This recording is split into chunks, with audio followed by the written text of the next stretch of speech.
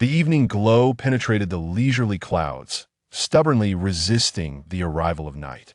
The fiery clouds dyed the pure white curtains a beautiful golden red. A gentle breeze wafted through the open window into the hospital room, causing the curtains to flutter dreamily. On the hospital bed lay a teenage boy, his body wrapped in bandages all over. Perhaps it was the overly vivid colors of the sunset or the gentle breeze brushing against his cheek, stirring his light blonde hair. The boy, who had been unconscious for so long, suddenly twitched his eyelashes.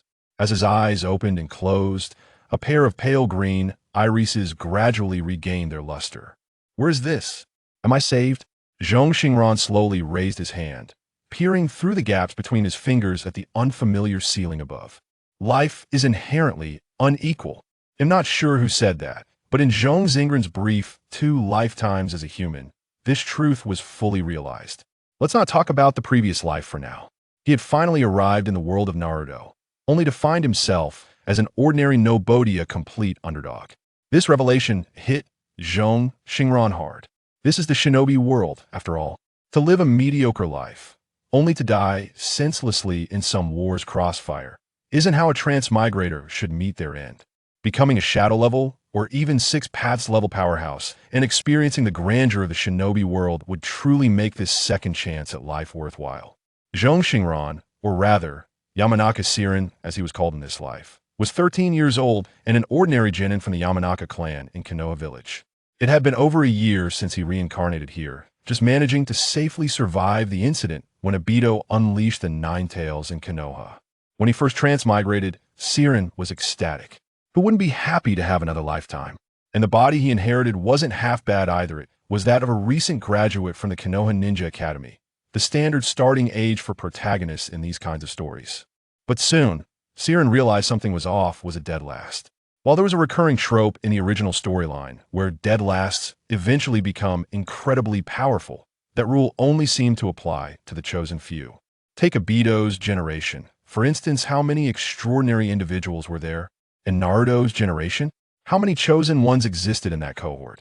However, Siren's generation came right after Mitarashi Ankisan coincidentally. Both her batch and the one before hers, Kakashi's generation, happened to coincide with the outbreak of the Third Shinobi World War. Many talented, young shinobi graduated early to join the battlefield. But by the time Siren's class entered the academy, the war situation had stabilized. The accelerated graduation system for elites had been abolished, reverting to a normal academic schedule. As a dead last, Xingran naturally had no chance to experience combat firsthand. Normalcy often equated to mediocrity. Siren's generation and many subsequent ones were entirely unremarkable, including himself. But being mediocre wasn't without its perks. At least he managed to live peacefully until the age of 12, graduate from the Ninja Academy, and proudly become a low-ranking genin tasked with finding lost cats, catching stray dogs, and occasionally cleaning up trash to maintain the village environment.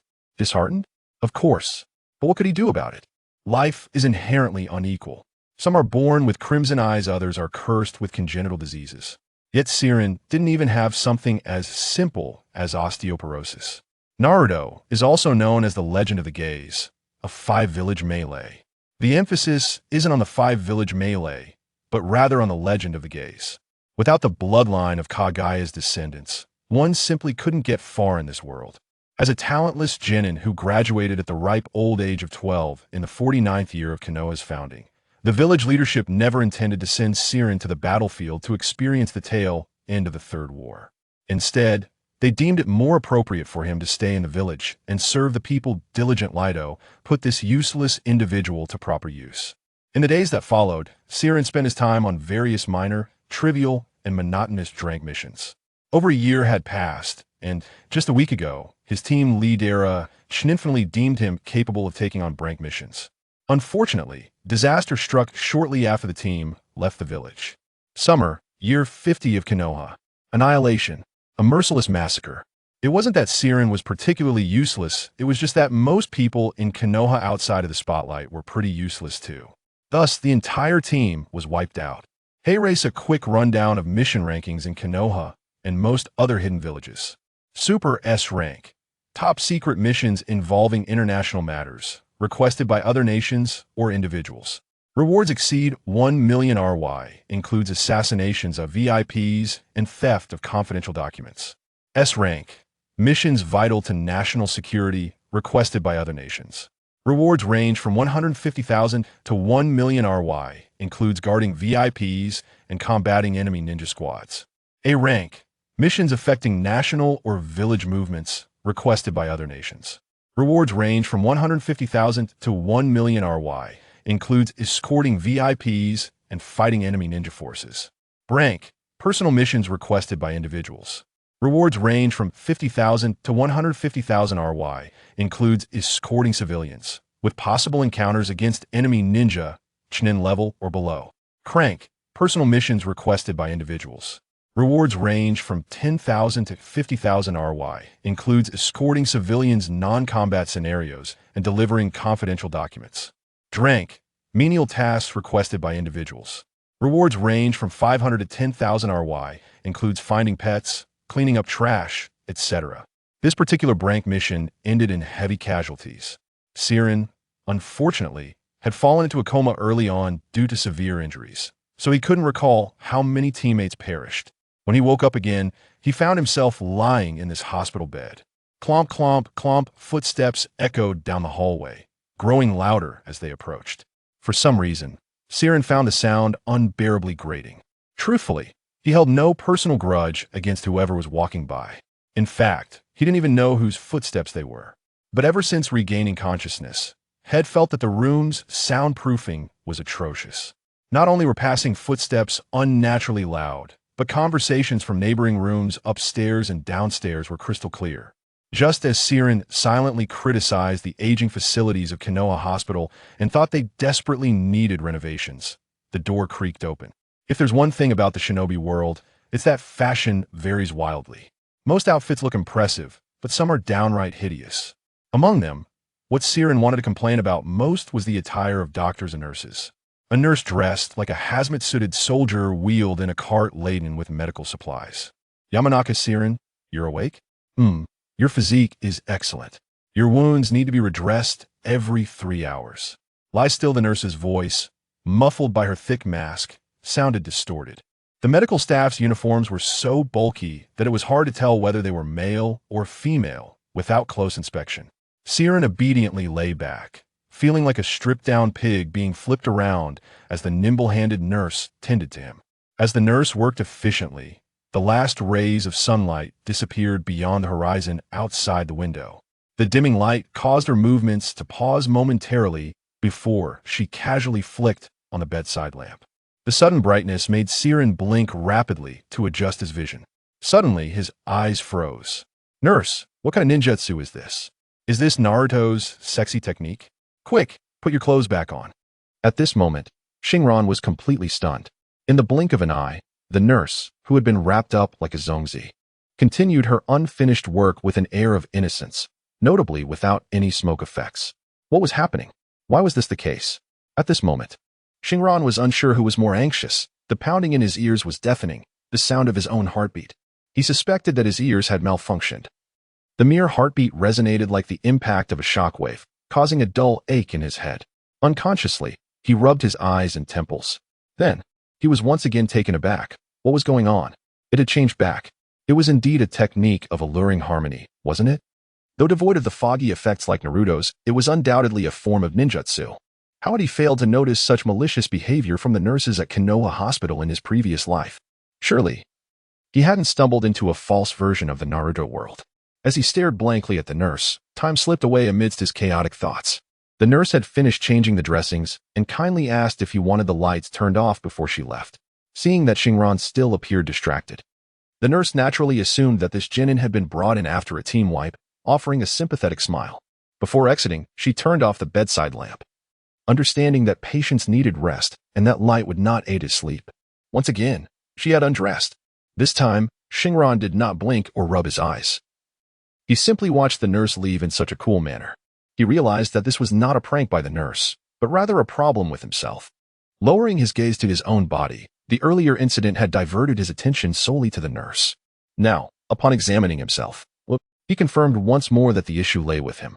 The sensations on his body indicated that he was not only clothed, but also wrapped in numerous layers of gauze and bandages. Yet, even through the bedding, he could clearly see his own skin. Indeed, there were no obstructions. He could see the wounds with startling clarity, as if they had never been medically treated. His body was a patchwork of injuries, with wounds on his chest and abdomen. Fortunately, there were no severe penetrating injuries, but his left leg bore significant damage, with one penetrating wound on both his thigh and calf. Although he could not see his back, the occasional prickling sensation confirmed that there were injuries there as well, though they had scabbed over, indicating a healthy recovery. Xingran's mind suddenly conjured the concept of X-ray vision. Otherwise, there was no way to explain the phenomena unfolding before him. Had the benefits of his transmigration finally arrived? After enduring over a year of mundane existence, he had long abandoned the belief that transmigrators received such perks. Yet, here he was, endowed with X-ray vision in the Naruto world. Was the director of this narrative mistaken in the script? After staring at the wall for an extended period, he realized he could only see through clothing, not walls, which left him feeling somewhat disheartened. Even without an impressive system, could he not at least have inherited the abilities of an old sage? What was the point of being in the ninja world if he could only see through clothing? Moreover, this ability was rather lackluster. It could penetrate only clothing and bedding. If he could see through walls, it might serve as a valuable intelligence-gathering tool for ninjas. With this level of power, perhaps only Jiraiya would consider it a remarkable skill within the entire ninja realm. After being hospitalized following a team wipe, he awoke to discover his newfound ability, and after a flurry of nonsensical thoughts and complaints, he lost track of time. Knock, knock, knock. A series of knocks echoed through the room. Without waiting for Xingran to respond, the doors swung open once more. The newcomer stood about 6 feet tall. Wearing a gentle smile, with hair similar to Xingran's, light yellow, and faint green eyes. Clad in a Konoha green tactical vest over a red short-sleeved shirt, he appeared impeccably neat. However, to Xingran, the scene was far from pleasant. All he saw was the person burst in, so innocently. Was this ability truly suited for a lecher? Xingran's vacant gaze fell upon Yamano Hichi as he wore an expression of utter disillusionment with the world. Hey, Xingran, don't wear that defeated expression. It's not like you've been dumped by your girlfriend. Cheer up. Yamano Hichi placed a food box on the bedside table and then gave a hearty slap on Xingran's uninjured shoulder, causing a ripple of pain to course through his body and snapping Xingran back to reality, eliciting a grimace. The pain was considerably milder than expected. But that did not mean it was absent. The discomfort brought clarity to Xingran's thoughts, finally focusing on Yamano Hichi's face, deliberately avoiding any gaze below his neck. What was there to behold in a grown man? Xingran felt a sense of irritation. He had yet to grasp the control over his newfound abilities, which was quite inconvenient. Yamano Hichi, now Xingran's guardian, had been appointed as such after the outbreak of the Third Great Ninja War, where Konoha had lost far too many lives, including that of the original owner of Xingran's body. Thankfully, Xingran was not as unfortunate as other orphans. He still had family support. As a neighbor and distant relative, Yamano Hichi had been designated to care for Xingran's upbringing and well-being. Stop staring at me like that. It's creepy. I heard you woke up and rushed over immediately. I even brought you some delicious ramen because I know how much you love that place, Yamano Hichi said.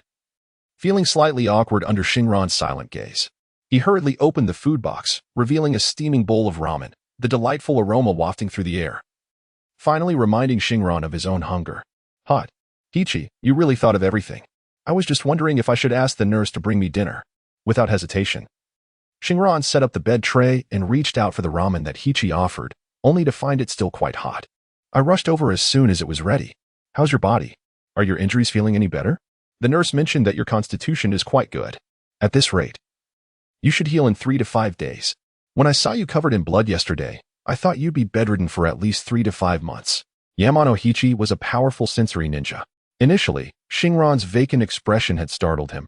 It resembled the face of someone who had suffered a significant blow.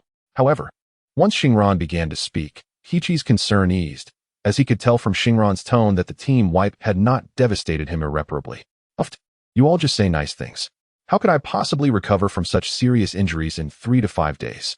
Let us discuss this later. I'm starving right now. Xingran had found the nurse's comment about his good constitution puzzling, and hearing Hichi echo the same sentiment led him to understand that they were merely trying to cheer him up. I want to sugarcoat things. Based on the severity of your injuries when you were admitted, you shouldn't have woken up today. You had a serious concussion, and I thought it would take at least 3 days for you to regain consciousness. Yet here you are after just 1 day, looking perfectly fine. Isn't that indicative of a good constitution? If you don't believe me, I'll go get the doctor right now. Yamanaka was not one for eloquence. In the original storyline, his inability to articulate had doubled the time it took to relay a message, causing him to nosebleed from the exertion. Now, seeing that Xingran doubted his words, he made to exit in search of a doctor to clarify matters. Watching Yamanaka hurry out, Xingran felt a flicker of emotion. This relative truly had no words to offer.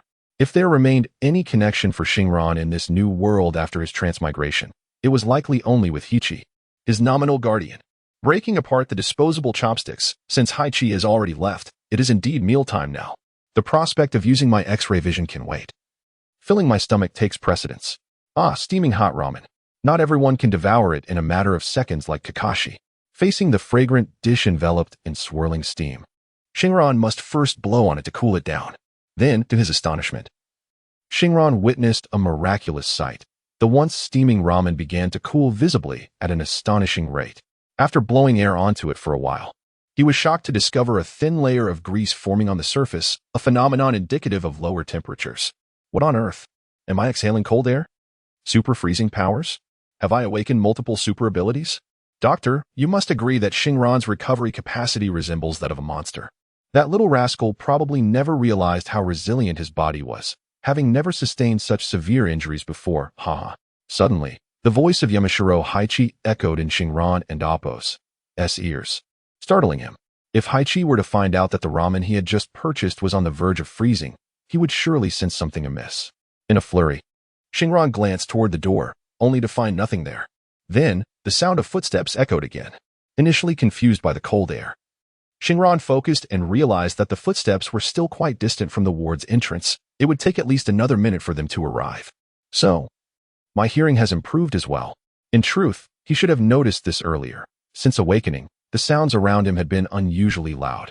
Initially, he thought it was due to poor soundproofing in the Konoha hospital, but now it seemed his hearing had become exceedingly acute. There is still time. How should I deal with this frozen ramen? Xingran pondered anxiously, fixating on the noodles before him. He absolutely could not let Hichi see that the ramen had frozen. Hichi would never believe that Xingran had comprehended the ice shield bloodline limit. What excuse could he possibly concoct?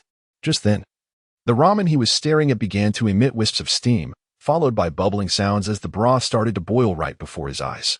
This is thermal vision. Good heavens, have I awakened in excess of superpowers today? Super hearing, X-ray vision, freezing breath, and thermal vision.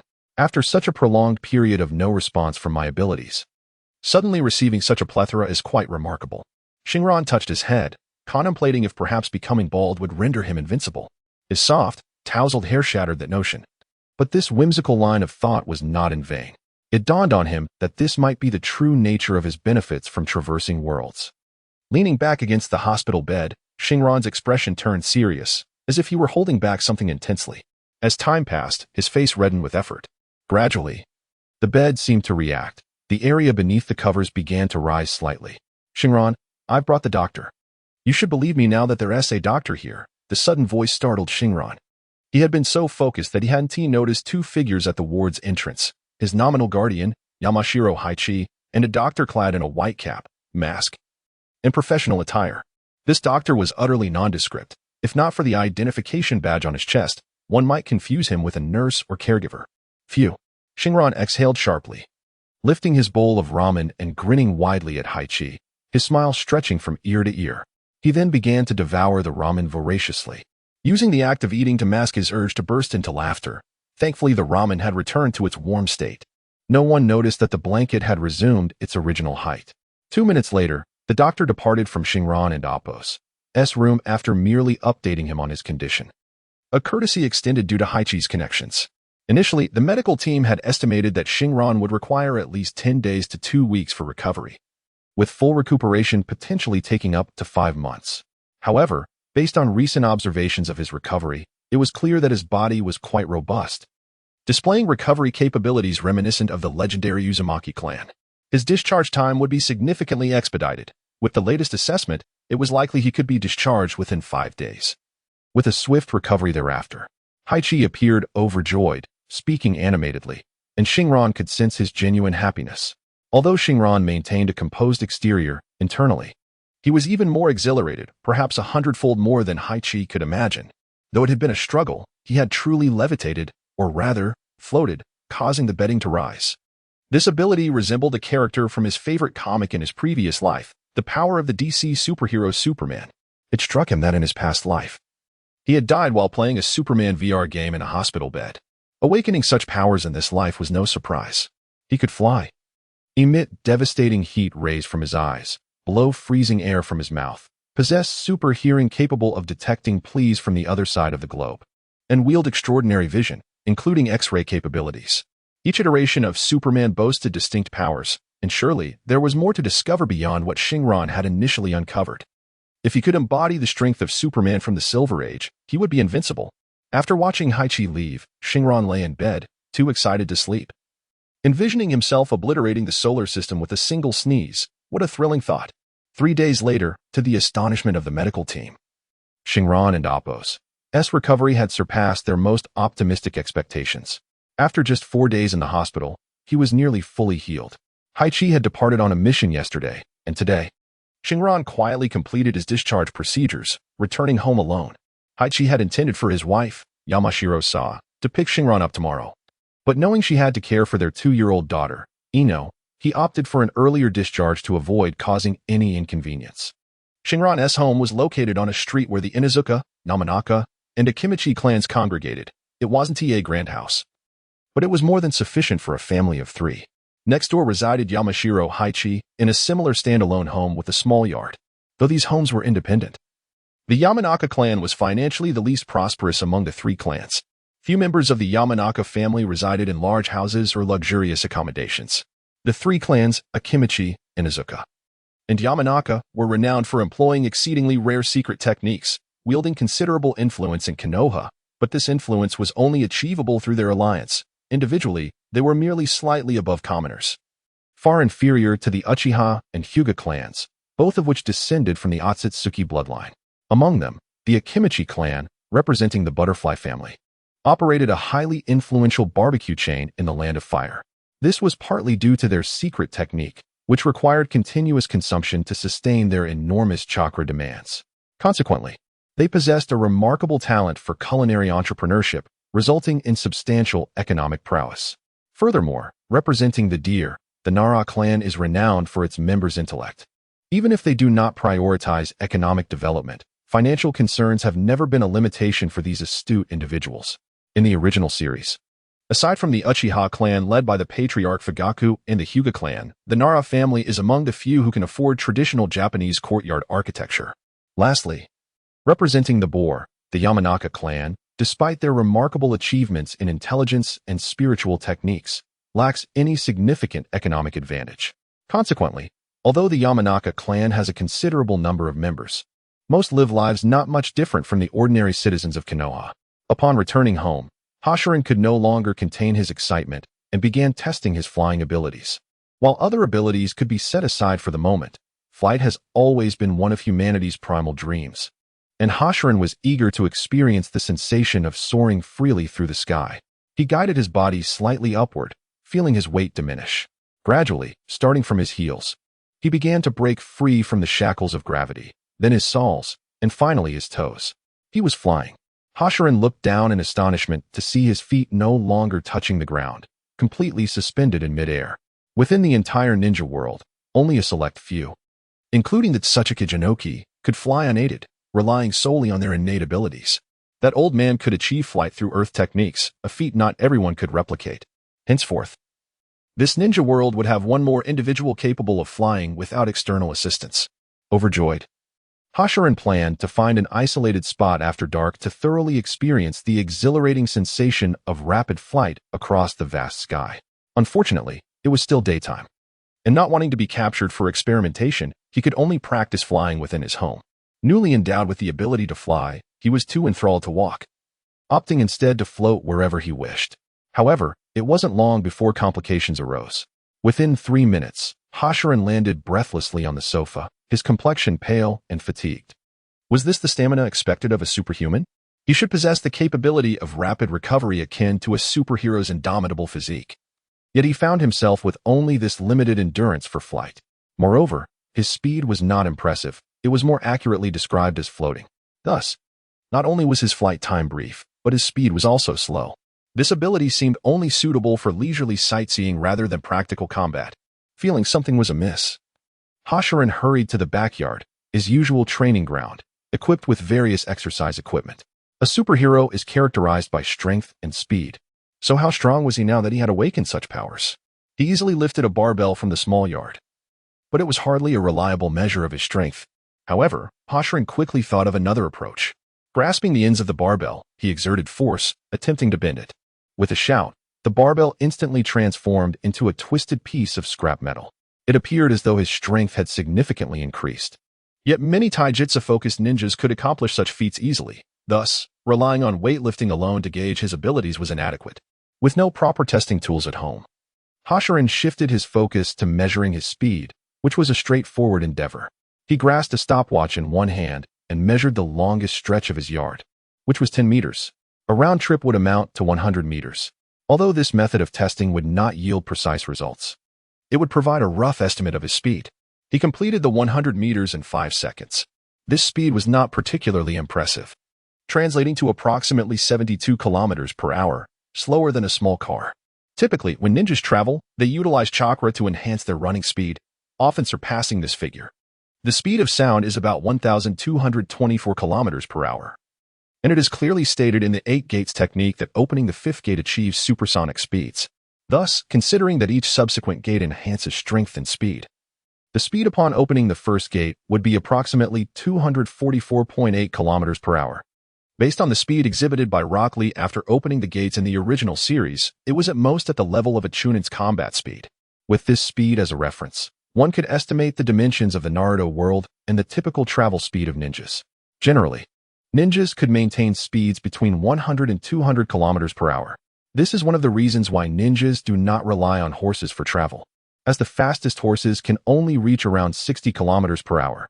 Considering the support team from Konoha that rescued Gaara, the journey from Konoha to Sunagakure took 3 days, indicating that their speed must have been at least at the chunin level. Excluding rest periods and calculating an average of 10 hours of travel per day at 200 kilometers per hour, the distance between the two locations would be approximately 6,000 kilometers. The highway from Shenzhen to Harbin spans 3,342 kilometers, which is roughly equivalent to the distance across China from south to north. This 200 kilometers per hour travel speed may have some margin for error, but it would undoubtedly not drop below 100 kilometers per hour. At a minimum, the distance from Konoha to Sunagakure is comparable to traversing an entire nation. This indicates that the Naruto world is indeed vast, with the main continent being roughly equivalent in size to the entire Eurasian landmass. Next, he considered several practical examples to deduce the travel speeds of Jonin and even Kaga-level ninjas. When Obito received news about White Zetsu, stating that Rin and Kakashi were being pursued by the Umbu of the Mist Village, he traveled from the vicinity of the Kamui Bridge to the outskirts of Konoha to rescue them in less than a day's time. At that moment, Obito undoubtedly possessed Jonin-level strength, covering half the Land of Fire in half a day, in comparison to the distance from Konoha to Sunagakure. This amounted to approximately 2,000 to 3,000 kilometers, suggesting that Obito's speed reached around 400 kilometers per hour, nearly double the speed of a chunin. In the climactic battle between Sasuke and Naruto, Sakura accompanied Kakashi from the Land of the Moon back to the Valley of the End within just half a night. Arriving by dawn, the distance between the two locations was roughly double that of Obito's previous journey. At that time, Sakura had activated the Byakugan technique, undoubtedly showcasing strength equivalent to that of a Kaga-level ninja. Consequently, the travel speed of a Kaga-level ninja would be approximately 800 kilometers per hour. When considering the distance covered by the two protagonists during their confrontation, it became evident that the travel speed of a 6-pads-level ninja greatly exceeded supersonic speeds. It is important to note that the speeds discussed pertain to travel, not combat speed. Although Lee, upon opening the 5th gate, could achieve supersonic speed, his overall strength was still below that of a Kage, at best reaching Jonin level. P.S. This conclusion is derived from extensive analysis by the author. If any data enthusiasts have more reasonable explanations, feel free to reach out privately. The map of this book is based on this standard. Achieving a pure muscle speed of 72 kilometers per hour without chakra assistance left Xingran feeling quite dissatisfied. After all, superheroes can surpass the speed of light at their peak. Even if they cannot maintain this speed consistently, matching the Flash, who possesses super speed, should be within the realm of possibility. Following this, Xingran tested his heat vision, which further compounded his disappointment. While the heat vision held considerable potential, its efficacy required sustained use and consumed vast amounts of energy. It could be useful for boiling water, but lacked practical application in combat. His super hearing and X-ray vision yielded similar results. He could only discern faint sounds from 30 meters away. And his X-ray vision was limited to viewing through thin materials like paper or fabric, with walls only visible if they were made of thin wooden boards. This was disheartening. If not for his steel-like physique and notable recovery abilities, evidenced by the difficulty in piercing his skin with kunai or shurikens, Xingran might have succumbed to despair from these seemingly useless abilities. Why were the superheroes on Earth depicted as narrative-altering, godlike beings, while he felt like a poorly developed, subpar version of a superhero? From the manifestation of these abilities, Xingran realizes, without the need for formal testing, that his powers are undoubtedly underdeveloped. Being able to lift a car weighing several tons with one arm, akin to the early Superman, is quite commendable. Suddenly, a series of sharp calls pierce the air above Konoha. These are the messenger birds of the village, predominantly falcons or eagles. As clouds drift lazily, several flocks of these birds have already soared by. The time has now reached noon, and Xingran finds himself devoid of any appetite for lunch, instead staring blankly through the open window at the sun, his gaze unfocused. He can feel the faintest hint of energy entering his body from the sunlight, a barely perceptible force that enhances the superhuman physique, the stellar radiation. However, this radiation is exceedingly weak, almost imperceptible. After a morning filled with blows and deep contemplation, it seems evident that this is the reason for his delayed awakening of superhuman abilities after over a year in this world, and why those abilities remain so feeble. The sun must be at fault. Krypton's sun is red, which suppresses Kryptonian powers, while Earth's sun is yellow, greatly enhancing their strength to nearly divine levels. So, what kind of sun exists in the ninja world? It must be an orange sun, perhaps even leaning closer to red, far from the potency of a yellow sun. Thus, while abilities have awakened, aspiring to rival the sun itself is a futile dream. It is more practical to refine his ninjutsu through diligent training. Xingran has already experimented, and with the combination of superhuman speed and chakra assistance, he surpasses his previous limits, undoubtedly exceeding 300 kilometers per hour. His strength is likely comparable, having awakened these abilities. Becoming a taijutsu-type chunin is well within reach. He has grown stronger, so what is there to lament? With a self-deprecating smile, Xingran rises to step out and procure some food. Life must go on. Thinking positively, at least his physical condition is significantly better than that of the average person, right? Though he may not measure up to the authentic Superman, even a counterfeit Superman is still a Superman. One should not be too greedy. Having something is better than having nothing. Despite the radiation being weak, after 50 years of exposure, he refuses to believe he wouldn't catch up to the early authentic Superman. Wait, what will the ninja world look like in 50 years? It seems that in another 14 years, Kagaya Tsutsuki will bring about the end of the world, and at that time, the Tin Tails will be wreaking havoc everywhere. How dangerous. Bang, bang, bang. Just as Xingran envisions the future, contemplating the explosive chaos of the Tin Tails above, a series of knocks at the door jolts him back to reality. A voice, muffled by a mask, reaches his ears. Is Xingran home? We are from the Umbu, and there are matters we require your cooperation with. Surprised, Xingran wonders how they found him so soon after his discharge from the hospital. Considering he had not disclosed his awakening of superhuman abilities to anyone, there is no reason for the Umbu to arrive at his doorstep so quickly. However, the knocking is merely procedural. The Umbu would never compromise efficiency for the sake of a door, while Xingran remains at the entrance. The Umbu members have already pushed the door open and entered uninvited. This action raises an eyebrow from Xingran, but he refrains from voicing any objection, knowing that the Umbu, despite their brusqueness, still adhere to certain protocols, unlike the Root members. What is it? He inquires, finding himself flanked by two Umbu members clad in light gray tactical gear. Their faces obscured by painted masks, a sign that does not bode well. There are certain matters we need to discuss with you. Please accompany us, states one of the Umbu, wearing a cat-faced mask. Though masked, Xingran perceives no obstruction in his vision as he activates his X-ray vision. The ninja before him is unremarkable, with notably thick lips, and does not resemble anyone he knows. Very well, I will cooperate, but may I inquire about the specifics? Xingran and Appo's unease grows. He has only just awakened his superhuman abilities, and should anyone discover this extraordinary phenomenon, he would likely become a rare test subject in the hands of prominent figures. Remaining vigilant is a natural response. You will learn the details once you come with us, the thick-lipped Umbu replies impatiently, gesturing for him to follow. Do you possess the necessary documentation? Xingran asks, feeling apprehensive, as he remains cautious of the Umbu. They typically carry official documents issued by the Hokage's office when apprehending someone. Otherwise, their authority could easily lead to abuse. Yet, generally, Umbu do not misuse their power. Their tasks are too demanding for anyone to waste time on petty abuses. Thus, when informed by the Umbu, ninjas from the same village usually comply without protest. Xingran's request to see the relevant documents, however, raises suspicion in the thick-lipped Umbu, who interprets it as an attempt to evade cooperation. Considering Xingran is the sole survivor of a recent massacre, such erratic behavior is understandable. But that does not justify accepting his reluctance. The earlier gesture of dismissal transforms into a downward strike, and Xingran suddenly feels a gust of wind behind him. Having been sandwiched between the two Umbu while speaking to the thick-lipped one, it is clear that another Umbu is positioned behind him. The wind gust is a result of this Umbu's impatience. If he does not voluntarily accompany them, they will forcibly escort him.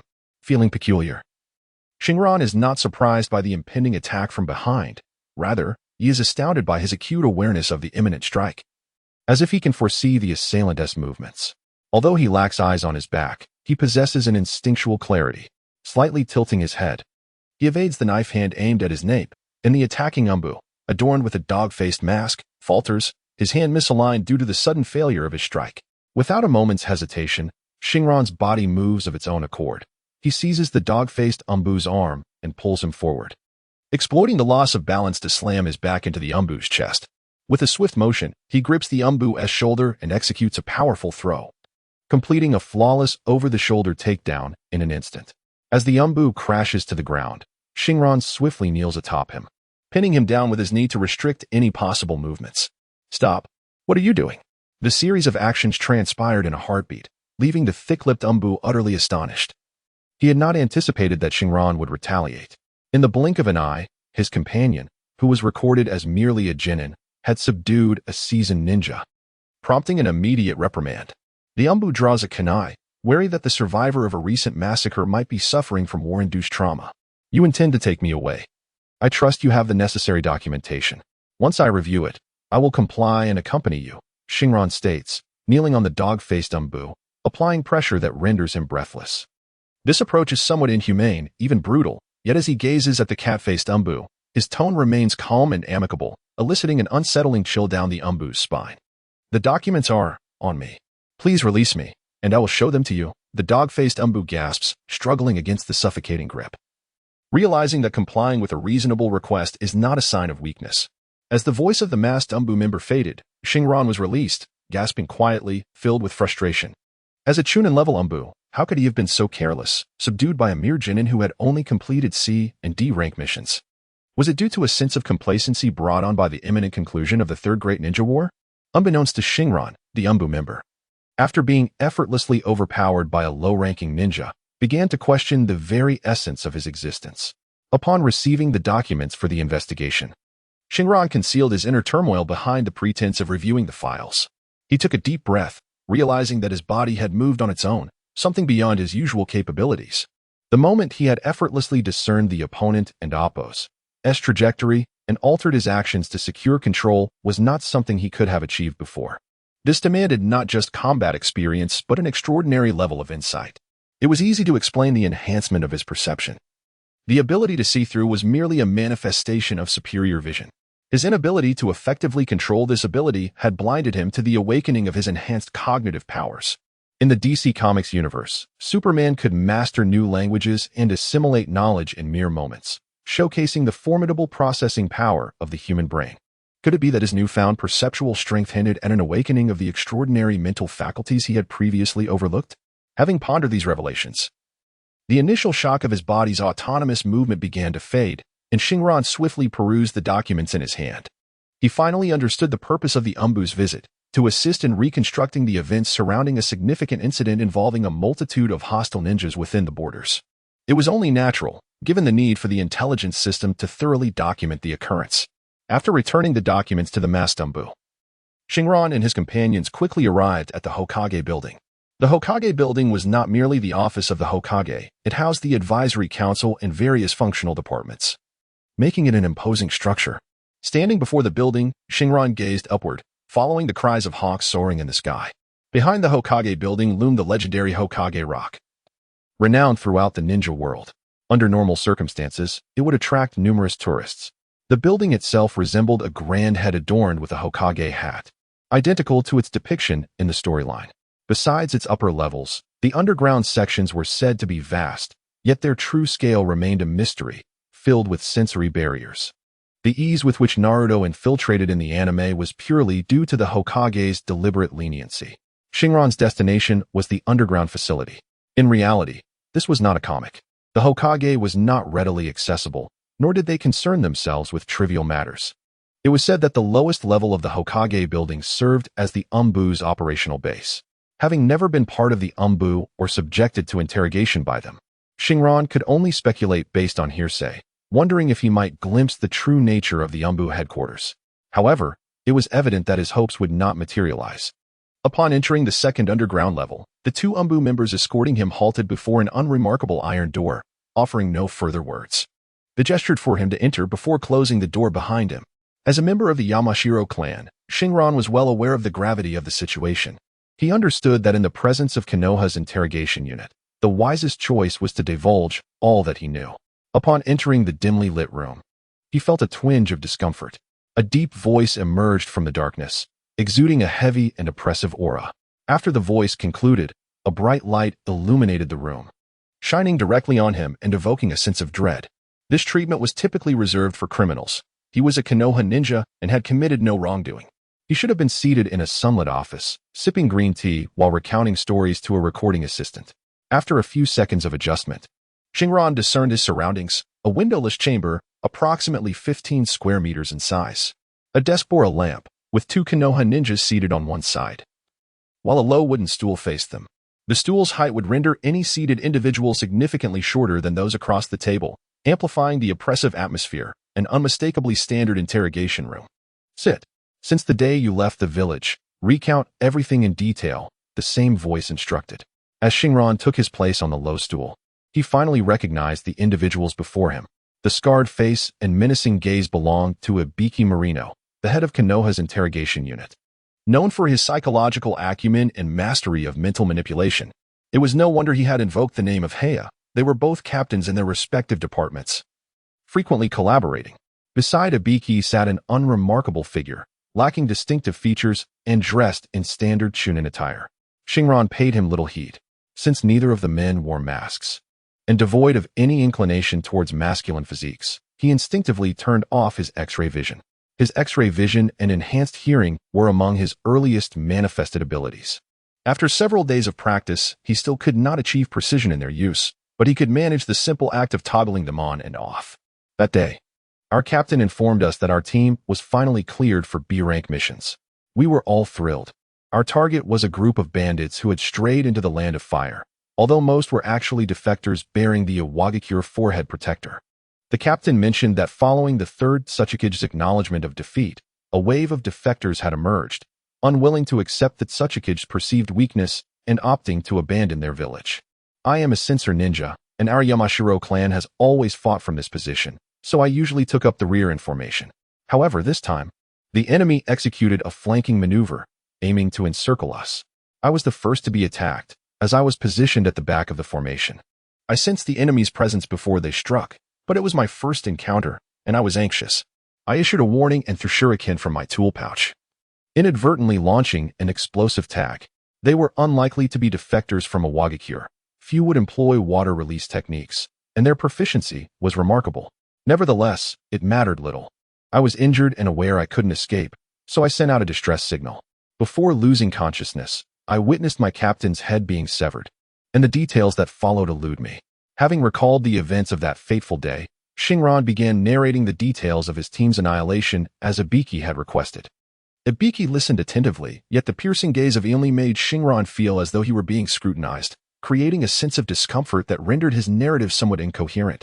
After Xingran finished his account, Ibiki maintained a stoic expression, leaving no clue as to his thoughts. Believing he had sufficiently cooperated, Xingran prepared to depart. At that moment, Ibiki's deep voice resonated. As per our usual practice, please reiterate your account. Confused, Xingran paused mid-rise and turned to Ibiki, questioning the need for a repetition. However, upon turning back, he was met with a pair of hollow eyes, and within less than a second of their gaze locking, Xingran found himself vacantly seated once more on the low stool. The ordinary ninja beside Ibiki did not move. It was merely the intensity of their stare that compelled Xingran to obediently recount the incident of the annihilation once more. This was a customary procedure for the interrogation department.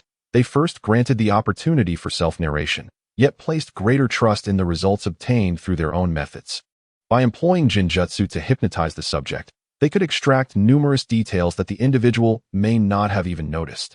In the case of Xingran, he was the sole survivor from Team 16. Konoha had to be vigilant. If there had been multiple survivors, it would be a different matter altogether. Yet, with only one survivor, even if that individual belonged to a renowned clan of secret techniques, the possibility of being coerced or controlled by the enemy could not be dismissed. Thus, interrogation involved not only self-narration but also other necessary tests and methods. At that moment, Ibiki discerned something they had initially overlooked. Although the assailants had posed as rogue ninjas from the Rock Village, the majority utilized water-based ninjutsu. This suggested that the true culprits were likely from the Mist Village, attempting to frame the Rock Village and rekindle tensions between Konoha and Awakens.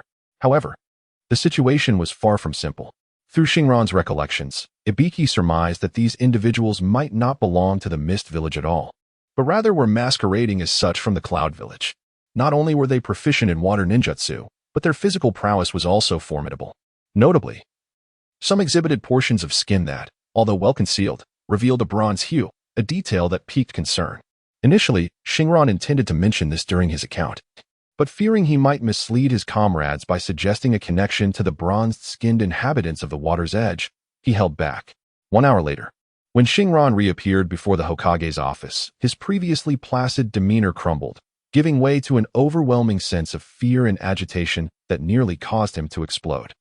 The powers of a superhuman, still underdeveloped due to his exposure to the sun, were overshadowed by a glaring weakness. What kind of abysmally low magical resistance would allow a mere ninja to hypnotize him in an instant? Were it not for the fact that the direct subordinate of the Hokage Zumbu was not like Danzo's root but rather of decent character, who merely inquired about the annihilation, it would have been disastrous if they had probed into his past year or his hospitalization. For then the secret of his reincarnation and awakening superhuman abilities would be exposed, leading to an inevitable life as a test subject. From now on, he had to be wary of anyone wearing a mask. Memorizing the faces of every Umbu member would be essential. Otherwise, if someone from Root impersonated Umbu and sought his assistance in an investigation, it would be a most unjust demise. After all, in the original plot, I had managed to deceive even the experienced Kakashi. An hour prior, after being overwhelmed by those hollow eyes, Xingran's heightened neural responses led him to form the release seal instinctively. In the past, he had been able to break free under similar circumstances. Despite being the least skilled among his peers, his natural talent allowed him to react and form the necessary seal to dispel Jinjutsu. However, this time was different. His mind remained alert, yet his body was utterly beyond his control, leading him to divulge everything that had transpired in his own assessments, all while internally screaming in vain. His resistance to Jinjutsu had diminished. To be precise, it was nearly non-existent. As a member of the Yamashiro clan, his spiritual and mental fortitude had always exceeded that of ordinary individuals. Yet now, he found that even the advantages of his position as the least skilled were lost. He had become inferior even to an average person's resistance to Genjutsu. This was undoubtedly a consequence of the awakening of his superhuman abilities, accompanied by the emergence of superhuman weaknesses. It is well known that superhumans are characterized by their exceptional offensive capabilities and resilience. They epitomize strength, speed, and durability. Yet, even such beings possess evident vulnerabilities, kryptonite, and low magical resistance. Kryptonite is easily understood as the meteorite native to Krypton. Low magical resistance does not refer to a deficiency in magical defenses, but rather to a lack of mental resistance. Magic may generate lightning and fireballs, yet both are merely energy reactions of physical phenomena. In comics, superhumans frequently endure such attacks without sustaining injuries. It is only when they encounter mind-controlling magic that they exhibit an utter inability to resist, often becoming puppets in the hands of their adversaries. Xingran's current panic stemmed from this realization. only just acquiring superhuman abilities, he had overlooked the fact that even superhumans have their weaknesses. Now, having recalled this truth through personal experience, its weight was profound. Did kryptonite exist in the ninja world? Perhaps the meteorite in the shinobi village posed a potential threat. Once he gained strength, he would certainly need to investigate. However, the immediate concern was the issue of magical resistance. Where was he? In a world defined by ocular legends. From the last Princess Kaguya to Uchiha Madara, Obito, and Nagato, each possessed formidable eyes, with Jinjutsu having become their playground. The most iconic victim among them was the Mizukage of the Mist Village, who fell victim to the Sharingan, leading to the creation of the Blood Mist Village. Undeniably one of the most tragic representations in the entire Naruto universe. Turning to Konoha, the Biju-level Kodo Amatsukami, Itachi Tsukuyami, and even the multi-eyed Danzo were adept in the arts of Jinjutsu. He controlled his subordinates through absolute subjugation. Xingran shivered at the thought. Should Danzo discover his superhuman abilities, he would undoubtedly enthusiastically inform the third Hokage, deeming him a prime candidate for espionage, subsequently relegating him to root as a mindless puppet. No. The world bore too much malice towards superhumans. This was not the path to salvation. He wished to return home. Hastily, Xingran fled back to his residence, secluding himself in his room for an extended period until he gradually regained his composure. Trembling and fear served no purpose in his past life. He had endured a terminal illness, lying in a hospital bed for over a year yet never relinquishing hope. Now that he had received his golden opportunity, it was in his nature to strive even harder for strength.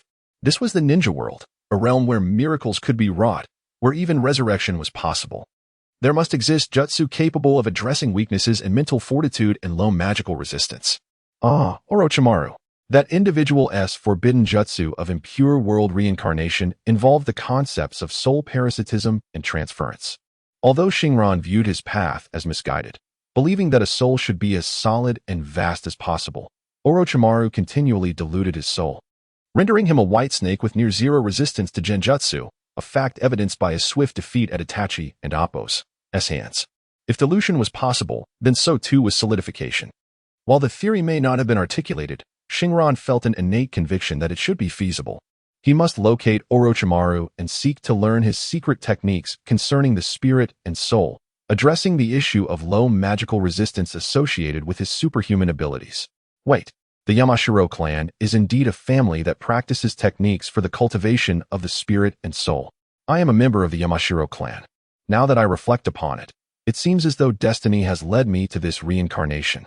Meanwhile, within the heart of Konoha's authority, in the Hokage building, for elders, including the Hokage, were gathered in the Hokage and Appo's office. Among them were Danzo Shimura, Tsunade, and Mito Gaiden, following the demise of the fourth Hokage, Minato Namikaze. 2 years prior, the third Hokage, Hiruzen Sarutobi, appeared increasingly aged, with deepening wrinkles and graying hair. His stature had become increasingly stooped, and he glanced over at Danzo, who, regardless of age, remained unchanged in height. Danzo, we have some insights regarding the bandit identity, Hiruzen began, since that old Kudenoki has already conceded. He would not allow rogue ninjas to wreak havoc in the Land of Fire. I believe we should clarify this matter through diplomatic means. Peace is hard won. After exhaling a puff of smoke, Hiruzen countered Danzo's aggressive proposal. The remnants of the battle to rescue the shinobi from the mountains revealed that numerous IWA ninjas' equipment had been left behind. It was evident to anyone who thought for even a moment that the assailants of the Konoha ninja squad were indeed IWA ninjas, regardless of whether they were rogue ninjas. In these times, rogue ninjas often served as the best pawns for espionage across nations, with notable figures such as Itachi Uchiha leading the charge. Due to the issues stemming from the Kana Bridge conflict, the Tsuchikage, Inoki, had acknowledged his defeat in the war. If IWA ninjas were to attack Konoha's ninjas now, it would be detrimental to the current state of the Land of Earth, inevitably leading to increased reparations. Danzo recognized this and hastily judged the assailants to be IWA ninjas. Hiruzen, your naivety is astounding. The attackers being IWA ninjas works to our advantage. I will dispatch root members to gather evidence and confront the Tsuchikage, Danzo asserted. His chin marked with a cross-shaped scar and his head bandaged, embodying the determination of one of the Hokage's advisors and the leader of Root. To the side, Tsunade and Mito remained silent, resembling mere antiquities, hesitating without offering their opinions. Knock, knock, knock. Just as Hiruzen was about to speak further to persuade Danzo, A knock resounded at the office door. "What is it?" "If it's more information about the border skirmishes with the Land of Lightning, it can wait," Hiruzen replied, intending to dismiss the knock, as the leaders were in a meeting and he usually spoke through the door unless it was urgent. "Report. This is Abiki Marino. There are new developments regarding the annihilation of Team 16. A loud voice echoed from outside, contrasting sharply with the somber atmosphere during the interrogation of Siren, exuding a sense of military urgency. "Come in." Before awakening his superhuman powers, Siren had felt limited by his innate talents. Realizing that no matter how hard he tried, he could hardly become a formidable ninja. It seemed that attaining the rank of Special Jonin would be the pinnacle of his capabilities, with becoming a Chunin being the strongest form he might achieve in his lifetime. Thus, during that time, Siren had somewhat relinquished his aspirations, becoming lethargic, and his indifference to becoming stronger had gradually become his defining trait. However, it is human nature that when faced with an absence of visible hope, those who persist in striving for greatness are rare, stubborn geniuses. Most would surrender in such circumstances. But once hope is presented clearly, the resolve to grow can erupt with fervor that rivals even the most tenacious of talents. This theory has its roots in reality. For instance, the rise of online gaming is a testament to this idea. Why do so many people adore online games? It is because they can see a clear path to achieving their goals, knowing that with perseverance, they will eventually become the strongest. The journey and objectives are laid out before them, making it difficult for anyone to lag behind. Since awakening his superhuman abilities, Siren, after a period of basking in the sun and observing, recognized that he was in a state of continuous growth. A process that would not cease as long as he could bask in sunlight. Yet, this process was exceedingly slow. To transform qualitative changes from quantitative accumulation would require a decade, or even several decades of effort. But what of it? Slowness is not the issue. The fear lies in one's destination being merely alongside others at the starting line, or worse, unreachable in a lifetime. After awakening his powers, Siren confidently asserted that within the entire ninja world, most individuals' endpoints were close to their starting lines. While he was destined to reach a destination that even Kagaya Otsutsuki could not touch, it felt as though life had been revitalized. Even upon recognizing his significant shortcomings, Siren quickly emerged from the setback, determined to identify problems and solve them, aspiring to become a world-shattering powerhouse. He considered himself one of the luckiest beings alive. What could possibly remain unconquerable? Overcoming one's weaknesses and growing stronger is far more intriguing. Siren promptly devised a growth plan for his future. Daily sunbathing was essential, followed by mastering his existing abilities. While these abilities were modest, they were not truly his unless he could control them. In his previous life, Siren had learned this lesson well.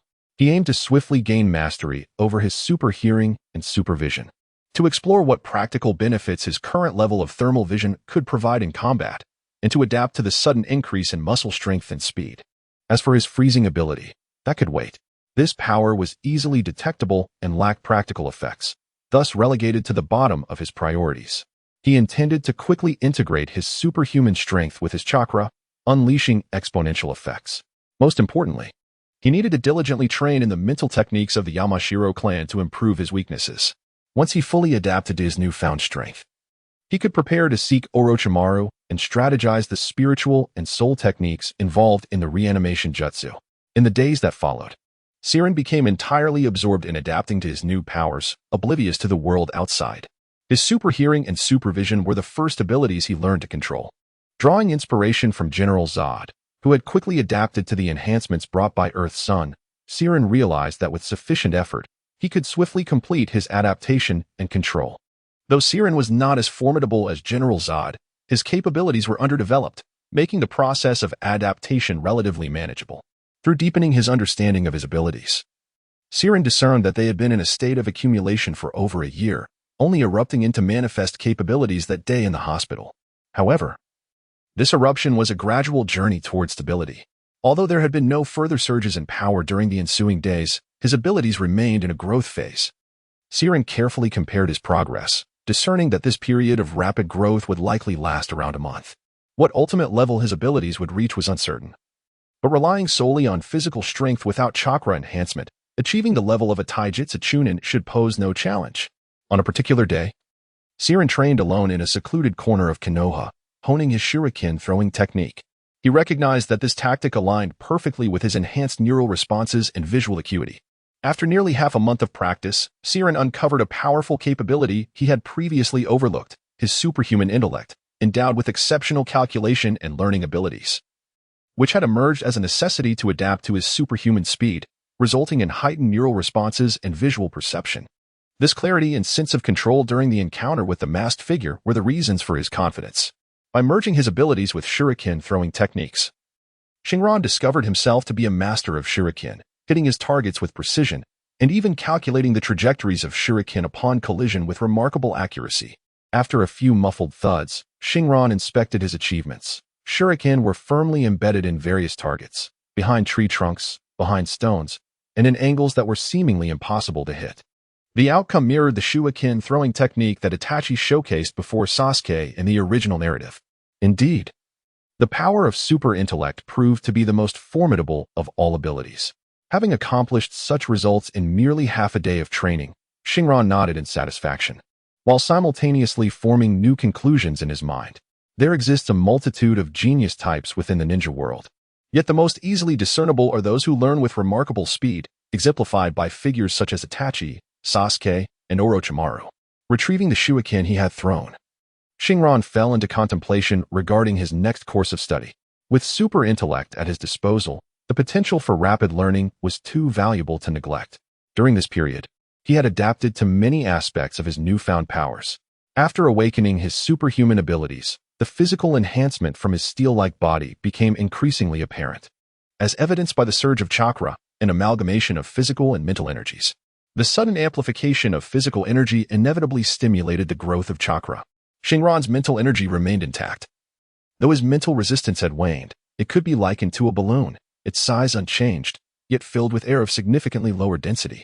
This drastic fluctuation in chakra necessitated a period of adjustment for him, particularly with foundational techniques such as the body flicker technique and the unique clan techniques like the mind-body switch technique. His subsequent training aimed at better mastering his own strength included the Konoha fluid technique, the Konoha sword technique, and the shuriken throwing technique he had just practiced today. Xingran was determined not to become like Izuku Midoriya from My Hero Academia, who, despite possessing great power, lacked the understanding of how to wield it effectively, risking harm to himself and others. After a rigorous period of adaptive training, he finally felt capable of controlling his newfound powers. However, uncertainty lingered regarding his next steps. Hagi had not yet returned, and he wondered if he could obtain more secret techniques from the Yamashiro clan upon his return.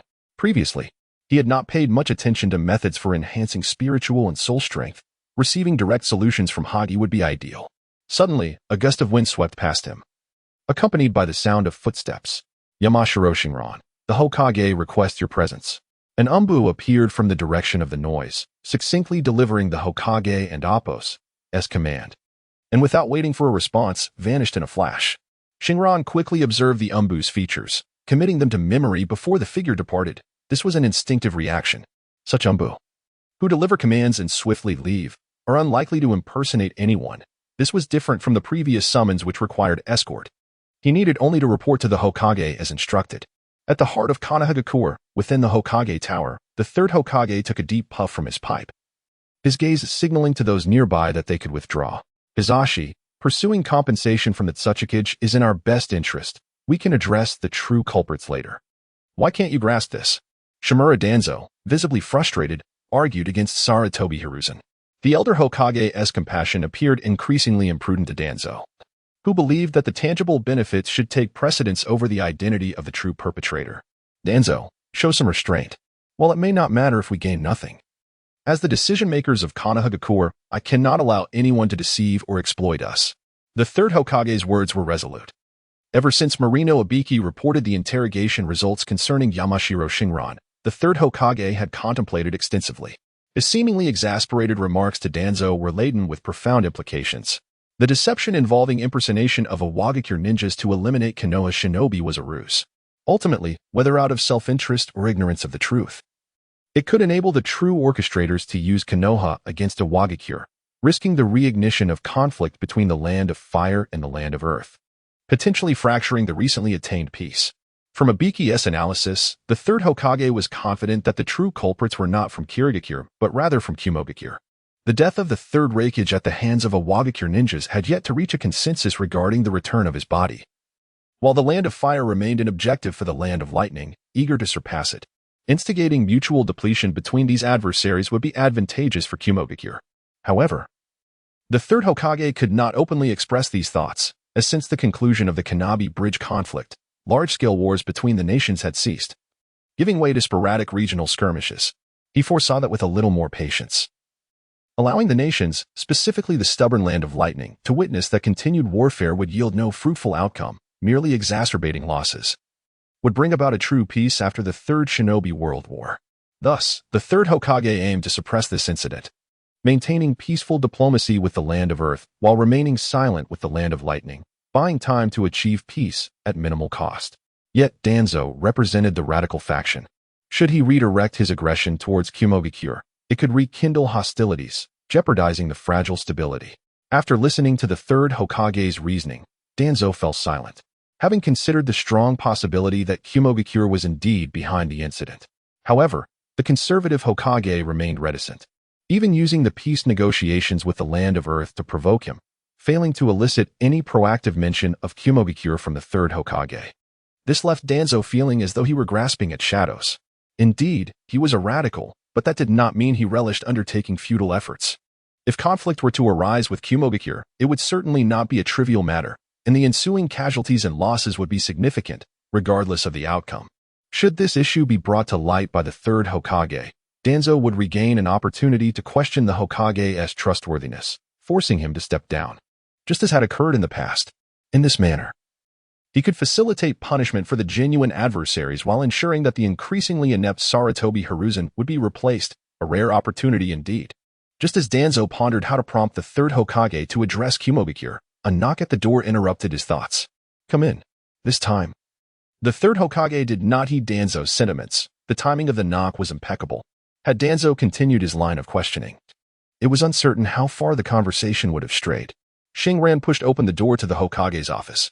He had visited a few times before, so he had a clear memory of the third Hokage, Yuan Fei Raizen. However, upon entering, he quickly discovered another familiar yet strange figure present, Shinobi Danzo. A character often seen in anime during his previous life, but this was the first time they had crossed paths in this world. At that moment, Danzo had a bandage wrapped around his forehead, covering his right eye as well, while his right arm appeared injured and was constrained by his clothing, indicating limited mobility. Yet, he had not resorted to using a cane. He still resembled a middle-aged version of himself. Xingran glanced swiftly at Danzo's face and instinctively activated his X-ray vision to scrutinize Danzo's right arm. Through Xingran's perspective, he observed that Danzo's right arm had not yet undergone the transplantation of the Sharingan. Although it bore numerous scars, it still resembled his original arm partly.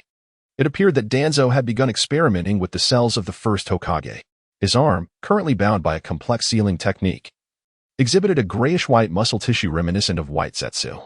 However, this method of transplantation was still rudimentary and cautious, fully suppressing the vitality of the first Hokage's cells.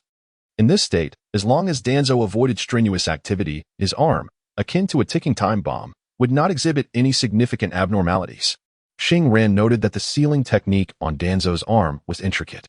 Although he lacked extensive knowledge of sealing techniques, he could infer that it not only sealed the first Hokage's cells, but also contained numerous protective measures against prying eyes. At the very least, the Byakugan would not discern any issues, while only Xingran's X-ray vision, completely independent of the chakra system, allowed him to unveil the secrets hidden within Danzo's arm. Danzo was indeed a madman. Konoha's transplantation technology regarding the first Hokage's cells had proven to be a failure, yet he dared to experiment on himself. It seemed that those who were ruthless often began by being ruthless to themselves. Unfortunately, despite Danzo's audacity, he lacked fortune. He was now hindered in movement, and his strength had undoubtedly diminished. It was no wonder he later resorted to the multi-eyed arm cultivated by Orochimaru from Uchiha Shin. Otherwise, given his current state, he would not possess the strength of a Kage. Despite Xingran's myriad of thoughts, he had merely glanced at Danzo upon entering, before swiftly directing his gaze toward the third Hokage, Yuan Fei Raizen, who occupied the main seat. The entire exchange took less than 2 seconds, and his expression remained unaltered.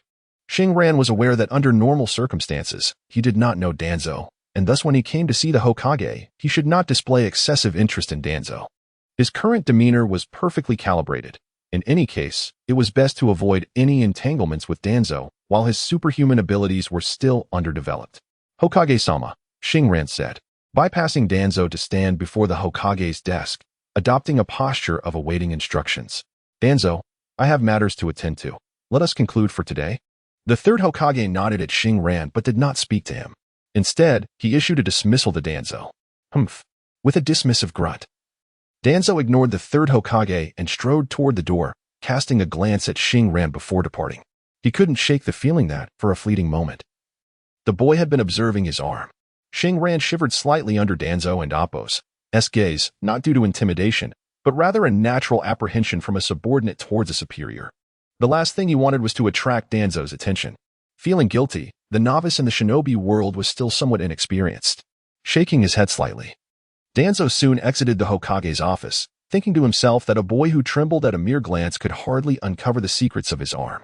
Clearly, he had been influenced by Yuan Fei's presence. Let us not dwell on him. Tell me how your health is. It has been some time since your discharge from the hospital. Has your recovery been satisfactory? The third Hokage, resembling a kindly neighbor, offered a warm smile, dissipating the slightly awkward atmosphere, and inquired about Xingran's recovery. I am completely well. Thank you for your concern, Hokage-sama. May I ask what you require of me? Is there a mission? Xingran felt somewhat uncomfortable with the third Hokage's sudden amiability, eager to leave the office. On his way here, he had already formulated a plan.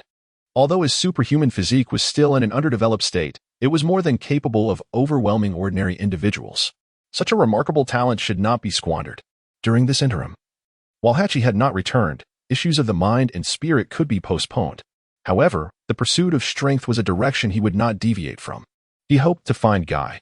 With his current capacity for learning, mastering the 8 Gates technique should be quite manageable, though convincing Guy, with his stubbornness, might prove challenging. The combination of superhuman physiology and the forbidden 8 Gates technique was exhilarating to contemplate, as it promised to yield extraordinary results. All is well, then. As for the other members of Team 16, you are aware of the subsequent events. This world can be quite fragile when it comes to life. To prevent similar tragedies in the future, we must look forward. As long as the will of fire endures, it will continue to be passed down, averting further misfortunes. The third Hokage's words were quite stirring. From the sorrow of the team's annihilation, the conversation swiftly transitioned to the legacy of the will of fire.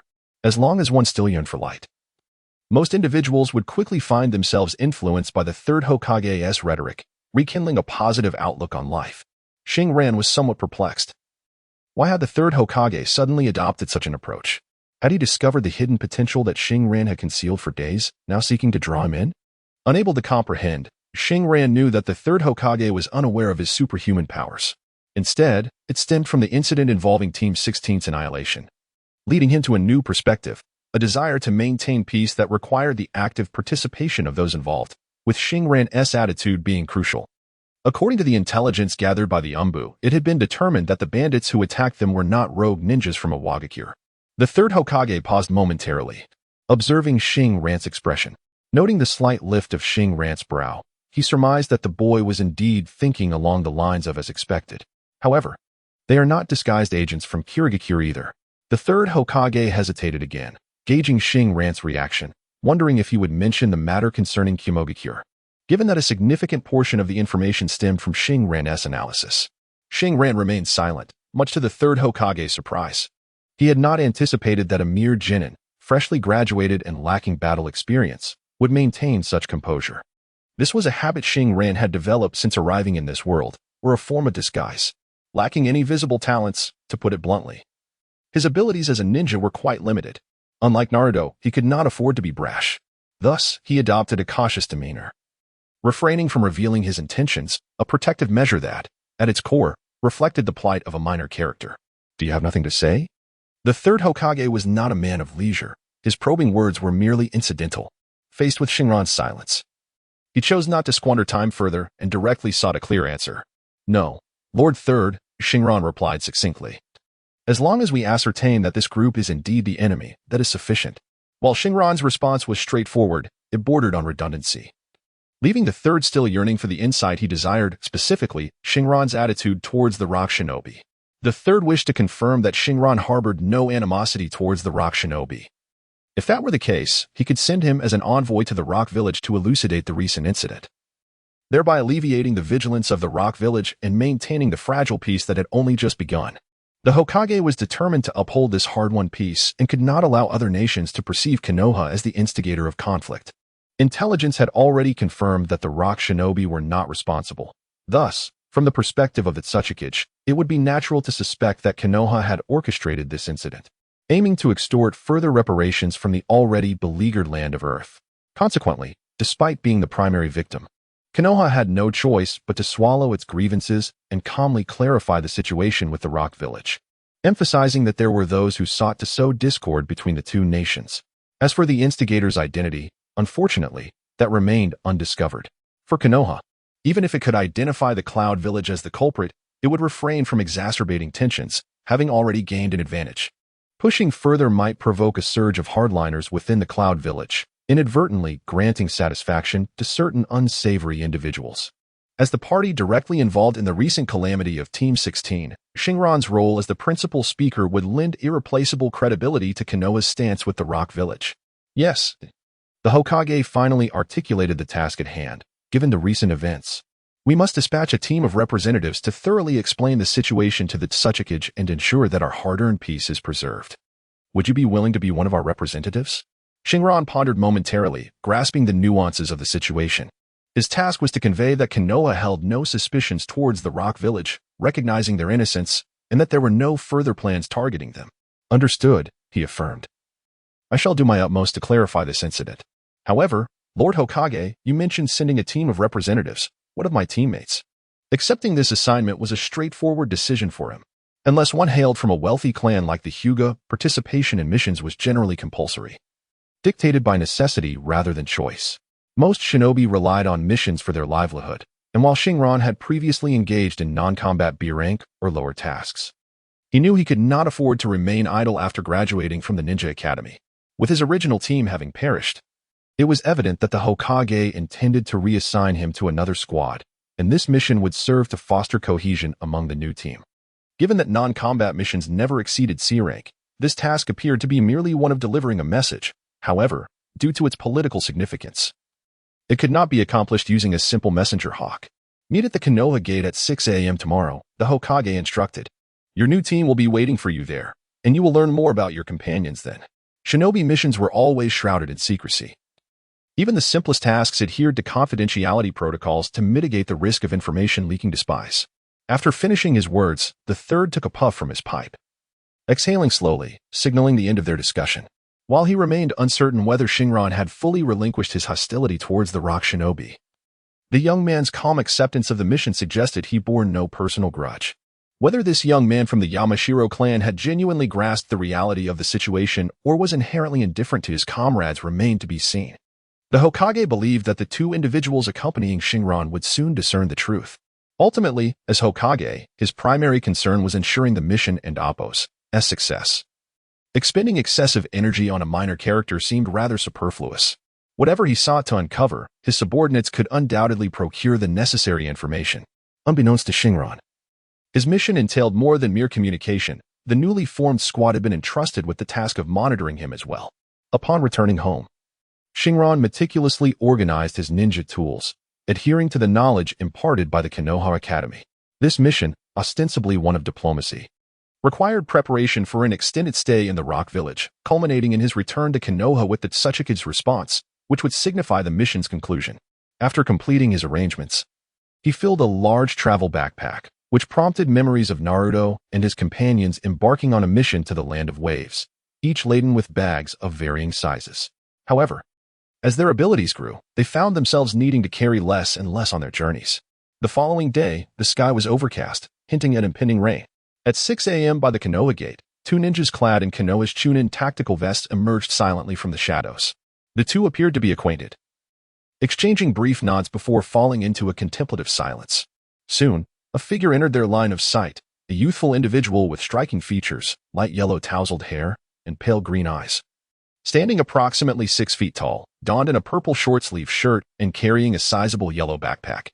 Were it not for the ninja tool pouch at his lower back and the Konoha forehead protector tied around his neck, he could easily be mistaken for a traveler preparing for a journey. It was none other than Yamanaka Xingran, arriving punctually at the meeting point. With only the two Konoha Chunin present, Xingran quickly deduced that this must be his new team. However, as he approached and recognized their faces, he felt a flicker of surprise. He was familiar with these two ordinary-looking Chunin. One was the cat-faced Umbu who had escorted him previously, and the other was the dog-faced Umbu. What a coincidence! But wait, how could Umbu possibly form a new task force with him? Each Umbu squad was fixed in composition, thus, either this mission team was temporary, or the Hokage had orchestrated their involvement for another purpose, or perhaps both. Xingran recalled a particular episode from the original story where Guy undertook a mission that ostensibly involved exchanging intelligence with the Land of Forests, but in reality, the Umbu had ulterior motives, to annihilate the opposition upon discovering it was a trap, with the executors being Itachi and Kakashi, both of whom had recently joined the Umbu. You must be Yamanaka Xingran, the cat-faced Umbu, with thick lips, spoke first, as though both inquiring and informing him. The Hokage has briefed us on your situation. Let us set off. We will discuss the specifics of the mission as we proceed. Greetings, I am Yamanaka Xingran. May I inquire about your names? He replied, keenly aware that they were feigning unfamiliarity, and chose not to disrupt the pretense. This is our temporary team leader, Yamaki Atsushi, and I am Otani Junpei. You may call me Junpei, the dog-faced Umbu with an unremarkable visage answered, unconsciously shifting his arm as if recalling an earlier incident when Xingran had shoulder-thrown him. Though the pain had long since faded, the sight of Xingran stirred a reflexive movement. As everyone has now made each other's acquaintance, we must set off promptly. Our mission requires us to reach the hidden rock village in the Land of Earth without delay.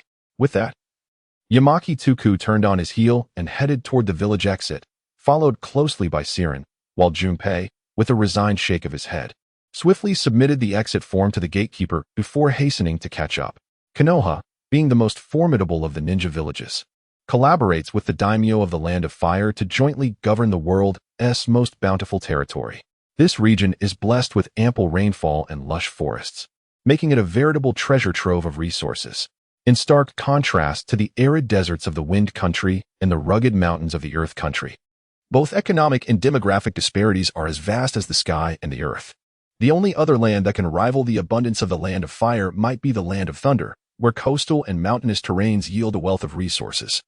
Conversely, the Land of Water remains perpetually isolationist.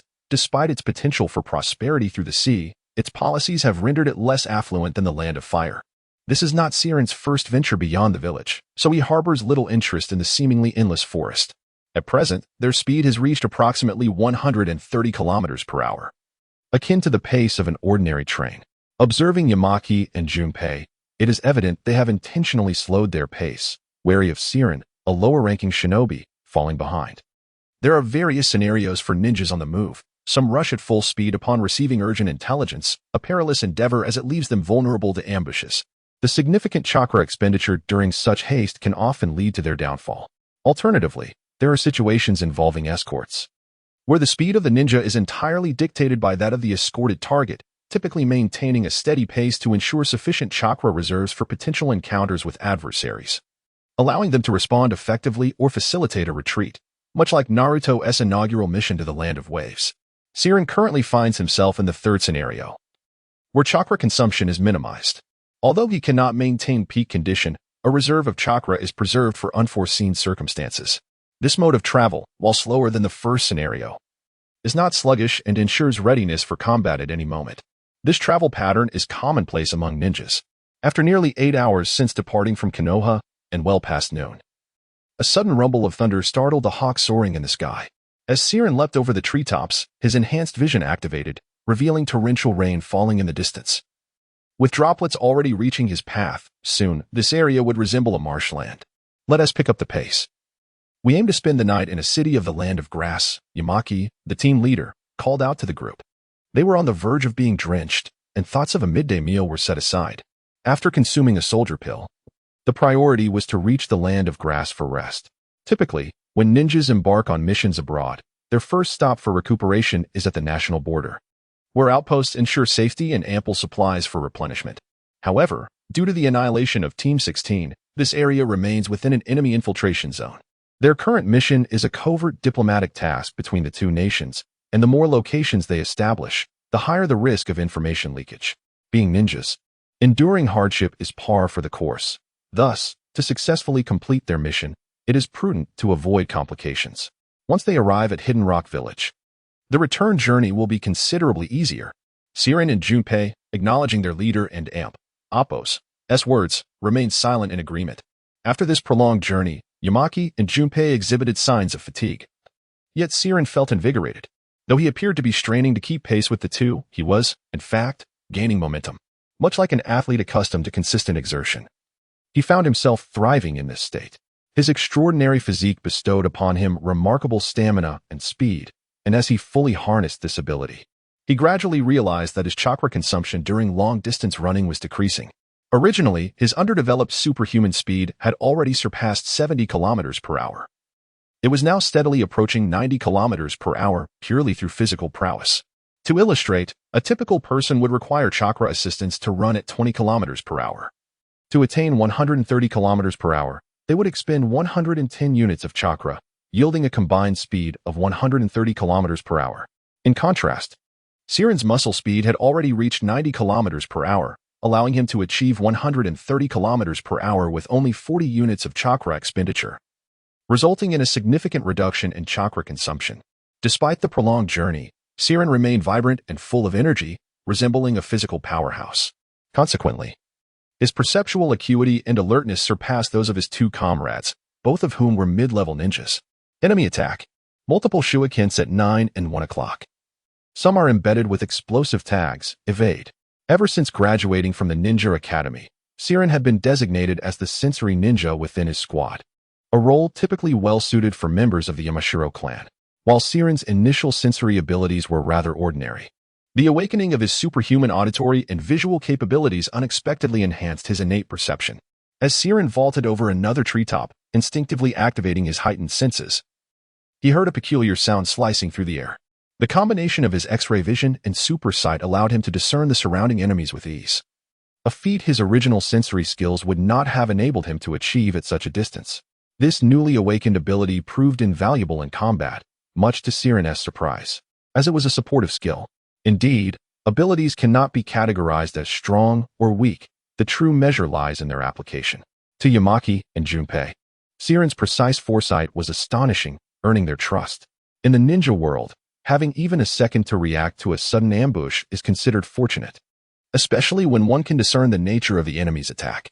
It is akin to entering a raid with a well-equipped benefactor, simply taking a stance and letting the situation unfold. Scatter. The trio, who had been moving in unison, swiftly took cover behind trees in response to the direction of the attack. Following this, a series of explosions erupted as the explosive tags detonated, obliterating 3 locations along their previous trajectory. Scattered shurikens lay haphazardly amidst the debris. Damn it, we've been discovered. Water release. Water chaos waves. A frantic voice echoed through the forest as torrents of water surged through the trees. This technique, a basic C-rank water release jutsu, varies in scale based on the user's chakra output. Siren had never faced such an opponent before and was unable to gauge the volume of water flooding the forest, nor the rank of ninja capable of such a feat. However, it was too long before the answer was provided. Be careful, this volume. It's a genin. There is more than one enemy. Before Yamaki could finish his warning, the ground trembled violently beneath Siren and his companions. Earth release. Earth flow wall. Hidden adversaries suddenly launched a combined jutsu, encasing the previous water release technique in a wall of earth and stone while simultaneously surrounding the 3 of them. As the water level rose rapidly, the terrain transformed into a large fishbowl, trapping them within. Hurry, the enemy hasn't fully encircled us. Break through to the 6 o'clock position. Xingran possessed extraordinary vision and hearing, fully aware of their current predicament. Although they were ensnared by ninjutsu, the enemy was still at a considerable distance. If they could shatter the fish tank, escape was within reach. Why not leave from above the fish tank? One might ask. That area was a trap set by the enemy. Exposing themselves in the open would invite a torrential assault, rendering them vulnerable and defenseless, akin to a target in midair. If they attempted to break through from above, aside from Xingran, who could briefly fly, the others would likely perish in the air. Upon hearing Xingran's warning, Yumuki promptly executed a technique, piercing the rocky wall behind him with a soil spike. Not only did this rupture the fish tank, but the ensuing torrent of water also aided Xingran and his companions in their escape, propelling them through the breach before the enemy could encircle them. Do not linger. retreat. Perhaps doubting Xingran's lack of battlefield experience and misjudgment of the situation, Yamuki urged him to withdraw as soon as they escaped. Xingran scoffed. He had no intention of facing the enemy head-on. Unbeknownst to others, he had discerned that their adversaries numbered 6, double their own, and at least one was a jonin. He had no desire to meet his demise. As Junping confirmed their escape, he unleashed a long-prepared ninjutsu, the Great Waterfall Technique, an A-rank technique that was notoriously difficult to master. Despite his unassuming appearance, Junping had concealed a remarkable skill. The technique utilized the abundant water present, amplifying its power and quickly dispersing both friend and foe with its tremendous force, allowing Xingran and the others to flee. 5 minutes later. No pursuers, we should be safe. Xingran, as a sensory ninja, was tasked with preparing for encounters and ensuring safety post-escape. Suddenly, a rumble echoed through the sky, and a hawk narrowly avoided being struck by lightning, screeching as it flew overhead. Phew, it's fortunate you noticed in time, otherwise, we would have been in real danger. I never expected an enemy of jonin caliber. Such strength is not typical of mere bandits, Junping remarked, though fatigue had him slumped on Yamuki's back. He remained alert enough to analyze their pursuers. Who are they? Did you discern how many there were? Yamuki, a man of action, questioned Xingran about the enemy's intel. Dressed as rogue earth ninjas, but it should be similar to my previous encounter. The Hokage mentioned they were disguises. There are 6 of them, at least one jonin. Wait. Damn it, they've spotted us. Xingran responded, only to be interrupted mid-sentence as the enemies who had been momentarily shaken off regrouped. Damn, what do these scoundrels want? We shouldn't have left any traces behind. I checked thoroughly. Though Junping was physically spent, his keen eyesight remained intact. He had been vigilant throughout their escape, masking tracks and scents effectively. I will report this to the Hokage later. For now, we must flee, Yamuki asserted, unwilling to dwell on potential issues.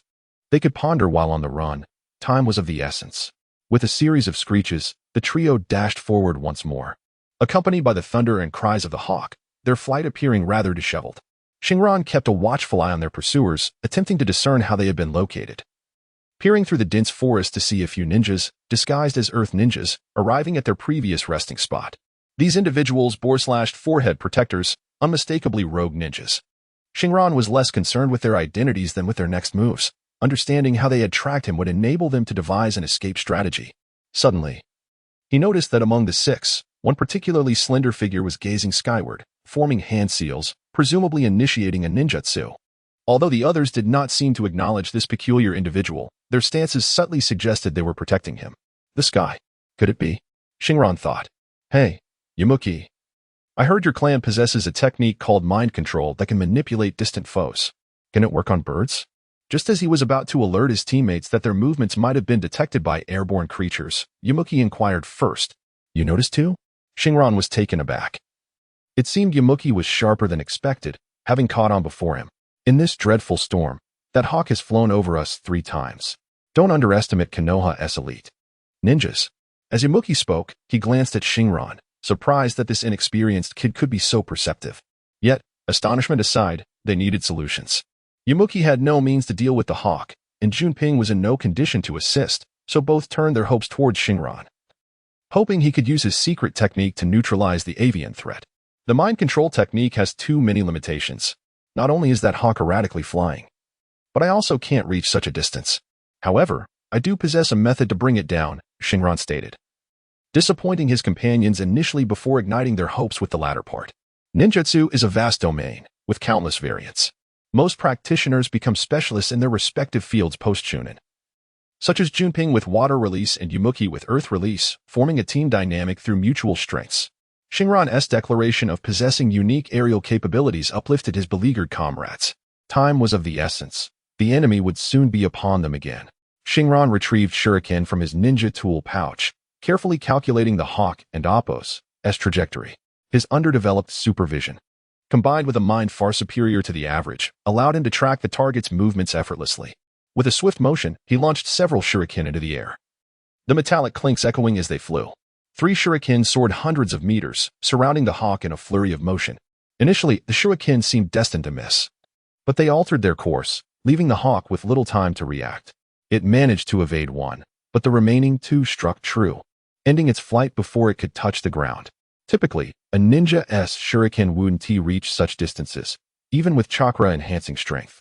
The effective range would be around 100 meters. However, this was irrelevant, as by the time the shuriken traveled that distance, the enemy would have ample opportunity to evade or block. To strike successfully before the foe could react, one usually needed to control the range to within 30 meters. Of course, this principle applied only to standard ninjas. Extraordinary abilities, like those of the 4th and 2nd Hokage, combined with throwing techniques, were exceptions. In Xingran's case, throwing shuriken hundreds of meters was no issue when combining chakra with physical strength. However, hitting a nimble target required more than mere distance. Essential techniques were also necessary, or else it wouldn't qualify as an aerial strategy. Certainly, there are simpler means, such as soaring into the sky to eliminate the target from a close distance. However, this is something Xingran would never consider.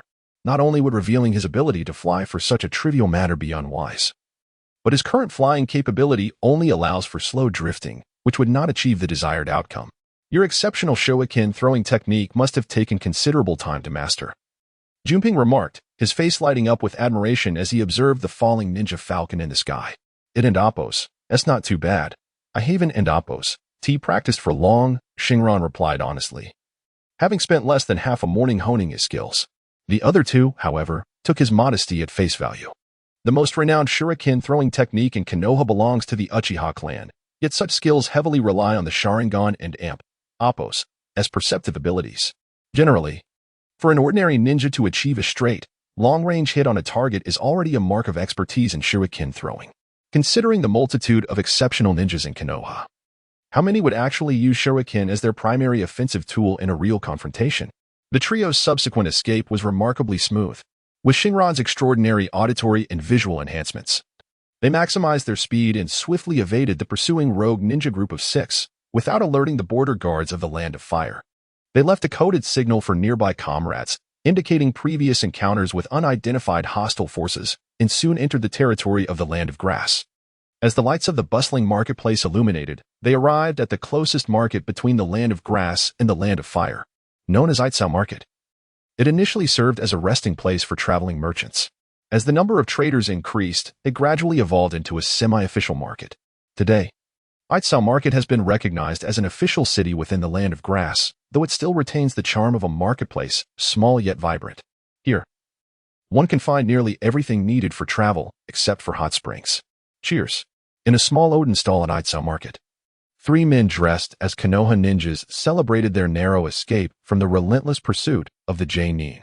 Initially, Yamamoto's intention was to find a modest inn to rest discreetly, avoiding unnecessary troubles.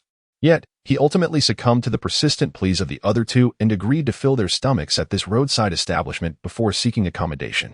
Despite their boisterous cheers, they were drinking juice. Among the 3 prohibitions for ninjas, alcohol ranks high, and it is rare for them to indulge in drinking, especially during missions. Thanks to Yamamoto-kun's early warning and that impressive shuriken throw, you could have easily applied to become a nin a few years ago when the Third Great Ninja War began, Yamamoto reflected, gaining a newfound respect for Xingran after their encounter. He considered him a promising subordinate, but since this was merely a temporary team, he would first need to be inducted into the Umbu before that could happen. You're too kind, just call me Xingran, he replied with a professional smile. A product of his study of the 4th Hokage, this amiable smile fosters camaraderie among comrades, yet at times, it can instill an inexplicable wariness in adversaries. When Xingran subdued Junping, his approach was ruthless, yet his demeanor remained friendly, causing Yamamoto, who wore a cat mask, to unconsciously disarm himself. Please don't give me that look. Don't misunderstand. I'm simply not accustomed to such warmth from others, Yamamoto stammered, recalling unsettling memories triggered by Xingran's smile. However, he had to pretend they were strangers, explaining himself awkwardly while feeling out of sorts. Noticing Yamamoto's reaction, Xingran found it amusing. The captain dislikes excessive enthusiasm, but I quite enjoy it. I appreciate your demeanor, Xingran-kun. Junping, who had been pinned down by Xingran and unable to see his expression, sensed the atmosphere growing tense and quickly interjected to lighten the mood, leaving Yamamoto with a peculiar expression and inwardly lamenting this fool's reckless ignorance. Yet, unbeknownst to Junping, he was grappling with another thought. What was Yamamoto's issue? According to the Hokage's directive, he was supposed to observe and guide Xingran to be more cheerful and approachable, not act coldly towards him. It was a rare chance for Xingran to bond with them, so why reject warmth? This fool truly had no idea what he was thinking. As the two Nin exchanged glances, each suspecting the other of foolishness, a cacophony of shouts erupted nearby. 556, big win. Grass has lost again. It's truly bizarre today. They've hit 7 big wins consecutively. Ha, I've struck gold. Amidst the raucous cheers and curses, a few excited shouts reached Xingran and his companions. It turned out that across the street from the Odin stall was a gambling den, where the clamor followed the conclusion of every wager. Xingran had seen similar establishments in Konoha, but given the financial implications tied to the ninja prohibitions, there was little interest in such pastimes within the broader context. Now, however, things had changed. After awakening his superhuman vision, Xingran had not considered the issue of alternative economic sources beyond missions. As he noticed the gambling den, an idea suddenly sparked within him. His current strength was still quite limited, and the necessity of undertaking missions stemmed largely from financial constraints. Who wouldn't he want to lead a life free from worries after 20 years of diligent training, emerging invincible? If he could resolve his living expenses through financial gathering, he would have ample time for training. You all continue eating. I'm going to check that place out, Xingran announced, hurrying into the gambling den like an eager gambler seeking to recoup losses. Yamamoto and Junping exchanged surprised glances, simultaneously realizing something. Their expressions darkening as they quickly finished their meals and headed towards the gambling den. Upon entering, Xingran found the gambling den quite unadorned, or rather, lacking any decor at all. It was a simple room with 3 large tables. One table hosted paigao, while the other 2 featured dice games. Eager to validate his suspicions, Xingran first employed his sensory abilities and confirmed that, like Konoha's gambling dens, the equipment here had undergone special treatments, rendering any information undetectable. Next, he activated his X-ray vision, which he could now control at will.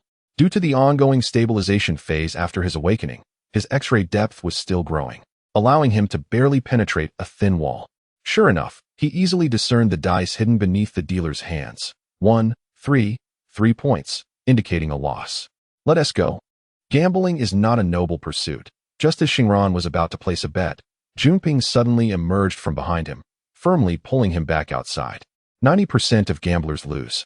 Are you familiar with the legend of the fat sheep? Yamamoto added, wrapping an arm around Xingran's shoulders and forcefully ushering him out of the gambling den. Following their encounter earlier that afternoon, both men had developed a favorable impression of this young brother. Initially, they were pleased to observe that, according to the Hokage's instructions, Xingran showed no signs of trauma from the war. However, during their meal, they had uncovered a potential concern. This kid wouldn't he have developed a penchant for gambling and speculation after their last team wipeout? Would he? There had been no prior intelligence suggesting that he had any previous interest in such activities. Gambling, along with the reckless spending of money, constitutes one of the 3 forbidden vices of a ninja. The fervor of a gambler and their disregard for limits can often render them unfit for the ninja profession. However, this does not apply to Tsunade. Despite her severe gambling habits and substantial losses, she possesses commendable character and an exceptional ability to control her limits, even to the extent of willingly facing her creditors. Yet, how many possess Tsunade and Appo's principled nature? The saying 9 out of 10 lose when gambling is not merely a jest. In the ninja world, it is not uncommon for those who become obsessed with gambling to betray their villages for information. The dark duo of the Umbu do not wish for their newly acknowledged young brother to stray down a misguided path. The legendary fat sheep, it was the first time Xingran had heard someone mention Tsunade, prompting him to chime in. As for the gambling houses, there will be ample time for that later. The feasibility of profiting from gambling has already been established. Indeed, the so-called fat sheep rumors suggest this refers to our Princess Tsunade, who, like her grandfather, the first Hokage, is a slave to gambling, nearly bringing the illustrious Senju clan to ruin. Heeding his brother's advice, Xingran was warned that gambling is not a noble pursuit. Yamaki, noticing Xingran's attention diverted from the gambling houses, began to incessantly lecture him, even attributing the Senju clan's decline to Tsunade's gambling, hoping to dissuade Xingran from the allure of gambling. Thus ensued a torturous period for Xingran. The Umbu duo had arrived with a special mission from the Hokage, and they took turns delivering ideological lessons, beginning on the streets, continuing at the inn, and even intruding upon his bathing moments. Even before bedtime, they droned on as if telling bedtime stories. The following day, Xingran, bearing the burden of panda-like eyes, resumed his journey towards the land of Earth's awakens, traversing through a small nation enveloped by vast nature. The Land of Grass proved to be an ideal location for establishing a secret base. Soon, Xingran and his companions crossed into the Land of Earth. Not long after crossing the border, they were intercepted by the Awakens patrol. The Land of Earth had declared its defeat in the early days of the Fourth Hokage. And now, the Fire and Earth nations maintained a relatively peaceful coexistence. Hence, although both sides were on guard with weapons drawn, restraint prevailed. The purpose of Konoha's mission was clearly stated. The Awakens ninjas took the visit from Konoha's ninjas seriously, as it had been duly noted in their records. Xingran and his companions were swiftly invited to rest at a nearby outpost. With all formalities in order and intentions friendly, everything on the surface indicated their camaraderie. Yet, this world has never placed faith in friendship. Betrayals among comrades from the same village occur annually. The Awakens ninjas, no matter how trusting, could not permit Konoha's trio to roam freely within their territory without oversight. Thus, a temporary confinement, now referred to as hospitality, was unavoidable. Soon, arrangements would be made for Umbu operatives to escort the Konoha trio to meet the Tsuchikage.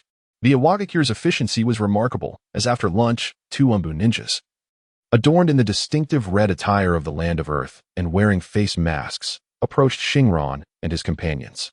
These 2 were tasked with escorting the trio to meet the Tsuchikage. Having already adapted to the scrutiny following his initial interrogation, Xingran resolved to memorize the faces of anyone masked.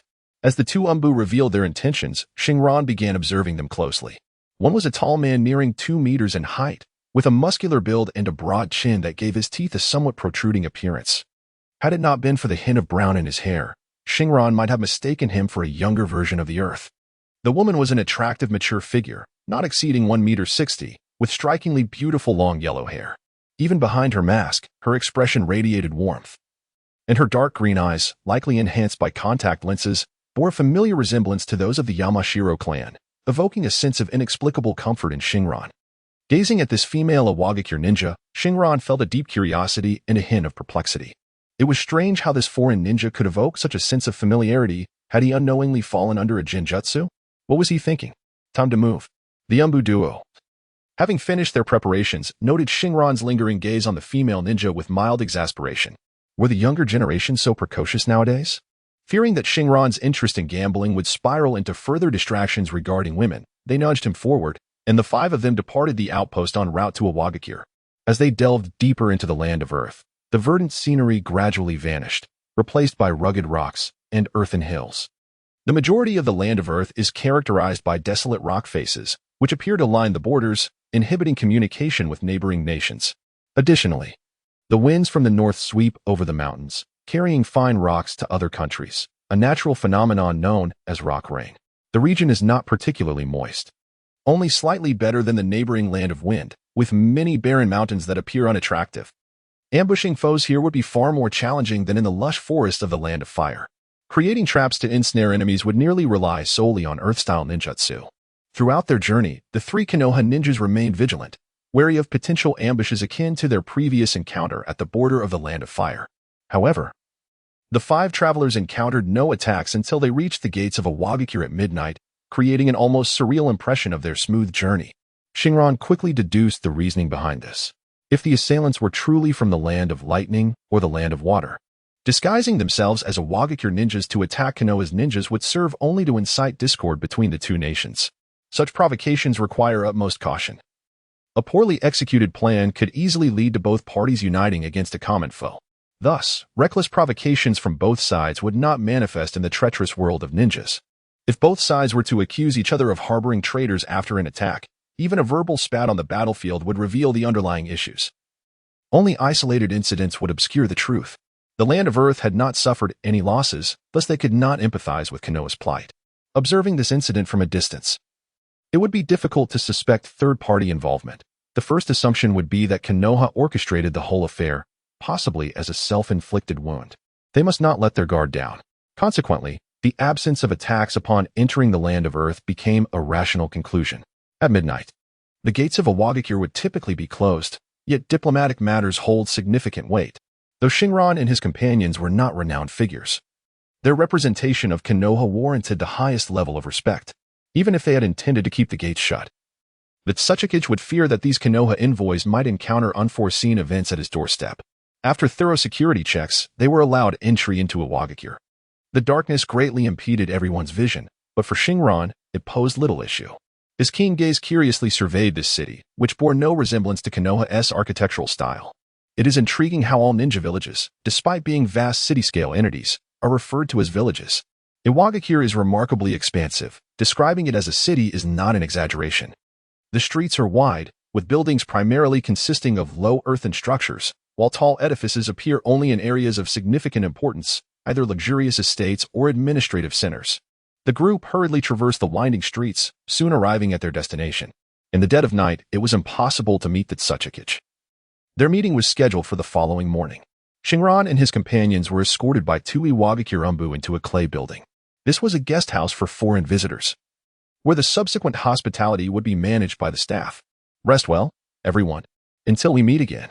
Throughout the journey, the taciturn members of the IWA Umbu were led by a tall male ninja who promptly took his leave with a striking blonde-haired, blue-eyed female ninja. Their independent demeanor leaving several of Konoha's ninjas slightly disconcerted. Esteemed ninjas from Konoha, I am Longshan, the one responsible for hosting your distinguished selves for this occasion. This is my assistant Yu. Your rooms have been prepared. Please follow me. A diminutive middle-aged IWA ninja approached the trio of Xingran, seamlessly continuing the conversation initiated by the Umbu member, guiding them towards the upper levels of the earthen tower. Beside the self-identified Longshan stood a boy with white hair and round glasses, exuding a polite demeanor, though he stood at approximately 1.5 meters. His youthful visage betrayed his tender age, yet he maintained a gentle smile, remaining silent beside Longshan. The accommodations arranged for the group consisted of a spacious 3-bedroom suite. A deliberate choice given that ninjas typically do not operate alone while on missions. Separating during lodging could render them vulnerable to enemy attacks.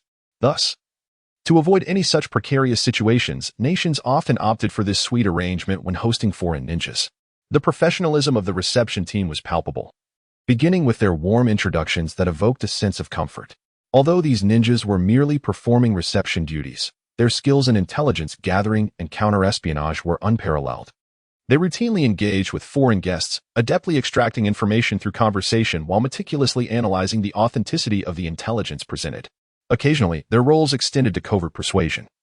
As the true world of ninjas diverged sharply from the animated portrayals, female ninjas here possessed the means to seduce and manipulate for intelligence, and it was not uncommon for them to resort to such tactics when necessary. Xingran remained silent upon encountering the IWA reception personnel, seemingly unperturbed by the prospect of manipulation. A keen observer would note his particular interest in the boy named Yu. As companions of the Umbu, the other two had already discerned Xingran's unease. Once the IWA reception team departed from their suite, Junping inquired, Xingran, what troubles you? Are there issues with those two IWA ninjas? Junping's anxiety was evident, his mind racing with various scenarios, particularly the worry that Xingran might reveal having encountered Longshan during a prior ambush, a revelation that could solidify Iwa's involvement in attacking Konoha, making war inevitable. Regarding why he did not suspect the boy, Junping reasoned that such a young child would not be assigned such perilous tasks by IWA. Instances of children like Kakashi making a mark on the battlefield were exceedingly rare, as most young ones were merely sent to their demise. Is there a problem? What are you thinking? Surely, you don't believe that IWA would send someone who has previously attempted to assassinate us to host us. Such an absurd notion could only stem from your imagination, Xingran replied, slightly taken aback, but quickly realizing his demeanor was somewhat peculiar. Noticing Junping's worried expression, he swiftly reoriented the conversation, asking, what were you just pondering? Your expression was rather grave, suggesting it must be something significant. Shanmu's attention remained steadfast, unperturbed by Xingran's attempt to divert the topic. Xingran felt a sense of helplessness, recognizing that aside from their recent attack, the three rarely engaged in dialogue, mostly operating in unison, or rather, he was acting independently. These two Umbu members, aside from executing diplomatic missions, were not sent by the Hokage to surveil him, were they? Given he was the sole survivor of the ambush, the likelihood of being swayed by the enemy was considerably high. Xingran hesitated to entertain such thoughts, as despite Konoha's outward brilliance, it harbored substantial darkness, making a lack of trust in himself quite understandable. It was no wonder the third Hokage had imparted a plethora of perplexing sentiments regarding the will of fire. Upon witnessing Xingran's silence, both Shanmu and Junping turned their attention back to him. They had now entered Iwa's territory, marking the formal commencement of their mission.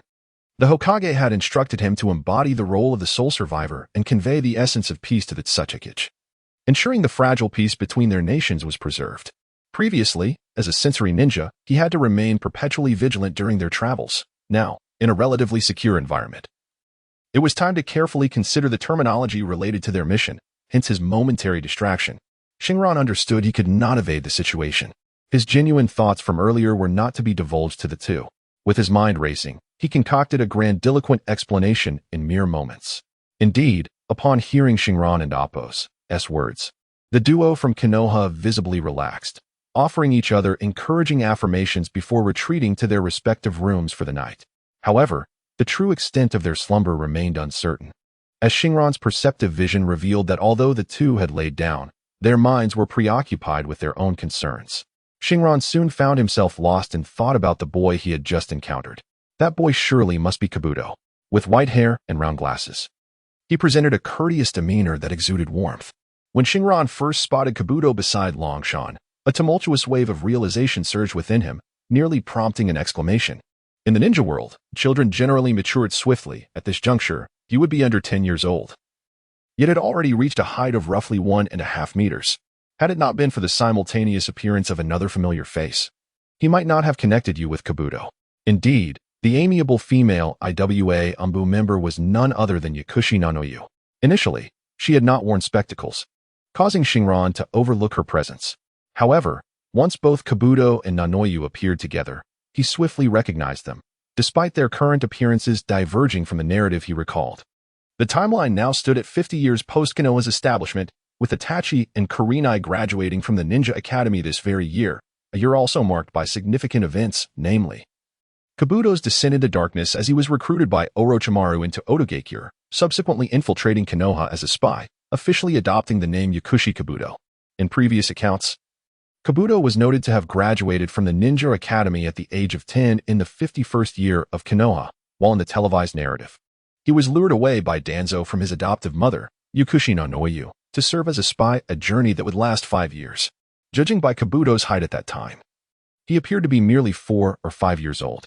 Correlating this information, the timeline for Kabuto and his adoptive mother, Yakushi Nanoyu, being pitted against each other under Danzo's machinations falls within this very year, when Kabuto was still under 10 years of age. In the original narrative, both Kabuto and Nanoyu donned Iwa's attire, indicating they were indeed spies within IWA at the same time, though the storyline may have seemed disjointed afterward. Once Kabuto took Nanoyu's life, he spiraled into chaos, soon crossing paths with Orochimaru, who had already defected from Konoha and was establishing Otogekyure, seducing Kabuto into darkness while also recruiting him as a spy within Konoha. At that time, Orochimaru explicitly instructed Kabuto to adopt the name Yakushi Kabuto and infiltrate Konoha. Although the subsequent events were not clearly articulated in the narrative, it is evident that a clandestine transaction occurred between Orochimaru and Danzo, leading to Kabuto's identity being sanitized and subsequently enrolled in Konoha's Ninja Academy. In a previous life, when Xingran witnessed this segment of the storyline, even a 200-pound man found himself with misty eyes, as the young Kabuto appeared so endearing, and the walking priestess so benevolent. At times, even someone like Xingran, a traveler from another world, feels a profound aversion towards this tragic realm. Innocent children and kind-hearted mothers are compelled by harsh reality to adopt grotesque facades, culminating in a finale steeped in sorrow. Their exceptional capabilities in the realm of espionage aroused the suspicion of Danzo, who orchestrated a deadly confrontation between Yano and Do. In a cruel twist, Danzo substituted Do's photograph mid-operation, leaving Yano, who relied solely on the image to comprehend Do's growth, unable to recognize her assailant as Do. In her final moments, she uttered, "Who are you?" to Do twice, a pivotal moment that plunged Do into darkness. Orochimaru exploited this situation, revealing the truth to Do and securing his loyalty. Do, a remarkable talent, is destined to play a significant role both now and in the future. Capturing such an individual as a subordinate would be an extraordinary fortune. For a fleeting instant, Xingran contemplated usurping Orochimaru's position to emerge as the ultimate benefactor. However, the image of a smiling, beautiful face seen through the Umbu mask that afternoon quickly resurfaced in his mind. They are all well now. What must I do? To perpetuate the tragedies of the past for Do's talent? No, that is inconceivable. Perhaps, had this situation arisen half a month prior, before gaining superhuman abilities, Xingran would have recklessly assumed Orochimaru's role and become the harbinger for Do. But times have changed. I now possess the ability and means to become a deity. In moments of weakness, I must tread carefully along the narrative's path, struggling to survive under the prophet's advantage, a state of resignation akin to being destitute.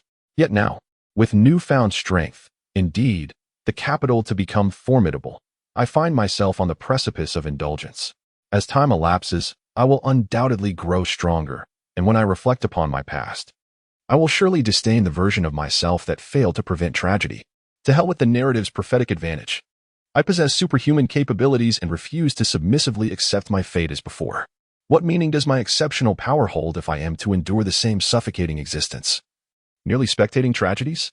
It would be wiser to abandon my efforts and return to Konoha as an ordinary individual, where the lives of the ordinary Yamashiro family surpass that of the common folk in comfort.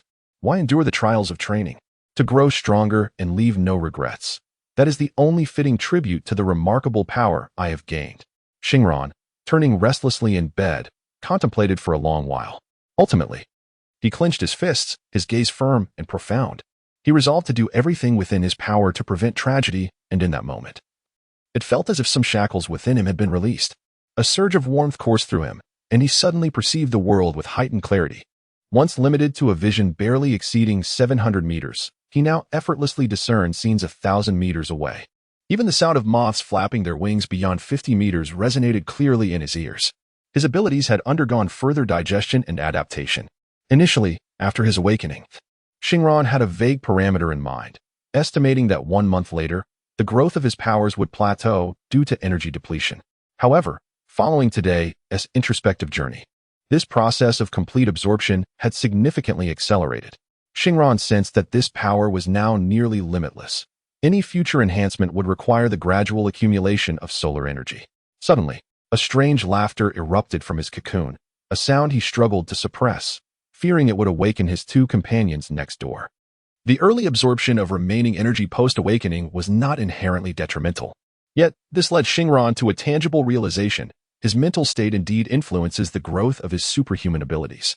This revelation imbued him with greater confidence and a positive outlook towards altering the tragic narrative.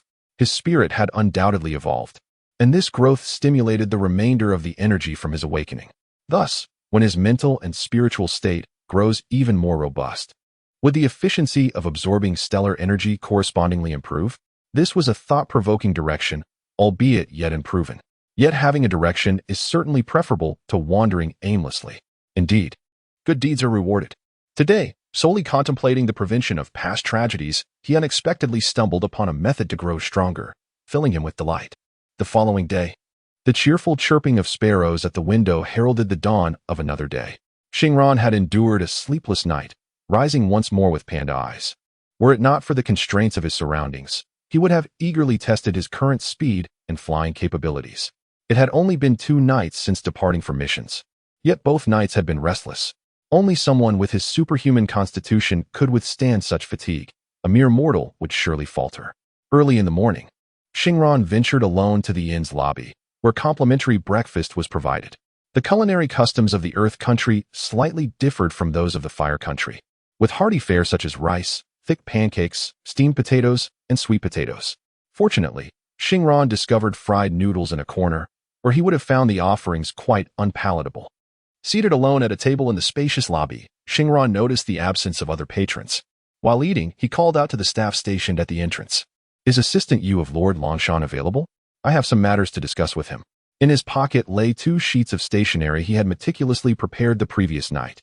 One was intended for Yano, while the other was to be delivered to Do today. "He should be present. I can go find him for you.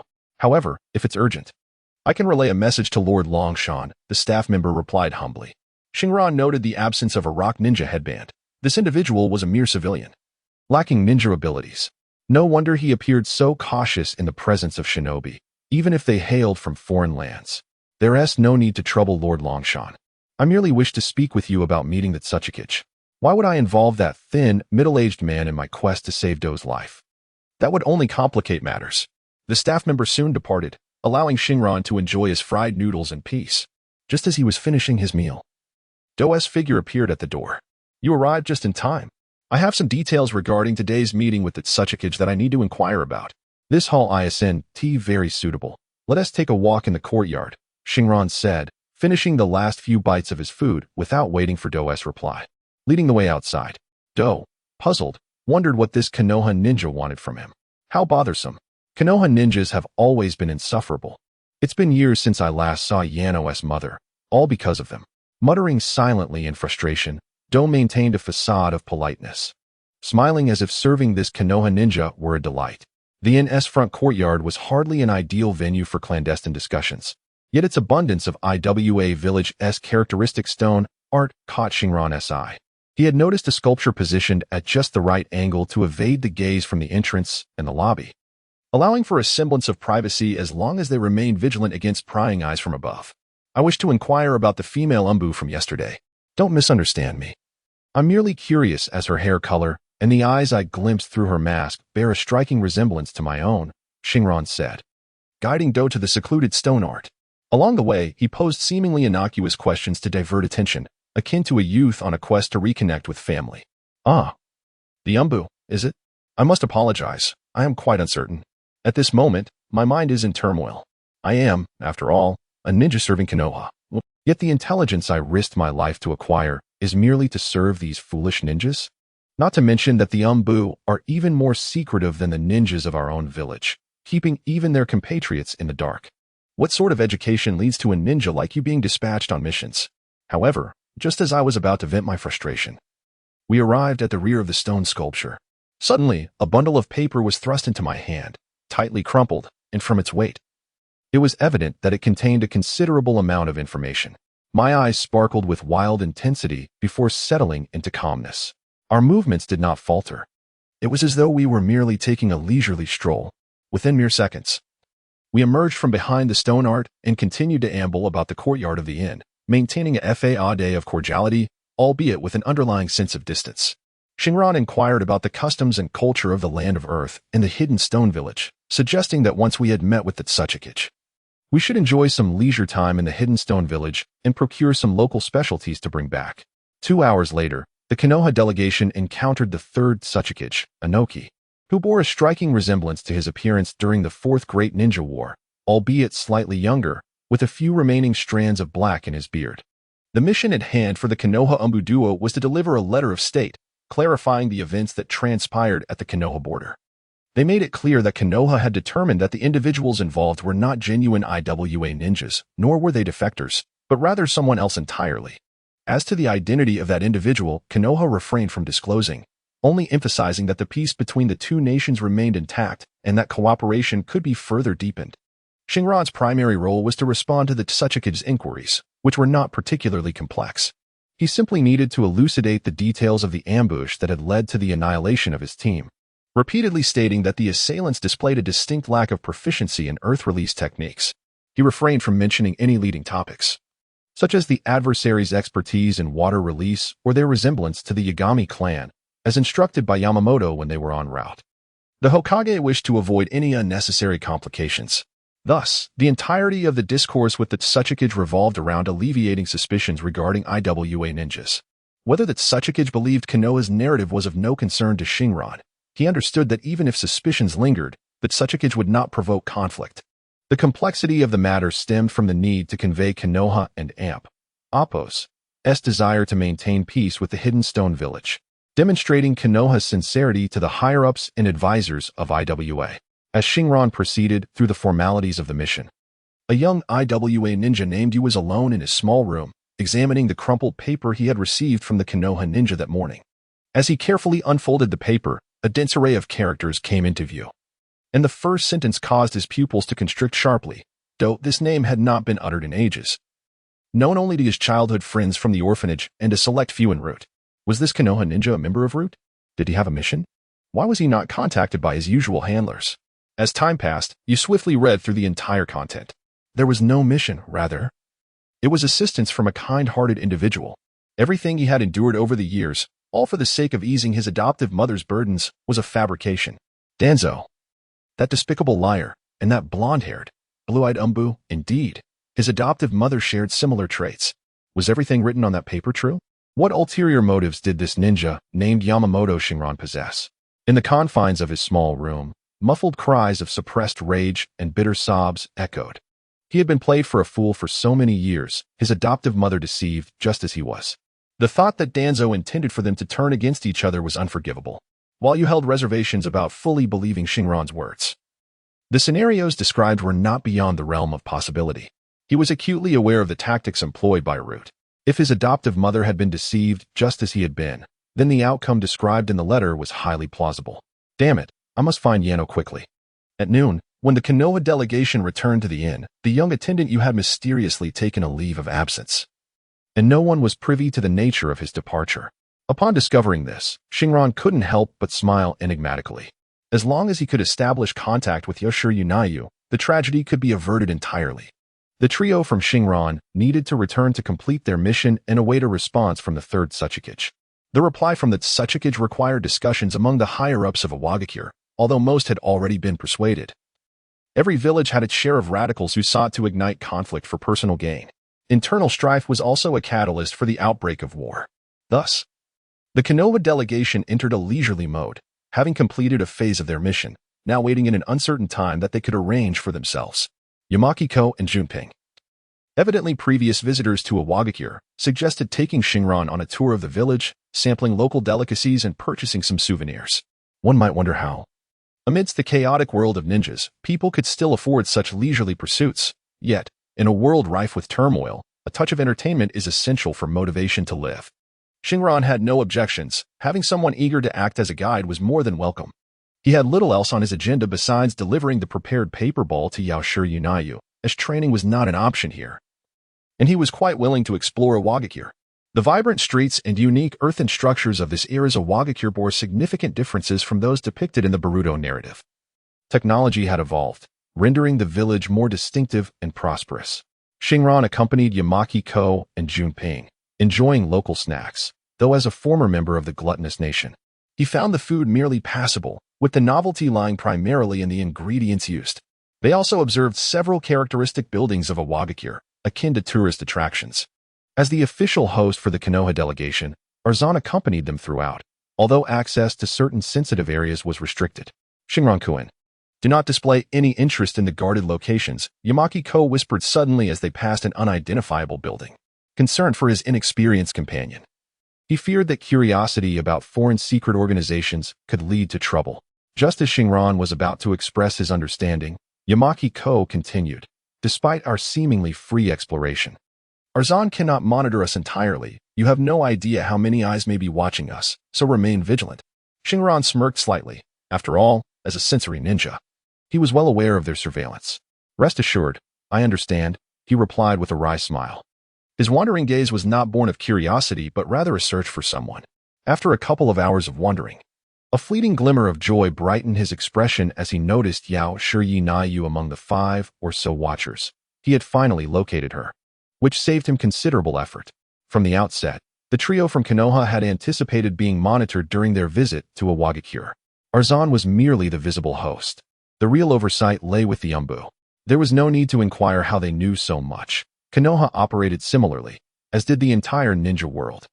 Xingran had been utilizing his enhanced auditory and visual abilities to scout for hidden observers, not because he was certain Yaoshiryu was among them, but rather with the mindset of better safe than sorry.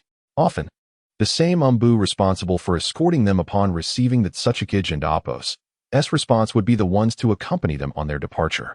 In the bustling environment, Xingran exerted himself, utilizing his sensory capabilities to locate the watchers. The silence among the Umbu made it challenging. He had to rely on his vision. However, the bustling street tested his restraint, as it was difficult not to be distracted by the myriad of sights. At that moment, Yaoshiryu was positioned about 50 meters ahead, behind a wall, prompting him to consider how to approach her. He knew that simply approaching her openly would seem odd, so he sought a confined space where they could converse without raising suspicion.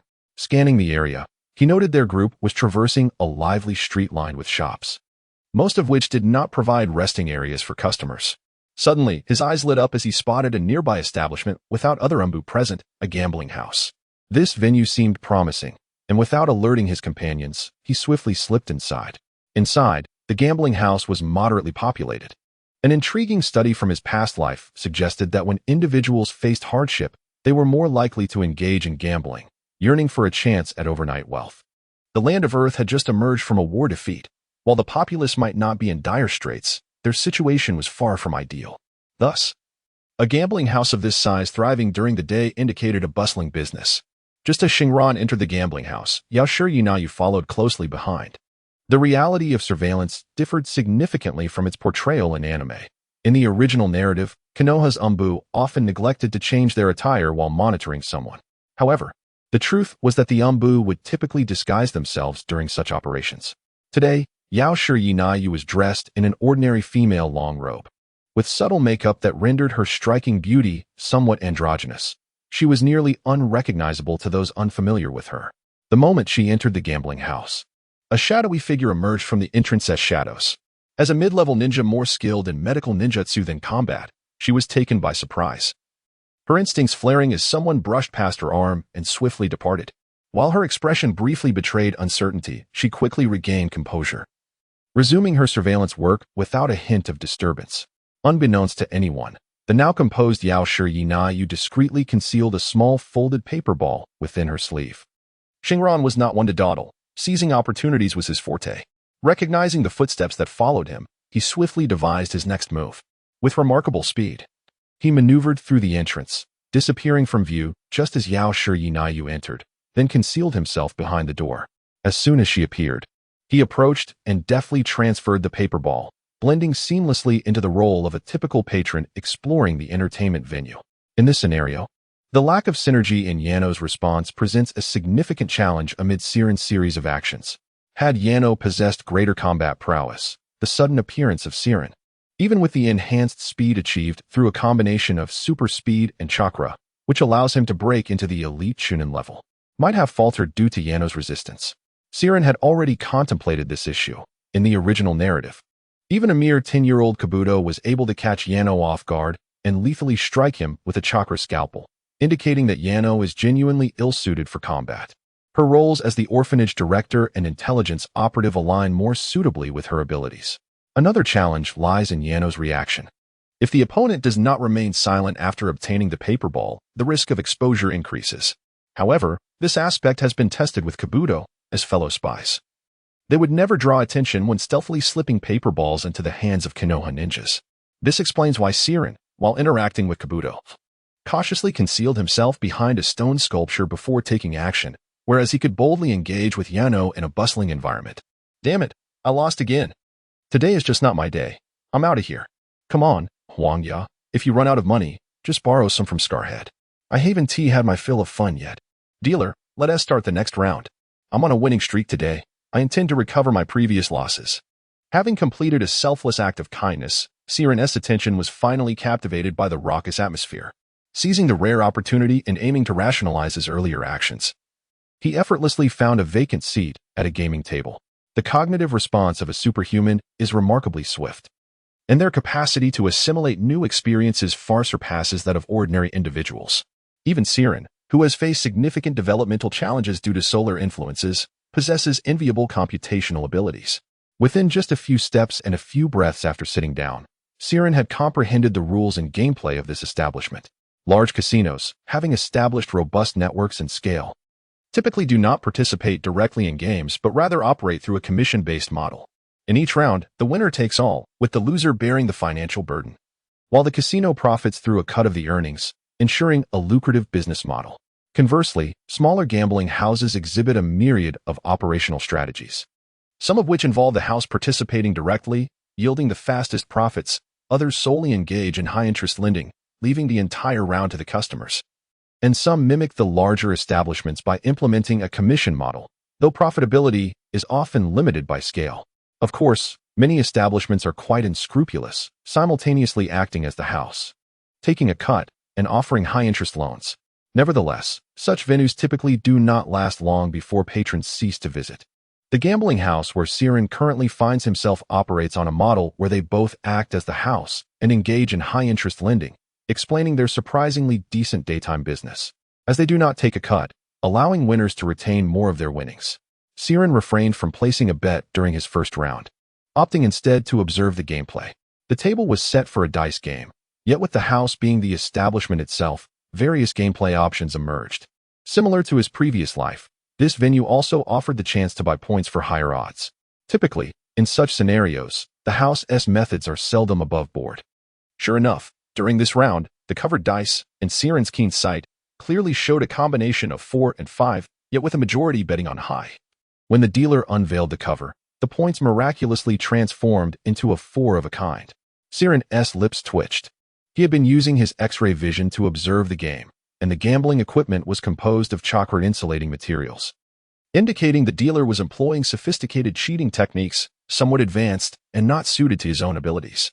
However, unsuitability does not preclude participation, nor does it imply that his impressive cheating skills would remain unutilized. For the second round, Xiran placed a bet. The dealer's handling of the dice was visually captivating, and soon the dice showed a total of 1, 2, and 4, small numbers that were difficult to manipulate through covert vibrations. Xiran wagered 200 Rio on the low outcome, not out of risk aversion, but due to limited funds. His previous D and C rank missions yielded minimal rewards, which had to be shared with his 3 teammates, with the captain, a chunin, taking a larger share. To meet his daily nutritional needs for training, Xiran's savings were perpetually scant, which was why he readily accepted missions even after awakening his superhuman abilities. Without money, there is little capital for solitary training. Bet placed. Here we go. 1, 2, 3 is small, the dealer announced with a distinctive tone reminiscent of a comedic performer from Xiran's past life. However, upon witnessing the rolled points, Xiran's lips twitched once more. This establishment likely wouldn't last long with such blatant greed from the house. Although Xiran made some profit, it was minimal as the dealer took a substantial cut. Despite winning with a small hand, the dealer claimed half the pot, leaving the remaining funds to be divided among the other players who had bet on low. Today, it seemed, he would merely be sipping broth. Lost in thought, Xiran's shoulder was suddenly slapped by a powerful hand. What are you doing back in this place? If it weren't for Mr. Longshan's reminder, we wouldn't have even noticed you were gone. Yamanaka appeared ominously behind Xiran, attempting to pull him away. His reflexes were commendable. It was no surprise, given he was the first to detect the enemy using ninja tracking methods. Yet, having missed out on gambling during the mission in the Land of Grass, Xiran felt a bit stifled.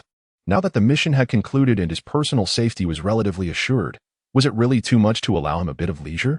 Captain Yamanaka. A little betting is just for fun.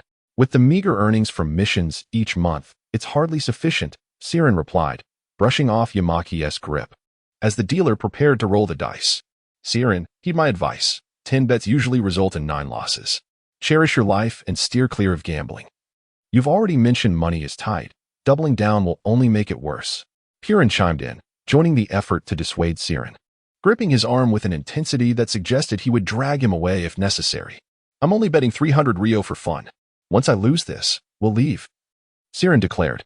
Though not a gambling addict, he had seen the dice's numbers, 3, 3, and 2, based on the dealer's previous patterns. He was certain the dealer would concoct a winning hand. Xiran had witnessed enough to know that in 3 rounds, 2 had resulted in a 4 of a kind and 1 in a straight, having seen a streak of 17 large rolls previously. Such a golden opportunity to earn was not one Xiran wished to forego. With excitement coursing through him, he split his modest winnings of 300 Rio into 3 bets, 100 Rio on 3 of a kind, 100 Rio on a straight, and 100 Rio on low. Winning with the 3 of a kind or the straight would yield a total win, while betting low would provide a proportional payout, each option guaranteed profit, and undoubtedly more than his previous win. At that moment, Xiran's demeanor mirrored that of a seasoned gambler, leaving Yamanaka and Purin aghast.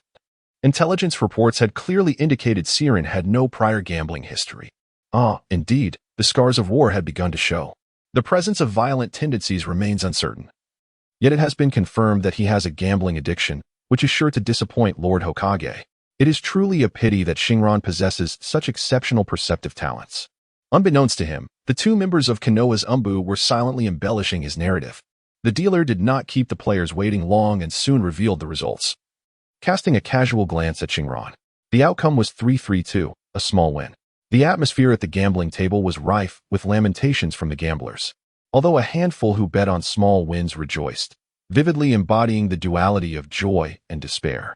Blast it, Xingran cursed inwardly, feeling disheartened by the realization that this was the essence of gambling, where winning was as rare as a phoenix and Appo's feather.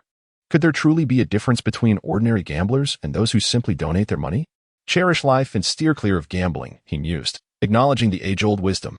Ah, we've lost, Xingran-kun. Let us leave while our losses are still manageable, Yamaki suggested, refraining from further comment. Purin, eager to salvage the situation, attempted to persuade him. It's all right. I've come all this way to enjoy myself. I didn't wager much. If I lose my 300 ryo, I'll simply depart.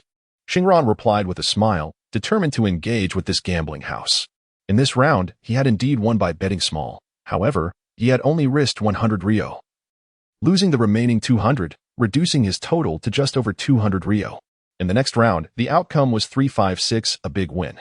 Yet, Xingran hesitated to place his bet, calculating swiftly in his mind. Given the dealer's tendencies, it was highly probable that a sequence of 456 would emerge. However, should someone bet on the sequence, the dealer might maintain the same point values to minimize losses, thus avoiding a complete annihilation by the triple. The maximum payouts for triples and sequences were capped at 10-fold and 5-fold respectively, making the stakes low for a table filled with small bets. With 230 ryo at his disposal, Xingran decided to wager 200 ryo on a big win and 30 ryo on the sequence, ensuring that he wouldn't exhaust all his funds as he had in the previous round.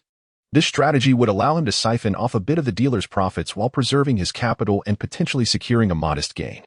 Xingran was unconcerned that the dealer would only reveal large wins, as that would distribute the profits among more players, ultimately reducing his earnings. As anticipated, the dealer unveiled a 456 sequence. The gamblers at the table gasped in disbelief, yet their fervor remained unabated. They were far too enraptured to relent, urging the dealer to commence another round without delay. Xingran, meanwhile, wore a sly grin, reveling in his small victory. With a 5-fold payout for the sequence, he earned 150 ryo, while the big win netted him another 100 ryo. His total now soared to 480 ryo. As his capital grew, so too did his rate of earning. Small bets on triples and larger wagers on the big wins allowed him to calculate his total stakes in an instant, rendering the dealer increasingly flustered with each reveal. After 2 rounds where the dealer failed to profit while denying the others any joy, it became evident to the dealer that Xingran's substantial bets on big wins were yielding returns without the benefit of triples or sequences. What a seasoned player, the dealer surmised.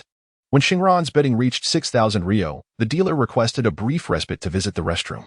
Watching the dealer hastily depart, Xingran suddenly realized he may have overstepped. Many players at the table had begun to follow his lead, and the dealer likely sought out the owner for a discussion. It has been a delightful day. Let us return, Xingran remarked, pulling the bewildered Umbuduo along as they prepared to leave. Educating the commoners of the Earth country about the dangers of gambling and its detrimental effects on mental and physical health. The trio was halted at the entrance by the rock ninja Longshan. With a rueful shake of his head, he explained, Lord Yamaki, had I not known you were merely visiting, I might have suspected you intended to disrupt the establishment. The owner will be arriving shortly. It is prudent to clarify matters before departing to avoid unnecessary conflict. As Xingran had anticipated, although he had never encountered such a scenario before, the narrative often unfolded similarly in novels. Winning money and expecting a peaceful exit was seldom straightforward. It was unclear what Longshan and the heavily scarred man had discussed, but Longshan's profuse apologies echoed in his ears. On the return to the inn, Longshan informed them that they were no longer welcome at that gambling house.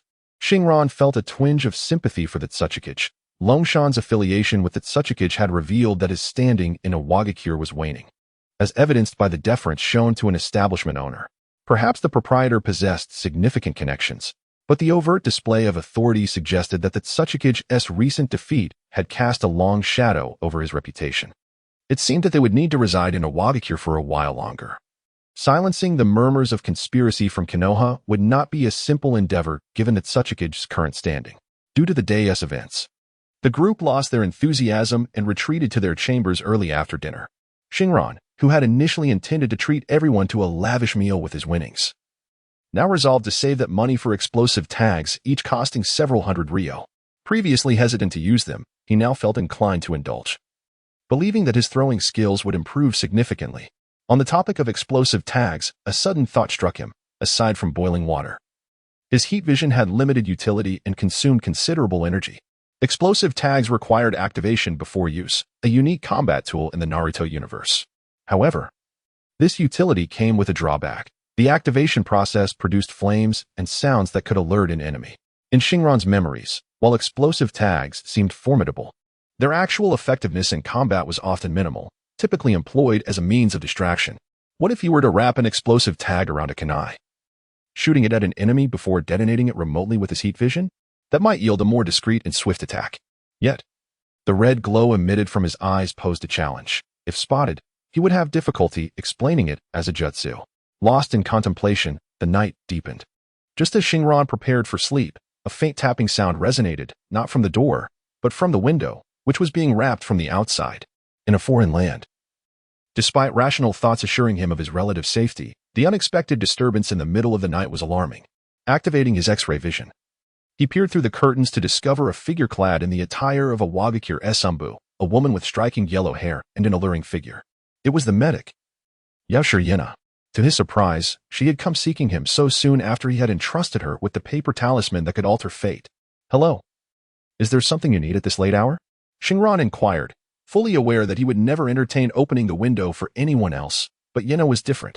Not only was she a spy for Konoha, but he also trusted that she would not take hostile action against him. Is it appropriate for us to meet here? She responded first, breaking the silence. Greetings.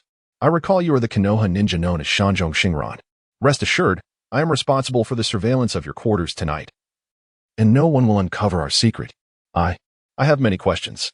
The voice of Yakushi Nanoyo is gentle, even when conveyed through her mask, imparting a sense of intimacy. She elucidates their current predicament before promptly revealing her purpose, clearly aware that her time is exceedingly limited. The situation is far more complex than she has articulated. Xingran remains taciturn, nodding to indicate that Nanoyu may proceed. How did you discover my identity? After our meeting, I have consistently worn a mask. Yet, from your written notes to today, you have managed to pinpoint my concealed self. In both instances, I was not in my true form. Where did I falter? Strikingly, rather than inquiring about her own matters with Kabuto, Nanoyu first questions how she was unmasked. Xingran ponders briefly, quickly comprehending Nanoyu's sentiments. As a spy favored even by Danzo, her ability to disguise and gather intelligence is her lifeblood. Thus, being recognized by someone she has never encountered before must leave her feeling quite vulnerable and anxious. The question of whether Xingran is a new contact from the root is easily resolved. The contents of Xingran's letter clearly indicate that she is no root operative and may even harbor some discord with them, making discussion of her situation moot. I hail from the Yamanaka clan. My perception is merely heightened, Xingran replies nonchalantly. This statement plunges Nanoyu into a brief silence. For the Yamanaka clan is indeed renowned for their acute senses. However, could one be so discerning without prior investigation into her background? She finds it hard to believe. Very well, if you choose not to disclose, so be it. I wish to know how you discovered the ruse played upon me and Kabuto by Danzo. Nanoyu shifts her tone to one of respect, revealing her urgent desire for clarity. In truth, her decision to seek out Xingran tonight was prompted by her recent meeting with Kabuto, who, contrary to the photograph provided by Danzo, bore an entirely different appearance. Had they not both received messages from Xingran, neither would have dared to speak. Kabuto recounted experiences from the orphanage, and the notion of accepting information from a stranger so readily is not easily grasped. Xingran's goodwill appears rather reckless, for the potential misunderstanding lies in who speaks first when they meet. The one who initiates conversation invariably faces significant exposure risk, a burden that weighs heavily upon a spy. Fortunately, upon encountering Kabuto, Nanoyu refrains from verbal communication, yet her original visage is laid bare before him. Kabuto was merely a child in those days, with years of growth. His appearance could have transformed dramatically. However, Nanoyu was an adult then, and while her looks may have altered slightly, they would not have changed excessively. Upon seeing her face, Kabuto instinctively calls her name. In the original narrative, Kabuto ends Nanoyu's life in the dark, yet upon surveying the aftermath, he immediately recognizes her as his adoptive mother. And the current events mirror that situation. This is a mere coincidence. In any case, I am aware of your circumstances. I disapprove of Danzo's actions and wish to prevent the wandering priestess from concluding her life in such tragedy. Thus, I penned you a note. Xingran speaks with a blend of nonchalance and sincerity. Nanoyu and Appo's expression reveals skepticism, her silence unwavering as she gazes intently at Xingran, causing him to feel somewhat awkward. I have not received any orders from Danzo to assassinate a certain IWA ninja. After a long silence, Nanoyu suddenly interjects, her words eliciting a bitter smile from Xingran. What does this imply? Do you doubt me? If you simply reconcile with Kabuto, the truth will be evident. How am I to prove my words? Unbeknownst to Xingran, Nanoyu has indeed met with Kabuto, and her subsequent statement resolves the matter. Kabuto has not received any orders from Danzo to eliminate a certain IWA ninja. This revelation allows Xingran to breathe a sigh of relief, confirming that they have already encountered one another, and judging by the tone, they have reconciled. The order will manifest at some point. I cannot specify when Danzo will issue such a command, whether you choose to believe it or not. I have relayed the danger to you, and that lightens my conscience. What you choose to do henceforth is of no concern to me. Xingran articulates this with a hint of defiance, seeking only to assuage his own conscience, content that he has fulfilled his duty. Nanoyu lapses into silence once more. As time slips away, observing her distress, Xingran grows anxious and urges her to return home before they are discovered. What do you require in return for your assistance? After a protracted pause, Nanoyu suddenly poses this question, leaving Xingran somewhat speechless. After holding back for so long, was her ultimate aim merely to compel him to articulate his own demands? Indeed, there are no purely altruistic souls in this world. One does not mobilize resources for another without expecting something in return. Yet, surprisingly, Xingran's intentions are genuinely to avert tragedy and ease his own conscience. It is not unreasonable to wish to make the world a better place. Having acquired extraordinary abilities, what is wrong with him wishing to act freely? I have no demands. You may take your leave now. I wish to rest. Understanding that Nanoyu's reaction is typical for a ninja who harbors an inherent wariness towards strangers.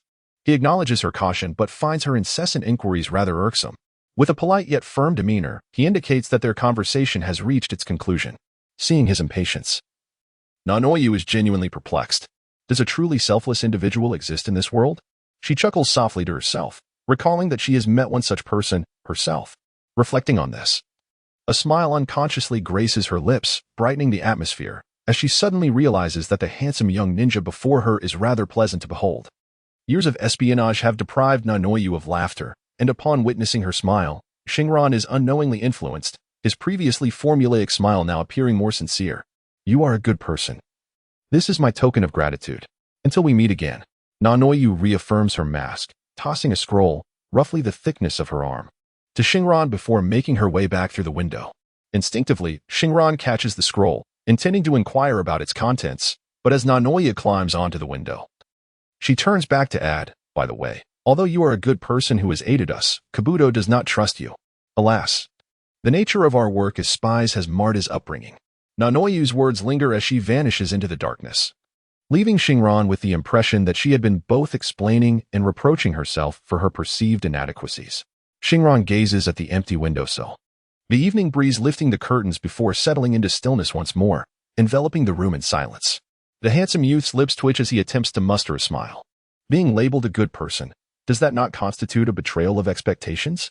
In both his past and present lives, few good souls meet a favorable fate. The most representative example lies before him, a genuinely kind individual, Yukushi Nanoyu, who nurtured orphans left by war, would meet a tragic end under normal circumstances. Weighing the scroll in his hands, he notes its substantial heft, suggesting it contains much information. Upon unrolling the scroll, he finds it filled with densely packed text and anatomical illustrations. This is a medical ninjutsu scroll. The interspersed text reveals that this is not merely a medical ninjutsu scroll. It also contains a wealth of insights from the esteemed pharmacist, Nanoyu. Xingran possesses extraordinary intellect, albeit in a somewhat stunted form, yet he quickly comprehends ninjutsu. With appropriate study materials, he can master general ninjutsu in about half a day. The only hindrance preventing him from becoming a prodigy akin to Kakashi, who has learned thousands of techniques, is the secrecy entrenched in this world. The ninja realm is home to both prestigious clans and commoners. The distinction lies not only in the number of individuals sharing the same surname, but also in the transmission of knowledge. As a member of a noble clan, one has access to an abundance of ninjutsu far beyond that of commoners, thus increasing the likelihood of discovering a technique that suits them, fostering a virtuous cycle where clan prowess amplifies and an increasing array of techniques is amassed. Conversely, commoners face a different reality. Apart from the basic transformation techniques learned at ninja academies, they must rely solely on their own efforts to acquire new ninjutsu. Whether through apprenticeship or trading contributions for learning opportunities within the village, they must first invest effort to reap rewards, a stark contrast to the privileged. Although finding a mentor may not be as arduous as in past lives, where years of servitude were required to gain true skills, there is still an unavoidable need to serve one's teacher in the initial stages. Even Naruto, despite having Jiraiya as a mentor, faced challenges, having been drained of his savings before acquiring any genuine abilities. Hence, the act of sharing one's insights and ninjutsu scrolls with others is undoubtedly a significant gesture. Regrettably, this gesture leaves Xingran in a state of despondency, primarily because his chakra attributes are limited to the inherited yin release from his family and his own earth release chakra, rendering such a treasure of little use to him. As fatigue overtakes him, Xingran rolls up the scroll and reclines in bed, quickly succumbing to slumber. In the dead of night, Awakens is enveloped in a tempest, plunging it into a watery realm. It has been ages since such heavy rain has graced the village. The following morning, as Xingran awakens and opens his window, the air, saturated with negative ions, floods the room, invigorating his very essence. What a splendid atmosphere! Lazily, he leans against the windowsill, observing the gentle rain that continues to fall, rendering it an uninviting day for venturing outside, thereby fostering a sense of lethargy within him. The dusty environment of the land of Earth evokes memories of smog from his past life. Yet today's rain has cleansed the world, restoring the nearly untainted air that brings him back to reality. Why, he wonders, has the era of Naruto, 2 decades hence, witnessed an industrial explosion? Naruto, as Hokage, visited the land of snow during the Snow Princess's mission, where craftsmanship flourished in his youth. Could this have sparked Naruto's awareness of industrial greatness? While lost in thought, time slips away unnoticed until a series of knocks interrupts his reverie. Upon reaching the suite and Appo's living area, he discovers his companions from the 2 other rooms have departed, presumably for breakfast. Opening the door, he is greeted by a figure with white hair and somewhat rigid round glasses, Kabuto.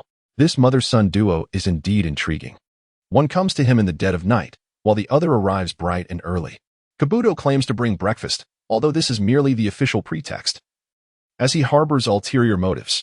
True to his reputation as a gifted spy, Kabuto greets Xingran with a congenial smile, disarming any sense of caution.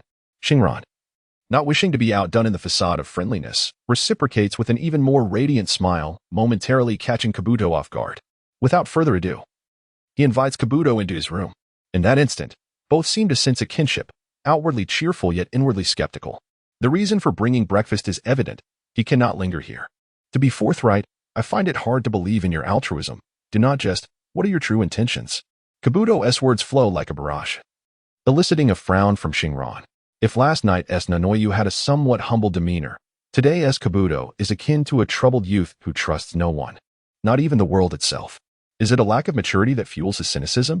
While a darker persona may indeed be more sinister, it also carries a degree of maturity. Addressing a benefactor in such a manner lacks decorum. How could one forget Nanoyu's parting remarks? Kabuto is indeed a child raised without proper guidance. Without ulterior motives, I have already conversed with Nanoyu. Should you have inquiries, direct them to him. Now, if you would kindly leave, farewell. As Xingran speaks, he prepares to dismiss the troubled youth. Kabuto's stance is resolute. He will not be so easily swayed. Do you think Nanoyu would trust you so readily? I will remain here until you clarify your intentions. Should matters escalate and someone arrives, we shall both face the consequences. If my spy mission fails, you will not emerge unscathed either. Kabuto and Appo's demeanor is unmistakably clear, having been raised among spies. He perceives the world as rife with deceit. Ever since he realized he was being manipulated, a fierce determination has simmered within him. Xingran, a sensor ninja, may not match the prowess of many in his clan during battle, yet sensing Kabuto's emotions at such proximity is relatively straightforward. Kabuto seems to be teetering on the brink of a rebellious outburst. How does one speak truth to a madman? Employing his underdeveloped intellect, an idea dawns upon Xingran. If he wishes to coax Kabuto into leaving, or at the very least avoid any notions of mutual destruction, he must align with Kabuto's perspective. You inquire about my intentions? If I do not provide clarity, you are willing to risk everything. Is that it? Very well, let us proceed in that vein. You should know that Orochimaru holds great interest in your medical talents. In due course, Danzo will assign you a mission to eliminate Nanoyu, which Orochimaru will covertly oversee. My demands are simple. Once Orochimaru reaches out to you, serve him, and seize the opportunity to obtain copies of his research findings, those documents of his studies. Xingran's request is straightforward, yet it remains uncertain whether Kabuto will accept such a proposition. Indeed, Xingran harbored no concerns regarding whether Do would acquiesce to his request. Rather, it was a matter of approval. Should Do find merit in the request, he would cease his disturbances. As for whether Do would ultimately fulfill his own demands, Xingran expressed indifference, considering it merely a leisurely gambit. He had confidence in his future prowess, believing he could procure what he desired directly from Orochimaru, whether through negotiation or force. I knew it. Ninja from Konoha are all treacherous schemers. Upon hearing Xingran's intentions, Do displayed a knowing expression. Refraining from voicing his agreement or dissent, adopting a nonchalant demeanor, he flicked his long sleeves as if to rid himself of an unwanted substance. Turning away with an air of cool detachment, Xingran chuckled, shaking his head in amusement. He understood that Do had undoubtedly fallen into a trap. This version of Do, untainted by darkness, would not easily owe anyone a favor. Why was he so certain? After all, aren't those afflicted with shinobi often predictable?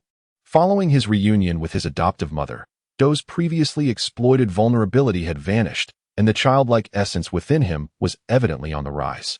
After a sumptuous breakfast, boredom began to creep in, prompting Xingran to consider a gamble. Without hesitation, he changed his attire, ready to step out, only to be intercepted by Junping and Ryashin, who entered the Konoha envoy suite. Lord Tsuchikage intends to respond to Konoha? Xingran had initially planned to visit a gambling house, but upon realizing that the previous establishment was unsuitable, he was prepared to seek out another. However, Junping halted him, informing him that Yamaki was summoned for discussions with the Tsuchikage, leaving the remaining Konoha envoy to await further instructions at the inn. This is unexpectedly swift. I had anticipated that Tsuchikage would deliberate for a while before delivering a final reply. Xingran voiced his confusion, questioning when the issues between the two nations had been resolved so promptly. Hey, this matter is somewhat connected to Mr. Yamashiro. Upon hearing Xingran's remarks, Ryashin suddenly wore an expression that suggested he possessed insider knowledge. Soon, Xingran learned the reason. It turned out that the scarred boss from yesterday had ties to one of the influential figures opposing the Konoha faction. After learning of the previous day's events, the Tsuchikage seemingly employed Xingran's identity and abilities to craft a persuasive document that swayed the influential figure, marking a significant breakthrough. Consequently, the Tsuchikage aimed to resolve matters quickly, hoping to avoid prolonged uncertainties that might be exploited by malevolent individuals. Every family has its own set of challenges, Xingran mused, causing the other two in the room to engage in their own speculations. Junping assumed that Xingran referred to tensions between the Tsuchikage's upper echelons and the Yamashiro clan, while Ryashin, being more astute, considered the possibility that Konoha's leadership might also harbor radical factions eager to continue the conflict. The moment this thought crossed his mind, Ryashin grew restless. Although the comments made by Konoha's representatives were likely unintentional, their reliability was questionable. Nonetheless, in this critical moment, it was better to err on the side of caution. After exchanging brief pleasantries, Ryashin hurriedly departed, leaving only Xingran and Junping. The atmosphere in the room grew increasingly stagnant. Shall we roll some dice? Xingran suggested to break the awkward silence. Gambling? Junping, resembling a devoted guardian of his own finances, inquired. A small wager adds a touch of excitement. You delighted others with 6,000 Ryo yesterday, and now the boss is on the lookout. Do you wish to bet big? Oh, my hand hurts. Observing Junping clutching his stomach, his face contorted in discomfort as he retreated into his room, Xingran felt a tinge of disinterest. With no clarity on how long they would remain at the inn, he pondered what else could be done while confined there. Later that afternoon, as twilight descended, Yamaki finally returned. Upon entering the suite, he spotted Xingran seated on the sofa, engrossed in a scroll. At the same moment, he noticed his close friend Junping peeking through the door of his room, casting furtive glances at Xingran in a rather suspicious manner. What captivates you so thoroughly? Yamaki greeted Xingran as he settled onto the opposite end of the sofa, pouring himself a glass of water and gulping it down. This scroll pertains to medical ninjutsu. Something I brought from my clan, Xingran casually remarked, though he felt a twinge of impropriety and quickly added the scroll's origin. Oh, I never imagined you harbored aspirations of becoming a medical ninja. Well done, Yamaki exclaimed, seemingly impressed by this newfound facet of Xingran. Medical ninjas are far from ordinary. They are treasures of their villages. The very first units targeted in battle are often medical ninjas, which underscores their significance. Tsunade's 3 principles for medical ninjutsu are not arbitrary. No, I'm merely browsing. By the way, what did the Tsuchikage say? How much longer do we have to wait? Despite lacking yang release chakra, Xingran was perusing the scroll merely to pass the time. Normally, he could memorize the contents of such a scroll in half an hour. And if the techniques were suited to him, he could master them within half a day. Unfortunately, those were normal circumstances, and now, devoid of young release. He could only regard the scroll as an opportunity for broadening his horizons. The scroll contained minimal content, featuring only healing techniques, palm sage techniques, and healing destruction. Healing techniques focused chakra in the palm to heal the target, while palm sage techniques offered remarkable recovery speed for both internal and external injuries by dispersing chakra, which could also disrupt an opponent's chakra flow, inducing a state of unconsciousness. Both techniques were well-known staples of medical ninjutsu, with palm sage techniques serving as an advanced fusion of offensive and supportive capabilities, requiring exceptional chakra control. Xingran paid particular attention to healing destruction, which, like palm sage techniques, required the user to accurately assess the location of an impending attack, swiftly concentrating a sufficient amount of chakra at that spot to ensure that any resulting wound would heal automatically. This bore some resemblance to the super regenerative ability within his own adamantine physique. Xingran Kuan is indeed a modest individual, that such a kage has already conferred with the upper echelons of Awakens. Look, this is their reply. We can depart tomorrow. Yamanaka held a favorable impression of Xingran, admiring not only his perceptive abilities and impressive shuriken skills, but also his commitment to learning medical ninjutsu. Although he had developed a penchant for gambling, he was ultimately an aspiring youth. Upon returning to the village, I might suggest to Hokage-sama that he encourage you to refrain from gambling, thus adding another heir to the will of fire within our ranks. Xingran, however, was not preoccupied with such internal musings. Upon witnessing Yamanaka retrieve a lavishly crafted scroll from his pocket, he whistled in delight. Their mission was finally nearing completion, and with a newfound method of earning money.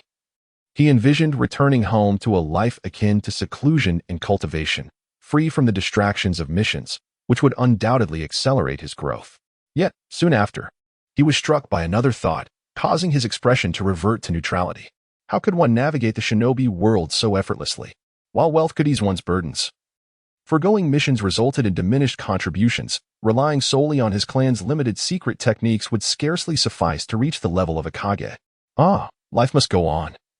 Perhaps it will be somewhat easier, allowing for freedom from mundane worries and enabling a pursuit of higher material aspirations. Just then, upon hearing Yamanaka's words, Juping emerged from his room, finally reassured about the safety of his finances. He expressed his relief that the mission was nearing completion while also lamenting Yamanaka's late return. Now, darkness envelopes the surroundings, making an early return impossible. The Awakens is unlikely to open its gates for a handful of foreign ninjas who dare to breach the rules. At this hour, the village has already sealed its gates, and the barrier team has resumed their nocturnal duties. Exiting the village entails a lengthy procedure. Fortunately, having completed their mission, the return journey promises to be less arduous, as they will be able to utilize the summoning birds of Konoha for communication, simply transcribing a few messages to send out. Unlike their arrival, there is no requirement for a formal envoy to undergo the established protocols. Their only obligation on the journey back is to ensure their own safety, unburdened by the weight of mission responsibilities. The night passed in silence, and as dawn broke, the trio from Konoha set forth once more on their journey home.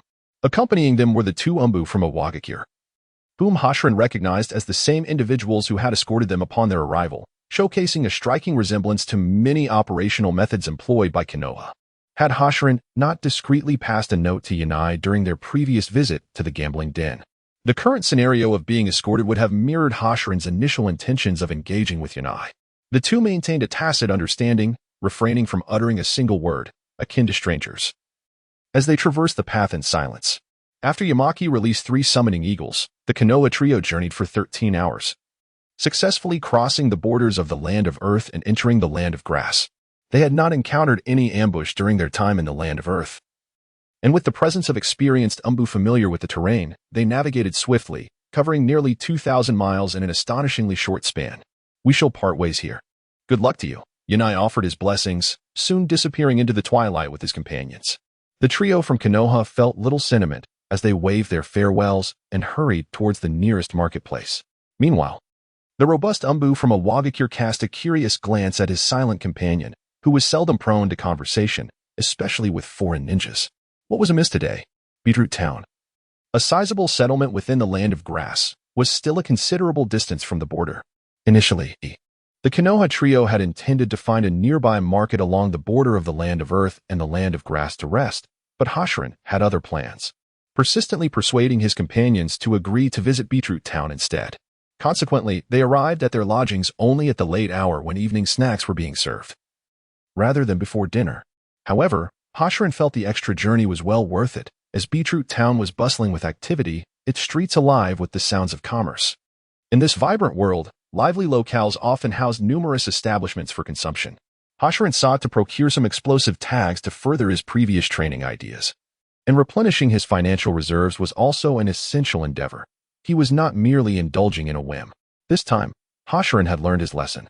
After finishing his late-night meal and settling into the inn, he waited until he was certain his companions were resting before venturing out alone to seek a gambling den. Adequately prepared, he had donned a disguise that enabled him to change his appearance several times, ensuring that should he win a substantial amount, he would not be swiftly expelled. Xingran swiftly swept through the nearest gambling establishment, transforming what began as pocket change into a considerable sum in no time. He reveled in the thrill of the game.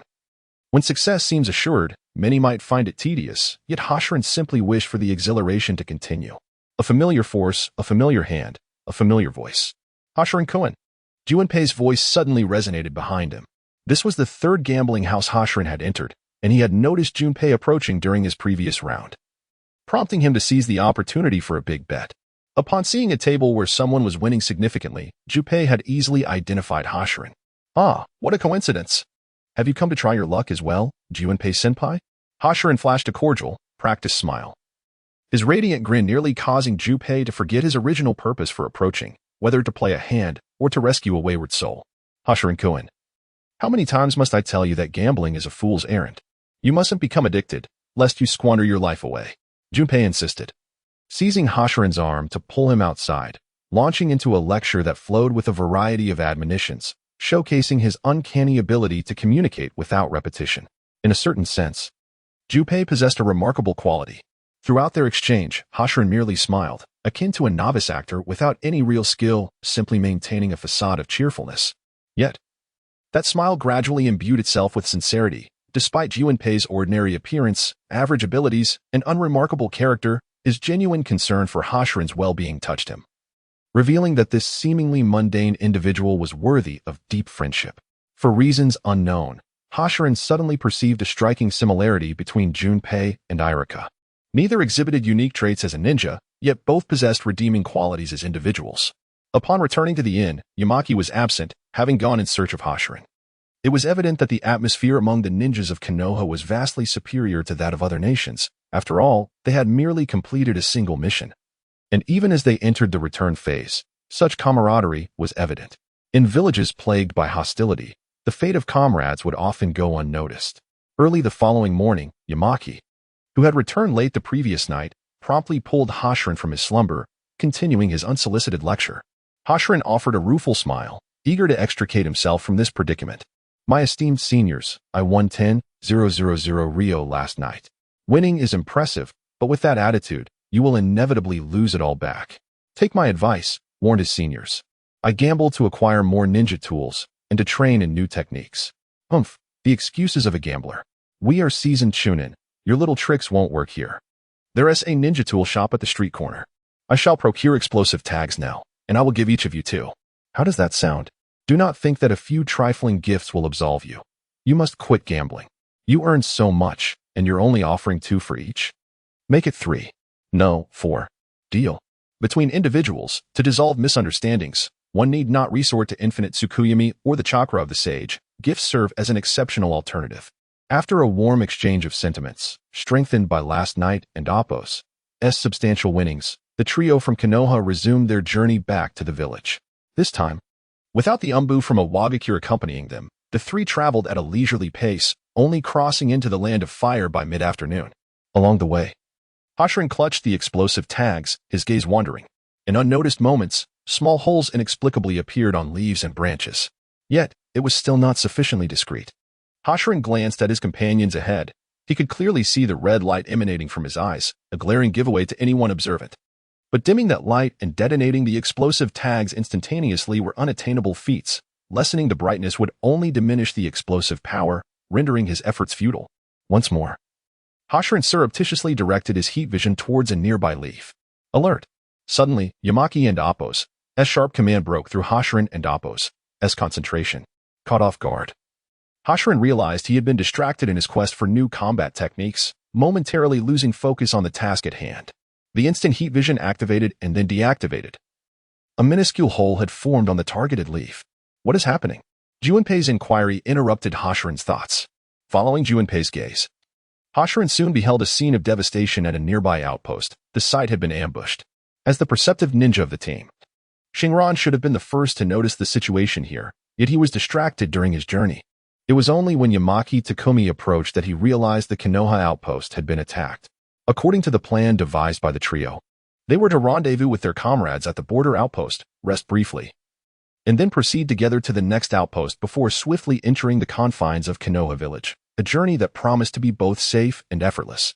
However, with the outpost now compromised, a shadow of gloom loomed over their return path, reflecting on the six-man team they had encountered earlier. A sense of despondency enveloped Xingran and his companions. Who could it be? At that moment, the remaining Konoha ninjas at the outpost noticed Xingran's group and issued loud warnings, quickly adopting a defensive stance. It is us, just returned from Iwagakure. What has transpired here? Yamaki Takumi evidently had acquaintances in this area. He announced their identity while approaching a Konoha ninja with a bandaged shoulder. It is Yamaki-kun. As you can see, we were ambushed. The enemy struck while our patrol was away. Outnumbered, we sent out a signal for help, but the enemy retreated without gaining much. This marks the second attack this week. They have become quite familiar to us, the bandaged ninja replied somberly, indicating that, despite the apparent devastation, there were likely no fatalities. How many were there? Juping inquired, echoing the unspoken question in Xingran's mind. If it were a six-man squad led by a genin, it could very well be the same group they had previously encountered. There were six, at least one genin among them. Though they were disguised as IWA ninjas, many were adept in water techniques and had decent earth techniques, primarily employing combined earth jutsu. The injured ninja winced as he spoke, inadvertently aggravating his wound, his expression a mix of pain and resentment. Could it indeed be that gang? The distinctive traits they noted led not only Xingran but also Yamaki Takumi and Junpei to share the same thought. How long has the patrol been out? When will they return? A premonition of dread washed over Xingran. He hoped he was merely being paranoid. They have been out for a while. The distress signal was sent some time ago, so they should be returning shortly. Just as the bandaged Konoha ninja finished speaking, a four-man Konoha ninja squad suddenly appeared in the camp. The four stood or crouched, silent, yet occupying strategic high ground around the outpost. These were elite, well-trained ninjas. Upon witnessing this, Xingran felt a slight sense of relief. Through the explanations of the newcomers, it became clear that the enemy was not merely 6 but 8 in number. The patrol had been lured away by 2 IWA rogue ninjas. The enemy, perhaps overzealous, had aimed to dismantle the Konoha outpost directly. However, they had evidently activated their warning system, allowing Xingran and his companions to return to the outpost early. The enemy's initial traps and defenses had prevented them from achieving quick success, prompting a tactical withdrawal. This incident was merely a greedy guerrilla tactic from the IWA rogue ninjas, not the precursor to a large-scale conflict as Xingran had initially feared. This was evident as the enemy had refrained from encircling the outpost for reinforcements. The enemy likely lacked sufficient manpower, had Xingran orchestrated the assault with adequate forces.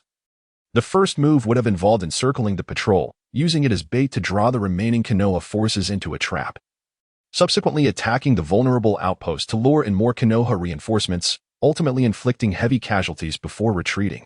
These despicable rats. They seized an opportunity due to our oversight. I must report to the Hokage and organize a dedicated extermination operation, the bandaged ninja exclaimed indignantly. Previously, Konoha had assessed these assailants as originating from the land of Earth. Each nation, even rogue ninjas, would not permit outside interference in their capture operations. The newly established peace between the land of fire and the land of earth necessitated preservation, causing Hokage Saratobi Hiruzen to find himself in a quandary. To prevent the situation from escalating further, he refrained from immediately dispatching forces to eliminate the assailants, opting instead to ascertain the truth first. The original plan involved communicating with the land of Earth to clarify the situation before proceeding with the extermination of these intruders. This approach aimed to prevent Iwagakure from playing a duplicitous game with Konoha. If the enemy could publicly declare that these individuals were not associated with them, Konoha would have the justification to act against them, regardless of whether they were IWA or Kumo ninjas. This cautious strategy allowed for thorough resolution of all external concerns. Yet the downside was that excessive procedural delays could result in the enemy exploiting the situation to their advantage. Xingran wished to avoid further complications. Although it involved his comrades being attacked, he primarily desired to return to the village swiftly. As for the extermination of the assailants, that was a matter for the Hokage to deliberate. Upon learning that their adversaries numbered 8, with 2 of the baiting enemies eliminated and the 6 who attacked the camp sustaining various injuries, the trio resolved to hastily return to Konoha while their opponents were in a weakened state. The plan for rest was abandoned, and they set off once more toward Konoha village, this time with Xingran refraining from experimenting with any new combat techniques and maintaining vigilance throughout. Xingran's diligence quickly bore fruit. After traversing less than 100 miles, he spotted the enemy ahead on the side of the path. It was a duo clad in IWA ninja attire, their forehead protectors marred by a distinct scratch, reminiscent of the IWA rogue ninjas recently active between the land of fire and the land of earth. 11 o'clock, 2 individuals, suspected of being the IWA rogue ninjas who attacked us. Shall we engage? Xingran detected the enemies approximately 1,000 meters ahead, granting them ample time to prepare. Can we confirm that there are only 2? Yamaki Takumi, with his seasoned experience, noted that if they could ascertain the enemy's numbers, they would hold the advantage and could potentially launch a surprise attack to subdue them. However, the distance was too great for a clear reading. After conducting tests, Xingran discovered that his supervision and X-ray abilities could only perceive physical phenomena. However, ninjutsu resembled a form of magical power. When he attempted to use his X-ray vision to see through another's transformation technique, he found it impenetrable. Thus, if the enemy possessed any hidden ninjutsu, he would have to approach closely and rely on the innate sensory abilities of the Yamanaka clan to ascertain the truth. It was peculiar, perhaps a consequence of the world's rules. Move stealthily past the target, Yamaki instructed succinctly. Xingran, aware of his captain's competence, recognized that his experience was invaluable, irrespective of the combat prowess he possessed. By stealthily maneuvering adjacent to the objective, Xingran could ascertain whether it was a trap.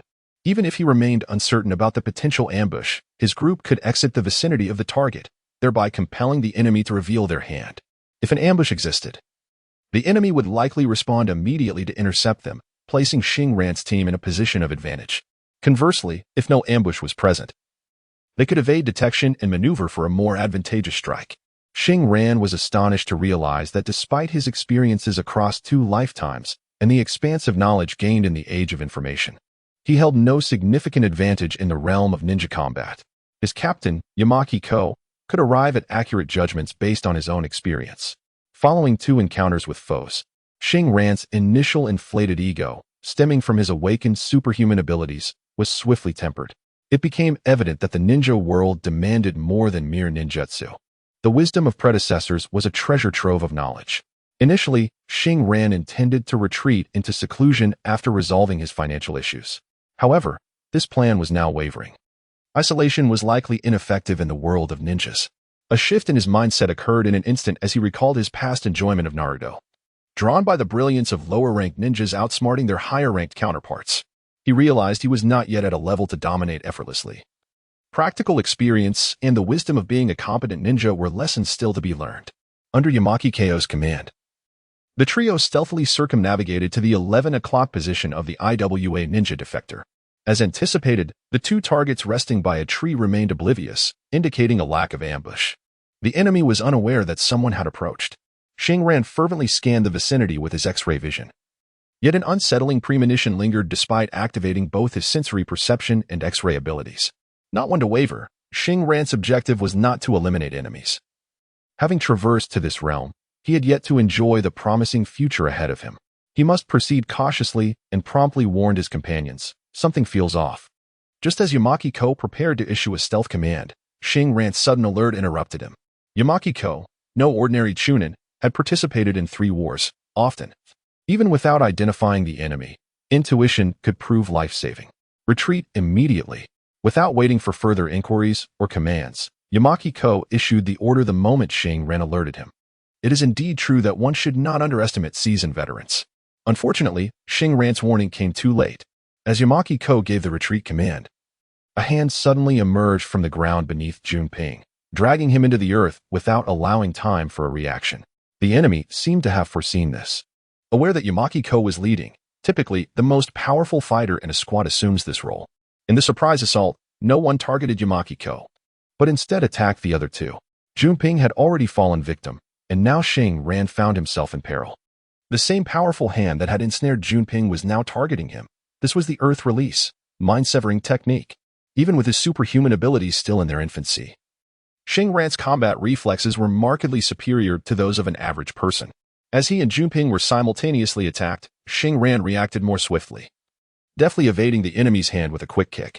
Without hesitation, he seized the hand that emerged from the ground. Having traversed the path of enlightenment, Xingran's strength surged once again post-awakening. With minimal effort, he crushed the bones of the hand and, taking advantage of the enemy's moment of pain, executed a swift maneuver to yank the foe from the ground amid a cloud of dust. However, the IWA ninja defector he had pulled up was no pushover. The failed ambush prompted a rapid counterattack. As he emerged, his kunai was already in hand, concealed within the swirling dust, thrusting towards Xingran. The transition from offense to defense was astonishingly swift. A typical individual might have succumbed to visual confusion, but Xingran remained vigilant. Upon detecting the enemy and Oppo's exposure, he maintained his X-ray vision, ensuring he could track their movements. Clang. Crack. The first sound was Xingran swiftly drawing his own kunai to parry the incoming attack. The second sound followed as he executed a leaf village capture technique, twisting the enemy and Oppo's arm before mercilessly breaking it, rendering the foe momentarily silent.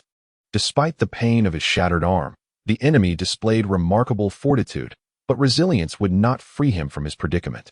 A sharp kunai was already poised at the IWA ninja defector's throat. In the wake of the ambush, the situation rapidly shifted to a 1-1 standoff, with one captive on each side. Take him with us, let's go. Yamakiko demonstrated his decisiveness. Junping was not merely a teammate in this mission. He had been a subordinate in the Umbu squad for many years.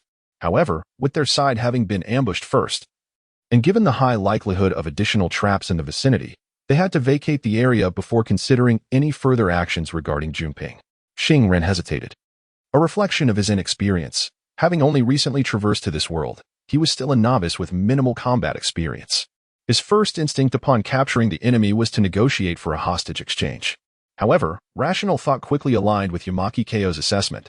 The two moved rapidly, retracing their steps. Follow closely, encircle them.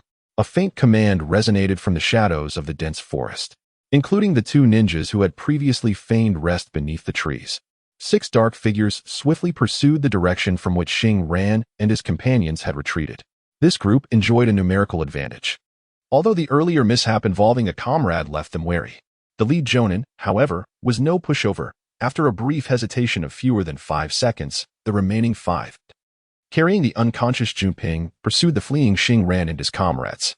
I apologize for not detecting the enemy's presence earlier. Xingran, having escaped seconds in advance, held the captive in one hand while keeping pace with Yamakiko. Do not blame yourself. I share responsibility. They were evidently prepared. I should have warned you about the Earth Release techniques. This is the IWA hidden technique and the Earth middle reflection technique, unless specifically prepared. Even a jonin cannot easily perceive them. Yamakiko understood the gravity of the situation. With one team member down, reprimanding Xingran would yield no benefit. Their priority was to escape. With Xingran capturing an enemy, the opposing force, wary of taking lethal action, might provide them with an opportunity. The enemy's trap was remarkably targeted. Perhaps influenced by the previous successful escape led by Xingran, several rock ninja defectors active in the area had made prior arrangements. Concealed underground, they utilized the earth reflection fish technique to observe movements beneath the soil. Subsequently, employing the rock concealment technique, they either followed or preemptively ambushed at designated locations in the earth, waiting for Xingran and his companions to take the bait.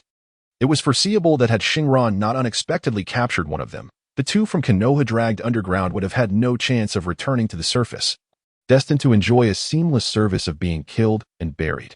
Xingran felt somewhat helpless. Upon comprehending the trap, he found himself at a loss for words. Stealth techniques are inherently about blending into nature, and the interference from chakra, a superphysical phenomenon, often diminished Xingran's extraordinary abilities. While his superhuman capabilities were most effective against physical phenomena, he could have detected the enemy from a distance had they been careless. Now, faced with a prepared adversary, relying solely on his inferior perception skills within his clan made him an easy target for defeat. He was technically suppressed, This world was neither DC nor Marvel. The true path lay in the fusion of superhuman powers and ninjutsu, as a one-legged giant is prone to stumbling. They were closing in, with little time for idle thoughts. Xingran quickly realized that the enemy behind him had begun to encircle them. Damn it, I'll hold them off. You escape first. I can use this captive to buy more time, and you'll have no burdens increasing your chances of escape, commanded Yumukiko, displaying a sense of leadership. Since the White Fang incident, the choice between comrades and missions had shifted from absolute tasks to prioritizing missions and comrades, leading many Konoha ninjas to value the preservation of their companions, although many still adhered to traditional norms. Clearly, Yumukiko valued his comrades, earning Xingran's respect for him. Had it not been for his limited strength, he would undoubtedly have been a character worthy of recognition in the original narrative. No escape. Let us fight. I have a plan. Xingran knew that regardless of whether Yumukiko held back, he had a way to escape on his own. His superhuman speed, combined with chakra, had significantly increased since his last introspective journey, allowing him to reach an impressive speed of 150 kilometers per hour in pure physical terms, nearly doubling his original velocity. With chakra enhancement, he could easily exceed 300 kilometers per hour, translating to a staggering 80 meters per second. Although there remained a considerable gap compared to the fifth gate of the 8 gates technique, which achieved 340 meters per second, he could still manage to evade capture and return to the previous checkpoint. Xingran's mention of a plan seemed to imply a discussion with Yumukiko. Yet his movements did not falter. Time was of the essence. As long as he acted, Yumukiko would surely cooperate. A faint crack echoed as the rock ninja defector Xingran had incapacitated quietly succumbed in his grasp. Yumukiko's eyes widened in shock at this revelation. He had just torn apart their trump card. Captain, can your Earth style bury this guy? It was Xingran's first experience with killing. Although he had been a ninja for over a year, he had only engaged in combat a handful of times, and the opportunity to take a life had only just arisen. Yet, he seemed to fully inherit the worldview of his current persona, feeling only a fleeting sense of disgust before swiftly returning to normal. What do you intend to do? Yumukiko asked, devoid of unnecessary chatter. At this juncture, he immediately considered that Xingran had severed his own escape route to ensure their mutual survival. With a puff of smoke, Xingran executed a transformation technique. Shortly after he employed this basic three-body technique taught in ninja school, they found themselves swiftly encircled by the pursuing rock ninja defectors, 5 foes either perched on branches or concealed in the shadows of leaves, with 3 of them standing closest to Xingran and Yumukiko, each gripping a kunai. This is a negotiation. A voice devoid of emotion emanated from the lead ninja stepping forward. The content was anything but mundane to Xingran. Merely exchanging captives would prove futile as they would find themselves in a 3-6 disadvantage, making a safe escape exceedingly challenging. The lead ninja bore a long scar across his mouth, a remnant of a sharp weapon, rendering his smile grotesquely wide and discordant. Exchanging captives is acceptable, but you all must gather together. I fear you may resort to tricks during the exchange.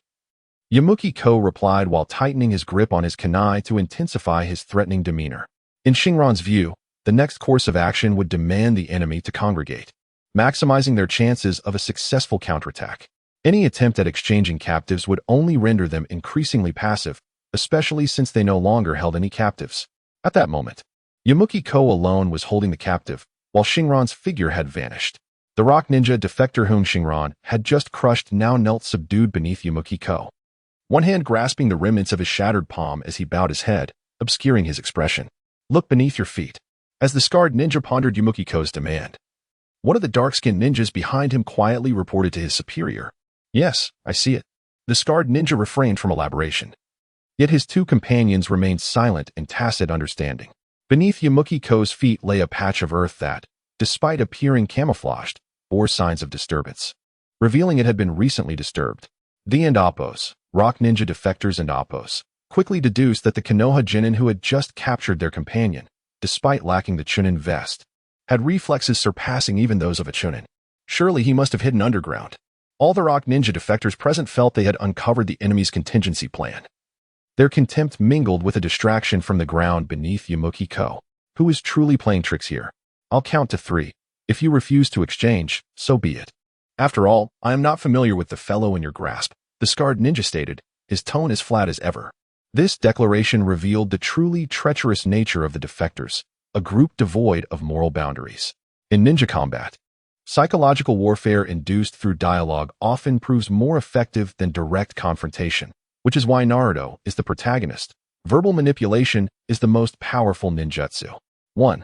Before the scarred ninja could finish his counting, Yamanaka unexpectedly took the lead, counting with an assertive arrogance that left the scarred ninja and his two subordinates momentarily stunned.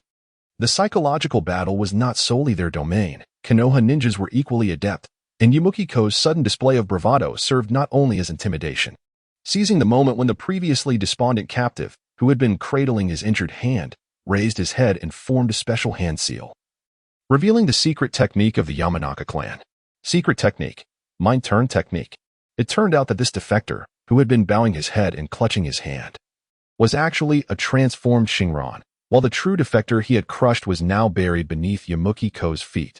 The sudden ambush proved remarkably effective. As the attention of the defectors was drawn to the freshly disturbed soil beneath Yamanaka, further distracted by his unconventional behavior. At this moment, after the successful casting of the technique, Xingran's soul had entered the body of the scarred mouth ninja. The formidable nature of the secret art soon manifested, granting Xingran immediate control over the body. The embrace he had maintained while transforming into a rogue ninja was not merely for show.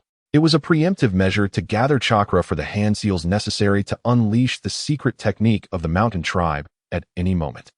This technique required precision targeting of the enemy, concentrating the spirit at a focal point to unleash one's mental prowess, thereby seizing and manipulating the opponent's body. Once successful, the outcome was immediately apparent. Typically, the released spirit could only move in a straight line, given the necessity to exhaust all mental energy. Both range and accuracy were significantly constrained. If the released spirit failed to strike the target, it could not return to the caster's body for a short duration, leaving the caster vulnerable and incapable of any defensive maneuvers, hence the inherent risk. Furthermore, if the opponent were to counterattack, it could result in harm to the caster's own body, making it more suited for reconnaissance. Xingran had meticulously prepared for the possibility of successfully striking the scarred mouth ninja. The leader of the rogue ninjas was, in fact, a genin, tasked with infiltrating the borders of the Land of Fire alongside several chunin and genin for sabotage operations. With his keen awareness, it was improbable for him to fall easily into a trap. Yet, the allure of the shinobi world lay in its unpredictability. With the right strategy, lower ranks could indeed outmaneuver their superiors. After extensive preparation and aided by Yamanaka's splendid performance, the tactical operation proceeded flawlessly, capturing the leader of the enemy. Consequently, not only did they acquire a hostage, but they also liberated He, who had been held by the scarred mouth ninja, achieving a dual victory. This remarkable maneuver took the rogue ninjas by surprise. However, just as Yamanaka's smile began to unfold, the scarred mouth ninja, controlled by Xingran's technique, suddenly shouted loudly. Yamanaka's expression instantly froze, and he rapidly began forming hand seals. Do not be mistaken. This was not a sign that the scarred mouth ninja had broken free from Xingran's control to issue commands to his subordinates. Rather, it was Xingran using the scarred mouth ninja to alert Yamanaka. The first strategy aimed to capture the enemy leader and resolve their immediate concerns while acquiring an additional trump card. In contrast, the second strategy required swift execution, allowing minimal time for explanations to Yamanaka, merely instructing him to prepare for an escape or evasion. Would Yamanaka be able to evade? It was crucial to note that Xingran's true essence had not yet returned to his body. What would happen if he fled? Thus, his immediate reaction was to form hand seals, utilizing earth release, earth flow wall for defense. While Yamanaka's reaction at that moment is left unspoken, Xingran encountered an unforeseen complication. His technique had successfully seized control of the enemy and Appo's ace amidst a surprise attack, yet his subordinates had yet to comprehend the situation. Unfortunately, Xingran and Appo's spirit power, being relatively weak within the mountain tribe, had diminished even further after the awakening of a superhero's weaknesses. Thus, Xingran quickly realized that he could not suppress the target's mental resistance, and in less than 2 seconds, he would be on the verge of losing control, which was truly lamentable. The mountain tribe was not comprised of such feeble ninjas. Xingran had no choice but to adopt a risky maneuver. He saw the scarred mouth ninja abruptly tear off his ninja tool pouch and lift it above his head, positioning it between the 3 rogue ninjas as he kicked He towards Xingran's true body. Following this series of actions, the rogue ninjas reacted to the sudden change and prepared to launch their attacks, some targeting Xingran while others aimed at the airborne He. Meanwhile, Xingran had already actively returned to his true body. Utilizing his penetrating vision and thermal sight, he locked onto the ninja tool pouch in a mere 0.1 seconds. Recognizing it contained the explosive tags he had sent out the previous day. With a subtle flicker of his eyes, a barely perceptible red light flashed, piercing through the pouch and striking the explosive tag within. Damn. Boom. The scarred-mouthed ninja, just regaining his composure, had time only to curse before a massive fireball erupted from the pouch in his hand, swiftly engulfing the area where the rogue ninjas had been, surging towards Xingran along with the airborne He. Got it. Earth release, earth flow wall. Xingran and Yamuki coordinated seamlessly. As soon as He was caught, a wall of earth rose before them, severing the flames. Only a small portion of the wave reached behind the rocky barrier, leaving Xingran and his companions merely feeling a warm gust on their faces before tranquility returned. Success. Yamuki finally sighed in relief, realizing they had achieved a classic underdog victory. He had never experienced such a brilliant outcome in his time as a ninja. However, this could only be considered half the battle. They needed to flee. Xingran remained acutely aware that this group of rogue ninjas was formidable. Despite their efforts, they had only managed to neutralize 3 of them. 2 remained hidden, one in the shadows of the leaves and the other behind the trunk. The rocky barrier created by the earth flow wall obscured everyone's view but did not hinder Xingran's sight. Using his penetrating vision to assess the remaining foes, Xingran's expression quickly soured. Not only did he spot the 2 remaining rogue ninjas, but he also saw the scarred-mouthed ninja, who had executed a body flicker technique at the moment of the explosive tag's detonation. The electric arcs flickering around him indicated he was undoubtedly a cloud ninja, possessing the lightning body technique that granted tremendous speed and strength. At this moment, the scarred-mouthed ninja was hastily wrapping bandages around his wrist, which had been blown off in the explosion. Though he had managed to preserve his life, his expression was as dark as soot. Facing a significant loss, 2 of his Chunin subordinates had been reduced to mere pulp, and he himself was rendered one-handed. Ninjas rely on both hands to perform hand seals, and without one, even a legendary figure such as the 4th Hokage would struggle in battle. Not to mention, he was merely an ordinary jonin. While Xingran was uncertain of the abilities of the remaining 2 untouched rogue ninjas, the visibly wounded scarred-mouthed ninja still possessed the strength to fight, and often injured ninjas resort to desperate measures, seeking mutual destruction. Xingran was unwilling to take further risks, especially considering He's condition did not permit them to continue engaging in combat. Thus, he carried He while urging Yamuki to retreat in another direction. Are you all right? Should we pursue them? One of the remaining subordinates of the scarred-mouthed ninja inquired after the trio's retreat. The scarred-mouthed ninja's face contorted with rage, his teeth clenched in frustration. However, after a moment of contemplation, his previously emotionless tone underwent a significant shift. Retreat, back to the village. His voice was laden with anger and resignation, surrendering to a sense of inevitability. He had become disabled. The likelihood of continuing as a ninja was slim, and it was time to consider a different path in life. On the other hand, after running several miles, Xingran and his companions found themselves halted once more, this time in the direction of Konoha. However, they soon came to an unfortunate stop. He had been injured. A shard of kunai had fortuitously struck him in the back during the explosion, penetrating his lung. Xingran had suggested their retreat, rather than confronting the disheartened enemy, specifically because He required immediate medical attention, otherwise, he would perish before the battle concluded. In the dense forest, beneath towering trees, a heavy atmosphere seemed to weigh upon the surroundings, rendering the place eerily silent, akin to a graveyard. Damn it, He. Is he beyond saving? Grant him a swift end. Just moments ago, Yamuki, who remained calm in the face of formidable foes despite being outnumbered, found himself in a state of distress. Tears and mucus streamed down his face, and his words trembled with fear. The pain from the stab wound to his lung was excruciating. If the weapon were not removed immediately, the victim would succumb to asphyxiation.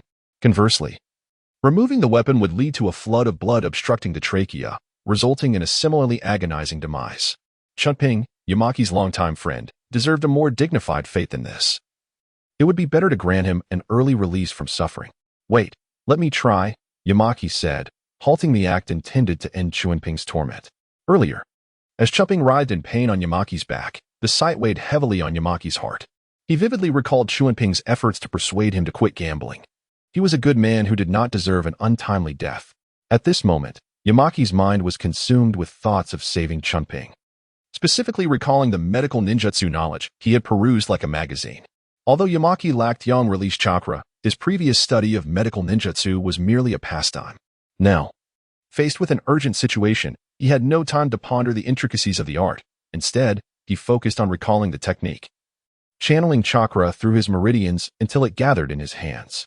To his astonishment, a vibrant aura of chakra began to illuminate his palms. Is it truly possible? The sudden emergence of green chakra in his hands filled Yamaki with elation.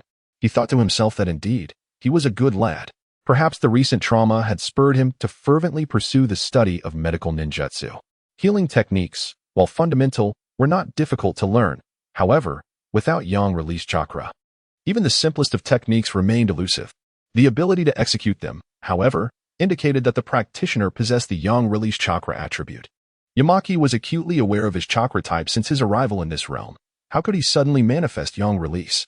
A moment of reflection led him to the conclusion that this might be a boon from his awakening powers. With a body as robust as steel, his self-healing capabilities had significantly enhanced. In this world, this manifested as an extraordinary yang-release chakra attribute, akin to the regenerative prowess of Hashirama Senju and the Uzumaki clan. Having previously overlooked this potential due to cognitive inertia, Yamaki now found everything falling into place. The prospect of possessing yang-release chakra ignited a fervor within him. He envisioned the myriad possibilities that lay ahead. In the original narrative, the advanced form of yang-release chakra enabled Naruto to restore Kakashi's missing eye, with his Kryptonian-like vitality. There was no reason not to pursue this path. He also considered Orochimaru's various mystical human techniques, particularly the reincarnation jutsu, which required extensive medical knowledge as a foundation.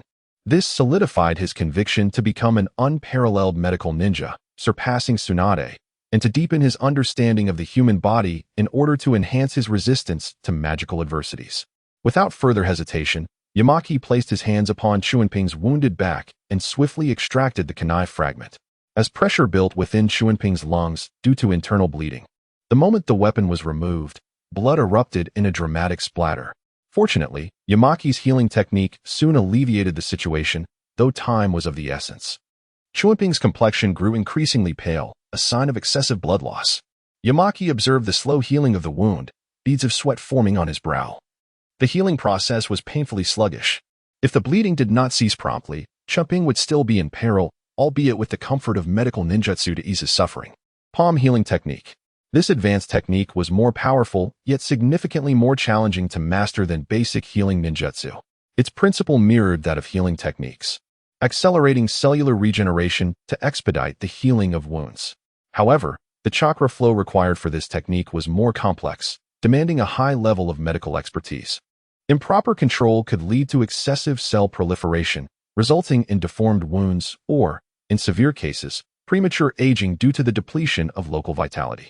The reason many ninjas experienced short lifespans and often met untimely ends was due to the injuries sustained in their youth, which compromised their vitality. It is worth noting that during the Warring States period, the average lifespan of ninjas was merely 30 years, largely because medical ninjas lacked systematic training. Many were akin to untrained practitioners until the establishment of Konoha, where the Senju clan's efforts culminated in a rudimentary medical system, which only began to yield longevity in the ninja world during Tsunade's generation. Initially, upon discovering his ability to perform healing techniques, Yamaki felt confident in his capacity to execute the palm healing technique. Yet, his lack of systematic medical education meant that those who solely practiced the technique without a foundational understanding of medical principles often only succeeded in rendering their patients unconscious. In contrast, Naruto's higher-level yang-release healing was an exception, akin to a novice obtaining a martial arts manual without understanding the fundamental concepts. However, pondering the implications of post-treatment life was irrelevant at this juncture. Even if it meant local tissue aging, it was preferable to losing a life. Yamaki's luminescent chakra intensified as he deftly transitioned his healing technique to the palm healing technique. The efficacy of this powerful ninjutsu became evident as Chunping's wounds began to visibly mend at a remarkable pace, stanching the bleeding, healing internal organs, and forming scabs, all within mere minutes. Resembling a fast-forwarded video. Upon reaching the scabbing stage, Yamaki promptly ceased his actions. The notes from Yano Yu advise that beginners should halt once bleeding is controlled during emergencies, proceeding with physical bandaging and medication for final treatment. This approach minimizes the depletion of a patient's vitality while preserving their life. This practice elucidates why, despite the existence of formidable medical ninjutsu, individuals still required medication and bandaging after injuries. Who wouldn't desire a miraculous restoration following a wound? Uncertain of any lurking enemies and aware that they needed to continue their journey, Yamaki resolved to stabilize Chuanping's condition. Achieving scabbing allowed for the application of gauze and bandages, ensuring that even amidst potential combat, Chuanping would not be entirely incapacitated. Phew, that should do it. This fellow is tough, aside from a slight fever. He won and Appos, T died just yet. We must hurry back to the village. 10 minutes later, Yamaki exhaled deeply, recognizing that the healing process had consumed too much time. With everything in order, he hoisted Chuanping onto his back, and the two vanished swiftly from the tranquil grove. In the realm of nature, the animals seemed to embody a profound spirituality. Certain fortunate creatures, having mastered chakra, can even transform into formidable beasts of the ninja world. Shortly after the departure of the ominous ninjas, Hashirin and Yamaki, the tranquil glade once again resonated with life, as small creatures emerged from the shadows, reclaiming their territory. The world appeared to return to its natural order. Regardless of the ferocity of the ninjas' battles, life continued unabated, resolutely marching forward with the passage of time. As the sun dipped below the horizon, the village of Konoha prepared to be enveloped in the warm glow of countless lights. After enduring several arduous days, the trio of envoys from the land of Earth returned, visibly weary yet relieved. Upon escorting Junpei to the Konoha hospital, Yamaki bid farewell to Hashirin, needing to report their mission to the Hokage. Thus, Hashirin found himself walking alone down the familiar streets towards home. After the tension of the mission and the hurried journey, he finally stepped into the safety of Konoha village, transitioning abruptly from the harsh realities of life and death to the leisurely ambience of home. Observing children in the small park bidding farewell as they headed home for dinner, Hashirin felt a wave of disorientation wash over him. It was no wonder that those who had truly experienced the battlefield longed for a world of peace. Even if it were merely a small corner of the earth where children could grow to savor fine wines, such aspirations were the relentless pursuit of these heroes. Let us feast. A soft sigh escaped his lips as he strolled down the nearly deserted street. Just around the corner lay his home, where the joyful laughter of Yamaki teasing Ino could be heard. Yamaki had returned. Yet, as Hashirin approached, he suddenly halted. The abrupt shift from tension to tranquility stirring his emotions and quelling his appetite for instant noodles. No longer troubled by mundane concerns, he decided to indulge himself, postponing any inquiries about Yamaki until the morrow, for he needed this time to unwind. The bonds with his previous teammates had been tenuous, primarily due to Hashirin's perceived shortcomings.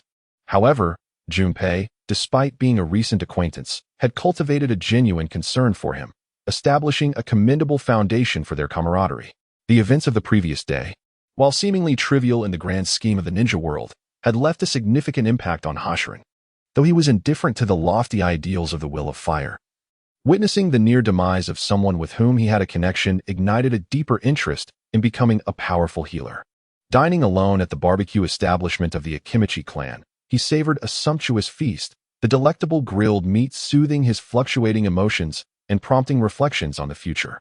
He resolved to pursue the path of a medical ninja, a role of immense value to any nation, typically shielded from the front lines of battle. This would spare him from the trivial missions frequently assigned by the Hokage. Even when tasked, he could serve as a healer and avoid unnecessary complications. The following day dawned bright and sunny as Hashirin arrived at Yamaki's residence, a quaint villa with a front and backyard. As a member of the esteemed Yamaki clan, their living conditions were quite pleasant. Upon entering, Hashirin found Yamaki tending to his beloved plants, a towering figure with a surprising passion for gardening. Ah, Hashirin, I heard you were out on a mission. Are you all right? When did you return? Yamaki scrutinized Hashirin, likely to confirm his well-being and ascertain that no injuries had resurfaced. The taciturn Yamaki appeared to be in high spirits, perhaps relieved that Hashirin had resumed missions, indicating he hadn't succumbed to despair after their team's misfortune. Yes, I returned last night, Hashirin replied, naturally taking the watering can from Yamaki's hands and expertly continuing the task at hand. Good to hear. Let us have a feast for lunch. I managed to procure a wild white eel from a senior yesterday, a rare delicacy. Yamaki effortlessly entrusted the care of the plants to Hashirin while he reclined in a chair, watching him work. In the past, Xingran had neglected his nutrition due to his self-reliant lifestyle as a ninja. But now that his income was no longer solely reliant on missions, he could afford nutritious meals. Nonetheless, he remained grateful for Yamaki's persistent care. Why not spend some time with Ino? You don't intend to lounge in that chair all morning, do you? Xingran set down the watering can, initially intending to weed, but soon realized the weeds had already been tended to. Dusting his hands, he approached Yamaki's chair and sat at a small table in the yard. Ino has been quite sleepy lately. She won't wake for a while. If you have something to discuss, please go ahead. Yamaki, perceptive as ever, recognized Xingran's demeanor, understanding that he likely sought his counsel. Well, it's about enhancing my spiritual and mental strength. Xingran was candid, sharing his desire for training to bolster his spiritual power and inquiring if there were any corresponding techniques within the clan. Indeed, our Yamaki clan seeks to attain a higher realm of secret arts, and the power of the spirit is both foundational and paramount. I am pleased to see your interest in strengthening your spirit, but know that there are no shortcuts to becoming stronger, especially with such fundamental powers. Growth comes only through prolonged training. Yamaki, true to his nature, began to elaborate. Yamaki, get to the point. What are the training methods? What techniques? After listening for nearly half an hour, Xingran felt his patience waning. Well, to train the spirit, the method is simple. In fact, every clan member is introduced to this method early on. It is the Yamaki clan's meditation technique. I previously used the secret art of the heart-turning technique to enhance my spiritual power. Of course, other secret arts can suffice as well. The greater the expenditure, the better the effect. Controlling humans, controlling animals, each time exhausting oneself. At that point, one should perform the family and Appos meditation technique, utilizing chakra to form specific hand seals. After ample nutrition and sufficient sleep, your spiritual power will gradually grow. Yamaki cleared his throat, imparting his training method to Xingran. As one of the most esteemed clans in Konoha, the Yamaki clan possessed an abundance of secret arts, and this meditation technique was fundamental training for all members before confirming their status as ninjas. Initially, Xingran believed this technique was merely for rejuvenating energy and improving the success rate of jutsu. He had not anticipated that the ancients spoke true. The most basic techniques often harbor the most critical powers. However, Xingran quickly recalled other matters. Although he was well acquainted with this meditation technique and had employed it frequently, its impact on his spiritual growth had been minimal. He had long assumed that his spiritual power, which had progressed from weak to merely comparatively weak, was a natural consequence of aging, entirely overlooking the potential benefits of the meditation technique. The question arises, just how slow is the gradual growth that Hai speaks of? If I may inquire, Hai, how long have you been cultivating in this manner? Over 20 years.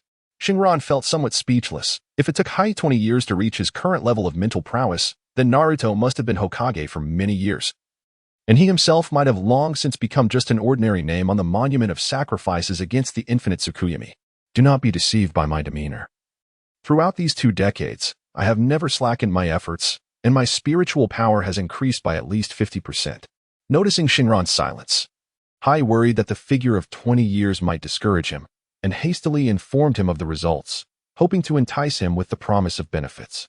However, this revelation had an extremely negative effect. Xingran hadn't anticipated that Hai, after 2 decades, had only achieved a 50% enhancement through such methods, especially since he initially believed that this approach would yield impeccable martial prowess. Yet, upon reflection, it made sense. The ninja world has never lacked diligent individuals. For Hai to become a top figure in the Yamanaka clan, mere effort was insufficient. He was inherently gifted. And it was through relentless toil that he attained his current strength, which is a logical explanation. Nevertheless, what does it matter? Understanding this does not change the fact that this method is akin to Gai's strong fist style, relying on cumulative effort over time. Xingran could strive hard, but he did not possess the luxury of time for such gradual accumulation. Hai, you mentioned that the greater the consumption of other secret techniques, the better the effects.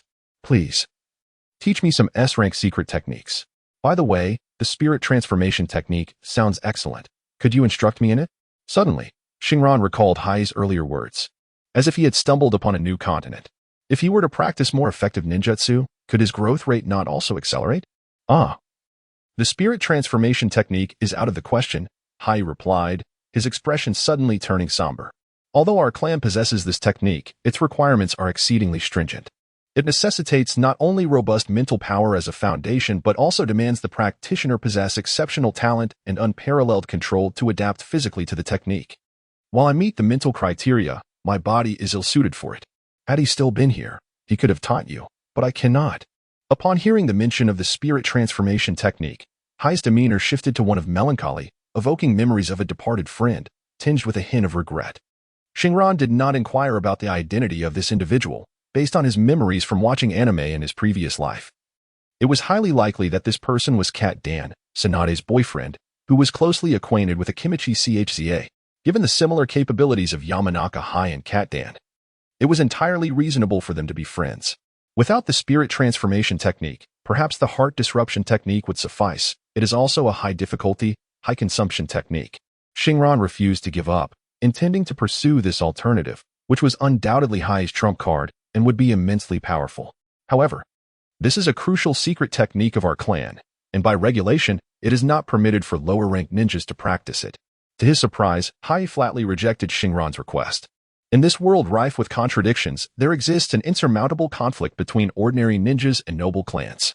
For common ninjas, acquiring ninjutsu is often a formidable challenge. Most must contribute significantly to their village before they can earn the ninjutsu rewards offered by the village. Other avenues are scarce, limited to scrolls obtained in battle or the path of apprenticeship. However, even finding a master to take them on is no simple task, and those willing to accept commoners as disciples are generally not formidable themselves. How many techniques could they possibly impart? The relationship between a master and disciple in the Naruto world is merely an exception. Conversely, noble clans enjoy a different reality.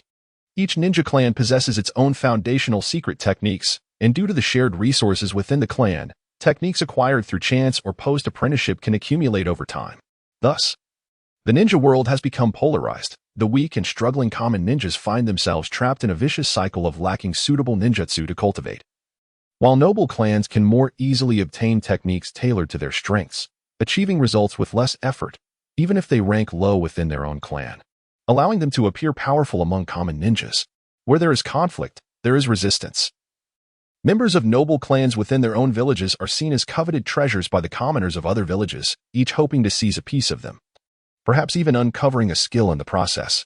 Consequently, regulations exist within each ninja clan dictating which ninjutsu may be cultivated based on one's rank, to prevent children from flaunting their golden techniques in public, attracting undue attention. In the Yamanaka clan, the rule stipulates that during the rank of genin, only the basic secret techniques of mind-body switch technique and heart disruption technique may be practiced, with the timing of promotion to chunin determining when more advanced ninjutsu may be learned. Of course, this regulation applies only to ordinary clan members. Should a prodigy emerge within the clan, exceptions can be made for their education, as one cannot afford to stifle potential.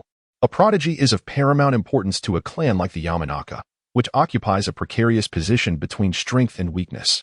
In this regard, the Yamanaka clan exhibits a more progressive approach compared to the Hai-Ga clan, whose secret techniques are tightly controlled, making it difficult even for prodigies to gain early learning opportunities. So clan regulations are so impressive, are they? By the way, I wish to learn medical ninjutsu. That should not be restricted by clan rules, right? After being declined by Hai, Xingran silently grumbled to himself, vowing to become a cherished prodigy of the Yamanaka clan, at which point these stubborn elders would be begging him to teach them techniques to elevate the family standing. After spending an entire morning at Hai's home, conversing with him and playing games with SHN, time passed swiftly. Following a hearty lunch, Xingran departed from the Yamanaka residence, but instead of returning home, he headed towards the Konoha market, akin to the commercial streets of his previous life, where villagers procured their daily necessities. Meanwhile, beneath the Hokage rock, in the political and military heart of Konoha, within the Hokage office, a wisp of smoke was expelled from the window, soon dispersed by the cooling breeze. The third Hokage, Sarutobi Hiruzen, was deep in contemplation.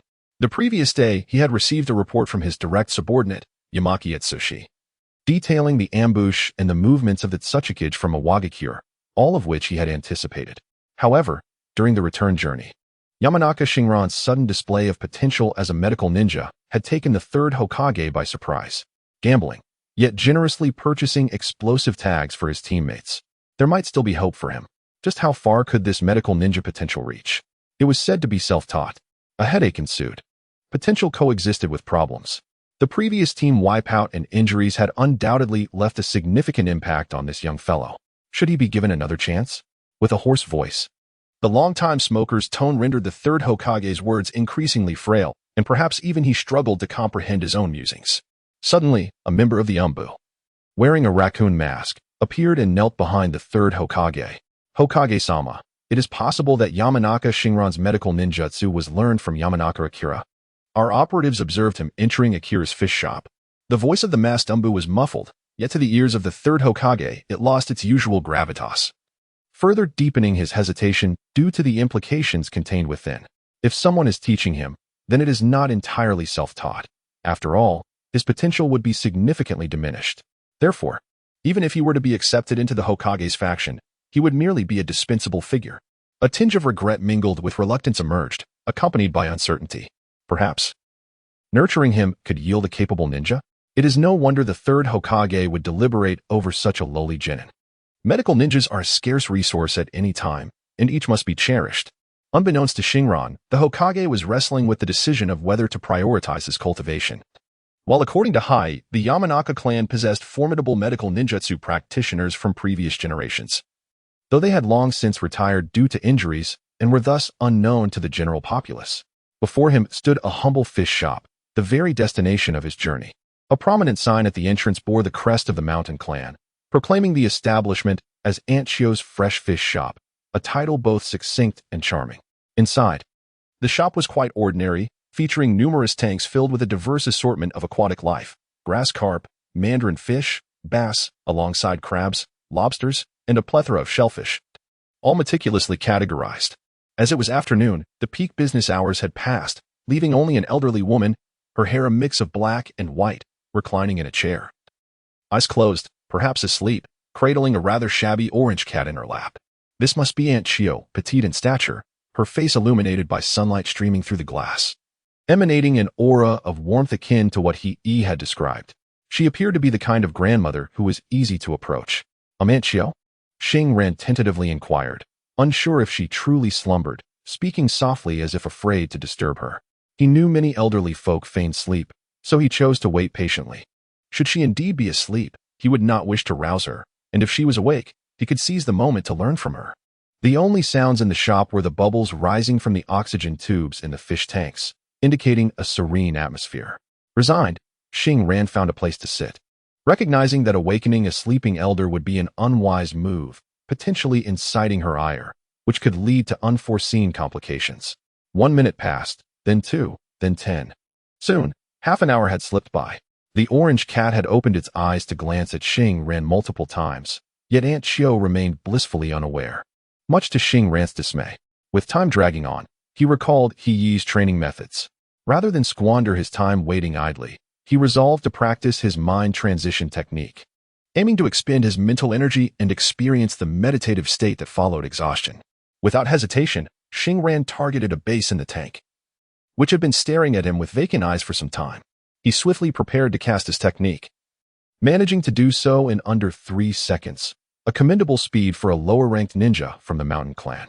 In an unusual sensation of detachment from his body, the world around him shifted as he perceived it through the eyes of the fish, a novel experience. Initially, controlling the fish felt awkward as he struggled to swim forward, spinning aimlessly in place. After a series of attempts, he acclimated to the fish's body but quickly grew bored, confined within the small tank filled with bass, the cramped space offering little excitement. Estimating his current mental strength, he concluded that he could maintain control over the fish for half an hour without difficulty. Yet he found the prospect of idly lingering in the tank while gazing at his own handsome visage outside rather unappealing. Releasing the technique, he glanced at the clock on the wall. Only 5 minutes had passed. Feeling that such time was being squandered did not align with his character. An idea sparked in his mind as he turned to the orange cat in Aunt Chio's lap, his gaze growing mischievous. Utilizing the mind transition technique, he aimed to awaken Aunt Chio through the cat, reasoning that any resultant displeasure would be directed toward the feline rather than himself. Mind transition technique. Thud. Who is this little brat, playing around instead of selling fish? Meow. Xingran had been lost in the euphoric sensation of his soul's elevation when he suddenly collided with something, feeling himself forcibly jolted back into his own body. The execution of his technique had evidently failed. In that moment, a sarcastic voice echoed in his mind, and upon regaining his senses, he found the orange cat furiously bristling before him, exuding an air of approach at your own peril. Was that you? Xingran stared at the irate feline. Pondering rapidly, was this a spirit beast, a manifestation of Aunt Chio's mental prowess, capable of resisting the techniques of the mountain clan? No, it was indeed me. A deep voice interrupted his thoughts, revealing Aunt Chio, who had risen from her chair, appearing even shorter than before, likely due to age and stooping posture. Ah, hello. You must be Aunt Chio, right? He sent me. Xingran's mind caught up, realizing that if even a child could wield the mind transition technique. It was no wonder he had failed. This elderly woman, whom he regarded with respect, was no ordinary practitioner. It dawned on him that she had likely observed him for some time, and he felt a twinge of irritation at her apparent indifference. Ah, so you are He's foster child. What a pity that you are not here to steal fish.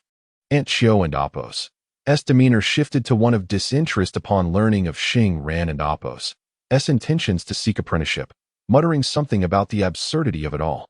Xingran, possessing heightened hearing, discerned her muttering. She seemed to imply that she was not in the business of selling fish, but rather of fishing for novices.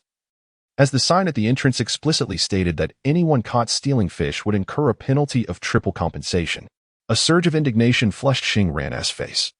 Yet Aunt Chio appeared oblivious, wearing a warm smile akin to that of a kindly neighbor while brusquely instructing him to leave, declaring that she did not accept apprentices. No. Aunt Chio, we are of the same clan. Please, for the sake of an aspiring youth, accept me. Xingran, unable to contain his frustration, realized that gaining apprenticeship in this realm was far more daunting than the tales depicted.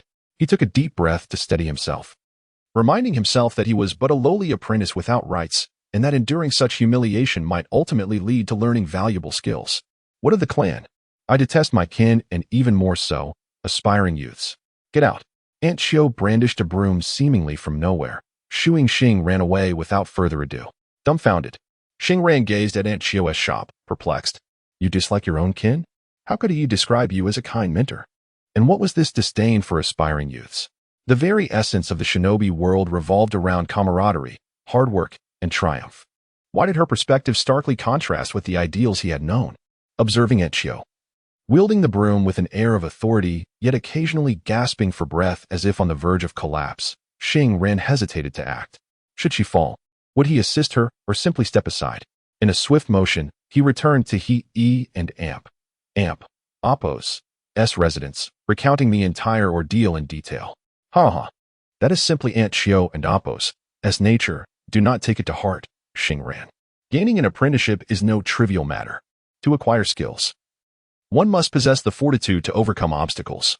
Aunt Chio is indeed a good person. He seemed to know more than he let on, yet refrained from sharing further insights, urging Xingran not to be disheartened by such minor setbacks. The following morning, Xingran arrived at Aunt Chio's shop once more, this time amidst the bustling morning rush. Aunt Chio, clad in the same attire as the day prior, was busy attending to customers, having just sent one on their way when another woman entered, accompanied by a child.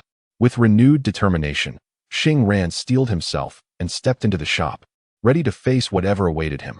He shamelessly offered to assist Grandma Chio in selling fish, hoping to impress her with his industrious character, ultimately aiming to be accepted as her disciple, win the affection of a wealthy beauty, and ascend to the pinnacle of life as the Hokage. However, the indecision that plagued him the night before, which had delayed even his training methods, was instantly reduced to ashes the moment Xingran stepped through the door. Where was the scene of a solitary elderly woman struggling to maintain her small shop? Instead, he found Grandma Chio at a small table by the entrance, diligently using a calculator to keep her accounts. Do not be surprised that the Naruto world has calculators. They even have surveillance equipment. There was Grandma Chio genuinely promoting fresh ingredients to a woman who had just entered. Another was petting a cat. One was tidying up, and yet another was lounging in a chair from the previous day, basking in the sun while enjoying breakfast. Xingran almost exclaimed in frustration. He had thought there might be an opportunity when he saw Grandma Chio alone yesterday, but now he realized that in the world of ninjas, he was still too young. The technique of the shadow clone was not exclusive to Naruto. As a seasoned medical ninja from the Yamanaka clan, with formidable yang release, chakra reserves, and mental fortitude, he could easily mitigate the negative effects of the shadow clone technique. Moreover, selling fish was only busy in the mornings and evenings, after using a clone once. A short rest would suffice to return to work. Thus, he indeed disturbed Grandma Chio and Amp, Appo's, rest yesterday. Quickly recognizing his misstep, Xingran approached Grandma Chio. Putting on a sheepish expression reminiscent of a village simpleton, refraining from mentioning his desire to be accepted as her disciple. Instead, he flashed a bright smile, indicating that he was there as a community volunteer to assist the elderly, eager to take on any task.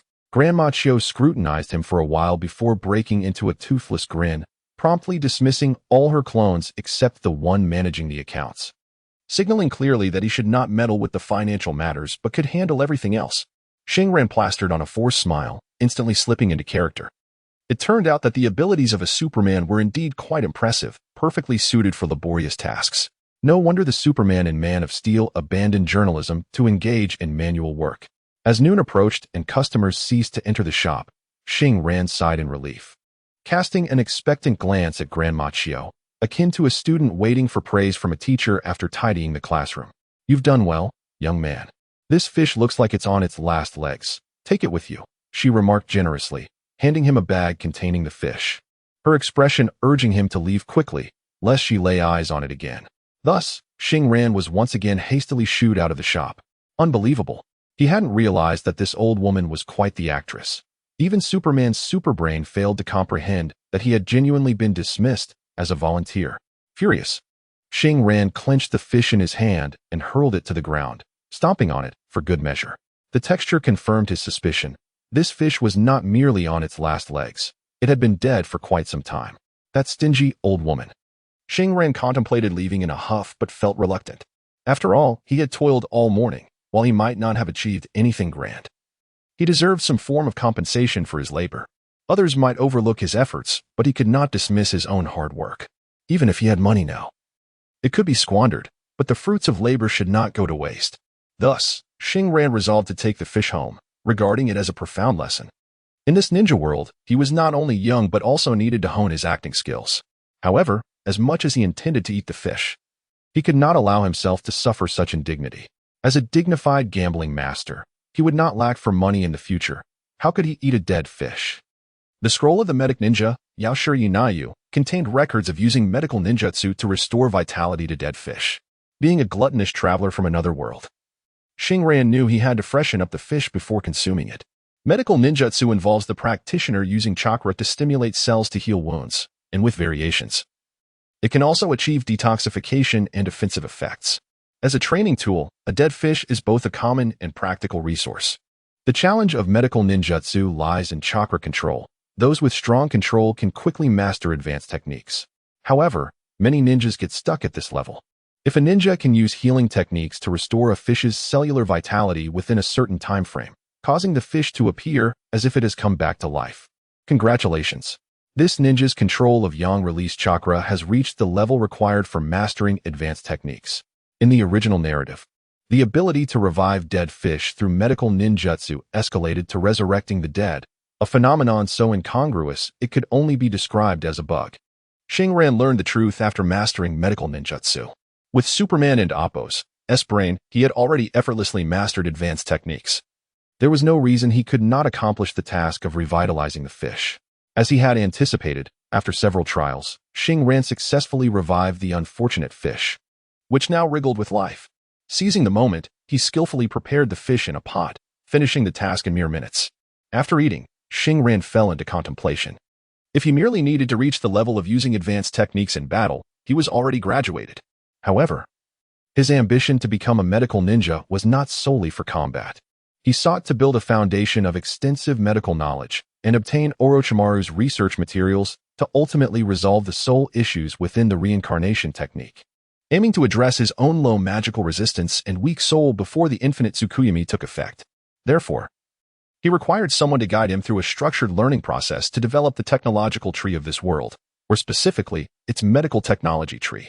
Reflecting on the worn-out trope of seeking a mentor, Xingran was determined that with the perseverance akin to that of the Shaolin monks, he could win over Grandma Chio. Alas, if only Tsunade were in the village, he would have a better option. Leaving aside the fact that with his current gambling skills, mutual learning would yield great potential. Unfortunately, in this village, the only medical ninja of note he was familiar with was Grandma Chio, and there were hardly any others.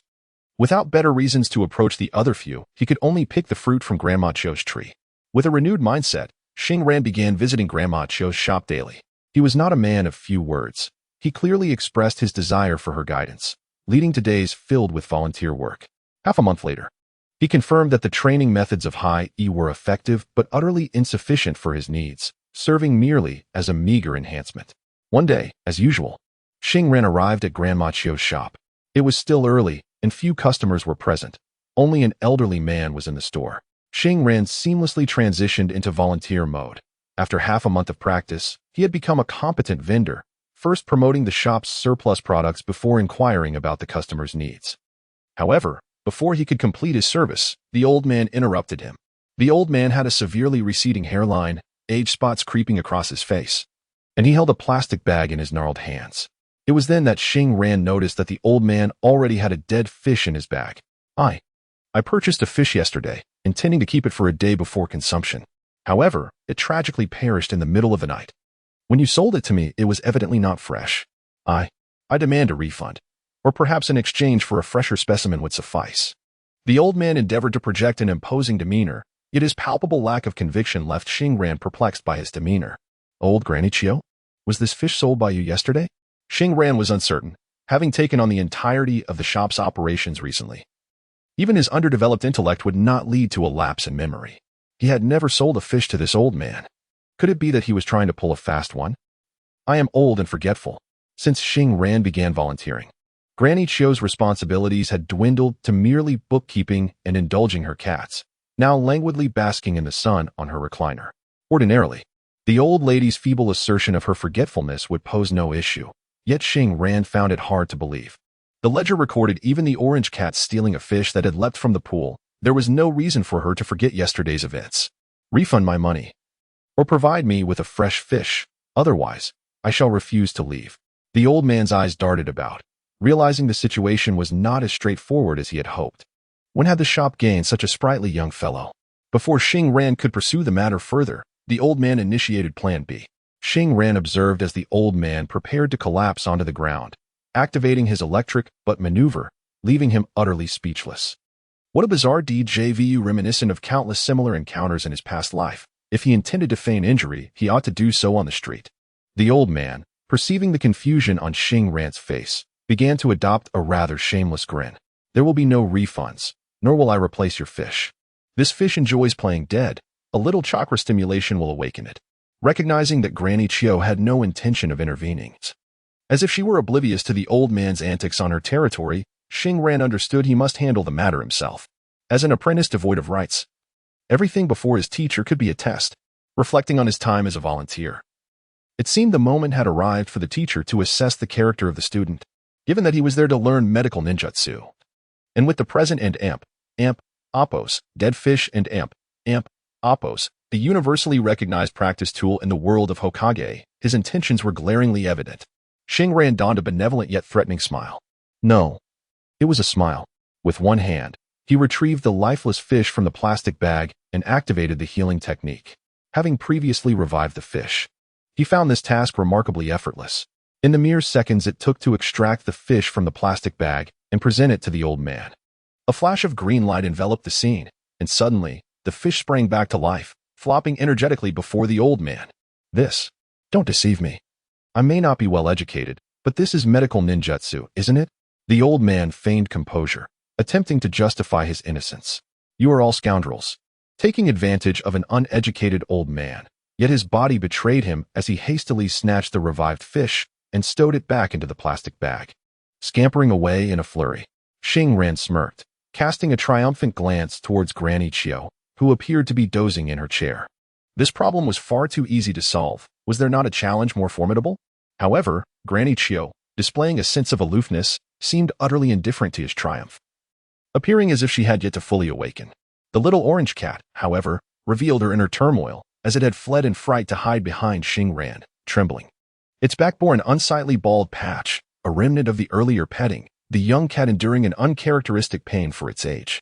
As evening descended, having concluded a day of disheartening volunteer work, Xingran prepared to return home when Granny Chio suddenly called out to him from her recliner. Who taught you the healing technique? Her tone was somewhat inscrutable, leaving Xingran uncertain whether she viewed his newfound skill with approval or disapproval. Not too shabby, right? Xingran cautiously responded. Rudimentary, wasteful of chakra, and even more so of cellular lifespan. No wonder you sought me out to learn. Your instructor must be a veterinarian. Granny Chiu delivered her critique without mercy. Yet, Xingran felt no discontent. Her words hinted at an acceptance of his presence. To mold me, an unlicensed veterinarian, into a competent old military doctor. Such is the result of having no one to teach you. Feel free to laugh, he retorted, aware that it was time to showcase his talent. A self-taught genius stood before her. Would she not be astounded enough to take him on as her disciple and guide him to greatness? Self-taught, indeed, Granny Chiu replied with an impassive expression, as if their conversation had reached an awkward pause. She reclined once more, leaving Xingran bewildered. Was that it? This was not the expected script. Could it be that her true essence was that of the recliner, revealing herself upon discovering his brilliance? Xingran contemplated relinquishing his efforts. For the eccentricity of the old woman was palpable. Were it not for Hai Yi's fervent endorsement, could such a demeanor truly nurture a commendable individual? Following the customary regimen of cultivating his mental faculties through Hai Yi's methods, Xingran awakened the next morning, invigorated and ready to visit old lady Chiu's shop. Time was of the essence. With merely a decade remaining until the infinite Tsukuyomi, he had no inclination to engage in lengthy traditional apprenticeships akin to those in the Shaolin Temple, where one might toil for years before merely being introduced to the teachings. Do not busy yourself today. Take this book and endeavor to memorize its contents swiftly, old lady Chiu stated as she tossed a tome thicker than a brick into Xingran's hands without awaiting his greeting. Was this a turning point in his journey? If the school charged exorbitantly, yet imparted little knowledge, he would swiftly swallow his disappointment and adopt the demeanor of a diligent student as he delved into the volume titled Where to Find Magical Herbs. It was worth pondering. In a world filled with peculiar summoning beasts and other mystical creatures, was there not a tome titled Where to Find Magical Creatures? Meanwhile, old lady Chiu conjured several shadow clones to attend to business, while her original self reclined back into a chair, revealing her true form. The book cataloged various herbs, detailing their growing conditions, effects, advantages, disadvantages, and precautions, some adorned with illustrations, others described solely in text. This was akin to a dictionary, a practical reference for her to bolster her own knowledge base, akin to sharpening an axe before chopping wood. Xingran grasped the necessity of this foundational knowledge. It was time to exhibit his true skills. As the shop had just opened, no patrons had yet arrived, and the sound of pages turning echoed through the stillness. Almost comically, old lady Chiu, rising from her reclined position, regarded Xingran with a bemused expression, contemplating the capabilities of this descendant of a peculiar lineage. After half a month of voluntary service, was he merely here for amusement? Sensing her surprise, Xingran, amidst his work, playfully raised an eyebrow, adopting an expression that suggested a mischievous disregard for scholarly pursuits. Old lady Chiu, rendered speechless, rolled her eyes and decided to ignore him until he finished his reading. As time meandered toward noon, Xingran had immersed himself in the book for nearly 3 hours. The last customer had departed half an hour ago, and it seemed that business would be slow henceforth. Finally, he turned the last page of Where to Find Magical Herbs. With a deep sigh and a click of his tongue, he felt a twinge of regret. The plight of a stunted child was indeed pitiable. In the original narrative, a superhero had perused all published medical texts in a mere 5 minutes, grasping knowledge that would typically require a decade for an ordinary individual to acquire. Although his memory was commendable, his cognitive processing could not rival that of the original protagonist. He required approximately 10 seconds to memorize each page of the nearly 1,500 pages in the tome. His learning capacity was in dire need of enhancement. Setting the book aside, he expressed his musings aloud. Old lady Chiu, overhearing his lamentations, could scarcely muster the energy to roll her eyes, indicating that their paths might not cross again. Xingran surmised her thoughts. His earlier display of reading was intended to solidify her impression of him as a prodigy. He recognized that failing to showcase his potential while learning would lead to a scenario where old lady Chiu, unaware of his capabilities, would repeatedly teach him material he could easily grasp. Such a situation would only hinder his progress. Before old lady Chiu could usher him out, Xingran commenced reciting the entire text. Her expressions morphed from disdain to astonishment and finally to contemplation. However, his display of prowess faltered when, 30 minutes into his recitation, old lady Chiu interrupted him. "Do you possess photographic memory?" she inquired. "Sort of," he replied. It appears you will learn swiftly. This is fortuitous. Follow me. Her brevity was characteristic. To her, actions spoke louder than words. Although she made no formal declaration of apprenticeship, it was evident she was already devising methods to instruct him. Leading Xingran to the rear of the shop, which served as her living quarters, he respected the moral boundaries he had set and refrained from prying into her private life. Making this his first glimpse of her backyard, the main room was a modest space overwhelmed by stacks of books, leaving little room for anything else. Old Lady Chiu opened the door to a southern room filled with shelves, revealing her extensive collection. They would begin their studies here, focusing on foundational knowledge until he was ready to progress to the next level. It seemed she had little else of value in her home. As she left Xingran in the book-laden room and returned to her recliner in the front, Xingran had anticipated a plethora of texts to study. Having noted the abundance of tomes in Tsunade's room during his previous life, he understood that mastering medical ninjutsu was no trivial endeavor. However, he had not anticipated the sheer volume of material required at Old Lady Chiu and Appo's establishment. It was evident that ordinary individuals could hardly aspire to be proficient medical ninjas. Only exceptional students like Sakura or those endowed with the bloodline of Kagaya, like Tsunade, could attain such heights through medical ninjutsu alone. Suddenly struck by inspiration, Xingran refrained from diving headlong into his studies. Instead, he approached the fish shop once more, where Old Lady Chiu appeared to doze off again, remaining silent as he offered a friendly smile. "What is it now?"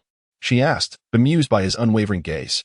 "In pursuit of swifter and more effective learning, I wish to first master the multiple shadow clone technique." Previously, when he had just awakened to his abilities, the limited skill books available contained only simple techniques that he could grasp easily, leaving him without a pressing need for rapid knowledge accumulation. However, the circumstances had shifted. He had come to the ninja world to experience its vibrant life, not to become a mere scholar. With the means to acquire knowledge resolved, he was eager to internalize it quickly, allowing him more time to consider other avenues of growth. Yet, Old Lady Chiu, being of advanced age, lacked the capacity to perform the chakra-intensive A-rank forbidden technique of multiple shadow clones, having only employed the B-rank shadow clone technique thus far. The shadow clone technique was not overly complex. After a mere 10 minutes of instruction from Old Lady Chiu, Xingran grasped the chakra flow required. Returning to the backyard, he transformed into 4 distinct figures. This technique, developed by the second Hokage, was a B-rank ninjutsu that created tangible clones capable of acting and fighting independently, with their own consciousness and resilience applicable to various ninjutsu. Upon dissolution, the memories and experiences of the clones would revert to the original. Unlike ordinary clones, these possessed substance and could engage in combat. The difference between shadow clones and multiple shadow clones lay in their numbers, while shadow clones were limited in quantity. Multiple shadow clones could produce hundreds or even thousands. In terms of offensive capability, they were fundamentally different. After an hour, Xingran voluntarily dispelled one of his clones, and in an instant, the knowledge amassed by that clone flooded into his consciousness. Foundational bandaging techniques, common contraindications for anti-inflammatory medications, and more. The knowledge contained within 2 foundational texts, neither excessive nor insufficient, had been entirely committed to memory within an hour, leaving Xingran feeling slightly dizzy. It appeared that side effects were indeed present, though he was unaware of his own limits. Subsequently, following the same pattern, Xingran engaged with shadow clones during the 2nd and 3rd hours. Upon the dissolution of the 3rd shadow clone, he experienced a wave of dizziness and a faint sense of nausea. It seemed that his mental fortitude could only extend to this level. In truth, despite having only manifested 3 shadow clones for a brief period, it was essential to remember that these clones were tirelessly absorbing intricate medical knowledge that was inherently difficult to grasp and voluminous. This process starkly contrasted with Naruto's training of the Rasengan, which did not demand the same level of mental exertion. Naruto's endeavor focused on the physical accumulation of knowledge rather than the mental strain, allowing him to produce hundreds, if not thousands, of clones for practice. In contrast, Xingran, having only conjured 3 clones, was already feeling the strain after just a few hours. This is also the reason why more advanced forms of shadow clone techniques are classified as forbidden arts. The overwhelming influx of information can easily lead to cerebral damage for the practitioner. Currently, Xingran's exceptional brain resembled an outdated hard drive, operating slowly due to underdevelopment. The more information it attempted to store simultaneously, the slower it became, prone to overheating and crashing. Yet, despite its numerous flaws, a hard drive retains its stored data. And by this virtue alone, Xingran possessed the capacity to rival the medical knowledge of two of the legendary Sannin, far surpassing that of an ordinary individual. As a month swiftly passed, autumn approached.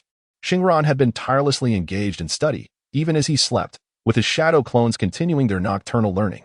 Upon awakening, he would dismiss one clone, and the extensive accumulation of knowledge would weigh heavily upon him, prompting him to practice the meditation techniques of the Yamashiro clan to quickly regain his vitality. This method was discovered after a week of study under Granny Aki, allowing him to balance both learning and meditative practice. However, the downside was that the enhancement of his mental capacity through meditation yielded minimal growth, remaining almost negligible. Such intense study was undeniably arduous, yet the results were immensely gratifying.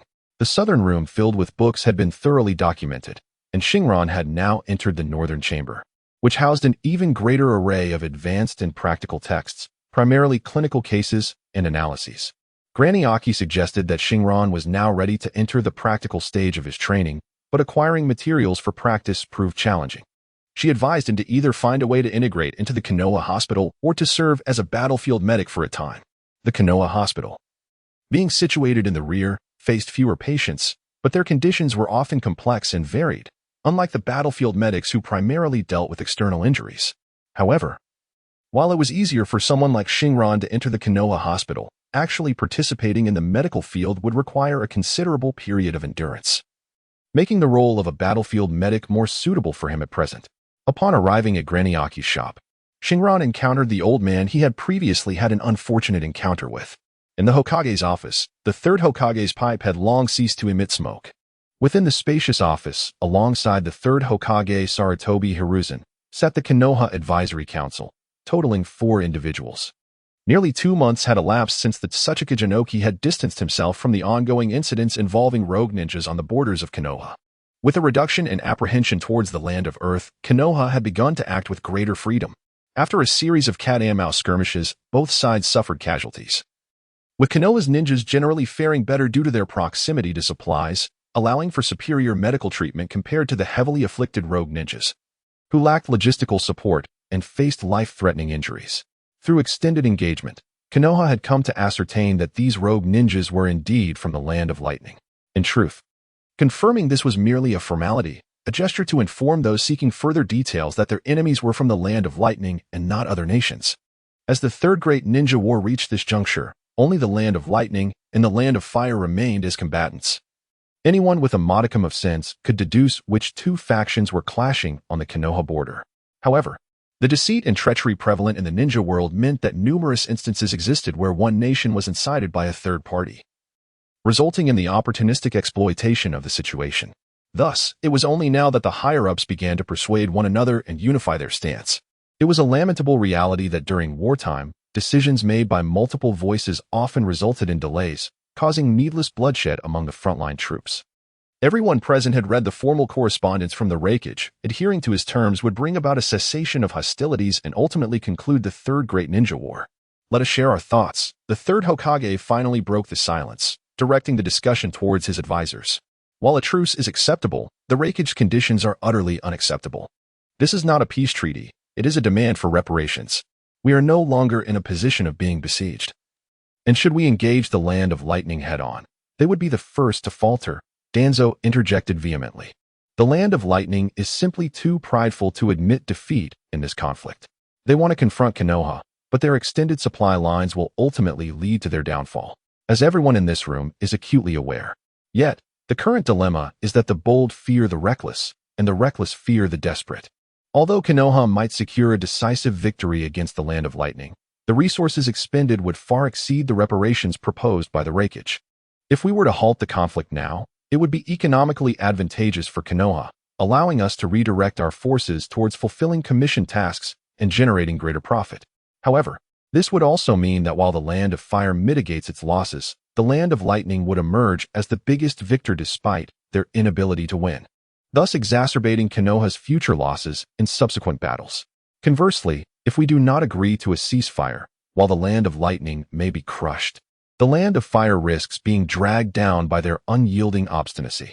The issue would then not merely be about defeating the land of lightning, but rather about facing a scenario where numerous nations circle like wolves, as the weakened land of fire would find itself overtaken by other nations eager to declare victory and withdraw.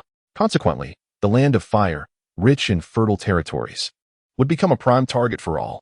What are we to do?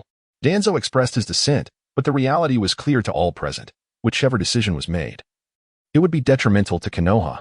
Shinobi Kimura and Mito Minion seemed to embody the philosophy of moderation, and had Xingran been present, he would have scoffed at their timidity. Every time the village faced a significant decision, these two would prioritize their self-preservation, shifting blame to the Hokage or Danzo whenever matters went awry. In this regard, Danzo was undoubtedly the more competent advisor compared to these two. The third Hokage glanced at the pair, realizing their usual detached demeanor offered no hope for assistance. Konoha was indeed in a tumultuous period, filled with individuals adept at internal conflict yet inept in external engagements. The third Hokage couldn't help but reflect on his mentor. The second Hokage, Tobarama Senju, who had an uncanny ability to assess character. He had known that he would be the one willing to shoulder responsibility. Yet his own disposition had become tiresome to him. It seemed he was always left to navigate the crucial moments alone. While the Raikage demands were unacceptable, peace remained a vital pursuit for us. I have resolved to engage in negotiations with the Raikage until an appropriate ceasefire agreement is reached. After a prolonged period of contemplation, the third Hokage devised a compromise. While it appeared that he was yielding to the Raikage's scorched earth tactics, in reality, he refrained from conceding anything. He not only returned the issue to the Raikage, but also seized the initiative and the latent advantage. By opting for peace, he entered the phase of negotiation, initiated by the Raikage. It would be unreasonable to show no willingness to bargain. Since discussions had commenced, military actions on both sides ought to be paused. Once the front line began to stabilize, Konoha's overall superiority would become evident. They could regroup and even preemptively rotate their forces, swapping exhausted frontline troops with those fresh and rested from the rear, or allow reserve units to undertake essential tasks, thereby generating value. Conversely, even if the Cloud Shinobi attempted similar rotations, their war potential paled in comparison to Konoha's. Such rotations would not remedy the diminished combat effectiveness of their forces. In warfare, the essential currency is resources. The greater one's war potential, the likelier one is to emerge victorious. A critical factor in this scenario was the issue of supplies. It was common knowledge that the supply line for the hidden cloud village stretched excessively long. Should peace talks commence, the daily logistics required to sustain the front line would amount to astronomical figures. If such resources were squandered, the Raikage and Appo's negotiating position would increasingly weaken. The tactic of prolongation, if executed skillfully by the third Hokage, could lead to the hidden cloud's eventual downfall. Those present were astute individuals. Upon hearing the third Hokage's proposal and rationale, they unanimously expressed unwavering support for his decisions, standing resolutely against the machinations of foreign reactionary forces. At that moment, Danzo's feelings were tumultuous. It must be said that Sarutobi Hiruzen's capacity as Hokage was indeed admirable. Such a simple tactic of prolongation had eluded his own thoughts. Danzo often resorted to underhanded schemes to resolve issues. His past experiences led him to believe that opposing Sarutobi would yield favorable outcomes, as the Hokage would ultimately disregard his counsel. Should success ensue, it would be well. If not, he could still leverage the Hokage's decisions against him. A tactic that had ensnared many of his subordinates over the years, who had been sacrificed due to the Hokage's choices. Yet, he too aspired to resolve matters through legitimate political maneuvering, like Sarutobi Hiruzen. Unfortunately, at his age, habitual thought processes were hard to alter. Hiruzen, your approach is commendable, but one cannot solely rely on such strategies. While a ceasefire may be acceptable on the front lines, we must not suspend our espionage efforts behind enemy lines. We can exert greater pressure on the hidden cloud to prompt concessions. It is unreasonable for us to suffer losses at the hands of their traitorous ninjas without recourse. Danzo's primary role involved training spies who could be sacrificed at any moment, often employing them for dangerous tasks. The third Hokage pondered briefly before wearily accepting the documents Danzo presented, a stack of personal files on ninja. There were 9 individuals, all of whom had performed poorly due to mission failures or attacks, either burdening their comrades or exhibiting cowardice unbefitting a ninja, or having succumbed to war-induced trauma, rendering them unsuitable for the role. The third Hokage quickly reviewed the 9 profiles, without excessive comment, extracting 1 document and signing off on the remaining 8 for Danzo, implying, "Take these 8, I have interest in this one." This piqued Danzo's curiosity regarding the individual afflicted with war trauma. He memorized the details of all 9, particularly noting the one left behind, Yamanaka Xingran, who had developed a gambling addiction after a team wipeout. This was a significant taboo among ninjas. Money could easily corrode a ninja's resolve, making them prime targets for enemy spies. Such individuals, once bribed, posed a low-risk, high-reward scenario. Danzo dismissed the notion of Xingran's potential. However, the fact that the Hokage had taken an interest in him suggested some hidden merit. Perhaps further investigation was warranted. Before conducting his inquiry, he considered that he might glean insights from the Hokage regarding the situation. If the reasons were trivial, he need not expend much effort on an ordinary ninja. This child is diligently studying medical ninjutsu. He may yet prove to be a promising candidate. The third Hokage held no secrets, operating under the philosophy of taking chances, hoping for the best while risking little. Danzo scoffed internally, musing that not all gambling medical ninjas could achieve the greatness of Tsunade. Without further thought, he turned his back and exited the Hokage and Appo's office, exhibiting a marked lack of decorum. Xingran remained unaware of how narrowly he had escaped a grave crisis. Had Danzo chosen to assign him to the route for reprogramming, the story would have ended there. As the elderly man cheerfully departed with a revived fish, Xingran cast curious glances at Aunt Chio. What was the old man's intention? Wasn't this a test you arranged for me? Why was there a monthly exam? Yet, even if it were a monthly exam, couldn't you present some new questions? The questions were identical to the last test, surely. You're not suffering from the onset of dementia? Don't look at me like that. I know what you're thinking. It wasn't my arrangement. According to Aunt Chio's way of dealing with situations, she would not offer explanations. However, if the misunderstanding before them went unaddressed, it was evident that her student might develop some unfortunate thoughts regarding elderly dementia. Thus, a rather ordinary yet seldom discussed tragic topic within the ninja world was laid before Xingran. The narrative was simple. The old man's only son was a common ninja who had vanished during a mission, with no death report filed. The village concluded he had likely defected, as the mission involved escorting merchants, who subsequently perished. The old man was unconvinced, firmly believing his son had either heroically sacrificed himself or had been captured for human experimentation, particularly in light of Orochimaru's defection, which had stirred him greatly. Regrettably, the village refused to amend the documents pertaining to the old man's son, and no relevant records surfaced in Orochimaru's laboratory. The old man's predicament worsened with age. Konoha was hardly a charitable institution. Following the fourth Hokage's untimely demise, even his son endured a life of hardship, indicative of broader issues. This old man had visited Aunt Chio's shop numerous times regarding the matter of the dead fish. In his mind, he perceived Aunt Chio as a forgetful old lady. Every time he found a dead fish by the river, he would exchange it for a fresh one. Aunt Chio, for her part, felt sympathy for the old man's plight. A mere fish was inconsequential to her, so she routinely complied with his requests, providing him with fresh fish to improve his meals. Upon hearing this, Xingran comprehended that families who have lost their loved ones in the line of duty, even in a peaceful and lawful society, may often find themselves in dire circumstances. In the harsh reality of the ninja world, such situations are even more prevalent. To evade such a tragic fate, one must grow stronger. Nonetheless, Xingran found himself intrigued by certain reasons mentioned by Granny Chio. It was astonishing that such a miserly figure could occasionally display an abundance of compassion. Gaining further insight into Granny Chio might be beneficial for their future interactions. Regrettably, Granny Chio refrained from elaborating on and Appo's certain reasons and Appo's, leaving Xingran with a sense of helplessness. However, where one door closes, another opens. Hachi ought to possess some knowledge on the matter. That very night, Xingran donned the guise of a familial visitor and went to Hachi's home to partake in a meal. As expected, Hachi did not disappoint him. Within a mere day, Xingran encountered 2 tragic tales. In truth, within the environment of the ninja world, such tragic narratives are exceedingly numerous. Those portrayed in the original storyline merely scratched the surface.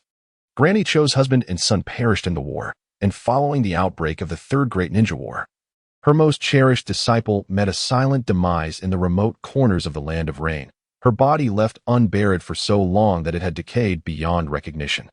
This disciple was a girl from a mountainous clan, possessing only a modest medical talent, yet she endeared herself to Granny Chio. After the successive deaths of her family, this apprentice became her sole pillar of support. It is no wonder that Granny Chio maintained a cool demeanor towards Xingran. She likely feared that deepening their bond would lead to further heartache in the event of inevitable separation. Upon returning home, Xingran finally unraveled the mystery of how Granny Chiyo, typically reserved and taciturn, transformed into a warm and amiable mentor in Hachi's tales. This was because, during Hachi's encounters with Granny Chiyo, neither bore the scars of loss.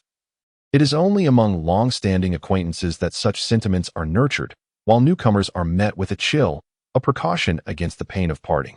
Suddenly, a gust of wind heralded the arrival of a Konoha Ambu at Xingran's doorstep.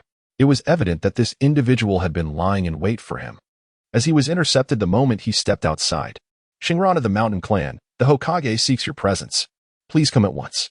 The Ambu, donned in a raccoon mask, nonchalantly delivered his message before vanishing in a blur, exuding an air of aloofness.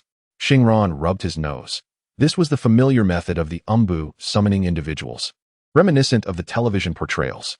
He wondered what the Hokage wanted with him. Sending a shadow clone to report to Granny Chiyo, Xingran ambled towards the Hokage's office.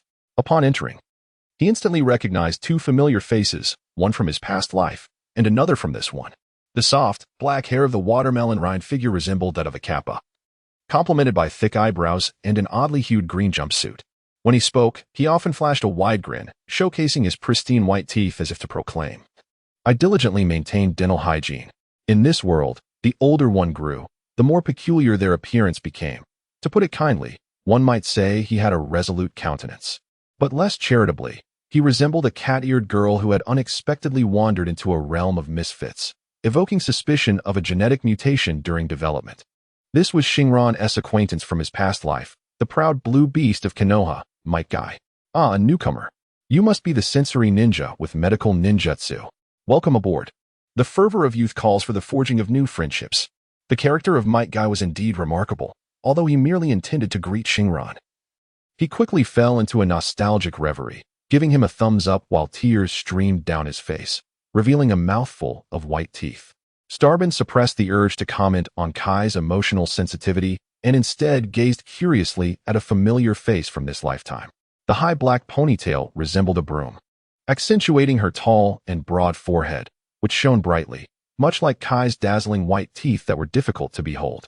The gray jacket, coupled with her perpetually taut cheeks, rendered her demeanor even more austere and rigid. This was Nara Izumi, a peer from the Nara clan. Had she not been perpetually stern, she might have been regarded as an above-average beauty. Starbin was somewhat acquainted with her due to her affiliation with the Inuzuka, Nara, and Akimichi clans. "Izumi, what is going on? Has your team suffered casualties?" Starbin inquired, aware that despite Kai's carefree and disheveled appearance, he was indeed a competent ninja. If he had welcomed her to join, it likely indicated that she would soon be incorporated into Kai's squad. However, since Kai's team had previously consisted of 3 fully qualified ninjas, her joining implied a reduction in personnel, which often suggested death. That guy became a chunin and then went off to teach at the academy. The Hokage arranged for us to undertake a rotation task, claiming to have found us a great teammate. Izumi explained promptly, as she sensed Starbin's misunderstanding. Her explanation stemmed from her earnest nature, but as she continued, her tone dripped with sarcasm regarding Starbin being the great teammate brought in by the Hokage. Starbin and Izumi had little contact since their graduation from the Ninja Academy. Yet their mutual connections within the Inuzuka, Nara, and Akimichi clans meant that much of their situations were not secrets. Thus, in Izumi's eyes, Starbin remained the underperformer she had always known, while Izumi herself had consistently been an elite from the academy to the battlefield. To her, a teammate of such caliber was merely a test of her ability to lead, and she despised the notion of an easy victory. "Well, Izumi, one cannot always judge others through an old lens in the ninja world. Starbin has mastered the complex and formidable healing jutsu. With her on the team, Kai's combat capability would at least increase by 30%. If you still think she is unsuitable, I shall find someone else," the third Hokage interjected at that moment, his words laced with playful mockery. He had reviewed the medical report from Konoha Hospital regarding Junping, who had been treated with the healing jutsu prior to admission. Albeit not expertly, yet it was indeed the healing jutsu. For a squad stationed at the border, being prepared for combat at all times was essential. Having a medical ninja within the team was a safeguard for life, something everyone desired. A squad that rejected a medical ninja was either foolish or excessively strong, resenting the presence of a healer as a hindrance. Although Izumi did not consider her team to be strong enough to overlook the addition of a medical ninja, she still believed Starbin would be a liability, thus her earlier sardonic remarks. However, that was based on the assumption that Starbin possessed only rudimentary first aid skills.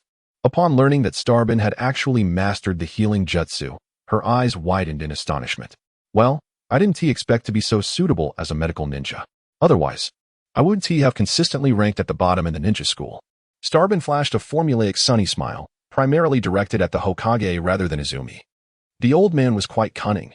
His teasing smile was oddly unsettling, making Starbin feel an inexplicable chill at the nape of her neck. She hurriedly clarified the reasons for her newfound prowess, denying that she had merely been a slacker in school or had experienced some sudden awakening of superhuman abilities, an explanation that sounded rather implausible. No need to change. Youth is without regret. Since Yamamoto Starbin has been assigned to our team by the Hokage, it is fate. Ah, such a splendid youth. The prospect of new companions has me all fired up. Upon hearing the Hokage's words, Kai immediately seized on the notion that Starbin's presence would enhance his capabilities and began spouting a series of nonsensical, impassioned declarations to solidify the arrangement. As long as you're agreeable, Starbin, your inclusion in this mission is a task assigned by the village. Our comrades on the front lines have been engaged in battle for a considerable time. This period of relative safety allows the village to conduct a rotation to ensure border security while also granting our weary comrades a chance to rest, the third Hokage asserted, promptly disregarding Starbin's personal opinions as Kai finalized the decision. In truth, Starbin was reluctant to embark on the mission, preferring to acquire more knowledge to prepare for future encounters with Orochimaru and to delve into the study of forbidden soul techniques. If she were to exhaust the knowledge amassed by Granny Chiyo, she would have no inclination to venture out for a change of scenery, particularly since she had only just begun her clinical learning phase and had much to absorb. However, Starbin lacked the leverage to oppose the mission. While she could choose not to take on tasks voluntarily, as it was her right, the third Hokage had stated that this mission was a village decision, thus falling under the obligations of a Konoha ninja, which could not be declined without severe consequences, potentially leading to accusations of desertion. In the world of ninjas, where the village bore the responsibility of national defense, they were essentially soldiers, albeit with greater freedom when national security was not under immediate threat. This allowed them to operate more like mercenaries, choosing which missions to accept based on personal preference and financial capability. Yet, once the village council designated a mission, it became a conscription scenario. Leave was revoked, and they were thrust into the fray, or else faced the consequences of being labeled a deserter. Starbin had no choice but to grit her teeth and accept the third Hokage's arrangements, especially since time was of the essence. They were set to depart that very day. Burdened with grievances, Starbin returned home to gather her belongings, her discontent evident. However, her mood lifted considerably after bidding farewell to Granny Chiyo at her shop. Granny Chiyo informed her that having acquired such theoretical knowledge, this was a perfect opportunity to gain practical experience, as many wounded awaited treatment on the front lines. It was a rare chance for a balance of work and rest. One must read thousands of books, but also travel thousands of miles. Before departing, Granny Chiyo bestowed upon Starbin 2 scrolls of ninjutsu, one for the hemostasis technique, useful for post-operative healing and battlefield emergencies, requiring a short application time for urgent treatment. The other was the extraction technique, a highly advanced medical ninjutsu capable of safely extracting or transplanting toxins and organs, reminiscent of the Uchiha clan and Appo's SI transplant practices. Both techniques were exceptionally suited for battlefield medical needs, although Granny Chiyo had never explicitly stated her intention to take Starbin as a disciple. The benefits of mentorship had undeniably fallen upon her. The hemostasis technique was a foundational skill, but the extraction technique was rare and difficult to master. Granny Chiyo handed the scrolls to Starbin without uttering a word, seemingly too weary to even glance in her direction as she melded back into her recliner. Yet, even as Starbin silently departed, she sensed, without needing to perceive it, a fleeting moment of concern or perhaps regret from Granny Chiyo. As the saying goes, people are not made of grass or wood. Who can be without feelings? Although their time together had been brief, Starbin was undoubtedly the most exceptional junior Granny Chiyo had ever trained, quick to learn and adept at acquiring new skills. What teacher would not cherish such a student? Nonetheless, Granny Chiyo understood that Starbin was merely a genin, existing at the bottom tier of the food chain in terms of survival on the battlefield. The more emotional investment she placed in Starbin, the greater the potential for future suffering. Granny Chiyo had always refrained from deepening her emotional ties with Starbin, and her current actions seemed less a steadfast adherence to her beliefs and more akin to the old woman's proud stubbornness. In the northern reaches of the continent, Towering mountains pierced the clouds, constantly reverberating with a deafening thunder. This region was characterized by its intricate and dense mountain ranges, where rivers originating in the central mountains carved a winding coastline at their estuary, creating a breathtaking vista. Moreover, the abundance of hot springs here rivaled those of the land of hot water. However, this was not the land of hot water, but rather the land of thunder, aptly named due to its unrelenting thunderous ambience. The land of thunder's ninja village is Kumogakure, ranking just below the mightiest fire country among the 5 great nations. The leader of the ninjas is similarly titled Kage. Kumogakure boasts 2 Jinchuriki, the 2 tails and the 8 tails, and is renowned for its martial prowess, particularly in swordsmanship and body techniques. To strengthen its national power, Kumogakure diligently studies the ninjutsu and ninja tools of other nations. This formidable nation possesses military and economic strength that ranks among the pinnacle of the ninja world. However, even such a powerful land of thunder cannot bear the logistical burden of a war with no visible victory in sight.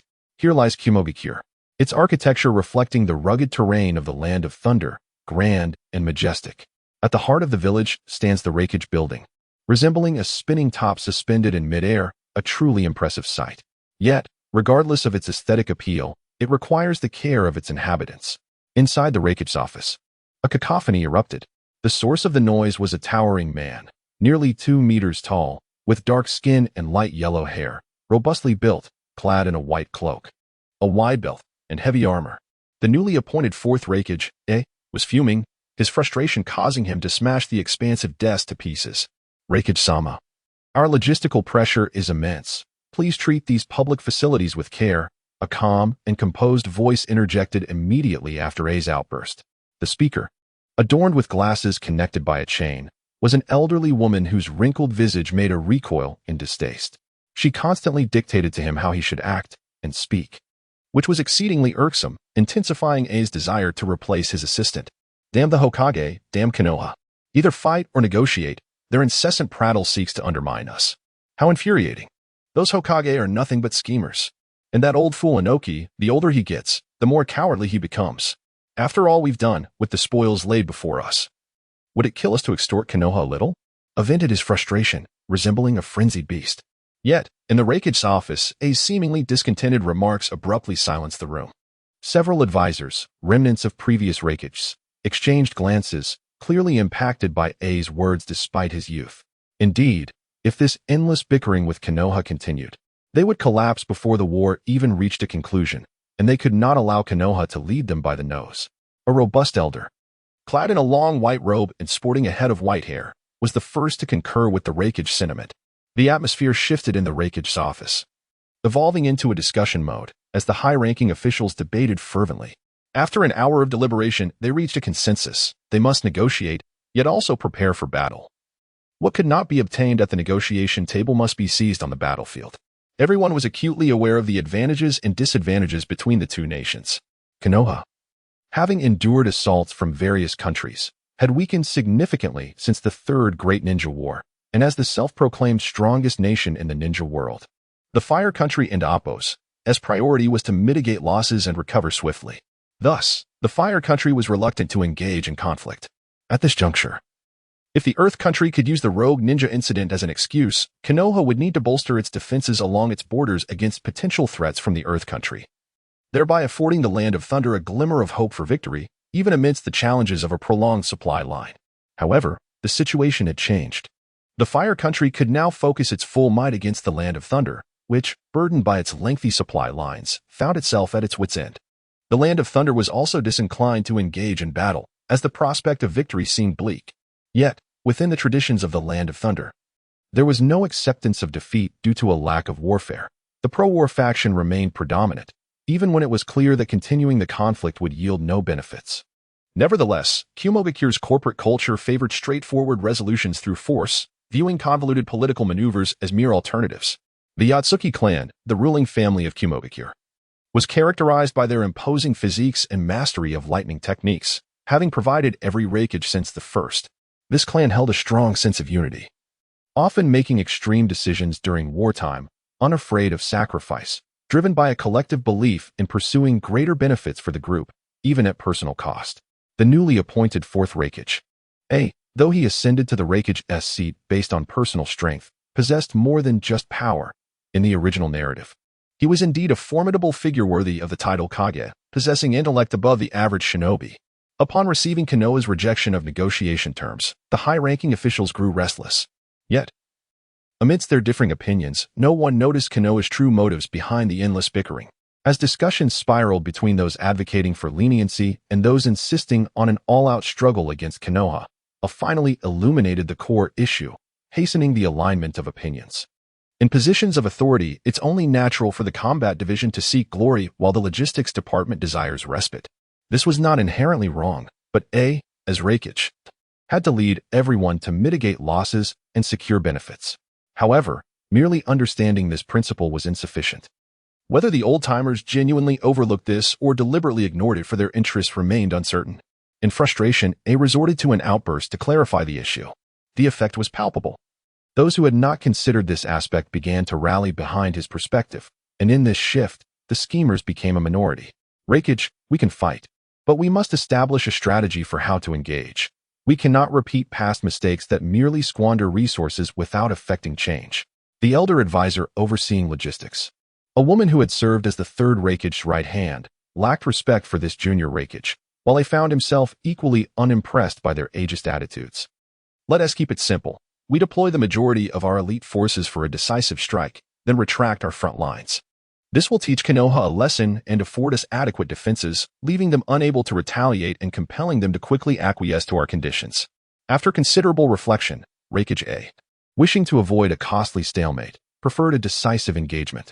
He believed that a single bold strike could either yield victory or, at the very least, unify internal opinions, disabusing those naive enough to cling to the hope of an effortless triumph. The Reikage's plan is commendable. I am in agreement, declared another burly advisor, quick to support A and AMP, Oppo's, proposition. As a pro-war faction member, he felt frustrated by the strategic limitations since the Earth Country and AMP, Oppo's, declaration of defeat. And A and Oppo's, call for a robust offensive invigorated him. Very well, I also concur, but after this engagement, we must cease hostilities. Our logistics simply cannot sustain prolonged conflict.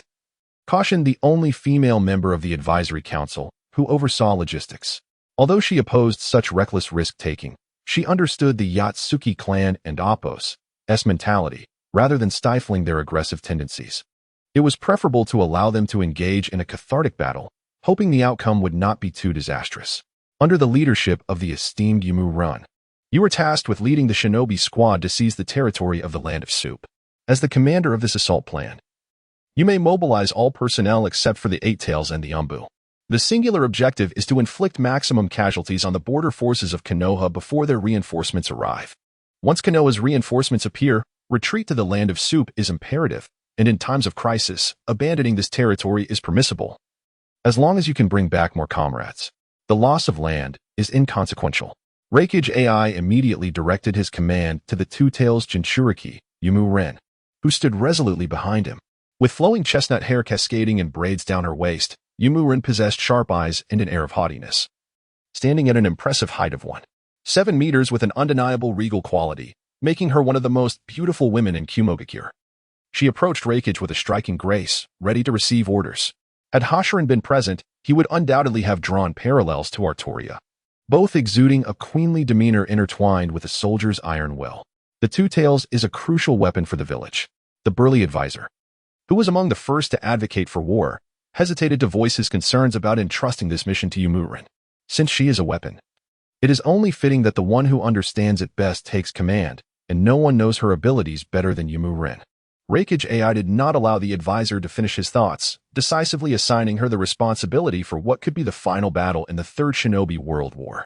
This move was clearly aimed at placing Yumurin in a pivotal position, much to the advisor's frustration, who found himself unable to contest Reikage's decision. With two-tailed beasts in Kumogakure, it is imperative to retain one Jinchuriki for defense, as deploying both to the front lines would be unwise. While Yumurin may be young, so too is Karabi, and Reikage felt more at ease in trusting the command to Yumurin rather than her unreliable brother. Thus, as long as she does not falter in this war, the young Reikage would solidify his authority by positioning a loyal subordinate among the higher echelons. Unbeknownst to many, Yumirin displayed an impressive knowledge of herbs, prompting Nara Azumi, who had once dismissed Hashiran's mastery of medical ninjutsu, to reconsider her stance. The reality of this world often dictates respect for those with specialized skills, and Izumi's curiosity blossomed as she sought knowledge about healing. As Hashiran collected the prickly fruits from the bushes, he explained their medicinal properties, emphasizing the importance of moderation in their harvest. "What remedies do you intend to concoct? I see you have gathered quite a few herbs along the way," Izumi inquired, embodying the essence of curiosity. As a member of the Nara clan, her keen intellect was evident, even if she lacked the talent for medical ninjutsu. Hashiran, like a walking encyclopedia of herbs, shared insights into their benefits, revealing their efficacy in stopping bleeding and detoxifying.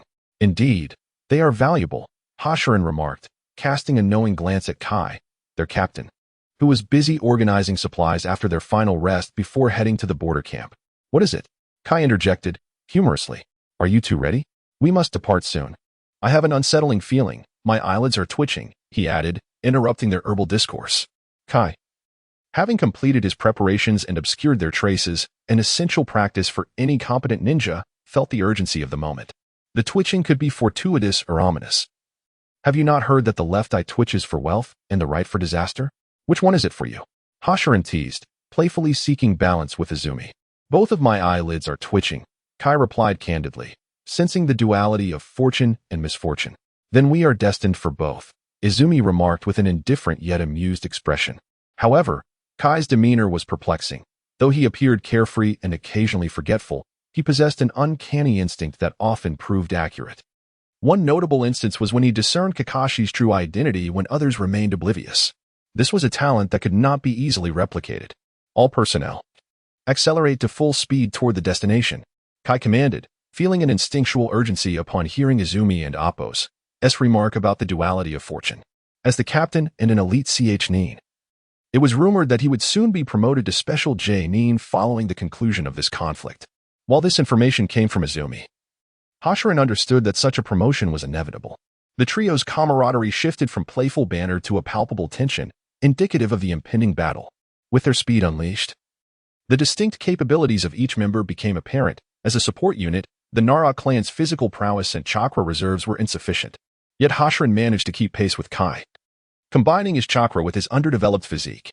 Thus, their formation transformed into a 2-in-1 arrangement, with the front two adjusting their speed to accommodate the third. Each time Kai attempted to accelerate, he would quickly slow down to wait for Izumi. In this preparatory mode, Hashiran realized that their trio resembled a makeshift version of the Inuzuka, Akimichi, and Nara team, with the only distinction being that the resilient fighter had been replaced by a formidable azure beast.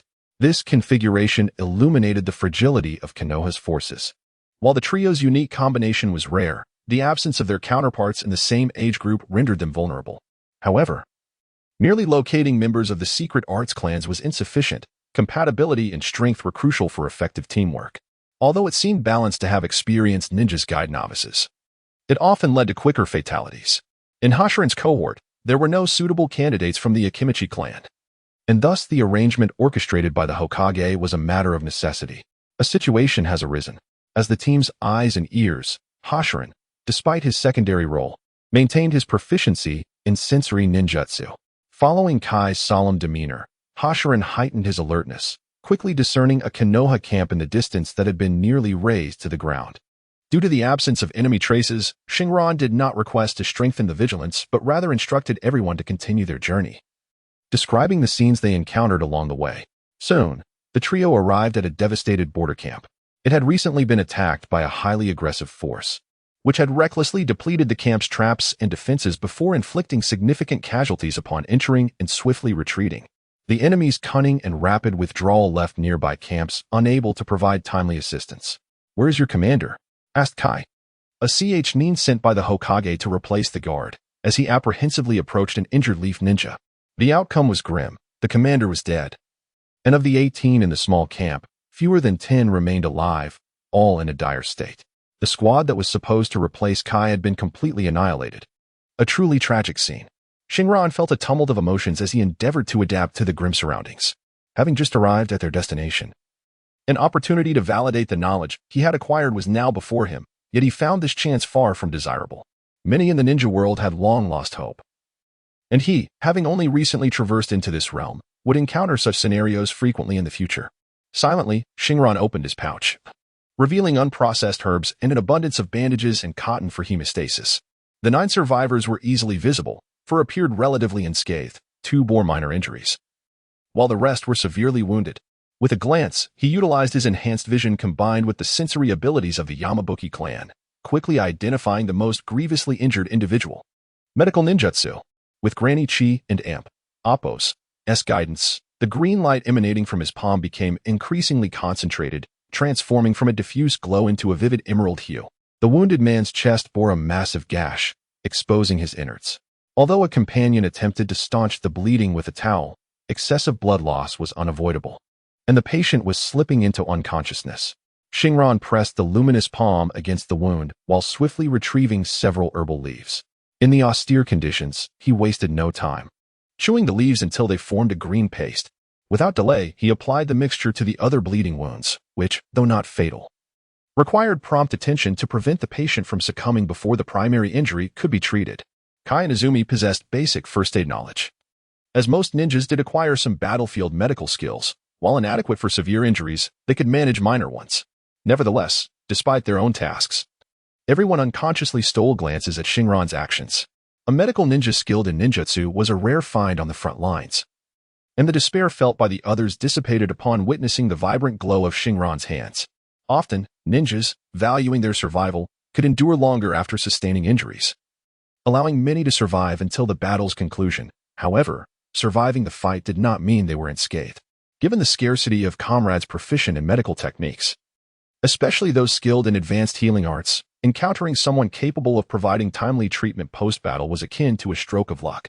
Today, they were both unfortunate and fortunate. Those whose injuries threatened vital arteries or amputation would no longer need to fear disability, and severely wounded ninjas could avoid death before reaching the village. The previously oppressive atmosphere within the camp gradually lightened, and Xingran earned the respect of his new companions in this unfamiliar environment. Indeed, one's abilities would shine brilliantly wherever they may be. In just half an hour, Xingran attended to all the injured in the camp.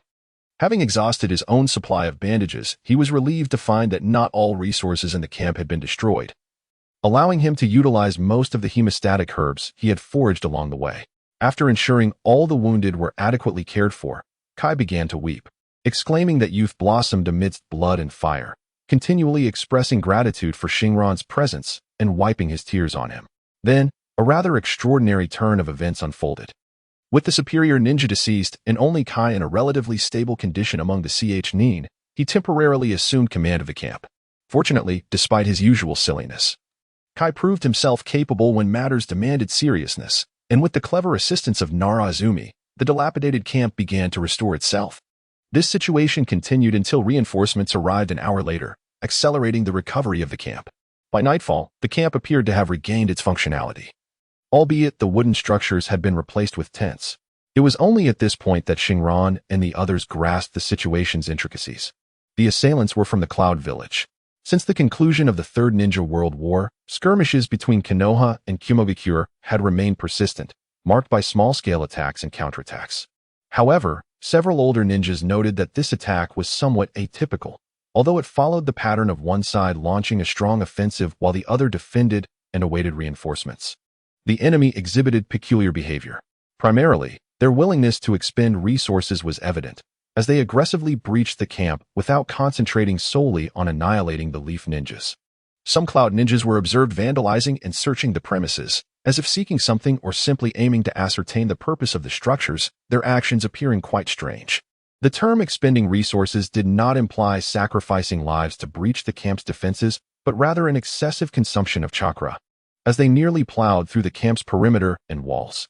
While this approach could mitigate casualties, the result was that those who entered the camp had severely limited chakra reserves, akin to rising early only to arrive late, yielding insufficient returns relative to the risks endured.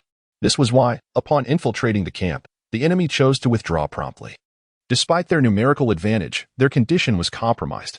Rather than engage in a desperate struggle against the remaining Leaf Ninjas, it was wiser to retreat while they still could.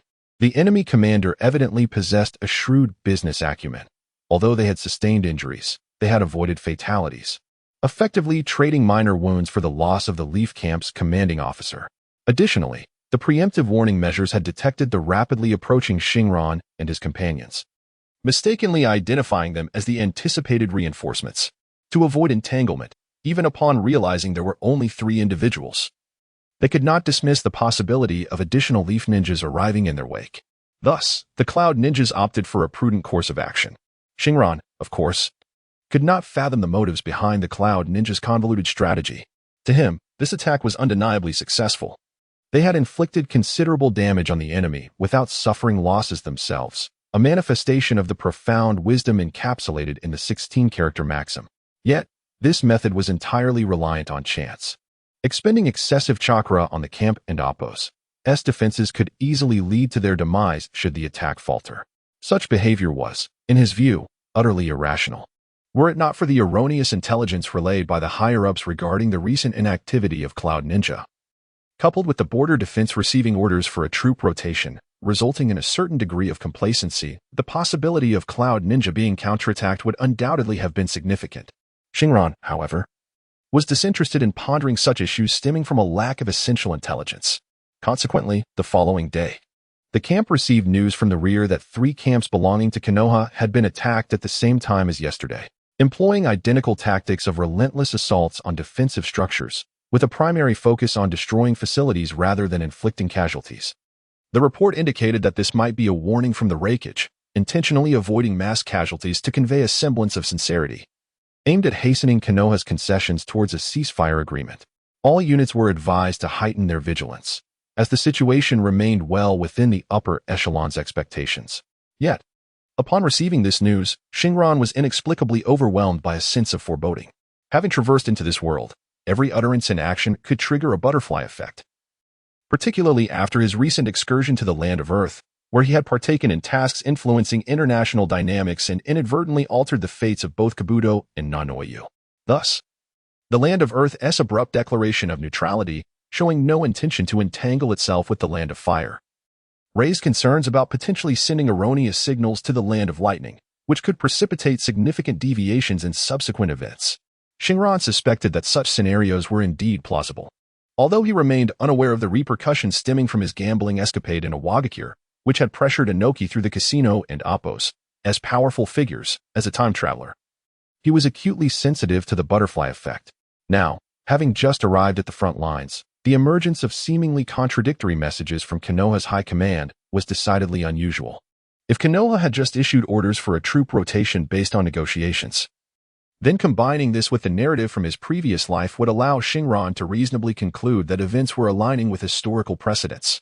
However, the recent activities of Cloud Ninja suggested they were preparing for forthcoming maneuvers. Otherwise, their meticulous investigation of the camps would remain inexplicable. Why conduct a search indoors when a simple explosive tag would suffice? The front-line camps likely contained no valuable items or key figures, making the indoor search appear to serve the purpose of determining the room's function, perhaps to ascertain the locations of armories and supply depots. The conjecture of Xingran is merely one possibility among many thoughts. Fundamentally, he harbors a desire for peace, as it would grant him ample time to contemplate his own dilemmas. However, passive acceptance has never been his modus operandi. Given the likelihood of subsequent actions from the adversary, it is imperative for Xingran, as a medical ninja, to expeditiously prepare further measures, prioritizing the replenishment of medicinal supplies. In his previous life, observing anime from a divine perspective, Xingran possessed scant information regarding this historical period. Conventionally, it is anticipated that warfare would gradually incapacitate the Land of Thunder, culminating in diminishing scales of localized conflicts and ultimately leading to negotiations. This has been Xingran and Appo's long-standing perspective on the Third Shinobi World War, a sentiment he has consistently cherished. Yet, the essence of Murphy and Appo's law is that events often unfold in undesirable ways. The 2 members of Yuki have arrived at the frontline command post located within the borders of the Land of Hot Water. Upon reviewing the defensive layout of the Konoha encampment, a cold smile, reminiscent of a queen's haughty demeanor, graces her lips. Although not articulated in prior meetings, she is acutely aware that once the operation commences, the opportunity to inflict significant losses upon Konoha is singular. Thereafter, Konoha will undoubtedly adopt stringent measures against any incursions from the Cloud Ninja, potentially even launching counterattacks. Nevertheless, these considerations belong to the future. If they succeed on the first attempt, Konoha will lack the capacity for retaliation. Conversely, in the event of failure, there will be little to contemplate, as she will inevitably be replaced, leaving subsequent considerations to her successors. You all performed commendably this time. I shall accurately report your achievements to Lord Rakage. You may now take your leave to rest. Yuki and Appo's inner satisfaction was palpable, yet her authoritative demeanor remained unyielding, even towards her subordinates who had just garnered success. After dismissing the three leading jonin, Yuki began strategizing troop deployments based on existing intelligence. The architectural layouts of the three Konoha encampments were largely similar, and by correlating previous experiences and information, she could ascertain that the planning style within Konoha and Appo's encampments had not undergone significant changes. She confirmed the locations of the weapons depot and intelligence liaison office, while also gathering insights into the configurations of other encampments. Thus, by deploying elite forces to swiftly neutralize the intelligence liaison department, they could effectively delay Konoha and Appo's operations. Without immediate access to real-time intelligence, Konoha and Appo's reinforcements would be less decisive, allowing for strategic advantages such as encirclement or targeted strikes. The Land of Hot Water, situated in the northeastern region of the Land of Fire, is renowned for its picturesque landscapes and abundant hot spring resources, complemented by a slender coastline, making it an ideal locale for leisure and retreat. Yet, with the outbreak of war, smaller nations have become battlegrounds for larger powers, as evidenced by the plight of both the Land of Rain and the Land of Hot Water. The Land of Hot Water is home to its own ninja village, known as the Hot Water Ninja Village, which has come to be known as the Village of Forgotten Warfare.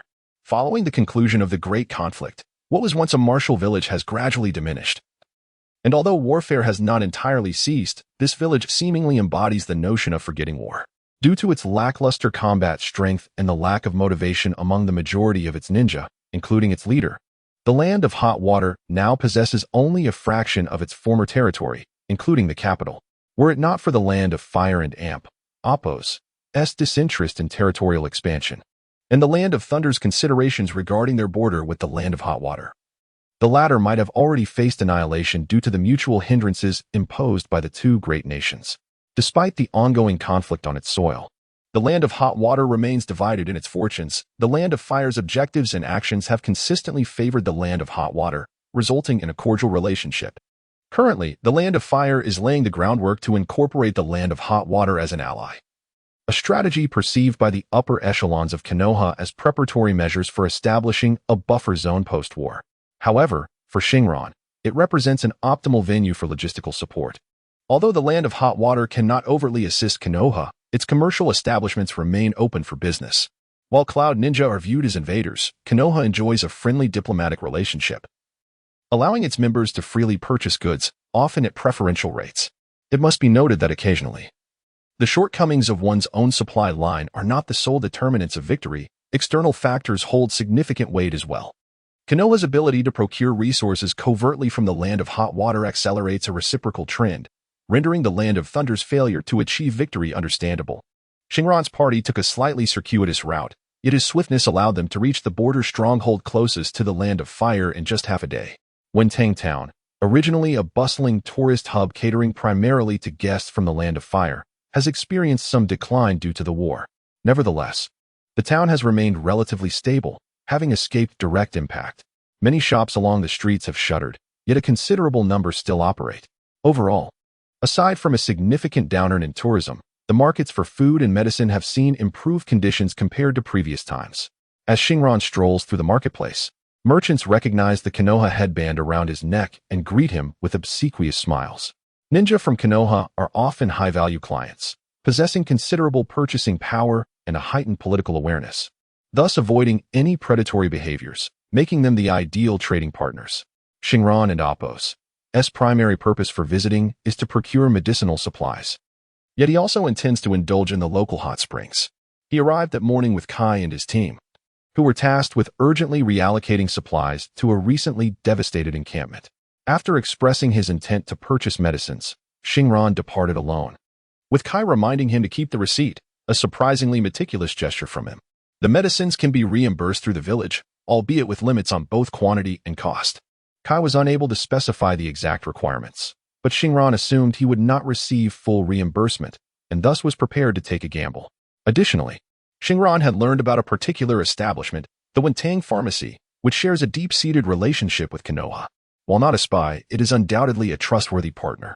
The shopkeeper greeted him warmly, immediately recognizing his Konoha headband and adjusting accordingly. The prices of the medicinal supplies were comparable to those in Konoha. Xingran presented a meticulously prepared list to the shopkeeper. It was impossible to pay the full amount up front, as the list contained numerous rare ingredients that required time for the shopkeeper to retrieve from storage. Xingran provided a deposit of 50,000 ryo, after which he set out to locate a gambling establishment. The total cost of the supplies exceeded 200,000 ryo. Xingran's purchases were not only substantial but also costly, as he sought to replenish his supply of healing ointments while also preparing for high-quality concoctions. After all, even the formidable Xiao Yin had squandered countless precious materials in his early attempts at alchemy. Following a simple disguise, Xingran effortlessly located the casino. Casinos maintain blacklists to prevent highly skilled gamblers from using transformation techniques, employing various preventative measures. High-end casinos utilize sensing barriers, while lower-tier establishments employ simpler methods, such as scanning patrons with a chakra-conducting rod, akin to airport security, to disrupt transformation techniques.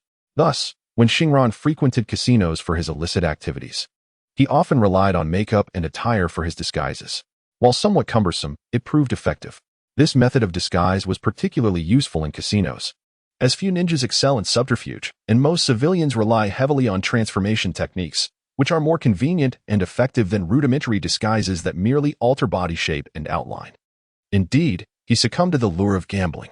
Youth is often fraught with missteps and errors, and I must intervene to prevent him from straying further down this path. In the distance, amidst the throng of people, Kai and Narazumi stealthily followed Siren, who was concealed nearby. They had arrived at the Hokage and Appo's office far earlier than Siren, making it implausible that they were merely engaged in casual conversation with the Hokage. The Hokage had already orchestrated a secret mission to rectify Siren and Appo's gambling addiction and steer him towards a more virtuous path. Let us wait a bit longer. After all, the odds are stacked against him. Once he suffers a significant loss, our persuasion will carry more weight, Izumi thought, her mind racing as she seized Kai's arm. Wearing an air of confidence, Siren was acutely aware that his two teammates were monitoring him. In fact, ever since they parted ways that morning, they had been tailing him like persistent shadows.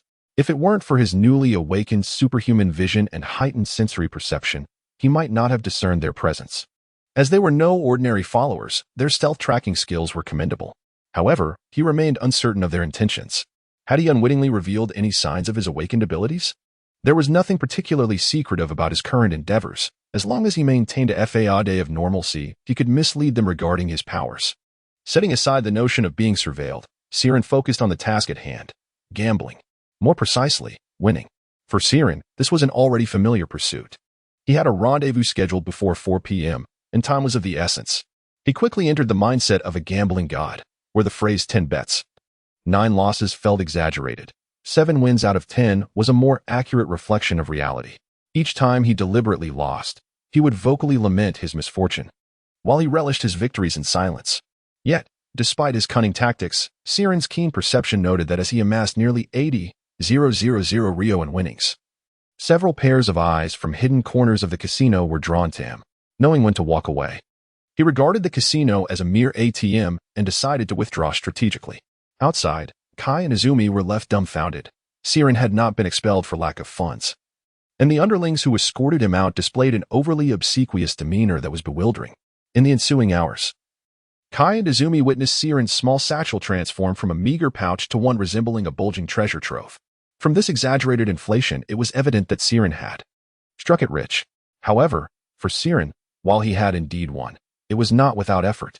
Maintaining a low profile while winning consistently over a few hours was no easy feat. After winning 300,000 ryo, he decided to quit, partly due to the limited number of casinos in the small town. Continuing to gamble would make it increasingly challenging to remain inconspicuous. With over an hour until their meeting, he felt compelled to experience the local hot springs, curious about their differences from those of his previous life. Yet, an hour later, Siren felt somewhat disappointed. The hot springs were pleasant but bore little distinction from the upscale hot springs of his past. If pressed to identify a difference, He could only lament that the service philosophy and facilities of the hot spring inns in his former life utterly eclipsed those of this world. After settling his accounts at the apothecary, making sure to acquire numerous pharmaceutical tools, some readily available while others required a trip to the general goods store for items like pressure cookers and empty bottles, he made his way back. On the journey, he couldn't and Appos, help but chuckle at the speechless expressions of Kai and Izumi. Having surveilled him for so long, he wondered if they had discerned any of his secrets. Regardless, they must have clearly observed his triumphant exploits at the casino. Haha. How envious they must be of my effortless fortune. Serves you right for following me. Now you can't even ask about my gambling, winning, secrets, can you? How amusing. He mused. Izumi, you mentioned the financial restrictions within the 3 prohibitions for ninjas. As long as it's not reckless spending, it shouldn't be a violation, right? Losing in gambling is reckless, but winning, what does that classify as? Back at the camp, Kai, who had maintained a contemplative silence as he reshaped his worldview, finally posed a question to Izumi, who was similarly re-evaluating her beliefs. Investment? I'm not certain. The information provided by Lord Hokage mentioned that this guy seems to possess extraordinary luck, winning more than he loses. Can such luck persist indefinitely? Could it be some form of gambling technique? Izumi and Appo's voice wavered, as she appeared to be attempting to rationalize the concept of luck as a kind of secret technique or jutsu. Indeed, gambling techniques are still techniques. What about the task assigned by Lord Hokage? If he continues to win like this, Kai found himself conflicted regarding his mission. Are you worried we may not have a chance to see Siren lose, and thus miss our opportunity to guide him back to the right path? Izumi's expression darkened at the thought. Without a significant loss to serve as a backdrop, it would be exceedingly difficult to employ verbal persuasion to rescue a wayward soul. No. They say obstructing someone and Appo's financial gains is akin to murdering their kin. Upon returning to his temporary tent, Siren wasted no time in beginning to brew medicinal herbs. He had not purchased an excessive amount of ingredients for his own use. The high cost stemmed not only from the common healing items for treating injuries, but also from the many potent tonics he had acquired, notably wild ginseng, which required at least 10 years of growth and thus commanded a steep price. Additionally, he had procured several rare herbs unique to the ninja world, which were crucial auxiliary materials for his prescriptions. As he gazed at the prescription he had meticulously written, Siren reflected on the wisdom of ancient adages. The poor enrich their minds while the wealthy strengthen their bodies. To cultivate a healthy physique, regular medicinal baths were indispensable, and the quality of the herbs used directly influenced the efficacy of these baths. Using the decade-old wild ginseng as a benchmark, a single medicinal bath would cost approximately 40,000 Rio. In the entire ninja world, only the Hyuga clan, renowned for their gentle fist style, and the Suki clan with their steel body techniques could afford such extravagant training in physical arts. The Kagaya clan is also formidable in physical techniques. Though they are said to be rather unhinged, likely due to economic struggles, they couldn't afford to play with their MP and ultimately faced extinction. The herbal medicine, valued at over 200,000 taels, could only yield 5 portions of the improved body-refining medicinal bath concocted by Granny Fong. Lacking a formal name, Xingran referred to this restorative liquid as a remedy for muscle fatigue, promoting blood circulation, enhancing cellular vitality, and repairing injuries sustained during training. In the ninja world, there exists an abundance of auxiliary medicinal agents aimed at physical training, yet Granny Feng's formulation primarily addresses the persistent ailments that arise from dark injuries. While this remedy may yield commonplace results for others, it is a perfect match for Kai, who has diligently practiced the 8 gates technique for years.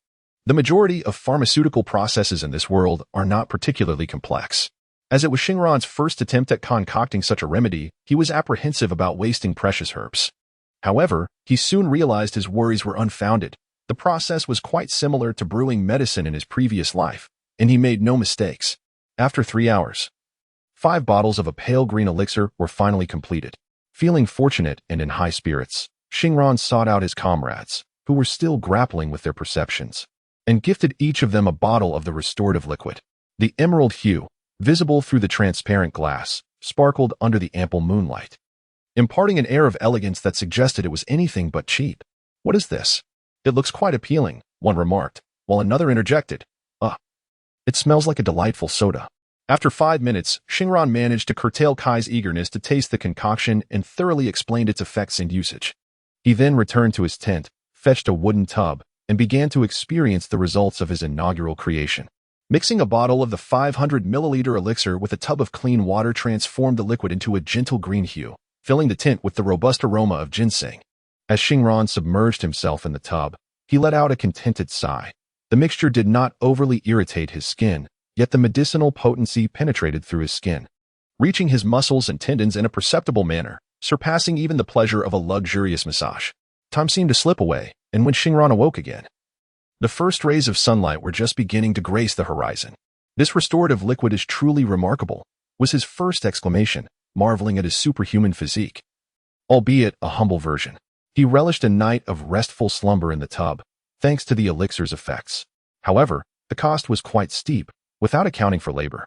The materials alone amounted to nearly 50,000 taels, making daily indulgence impractical. Achoo!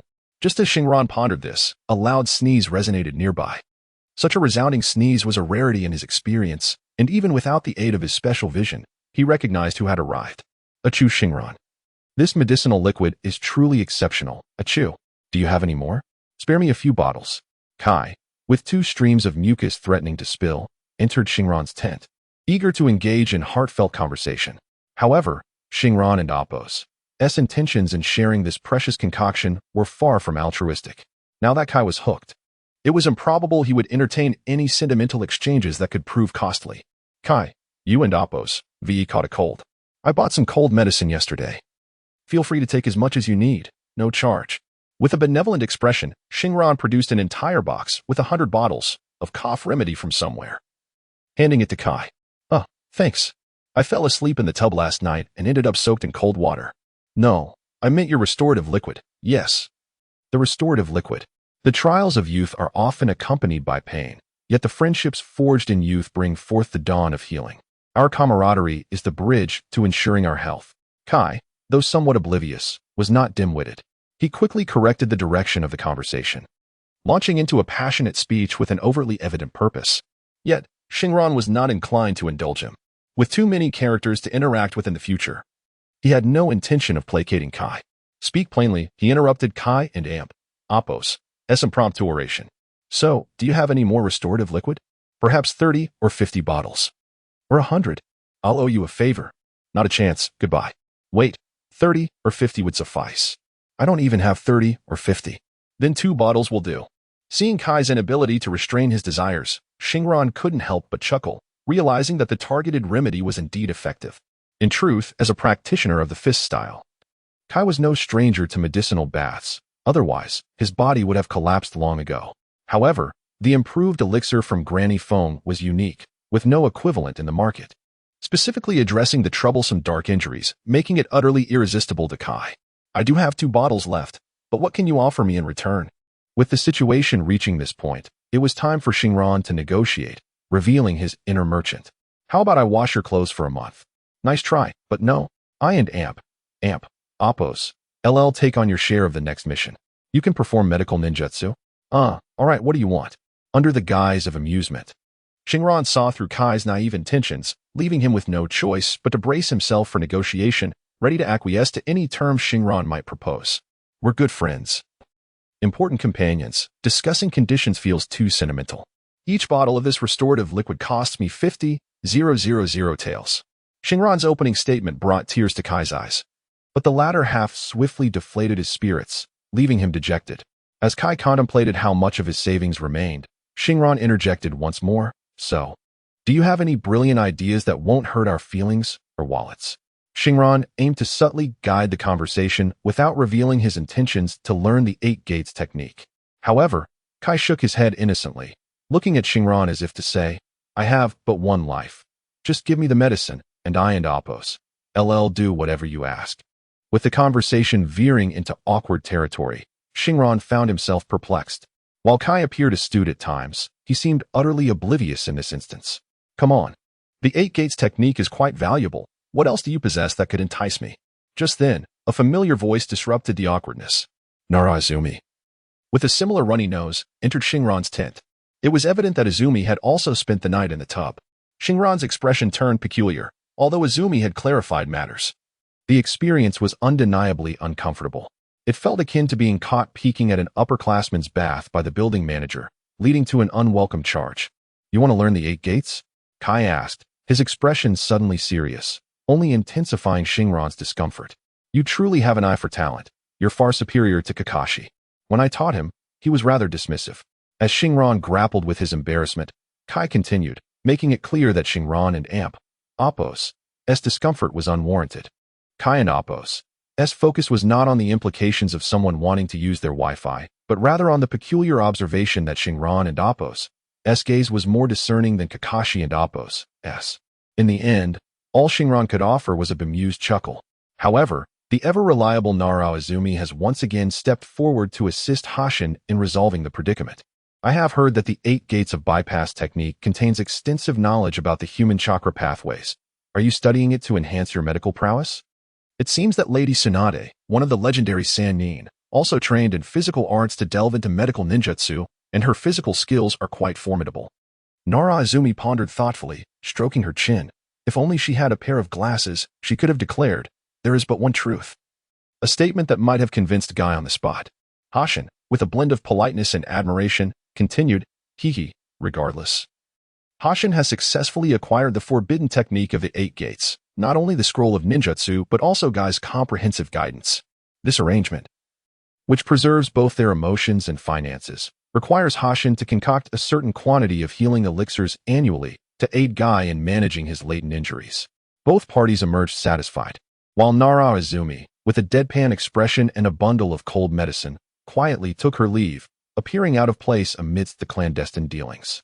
A few days later, in the morning, Hashin approached Guy and Appos's tent once more. The keen senses of the mountain clan informed him that the tent was empty, indicating that Guy had once again ventured out on a mission. Recently, the Cloud Ninja have been unusually active, with numerous shinobi crossing into the Fire Country's borders, their behavior suspiciously resembling reconnaissance. However, upon encountering Konoha ninjas, they would retreat at once, which has left the Konoha ninjas stationed at the border quite exhausted. Yet, Hashin enjoyed a stroke of good fortune. As one of the rare medical ninjas, his primary role as a sensory ninja had been intentionally overlooked, allowing him to remain well protected within the camp, ever prepared to assist any comrades in need of medical attention. Since acquiring Guy's teachings on the 8 gates 3 days prior, Hashin had been confined to the camp due to excessive protection, granting him ample time to practice the forbidden technique. However, regular training routines such as running, handstands, and push-ups were out of the question. With his superhuman physique, what form of training could not be resolved with a sunbath, if any existed? He would simply bask for a few more days, as conventional exercises paled in comparison to the benefits he garnered from lying beneath the sun. Should he truly wish to train, it would only serve to stretch his limbs, akin to a casual workout. In Hashin's words, his training methods were reminiscent of Saitama Sensei, emphasizing key points without unnecessary frills. Hashin arrived at the training grounds within the camp, recalling Guy and Appos's oral teachings on the 8 gates, meticulously revisiting the content of the 3rd gate, the life gate. The chakra flow within the meridian system is regulated by the 8 gates, the opening gate, the rest gate, the life gate, the injury gate, the dying gate, the view gate, the shock gate, and the death gate. These gates impose limits on the chakra within. Yet this technique enables one to forcibly transcend those limitations, unleashing a power exponentially greater than one's original capability. However, in gaining such power, the practitioner incurs physical harm, which is why this technique is classified as forbidden. The 8 gates technique is a means to liberate the body from chakra restrictions, allowing excessive energy to be released, a transformation combined with a buff, if you will. With closed eyes, he brewed a moment of concentration and suddenly declared inwardly, "The 1st gate. Opening gate. Open." In an instant, a wave of chakra surged forth from Hashin, as the opening gate liberates the constraints of the mind, enabling the full potential of the body to be realized, consuming energy to enhance both attack and speed. Upon his initial instruction from Guy 3 days ago, Hashin had opened the opening gate, leaving Guy utterly astonished. The subsequent hours were spent with Guy elaborately instructing Hashin on executing the Lotus technique and other complementary physical techniques associated with the 8 gates. Hashin and Appos's remarkable memory allowed him to swiftly replicate many of Guy and Appos's simple techniques after just one demonstration. Without hesitation, Hashin proceeded to the 2nd gate, the rest gate. A strong gust swept across the ground, stirring up clouds of dust as an even more potent chakra surged from him. The rest gate alleviates the limitations of physical fatigue, forcibly extracting energy to recuperate, countering the rapid energy drain caused by the opening gate. Some speculate that in the original storyline, Kakashi and Appo's later stamina, markedly different from his initial encounters with Zabuza, was due to achieving the second gate. However, this remains merely conjecture without substantial evidence. Hashin successfully opened the second gate half a day after Guy and Appo's instruction on the Lotus technique, and upon opening 2 gates in one day, Guy's jaw once again hit the floor. In truth, as a man with a steel-like physique, even in a modest form, he was far stronger than a character who had only trained for a year during the Chunin exams. Thus, opening 2 gates on the first day was hardly beyond reach. Yet, over the next 2 days, Hashin found himself stymied at the 3rd gate, the life gate, unable to break through. In Hashin and Appo's estimation, his physique was more than sufficient. The reason for his delay in progressing lay in some aspect he had yet to comprehend. Regrettably, after that day when Guy finally unearthed his jaw from the depths, he had been continuously dispatched on missions, embodying the demeanor of a high school PE teacher who never holds classes, all replaced by the main subject instructors. Hashin had no choice but to ponder over the technique alone for 2 days. This morning, he sought a chance encounter with Guy. When that did not materialize, he resolved to continue his solitary study. Hashin possessed an exceptionally keen intellect, albeit a modest one, but overall, his thought processes were significantly swifter than those of the average person. Although 2 days had seemingly been wasted, he understood that the challenges of opening the gates were limited to a few key factors. By trialing each aspect, he was bound to achieve a breakthrough, albeit with some time lost.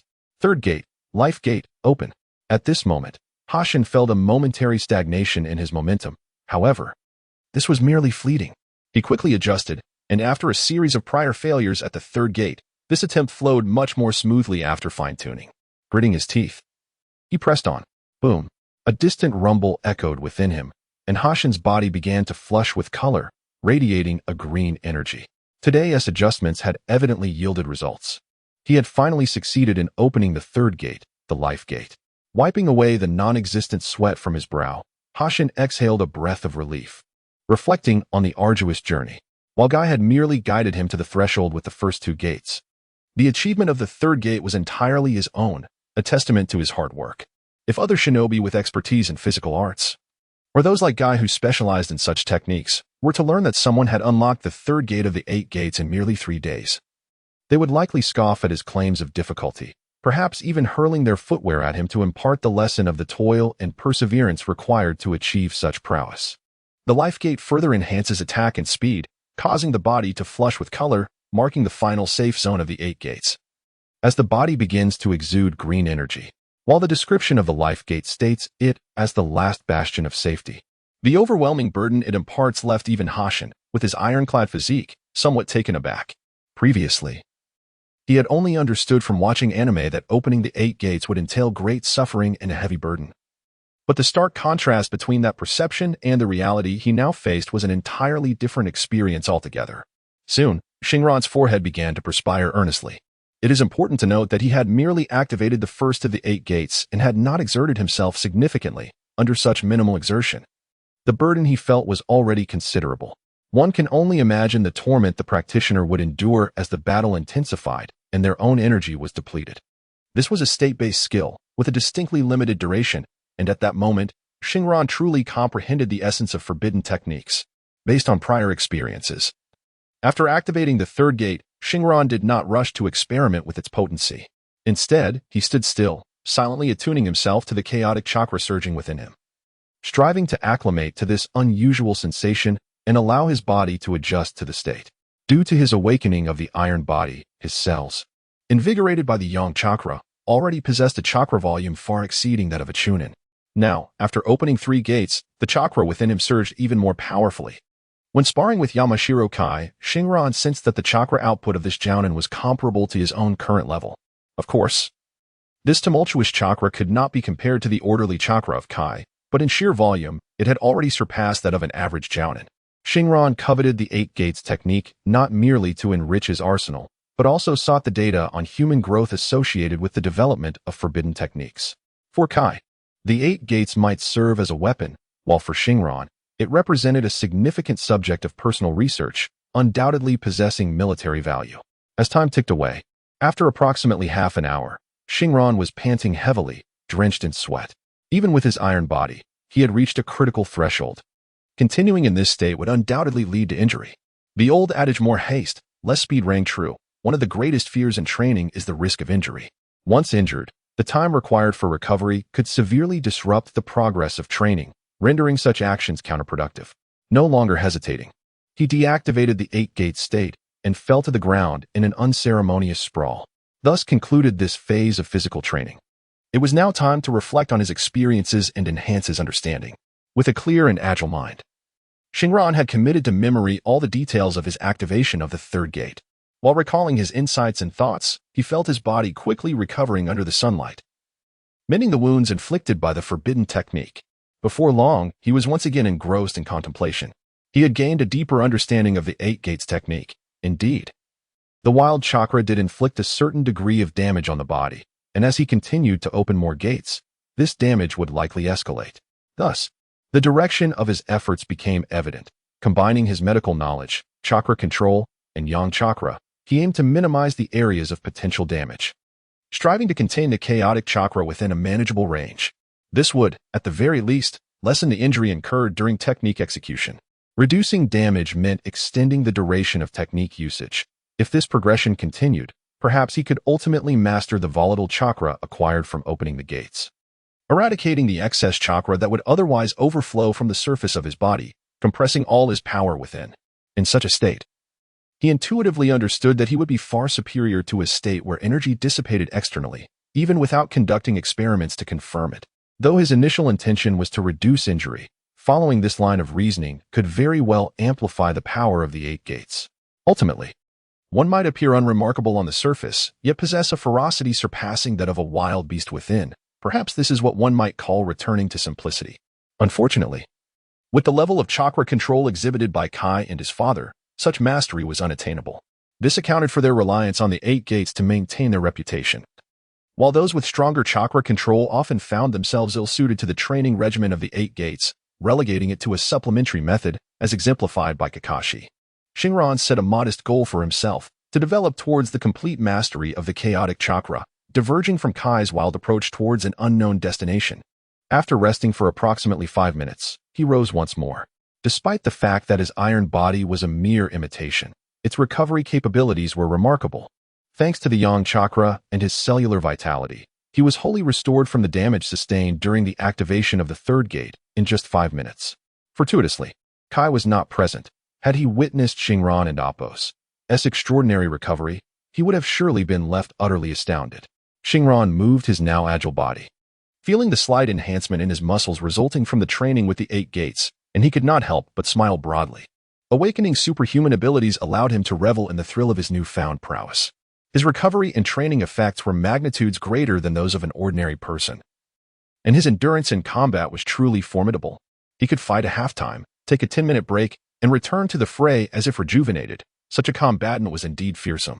With a renewed vigor, Xingran proclaimed, "Open the first gate." His body flushed with energy, and a verdant chakra radiated around him. This time, activating the gate was significantly easier than the first. Having gleaned several key insights, the process became increasingly refined and effortless. Previously, his primary focus had been on the research implications of the third gate. Now, it was time to assess its effectiveness. First and foremost, in terms of speed. He did not break the sound barrier, but he sensed he was quite close. According to official records, only upon reaching the fifth gate could one truly surpass the speed of sound. However, as a superhuman, it was not far-fetched for him to approach near supersonic speeds at the third gate. Moreover, the eight gates indicated that the techniques of Inner Lotus had reached a standard for release.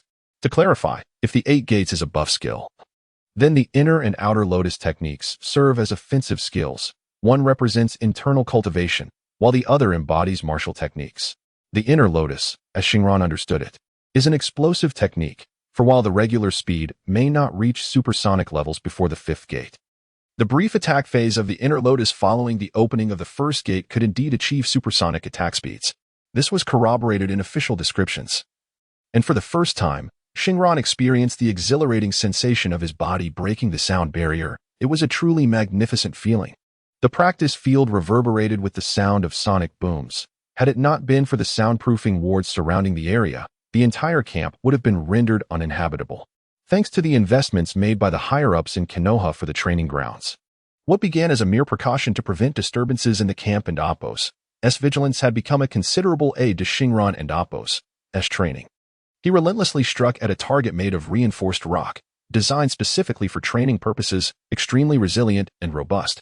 As he gauged the extent of his destructive power against this target, he couldn't help but think of Quicksilver from the Marvel films he had watched in a past life. When speed reached a certain threshold, tremendous force was no longer necessary. The very acceleration became a formidable force. With each blow Xingran delivered, an imprint appeared on the sturdy target. Had it not possessed such remarkable resilience, it would have shattered after the first strike. Xingran had previously gathered information and believed that in order to inflict damage on this rocky target, a force of at least 1 ton would be necessary. This implies that in his current state, Xingran effortlessly surpassed a ton of punching power. One could reflect on how Kai, whenever he activated the 8 gates, often sent opponents flying in the anime. It seems like a metaphorical expression of exaggerated prowess. Were it not for the protection of chakra or specialized defensive ninjutsu, a single punch would undoubtedly result in catastrophic consequences. Having tested both speed and strength, the attack power was undeniably formidable. However, the raw grip strength was not as impressive as it appeared, barely capable of lifting 2 to 3 tons. It seemed that the fusion of his steel-like physique and the chakra from the 8 gates triggered a unique chemical reaction. Nonetheless, Xingran was certain that Kai and Appo's pure grip strength paled in comparison to his own, suggesting that the 8 gates leaned more towards offensive techniques. Throughout the afternoon, Xingran basked in the sun while striving to control the turbulent chakra within him after opening the 3rd gate. The results were subtle yet promising, indicating that this method was indeed viable. After focusing on regulating the chaotic chakra in his right arm, the deterioration of the muscles and tendons around his wrist had significantly slowed down compared to the initial phase. If he persevered, he believed he could soon master the turbulent chakra in that area and prevent bodily harm from forbidden techniques. From his prolonged efforts, it became evident why other ninjas failed to recognize the advantages of the 8 gates when employed with high-level control, even with the combined strengths of an extraordinary intellect, a steel-like body, and yang-release chakra. The training process was fraught with immense pain. For the average individual, the risk of incapacitating their arm before mastering the technique was exceedingly high. Dragging his weary body back to his tent as the last rays of sunlight vanished beyond the horizon, Xingran had spent nearly the entire day utilizing the 8 gates. Yet, thanks to reasonable rest and his enhanced resilience, he emerged unscathed from excessive training. However, he could not escape the inevitable depletion of chakra and mental fatigue, consuming 2 soldier pills before collapsing onto his bed. As night descended quietly upon the dense forest at the border of the Land of Fire, an eerie atmosphere permeated the surroundings, as if a lurking demon in the darkness was fixated on him, ready to pounce at any moment. Suddenly, the calm of the campsite was shattered by a series of urgent alarm bells, causing a commotion akin to a stone thrown into a tranquil lake. What is going on? Xingran dashed out of his tent, feeling rejuvenated despite only having slept for a few hours, thanks to his remarkable recovery ability. He easily caught the attention of a passing leaf ninja to inquire. The Cloud Ninja are attacking. We must immediately head to support Camp E3. The initially impatient ninja was about to retort when he recognized Xingran as the only medical ninja within their camp, leading to a swift change in demeanor as he conveyed the urgent news. It was unimaginable to offend a medical ninja who could potentially save one and Appo's life, especially with the impending battle on the horizon. Xingran quickly recalled the recent inexplicable attacks by the Cloud Ninja. If those were mere reconnaissance or rehearsals, then this time could very well signify a genuine offensive. However, considering that he, as a newcomer in the ninja world, could deduce this, the Leaf's frontline commanders should have also recognized it. He decided to leave the unfolding conflict to their arrangements. Soon, Xingran arrived at Kai's tent, only to find it empty, indicating that Kai had not returned since yesterday. His presence would undoubtedly alter the course of events, even if the storyline remained largely intact. The ripple effects of his actions were undeniable, as evidenced by the likes of Orochimaru and Kabuto. One couldn't help but wonder if his existence might inadvertently lead to the demise of a key figure on the brink of a dramatic conclusion. Shaking off the peculiar thought, Xingran made his way toward Nara Izumi's tent. Regardless of Kai's fate, his Pseudo-Onizuka team seemed disbanded, placing him at a disadvantage for the upcoming operations. However, His troubles only compounded when he discovered that Nara Izumi was also absent from the camp, leaving him as the sole remaining member of their team. Upon reaching the assembly point, he found that a forward team had already departed. The commanding Leaf Ninja was briefing the second and final support squad on the situation. It turned out that the Cloud Ninja had launched an assault involving over 1,000 troops, which was astounding given the ongoing war-esque context. At this stage of the Third War, with various nations still recovering from the conflict, mobilizing such a significant force was a considerable undertaking. The Cloud Ninja had surrounded 3 crucial camps along the border between the Land of Fire and the Land of Hot Water. Camp A7 to the north, Camp C4 to the northeast, and Camp E3 to the east, the latter being the last remaining territory near the Land of Hot Water. Although the camps bore different designations, all Leaf Ninjas understood their significance as vital frontline resource transfer points, indicating that any incident there would result in substantial losses for the Leaf. The frontline commander swiftly issued a support order, necessitating that Xingran's nearby outpost dispatch reinforcements to E3. While support was of little concern to Xingran, he did notice that the commanding Leaf Ninja had divided their already limited forces into 2 teams, with the second team delayed by approximately 15 minutes before setting off.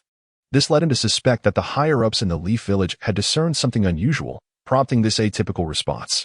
Meanwhile, at Camp A7, Nara Shikaku was contemplating the Cloud Ninja's strategy, convinced that their encirclement of this critical base, closest to their territory, was a calculated move.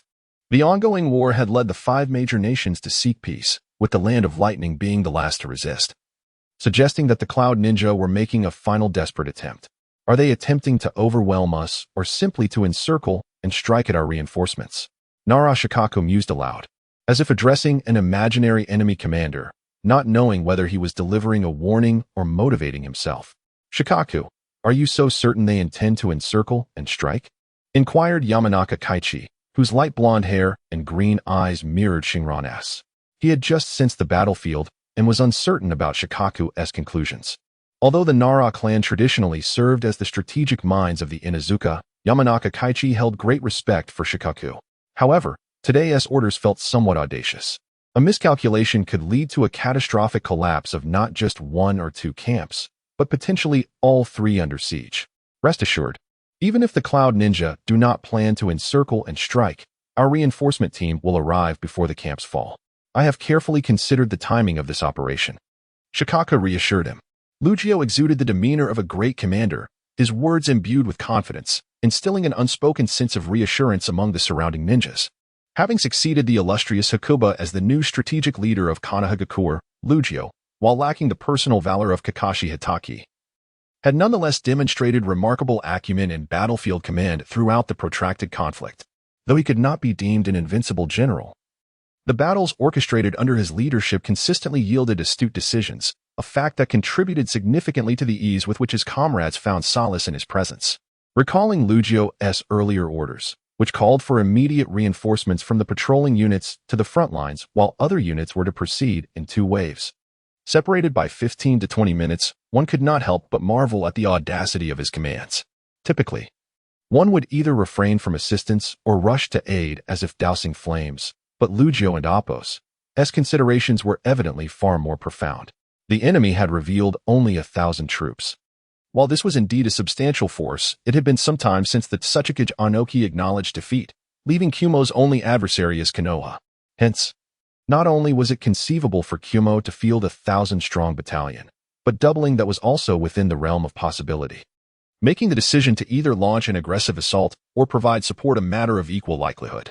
However, as the highest-ranking commander on the front lines, Lugio's vision transcended his immediate sphere of influence. By adopting a broader perspective, he swiftly concluded that this encounter was a surprise attack rather than a full-scale offensive. 2 reasons underscored this conclusion. First, the battlefield's proximity to Konoha's main base ensured a steady stream of reinforcements, making the initial moments the most perilous. As time elapsed, the frontline troops would soon converge on the 3 battlefields. Should the situation deteriorate, Kumo's forces would find themselves ensnared, unable to retreat, and once Konoha's reinforcements arrived, even a sudden emergence of hidden troops from Kumo would be rendered futile. The second reason lay in the peculiar deployment of enemy forces. While simultaneous assaults on 3 fronts might yield the best outcomes, The wisdom of seasoned warriors dictates that inflicting significant damage is preferable to merely nicking the enemy. Rather than dispersing 300 troops across each location, a concentrated force of 500 at 2 sites or 1,000 at a single battlefield could create overwhelming pressure. The enemy, driven by greed, appeared to be led by a young or newly appointed commander eager to prove themselves, resulting in a plan that was both grandiose and intricate. Yet, for a strategist like Lugio, such meticulous designs were often fraught with vulnerabilities. The more elaborate the plan, the less margin for error it allowed. Lugio surmised that Kumo intended to allocate suitable forces to 3 battlefronts, stalling the main force while dispatching a flanking unit to ambush the reinforcements. Should this ambush succeed, the flanking force could then bolster the primary battlefield, leaving Konoha with fewer reinforcements and leading to a swift collapse of the latter's position. If events unfolded as Kumo envisioned, they could minimize their own casualties while inflicting significant losses on Konoha by strategically avoiding fortified positions. Yet, Lugio sought not merely to vanquish the enemy, for Konoha held an unequivocal advantage in the grand scheme. His objective was to prolong the conflict. Knowing that Kumo would ultimately falter due to the strain of their lengthy supply lines, his focus remained on safely delivering reinforcements to the 3 battlefields. The methodology was deceptively simple, lacking an intricate plan yet capable of inflicting discomfort upon the adversary. This maneuver was uniquely Konoha's, leveraging the Byakugan's reconnaissance capabilities, which rendered successful ambushes exceedingly difficult for the enemy. The reinforcements were to be dispatched in 2 waves. Upon the first wave's departure, a delay would precede the second wave and Oppo's launch. Should Kumo attack upon the arrival of the first wave, an ambush would be inevitable. However, those skilled enough to become ninjas are hardly mere fodder. A brief skirmish could ensue, allowing the second wave to receive warning from the first and hasten their arrival at the battlefield. Conversely, if Kumo refrained from attacking the first wave, focusing their efforts on the first wave could still regroup and execute a counteroffensive. Even if the enemy exhibited remarkable patience, having honed their ambush skills over decades, the first wave would have safely reached the battlefield by then, granting Konoha a numerical advantage. The potential for a counter-encirclement of Kumo was not to be dismissed. These scenarios presented Lugio with a multitude of favorable options. Although he desired a battle that unfolded according to his expectations, years of experience had taught him that battlefield conditions often necessitate preparations based on the worst-case scenarios. Thus, what truly reassured Lugio within this plan was not merely the prospect of counterattacks, but rather the potential for either the first or second wave of reinforcements to be encircled, facilitating a coordinated effort that would sustain them until reinforcements from the main base arrived. As long as the reinforcements held firm, Konoha would remain in a position of invulnerability. In the midst of these tactical contemplations, Lugio devised a strategy within mere minutes. Undoubtedly, the Nara clan's intellectual prowess was well recognized across the ninja world, a testament to their ingenuity. Crack. With Lugio's strategy in mind, Hachi, a robust figure with a face full of determination, munched on his provisions while rallying support for Lugio, a member of the renowned Inuzuka clan. There's nothing to worry about. We hold the fort.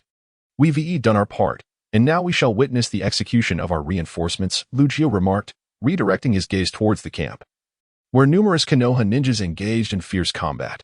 Following Lugio's words, Dingzhua, having replenished his energy with food, grasped his long-handled weapon and rejoined the fray atop the walls. Meanwhile, what was Hashirin doing? As Lugio had stated, he was among the reinforcements, thus engaged in his own performance. As part of the second wave, Hashirin received a warning midway through his journey, indicating the presence of an ambush, a clear indication of Kumo's intent to encircle and strike the reinforcements. The Byakugan, often akin to a cheat code, significantly mitigated the enemy's advantage. Adhering to the plan, their objective was to coordinate with the first wave of reinforcements. Upon receiving the alert, the entire unit accelerated towards the front, merging with several other nearby Konoha reinforcement teams. Each group, whether from the first or second wave, converged on the battlefield, their numbers gradually amalgamating as they drew closer to the conflict. The demands of ninjas on their terrain are remarkably low, leading both the Leaf and Cloud ninjas, whether on the offensive or defensive, to disperse in small groups across a designated area. When a skirmish erupts in one location, both sides swiftly converge there. The nature of ninja warfare significantly diverges from that of samurai. Ambush tactics may grant an initial advantage, enabling skilled operators to secure swift victories, while those less adept find themselves in a precarious 50-50 chance. It is evident that the Cloud Ninjas faltered in their execution this time. The two factions quickly became embroiled in a chaotic melee. Although the Cloud Ninjas had the advantage of proximity to the battlefield, allowing for a quicker regrouping, the Leaf Ninjas possessed greater familiarity with the terrain. After a brief engagement, they successfully delayed the arrival of reinforcements, causing the battlefield to mirror the scenario envisioned by Riku, where the strengths and weaknesses of both sides gradually balanced out, leading to a stalemate. Medical ninja, come here. He is gravely injured. We need a medical ninja immediately. Is there a medical ninja? My brother's arm has just been severed. Timely intervention could save him. As Xingran, filled with fervor, prepared to unleash devastation with the 8 gates, he was suddenly inundated with cries for help upon nearing the battlefield. This was a woodland battleground, reminiscent of the encounter between Minato and the young AB duo from years past, with similar environments dotting the borders of the Land of Fire. The ninjas from both sides either altered the terrain to hide behind cover while exchanging jutsu and shuriken or sought refuge among the trees, continuously moving to seize opportunities for a decisive strike against their adversaries. The battlefield was permeated with waves of energy, mingled with the scent of flesh and blood, instilling fear in the timid while driving the bold to madness. Upon arriving at the battlefield, Xingran instinctively activated his visual prowess and enhanced perception to survey the area. Just as he grasped the general outline, a shadow zipped past him, and had it not been for his extraordinary dynamic vision and reflexes, he might have been instinctively compelled to strike at the figure clad in the green vest of the Leaf. One Leaf ninja was hastily bearing another severely injured comrade, fleeing as if pursued by a rabid dog. In fact, this duo was indeed being hunted, as Xingran spotted the Cloud Ninjas trailing about 20 meters behind. There were 3 of them, presenting a significant threat to the Leaf pair. However, through his keen perception, Xingran discerned that these Cloud Ninjas possessed merely the chakra levels of mid-rank ninjas, and their disheveled appearances indicated they were not in optimal condition. Here they come. It and Appos, as the perfect opportunity for a triple kill. Though Xingran had lived 2 lives, he had only just barely survived a year in this one. Having recently awakened the awakening technique of the 8 gates, he was eager to demonstrate his prowess and had no intention of being courteous to the enemy. Opening the first gate, the Gate of Life, his skin flushed crimson as green chakra began to radiate around him, propelling him towards the 3 Cloud Ninjas. Unfortunately, the combination of his superhuman physique and the dual advantages of the 8 gates transcended the combat range suitable for a mid-rank ninja. The sound of 3 dull thuds echoed, as if he had struck a powerful blow, with near supersonic speed in both movement and attack. Such force could rival that of a Saint Seiya, as the initial storyline of Seiya began with Fist moving at supersonic speeds. The 3 Cloud Ninjas, unless they had prepared a substitution technique or instantaneous movement, stood no chance of withstanding the assault. Yet, they clearly underestimated the young ninja clad in green. At a glance, he appeared to be merely a low-ranked Leaf ninja, rendering their chakra expenditure unnecessary. Thus, the 3 shadows that had come charging back met a swift demise, collapsing in an instant. Having effortlessly dispatched 3 insignificant foes, Xingran felt a twinge of dissatisfaction and turned his gaze back to the battlefield, ready to seek his next target. At that moment, the duo he had previously observed, the one with the injured comrade, returned to the scene.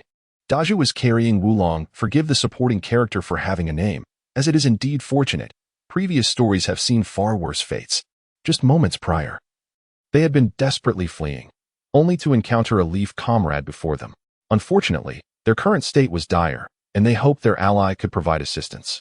Given the present level of ninja coordination, it was reasonable to expect that a supportive comrade would help buy time, allowing them to cover each other while continuing to retreat to safety.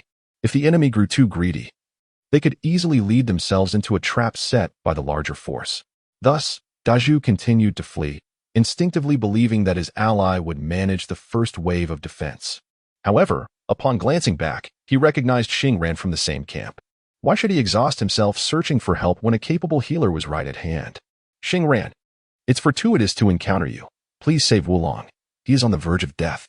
Without further ado, Daju irresponsibly thrust Wulong into Xingran and Appos' arms and rushed back into the fray, his demeanor reminiscent of Zhao Zilong charging valiantly into the battlefield. He seemed entirely unconcerned with the fact that Xingran had just entered a formidable state of power. Xingran, now faced with the injured Wulong, noted his distinctive mustache. Was he perhaps related to the Mori clan? Such thoughts flitted through his mind, but he quickly refocused. In a team battle, both ADCs and supports play crucial roles, and thus, he resolved to administer aid.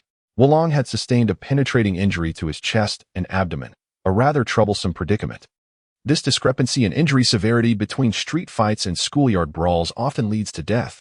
Street fighters wield knives, though they appear severe, the injuries are primarily muscular, allowing victims to survive, whereas schoolyard skirmishes often result in direct stabs that can fatally damage internal organs before reaching a hospital. Xingran gently laid Wulong down and, as he released the 8 gates, initiated his healing technique. The surge of yang released chakra promptly began to repair the damaged internal organs. In truth, as Xingran deactivated the 8 gates, he hesitated momentarily. The chakra boost from the 8 gates, even with his extraordinary physique, offered a considerable enhancement. However, he recognized that the chakra was too volatile. In such a state, even basic medical ninjutsu would be impossible to perform. Achieving sustained and substantial healing while utilizing the 8 gates would require further development. In a mere 5 minutes, Wulong was pulled back from the brink of death. At this point, he could begin applying medicine and bandaging wounds, which would not only conserve chakra for the medical ninja but also minimize cellular lifespan depletion of the injured. Most importantly, the freshly healed wounds remained fragile, appearing superficially mended while being susceptible to re-injury. According to the requirements outlined in the ninja manual, when the situation is unfavorable, all efforts must be devoted to healing the injured, striving to return them to battle at the earliest opportunity. In a stalemate, the decision to fully treat the wounded should depend on their will. Conversely, when in control of the situation, medical ninjas must firmly order the injured to abandon any thoughts of continuing the fight and return to the hospital for recuperation. What is the current state? Xingran is certain that they are far from having the upper hand, and at this moment, Wulong is filled with zeal. As a supporting actor, he feels compelled to perform diligently, otherwise, he may miss future opportunities. Consequently, with perfect timing, Wulong earnestly grasps Xingran and Appo's hand, declaring his intent to understand more. The tragic background character possesses no rights. Xingran does not afford him the chance to complete a single line, immediately increasing the healing energy. 1 minute later, Wulong, with a mournful gaze, joyfully rushes back into the fray, only to reappear before Xingran, carrying Dazhu. Doctor, hello. Doctor, goodbye. Observing Dazhu in his arms, Xingran is rendered speechless. As a dense surge of yang chakra manifests on this battlefield, which is not entirely concealed. As time progresses, the ninja forces from Konoha gradually disseminate crucial intelligence regarding a frontline medical post located 50 miles south of the E3 camp. Any injured who reach this sanctuary can swiftly revive and rejoin the battle, akin to a hero's altar, much like a resurrection crystal after a group skirmish. This information soon reaches the Cloud Ninja unit stationed at the E3 battlefield, where it is paramount to prioritize the elimination of enemy medical personnel at all times.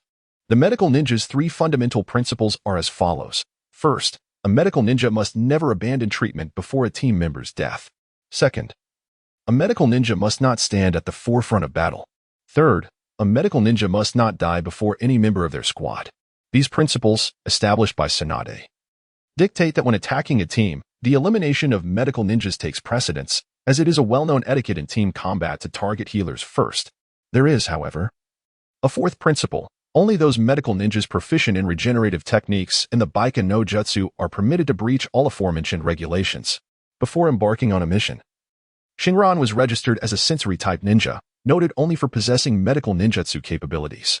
Regardless, due to this skill, he was assigned to the second wave of support teams. This arrangement was meant to uphold the 3 principles of medical ninjas, ensuring Xingran would not find himself on the front lines. Unfortunately, the urgency of the situation meant no one noticed that all members of Xingran and Appo's team were dispatched on missions. They were likely part of the initial patrol unit, ordered by Nara Shikaku, and had already entered the E3 camp to engage in defense, resulting in Xingran being positioned alone among the larger group. However, that was an hour ago.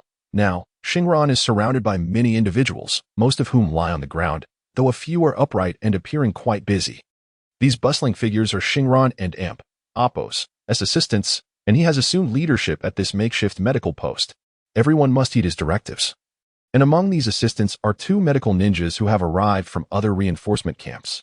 Yet, these 2 medical aides are rather inept, explaining their absence from Konoha and Appo's main hospital, relegated to the front lines, occasionally masquerading as ordinary battlefield medics.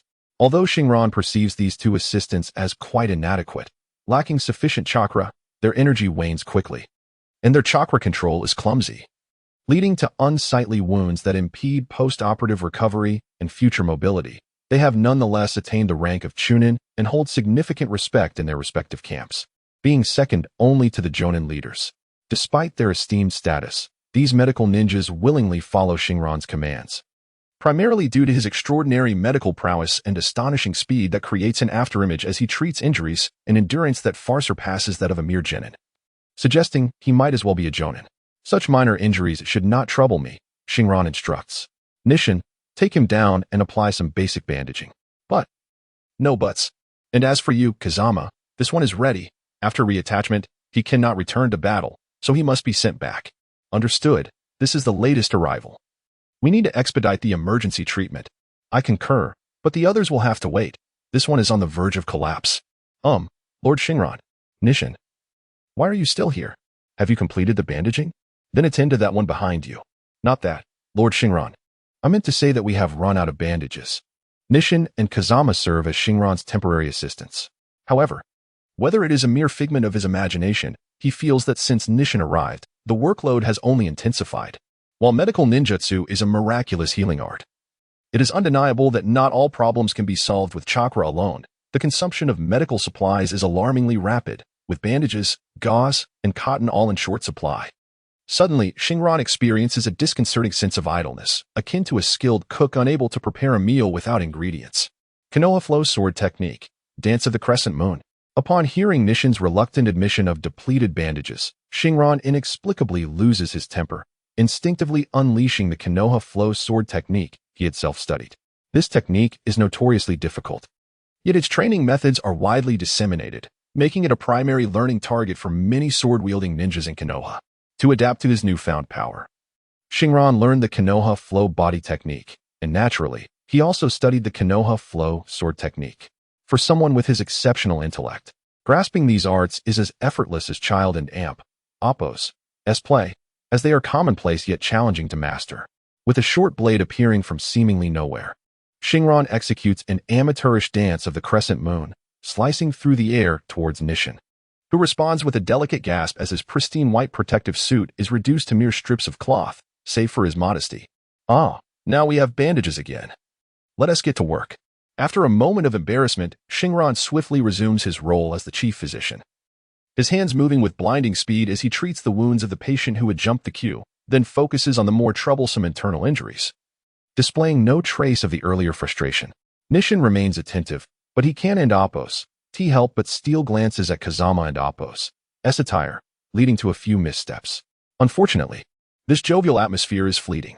As Xingran feels a slight fatigue from his superhuman speed and healing, a group of cloud ninjas suddenly bursts forth from the darkened woods, their sights set directly on Xingran.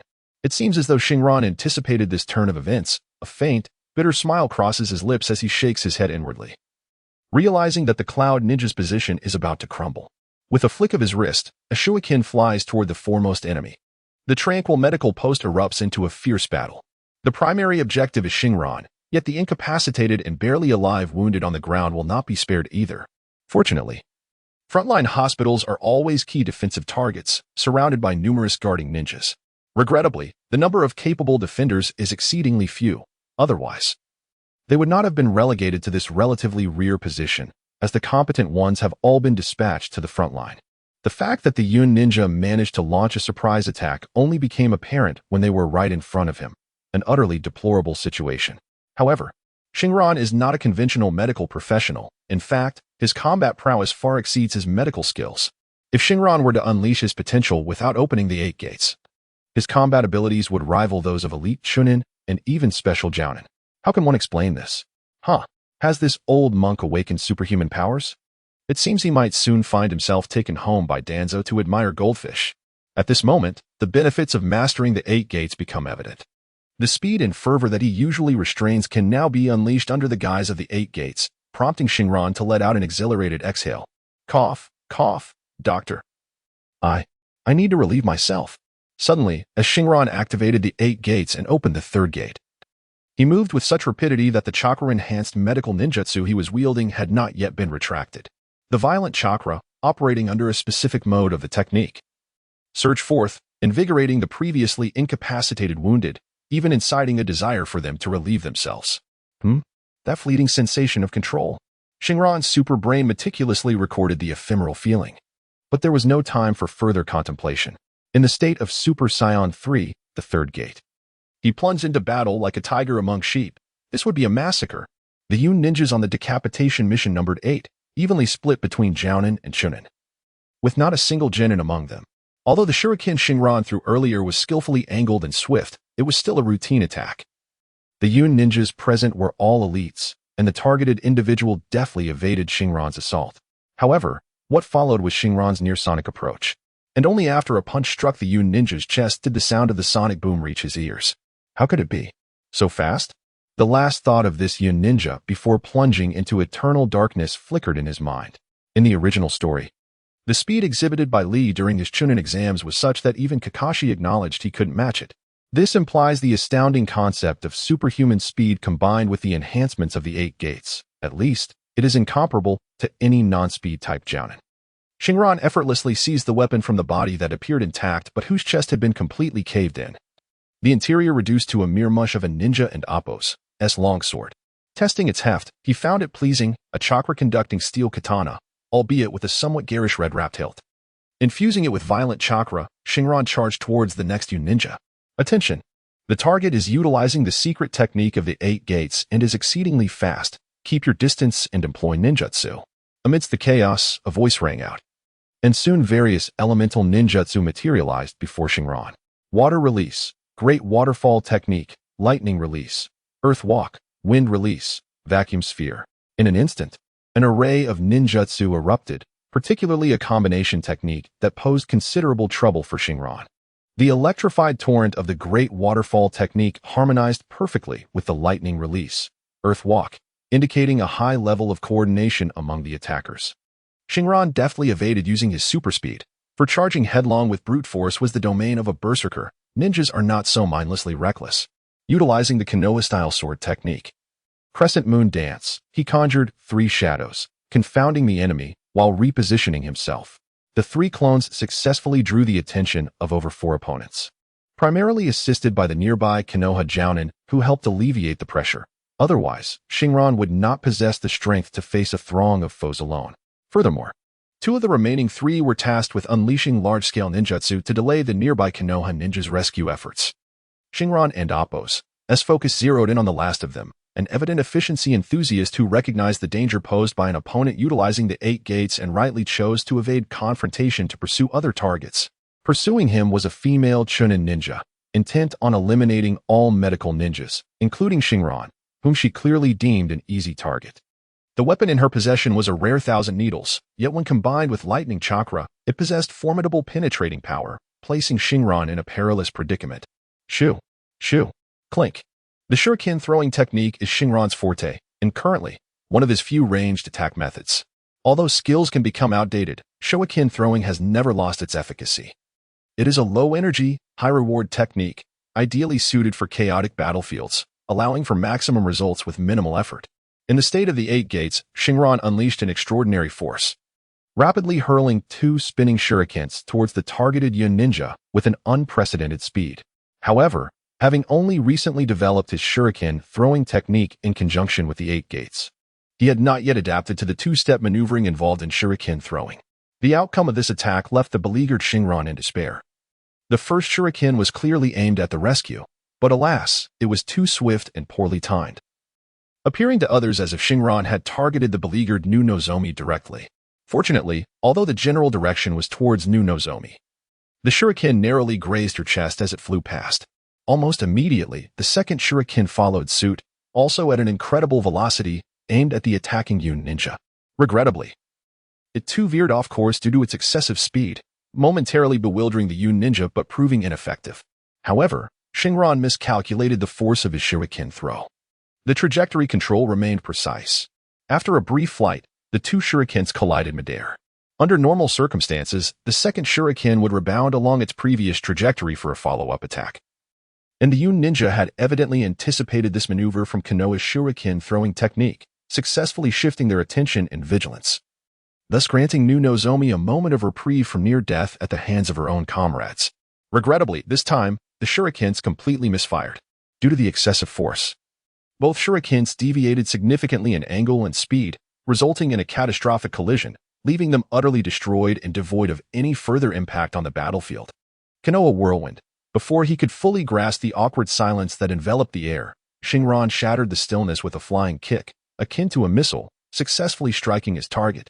However, the opponent had evidently anticipated this, and knowing it was an attack from the 8 gates, evading was not overly difficult, just a simple substitution technique sufficed. Although the opponent executed a graceful dodge, her strength did not permit her to act further. Xingran, in a single motion, shattered the inexplicably appearing wooden post, while simultaneously vanishing from his original position, silently reappearing behind the Yun ninja, who had just escaped peril, and with a soft thud, his kunai found its mark, ending the life of the slightly older female ninja. It was only then that the violent rushing wind generated by Xingran's motion resonated throughout the area. Water release, water barrier lightning release, shockwave team battles, and one-on-one duels are fundamentally distinct.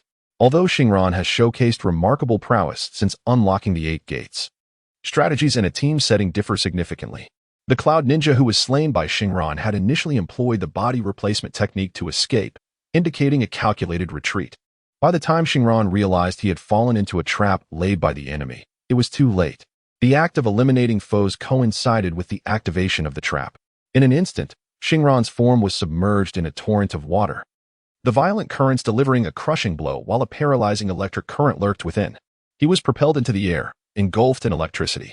Amidst the crowd, several excited voices erupted as Xingran, suspended in the air, became a magnet for a barrage of shurikens launched by the Cloud Ninja below.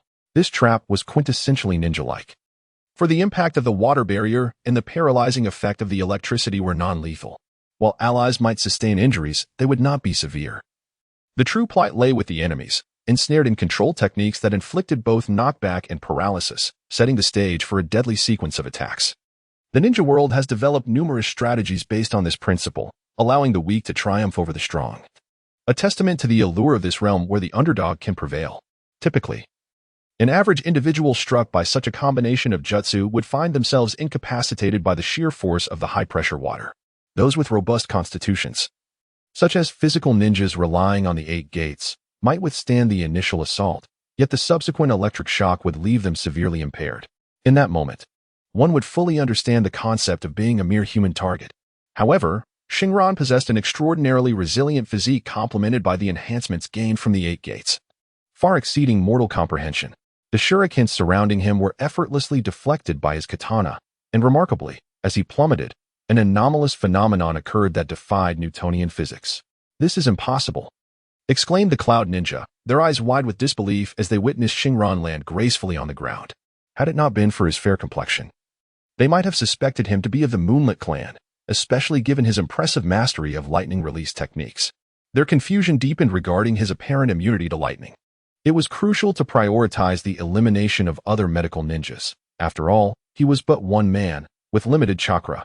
The Cloud Ninja glanced at one another, their leader raising his voice to ensure the latest orders were conveyed clearly amidst the chaotic battlefield, intending to compel Xingran into a dilemma between offense and rescue.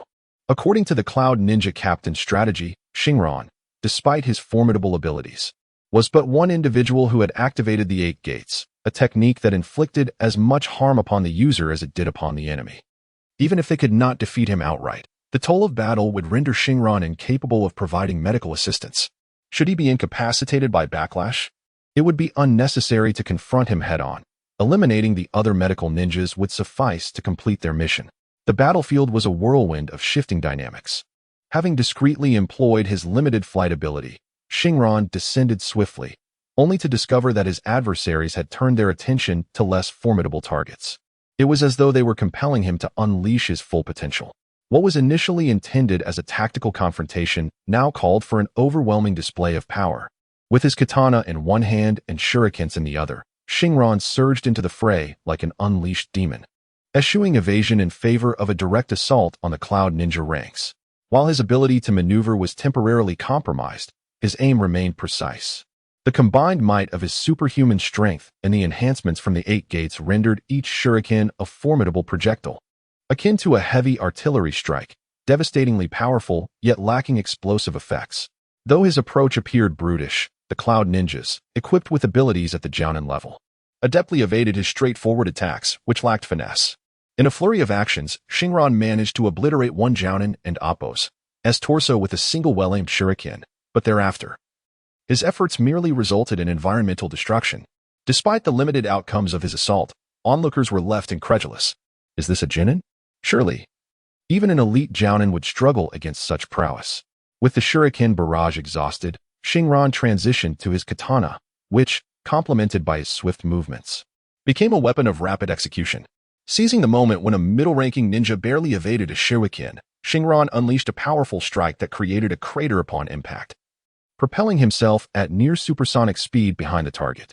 With minimal effort, the katana cleaved through the middle ninja, resulting in a gruesome end. This is unplayable. A complaint would surely arise from the Cloud Ninja ranks. This VIP presence rendered their game experience intolerable.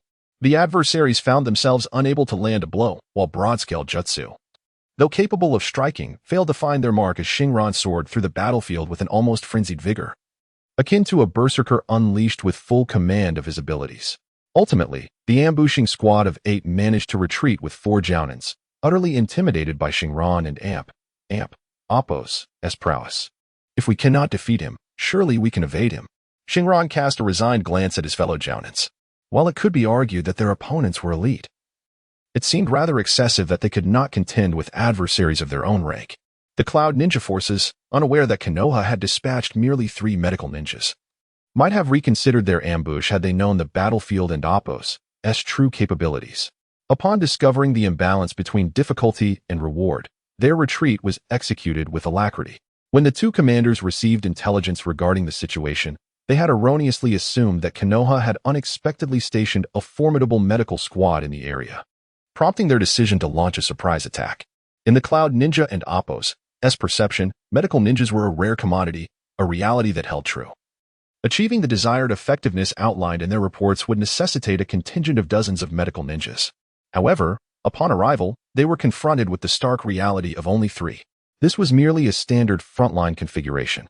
In the original narrative, although the medical corps appeared numerous during the Fourth War, subsequent developments revealed that the bulk of their numbers consisted of defensive forces. If there truly existed a multitude of medical ninjas, how could Sakura and Ino work tirelessly to save lives? Ultimately, Tsunade aspired to implement a reform ensuring every team was equipped with a medical ninja, not due to the incompetence of the village's higher-ups, but rather because of the scarcity of capable medical ninjas. Each one was a prized asset, far too valuable to squander as mere foot soldiers. In the hearts of the defeated Cloud Ninja ambush team, the mission was, in fact, deemed successful. There were only 3 targets, and 2 of them were evidently weak, devoid of any chakra, a clear sign of exhaustion from prolonged overwork. The only medical ninja with sufficient chakra had used the forbidden technique of the 8 gates, rendering them ineffective for the remainder of this war. Although the latter part of the mission felt nightmarish, the individuals involved eventually felt a sense of relief. Completing the mission was the greatest affirmation for a ninja. Meanwhile, on Xingran and Appo's side, despite the appearance of invincibility, the reality was different. Although he seemed to withstand various area ninjutsu with ease, he still suffered injuries: burns from fire release, impacts from water release, lacerations from wind release, and penetrating wounds from lightning release. Despite his extraordinary insight and reflexes, evading damage proved impossible. Presently, he appeared somewhat disheveled, yet the outcome was remarkable. His steel-like physique not only provided exceptional resilience, but also an intrinsic healing capability. Though his clothes were tattered and stained with blood, many minor wounds had begun to scab over. This remarkable resilience was largely due to the timely intervention of the Leaf Jonin, who held off several Cloud Jonin after Xingran endured the initial wave of the ambush. Without their support, he would have struggled to find sufficient room for counterattacks. The intensity of the 8 gates, particularly when employed in high-stakes combat, had placed a considerable burden on him. Even the indomitable Xingran discovered significant muscle and vascular damage upon self-assessment. However, such sacrifices felt worthwhile. Although many defenseless injured had perished unjustly at the onset of battle, the majority had survived, including Shinjiro and Kazama, for which he felt immense gratitude toward the nearby guards who had momentarily restrained the enemy, allowing their side to unleash their full potential. as Xingran sat on the ground and released the 8 gates. The extraordinary vision and hearing that had tracked the fleeing cloud ninja dissipated into the horizon. Otherwise, he would have hesitated to relinquish the 8 gates, aware that the subsequent period of weakness left one vulnerable to attacks. Although his condition was not as dire as Guy and Apos, the threat of a surprise attack still loomed. He retrieved 2 soldier pills to replenish his stamina. Specifically, his superhuman recovery abilities consumed considerable energy. While the soldier pills did not reveal their effects immediately, consuming regular food would certainly evoke a sense of gluttony akin to that of a pirate. He felt he could easily consume meals meant for 20 individuals. "My Lord Xingran, shall we relocate?" At that moment, a Leaf Jonin responsible for guarding the makeshift medical station approached him respectfully. Previously, this Jonin had not displayed such deference, a shift that Xingran understood. Initially, he had merely respected Xingran's medical prowess, which was only natural. However, after witnessing Xingran's performance, which captivated the battlefield's attention, it became apparent that the Yamanaka clan ninja was not only a formidable healer but also a powerful warrior. In the ninja world, respect for strength is deeply ingrained. This was a genuine opportunity for Xingran to showcase his talents, and he felt a mixture of anxiety and exhilaration. In this world, mere survival was insufficient. Many resources became accessible only upon demonstrating a certain level of skill. Yet, Xingran was no fool. He understood the necessity of calibrating the extent of his abilities. Should he overreach, he might attract envy, much like his fellow villager Danzo, who had long maintained a dubious association with Orochimaru, never relinquishing his pursuit of human experimentation. The talents he exhibited had not yet reached the unacceptable levels of Uchiha Shursui, but he had certainly distinguished himself among ordinary ninjas, emerging as a brilliant new star. In due time, the village would inevitably recognize his worth, ensuring at the very least a modicum of protection appropriate to his abilities, safeguarding him from being squandered in some underhanded deal. Otherwise, he might find himself forced to become a rogue ninja. Surveying the scene, Xingran noted the overwhelming number of injured. Moving them would be impossible. He resolved that they could not relocate until everyone was saved, and thus called for reinforcements. His words elicited expressions of gratitude from the severely injured ninjas present. While ninjas must endure, who would wish to prolong their suffering when immediate healing was within reach? Xingran commenced the critical task of saving lives.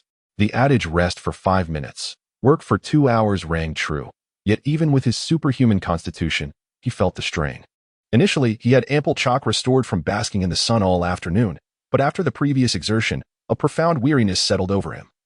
Even his formidable recovery abilities began to falter. However, even in a state of diminishing strength, he was not entirely powerless. An hour later, all present regarded him with a mixture of awe and disbelief, wondering just how much chakra he possessed. At this juncture, Xingran recalled that he had treated over 200 individuals, excluding the 80 who required minimal chakra for urgent care and the 30 severely injured who could not return to the battlefield. Nearly 100 ninjas with moderate injuries, who could not afford to delay treatment, had been sent back to the fray, thanks to his accelerated work mode. What did this imply? It was only now that he began to ponder this profound question. Meanwhile, Narashikaku was also contemplating the implications of Xingran and Apos' remarkable contributions. The sudden influx of 100 reinforcements in the E3 sector had dramatically altered the balance of battle. Just half an hour after Xingran's display of prowess drove away the Cloud Ninja ambush team, the battlefield outside executed a coordinated strategy, and with their numbers reinforced, the Cloud Ninja began to retreat under heavy losses, ultimately forced to regroup within the confines of the E3 encampment. It may seem surprising that a mere 100 additional personnel could lead to such a significant shift in the tide of battle. On the surface, the Cloud had deployed around 1,000 troops, encircling 3 battlefields. This meant approximately 300 soldiers per battlefield, with a similar number in ambush units. After nearly 2 hours of intense conflict, how many would remain on either side? Given the Leaf reinforcements and Apos' superior numbers, it was likely that at least 200 had fallen in the E3 sector. As the ambushers, the Cloud and Apos' losses would not be negligible, easily approaching 100. Not accounting for those who could not engage in battle or had perished outright. Among those who remained, how many were wounded? Thus, when faced with fully rejuvenated Leaf ninjas, the balance of war began to tilt dramatically. Consequently, the Leaf reinforcements, already outnumbering the enemy, were able to penetrate the E3 encampment, marking a pivotal turning point. Order a full counterattack in the E3 sector. If we can break through the enemy's encirclement, victory in E3 is assured. Depending on the situation, we may reinforce the C4 sector. If not, we must inflict as much damage as possible on the Cloud Ninja. Narashikaku, as the frontline commander, astutely recognized the opportunity. For a ninja, courage is never in short supply. Once an advantage is secured, it must be relentlessly pursued to transform that edge into a decisive victory. Soon, the communications officer from the intelligence department received orders and left the command center, at which point a faint smile of relief finally broke through the tension on Riku's face. I didn't expect this, Haichi. Your little one has indeed brought about such a significant change. Your family has truly produced an extraordinary genius. Riku shrugged, feeling the weight of pressure lift significantly. Current reports from the battlefield indicated that the other two fronts were still in a state of stalemate. However, it was evident that the E3 front was stable, thus averting the worst-case scenario. If fortune favored them, E3 might even receive more reinforcements to support other fronts. Should Konoha gain momentum, victory was within reach. Haha, honestly, I too was surprised by the strength of this kid and Appo's medical abilities. The Yamanaka clan has finally produced a genius. Haichi, upon learning of Hashirin and Appo's performance, was overjoyed, his words somewhat incoherent. Nonetheless, Rika had long grown accustomed to Haichi's clumsiness in speech. Observing the Uchiha clan's continuous emergence of prodigies like Shursui and Itachi, those from the lower-tier secret arts families could hardly conceal their envy. Previously, Inuzuka Hana had managed to hold her own, but that was merely exaggerated claims of keeping pace with the young Uchiha Shursui. In truth, after Uchiha Itachi's graduation, the so-called family genius cultivated by the Inuzuka clan had fallen from grace. They were simply not on the same level. Inuzuka Hana was still a student, while Uchiha Itachi had already graduated. This stark contrast made it evident that the many secret arts families of Konoha had realized their limitations. No matter how much they tried to hype up their prowess, it was futile. This time, it seemed the Yamanaka clan had genuinely produced a genius, evoking much envy. Meanwhile, in stark contrast to the alleviating atmosphere at the Konoha Command Center, the frontline command post of the Cloud Shinobi, located approximately 80 kilometers from the A7 battlefield, was enveloped in a heavy tension. I instructed you to commence intelligence reconnaissance well in advance, incurring significant manpower and resource losses. What have you achieved with your intelligence efforts? Why are there still so many reinforcements in the third target area? And on the front lines, you have consistently faced manageable numbers. How did we falter? Who can explain what went wrong? The series of inquiries reverberated throughout the command post, prompting the two leaders to erupt in fury. The meticulousness of their plan had resulted in a rigid structure across all fronts, and now, with the sudden complications in the third target area, they found themselves without any reserve forces to rectify the situation. Indeed, the two leaders had not allocated any reserves, due to political reasons. One had been promoted by the Reikage, yet simultaneously, she was obligated to share some of the burden with him. For instance, she needed to deliver a resounding victory to showcase her capability not only as a fighter, but also as a competent commander. Thus, she had bet everything on a full-scale effort across all three battlefields. According to the plan, even if they did not capture the enemy encampment, they could still achieve significant political goals by inflicting heavy casualties on Konoha's active forces, thereby gaining leverage for future negotiations. Given the extensive reconnaissance conducted earlier, the two leaders were as informed about the situations at the three battlefronts as their opposing commander, with knowledge of both sides and taking the initiative.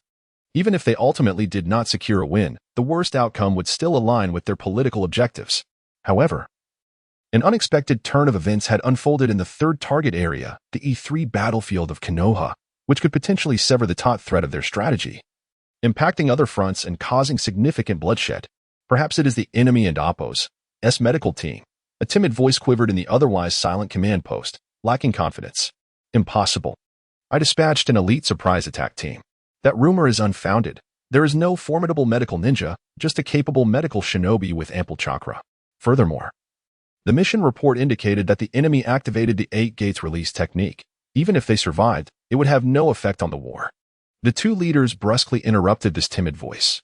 They preferred resolute soldiers and held themselves to that standard. The queen-like figure despised weakness, cowardice, and lack of confidence. But many from the front lines have reported seeing Konoha ninjas, previously confirmed to be on the brink of death, returning to the battlefield. The timid voice faltered, prompting another interruption from the two leaders. That is merely an excuse of cowards. I order you to hold the third target battlefield at all costs. The strategic objectives there have already failed, and our task is to ensure that Konoha reinforcements cannot assist the other two target battlefields. If necessary, you are to hold the line. Do you understand? The two leaders again forcefully interrupted their subordinates' report. Now, it mattered little whether Konoha had unexpectedly received an additional 100 reinforcements or if the rumors of a powerful medical ninja were true. The war had been ongoing for nearly 3 hours, and based on the travel time from Konoha's headquarters to the borders of the Land of Fire, a vanguard unit would arrive within the next hour, possibly even sooner. There was no longer time to consider the issue of medical ninjas. Should we consider an early withdrawal?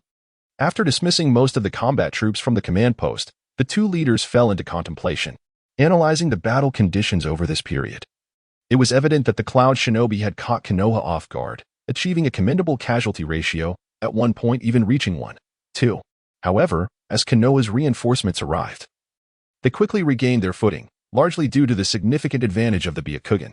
This casualty ratio was rapidly deteriorating, now approaching 1:5 currently.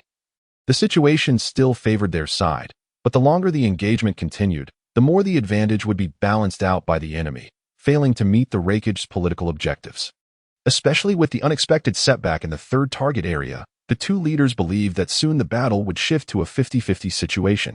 At that point, the Cloud Shinobi would be defeated in terms of attrition, as they could not match Konoha's endurance. Report. New developments in the third target area. Konoha ninjas have surged forward, and the genin class is doing their utmost to hold the line. However, reports from the front indicate they are nearing their breaking point. Just as the two leaders hesitated, a dire piece of news prompted them to make a final decision before concluding the war. Withdraw the encirclement of the third target battlefield. Delay the rearguard troops and redirect everyone to the second target battlefield. Within half an hour, we must eliminate Konoha's active forces, and then we will retreat. This was the final battle plan of the two leaders. Achieving a complete success was evidently no longer realistic. Konoha was clearly intent on breaking free from the encirclement and adopting a snowballing strategy to reclaim some ground. In light of this, they had to implement contingency measures, at least to sever one of the enemy's fingers. As dawn's light spilled over the horizon, the reinforcements from Konoha arrived, bathed in the golden glow of morning. Yet, the war that had begun in the dead of night had already concluded nearly half an hour prior. Hashiran basked in the warmth of the sunlight, feeling the dry chakra within him finally revitalized, enabling him to assist Guy in healing. Approaching Guy, who was wrapped like a dumpling, Hashiran beamed a radiant smile, which seemed contagious. Knowing that the pain would soon subside, Guy responded with a silly grin of his own. Many others wore smiles as well.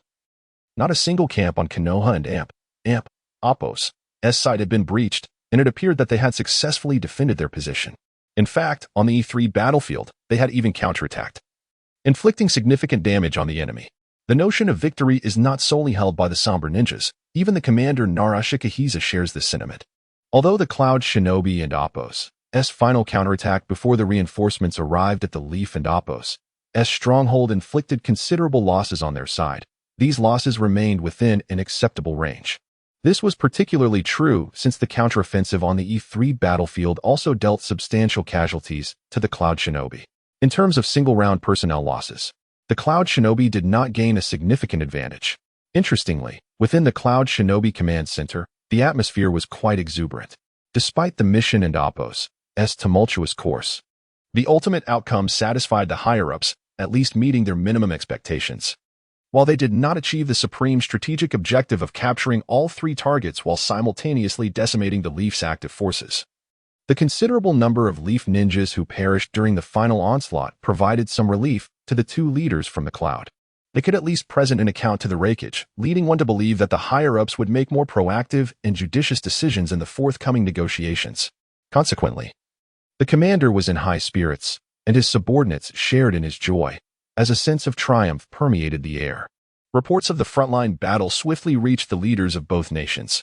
The Raikage was undoubtedly sharpening his blades, believing they had dealt a significant blow to the Leaf, thus anticipating a smoother negotiation process. Meanwhile, the Hokage also had his own thoughts. In the Hokage and Appos' office in the Leaf, despite having scarcely slept the previous night, the increasingly aged third Hokage, Hiruzen Sarutobi, mustered his energy to diligently review the freshly released frontline reports. At that moment, the third Hokage held a report, scrutinizing it for nearly half an hour, occasionally clicking his tongue and muttering to himself. Yamanaka Xingran. Huh, I truly possess a discerning eye, though. It seems his ambitions may be somewhat grand. The third Hokage felt an overwhelming sense of delight. Yet he pondered whether the young man's lofty aspirations were a blessing or a curse, due to Yamanaka Xingran's exceptional performance. The village decided to commend him with a significant accolade, which could directly be exchanged for an A-rank ninjutsu. However, the young man expressed a desire to accumulate further merits to eventually exchange for an S-rank technique, leaving the Hokage uncertain about his motives. One could interpret him as a genius striving for the best, or, conversely, as a youth with aspirations that exceed his grasp. Although they had not lost the battle and even gained some advantage, it was clear that the old man found greater joy in witnessing the continuation of the will of fire within Konoha, reflecting on the once unremarkable Yamanaka Xingran, who had previously been deemed unfit for the role of a ninja due to the impact of his team's annihilation. It was astonishing to see how he had matured so rapidly through the trials of combat. The report revealed that Yamanaka Xingran not only excelled in medical ninjutsu but had also practiced the 8 gates technique alongside Guy, managing to achieve a minor proficiency in it within less than a month of knowing him. His rapid progress highlighted the significance of talent. Yet the training in the strong fist style underscored the importance of willpower. The third Hokage recalled how he had recognized Guy and Appos as potential, ultimately advocating for him to pursue the path of a ninja, which led to the emergence of such an outstanding successor to the will of fire. It seemed he had succeeded once again. Originally, Yamanaka Xingran was on the list of those to be abandoned, had it not been for the Hokage's intervention. He might have already been earmarked by Danzo for training as a mindless spy, relegated to some obscure corner of the ninja world, gathering intelligence that would likely prove useless to the village. Contemplating this, the third Hokage smiled quietly, affirming that the individuals he valued must possess their own thoughts. The report detailed Yamanaka Xingran's performance against the Cloud Shinobi surprise attack. Upon inquiry, it became evident that before activating the 8 gates, Xingran had enveloped most of his body with the akin healing wound destruction technique. The difficulty of this maneuver was staggering, not to mention the unimaginable chakra consumption. However, for Yamanaka Xingran, who had already established the chakra flow route prior to activating the 8 gates, it posed no difficulty. The excess chakra would naturally follow the established route, allowing the technique's effects to manifest seamlessly. The combination of ninjutsu proved profoundly formidable, transforming him into a human bulldozer, a mode he referred to as his unmatched mode, rendering him impervious to injury as he surged forward without hesitation. This technique bore some resemblance to the Creation Rebirth 100 Healings technique but was executed through an entirely different approach. In truth, the explanation was merely a spontaneous fabrication by Xingran after being questioned. He had not utilized the akin healing wound destruction technique at all, relying solely on his superhuman physique. Yet, due to a previous epiphany while in the 8 gates state, he had managed to execute a maneuver that left his initial detractors astounded.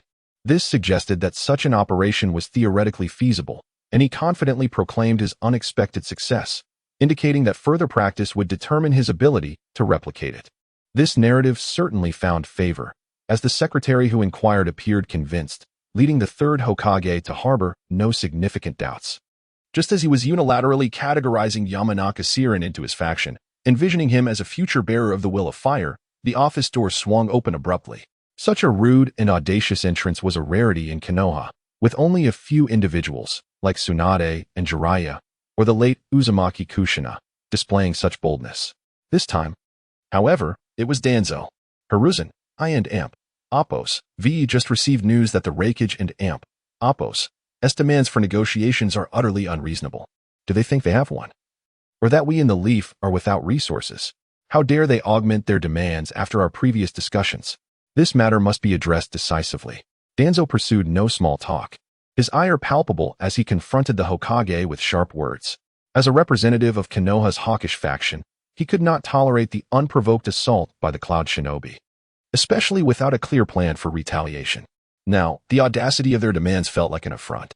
Both sides believed they had achieved their minimum objectives, leading to a diplomatic impasse. The Cloud Shinobi felt they had inflicted pain upon the Leaf, while Konoha believed they had thwarted the Cloud schemes and even counterattacked effectively.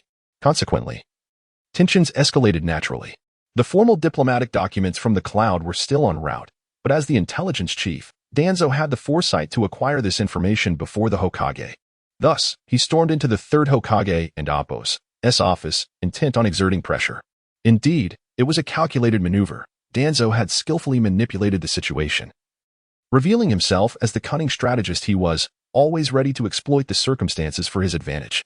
In this way, the orders are issued by the third Hokage, and the ensuing losses must be borne by the third. To speak of nothing else, if we were to take the initiative and strike against the Cloud Shinobi, there would undoubtedly be casualties. Should we emerge victorious, with commendable results, the credit would be attributed to me, Danzo, and would bear little relation to the third. However, if the death toll is excessive or the mission fails, well, the higher-ups are acutely aware of the implications, but the common folk remain oblivious. As soon as a rumor circulates from the root, the third Hokage becomes the scapegoat. It is essential to recognize that the support of the populace for the Hokage position is of utmost importance. If the third makes a few more missteps, he risks being ousted a second time. Danzo Shimura has always exemplified the principle of being adept in internal conflicts while inept in external battles. The third Hokage feels somewhat helpless regarding Danzo and Appo's brazen intrusion. In truth, he deeply regrets reconciling with Danzo so easily in the past. Perhaps age has dulled his resolve. When he resumed the position of Hokage, Danzo had ordered the root to assassinate him. Despite having the upper hand, he chose to show restraint due to the influence of Danzo's root and the Uchiha clan. It was indeed a mistake to let Danzo off the hook. At the very least, the power of root should have been curtailed. As the saying goes, a single misstep can lead to eternal regret. And now this old schemer has resurfaced. Upon receiving the intelligence Danzo provided, the third glanced over it and grimaced as if his face resembled a withered flower. The intelligence indicated that the higher-ups in the Cloud Village believed this attack had inflicted considerable pain on Konoha, and thus, if Konoha wished to conclude the war with dignity, it must materially satisfy the demands of the Land of Lightning. Otherwise, the Cloud Village would ensure that Konoha suffers losses on the battlefield far exceeding any compensation. Indeed, from the intelligence, Danzo's assertions seem quite reasonable. Konoha has not lost the war. Where does the Cloud Village derive such audacity? Yet, the third is not Thor. Enduring repeated assaults from Danzo while treating him like a first love. If he were to heed Danzo and Appo's words, it would inevitably lead to war, and in warfare, casualties are unavoidable. After the Third Great Ninja War, Konoha has asserted its dominance over the world. The paramount concern now is to mitigate losses. Do not mistake me for a pacifist. Pragmatic decisions dictate that the benefits of victory are often obscured, known only to a select few in the upper echelons. Regardless of the outcome, the families of the deceased will certainly resist his rule. It is evident that the world is striving for peace. Why should my family suffer unnecessary deaths in this turmoil? Once a household experiences loss, no amount of talk about the village's interest will suffice. Not everyone is an Itachi Uchiha, who, even after the massacre of his family, would continue to fight for the village. The darkened Sasuke represents the norm in this twisted reality. For the sake of his own interests and stance, the third is unlikely to easily consent to acts of retaliation. Danzo, this is merely a preliminary intelligence report. Since it pertains to negotiation, formal documentation will inevitably follow. We shall discuss subsequent matters once the official documents are confirmed. The third has indeed aged and struggles to devise a compelling argument to dissuade Danzo from complicating matters, thus opting for a strategy of delay. Unfortunately, events have unfolded contrary to his intentions, as the seemingly victorious Cloud Village is eager to expedite the peace talks. Thus, an urgent message from the Shinobi Eagles was delivered to the third Hokage at this awkward juncture. Danzo, who had been on the verge of venting his frustrations, fell silent and adopted a demeanor of inscrutable profundity. Indeed, the formal documents corroborated the intelligence. Such demands from the Cloud Village are utterly unacceptable to Konoha. He summoned the other elders of the Advisory Council for a meeting. Although the Advisory Council's other elders and the third's office are located within the same building, this delay afforded the third a brief moment to contemplate his forthcoming remarks. My esteemed colleagues, the negotiation demands from the Cloud Village are indicative of a profound misreading of the situation. We must make it clear who the true victor of this war is. Upon the arrival of the advisors, Narashikaku and Midogate, Danzo was the first to voice his opinion, declaring himself a hawk who desires war. Indeed, Lord Hiruzen, any display of weakness at this juncture would be an affront to the sacrifices made by the shinobi who have fought for Konoha, culminating in our current advantageous position. We must convey to the Cloud Village who the victor of this war truly is, and that the vanquished must pay the price to the victor. Narashikaku. despite being an elder, exhibited a strikingly aggressive stance. For her, to compensate the Cloud Village for their losses in exchange for peace is utterly unacceptable. Were it not for Hiruzen's insistence on calculating the costs of war versus moderate reparations, Shikaku would have never entertained the idea of negotiations. Only if the Reikage, akin to the Tsuchikage, acknowledges defeat and substantial post-war reparations flow into Konoha, would she find satisfaction. I support Lord Hiruzen. We must clearly articulate that we are the victors and elucidate the failure of the Cloud Village in this endeavor. I trust that the higher-ups in the Cloud Village will understand the necessity of compromise. Of course, I am confident that we can secure a victory. Konoha has always been the strongest. However, let me reiterate, wars must yield benefits for the nation. Conflicts devoid of gain will only accelerate the nation's decline. We must remember, this world extends beyond the fire and lightning countries. To prevent misjudgments from others, we must maintain military deterrence. A weakened Konoha may present opportunities for those vanquished. Among the Hokage and Appo's advisory council, Midogate has always been the least prominent figure among the four. However, this does not imply that his capabilities are the weakest. Perhaps he is not as adept as Danzo in external missions or as forceful as Shikaku in internal management. Yet his insights and high-level decision-making rival those of the Hokage himself. In a village leadership dominated by relentless conflict, Mido and Appo's perspective is unparalleled. Presently, Konoha faces an aging Hokage, a Danzo who schemes against his comrades, and a Shikaku who only seeks to protect her own territory. Mido and Appo's suggestions are often of significant consequence. His counsel is neutral and potentially the most advantageous, yet in Danzo's eyes, this positions him as an ally of political adversaries, necessitating suppression. If we were to dispatch elite forces for a decisive strike, even in failure, it would not inflict crippling losses on the village. And the scrutiny of other nations would be negligible. After hearing Mido and Appo's explanation, Danzo immediately rose to counter. The third felt a twinge of irritation. We are discussing international dynamics. And you wish to discuss tactics? I shall address tactics shortly, but is the route not the entirety of our operational capacity? Of course not. Just as the third inquired about Danzo and Appo's confidence, assigning the entirety of the mission to the route, Danzo promptly presented a conundrum. I have heard that during this battle, a certain young member of the Yamanaka clan performed exceptionally well. I recall his name being on the list of those who were to be discarded.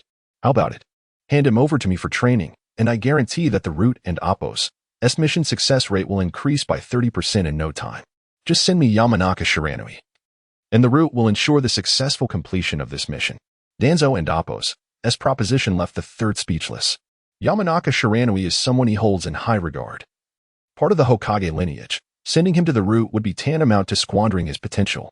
However, the promise of a 30% increase in mission success rate raises an insurmountable dilemma. Should the retaliation proceed or not?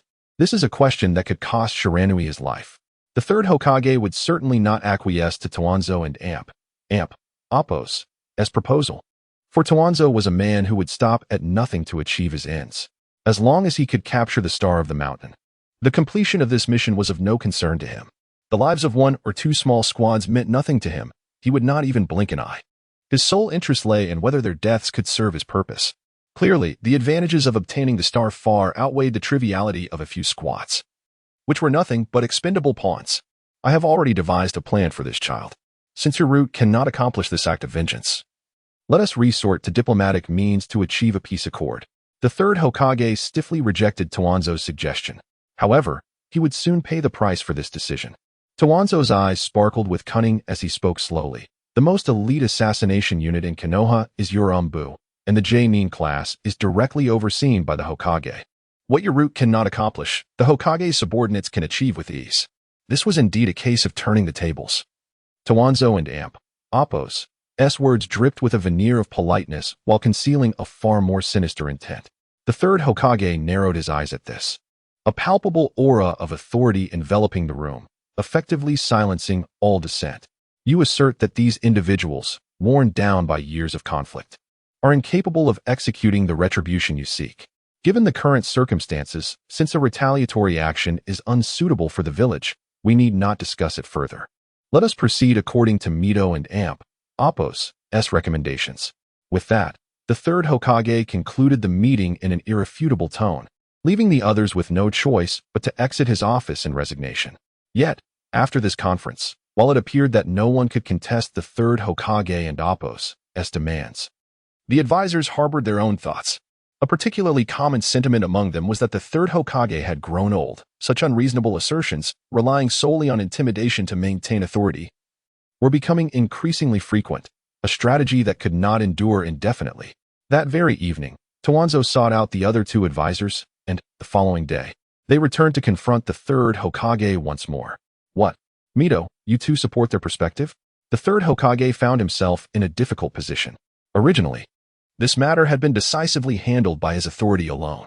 Yet, even with the weight of his stature, he could only sway matters in a 2-to-2 situation among the advisors. When all three advisors agreed on a decision, the Hokage, regardless of his rank, had to make concessions. It is worth noting that Konoha's advisory council, along with the Hokage, consists of 4 members. This raises an intriguing question. What occurs if a 2-to-2 split arises on a particular issue? The answer is simple: indecision. The Hokage possesses a veto power. So in cases of a tie, the option favored by the Hokage will typically prevail. However, should an odd number arise, say a 2-to-3 scenario, it may seem to promote democratic fairness. Yet, it often reflects a dilution of the Hokage's individual authority. When voting results in a majority prevailing, even the Hokage must yield to this principle. Thus, rather than striving for a majority each time, it is more advantageous to control voting under conditions that favor oneself. Which explains why the Hokage and Appo's decisions often come to fruition. As long as the Hokage has one ally, he can secure a decisive vote. After the death of Uchiha Kagami, the advisory council maintained this advantageous numerical arrangement until the fourth Hokage ascended.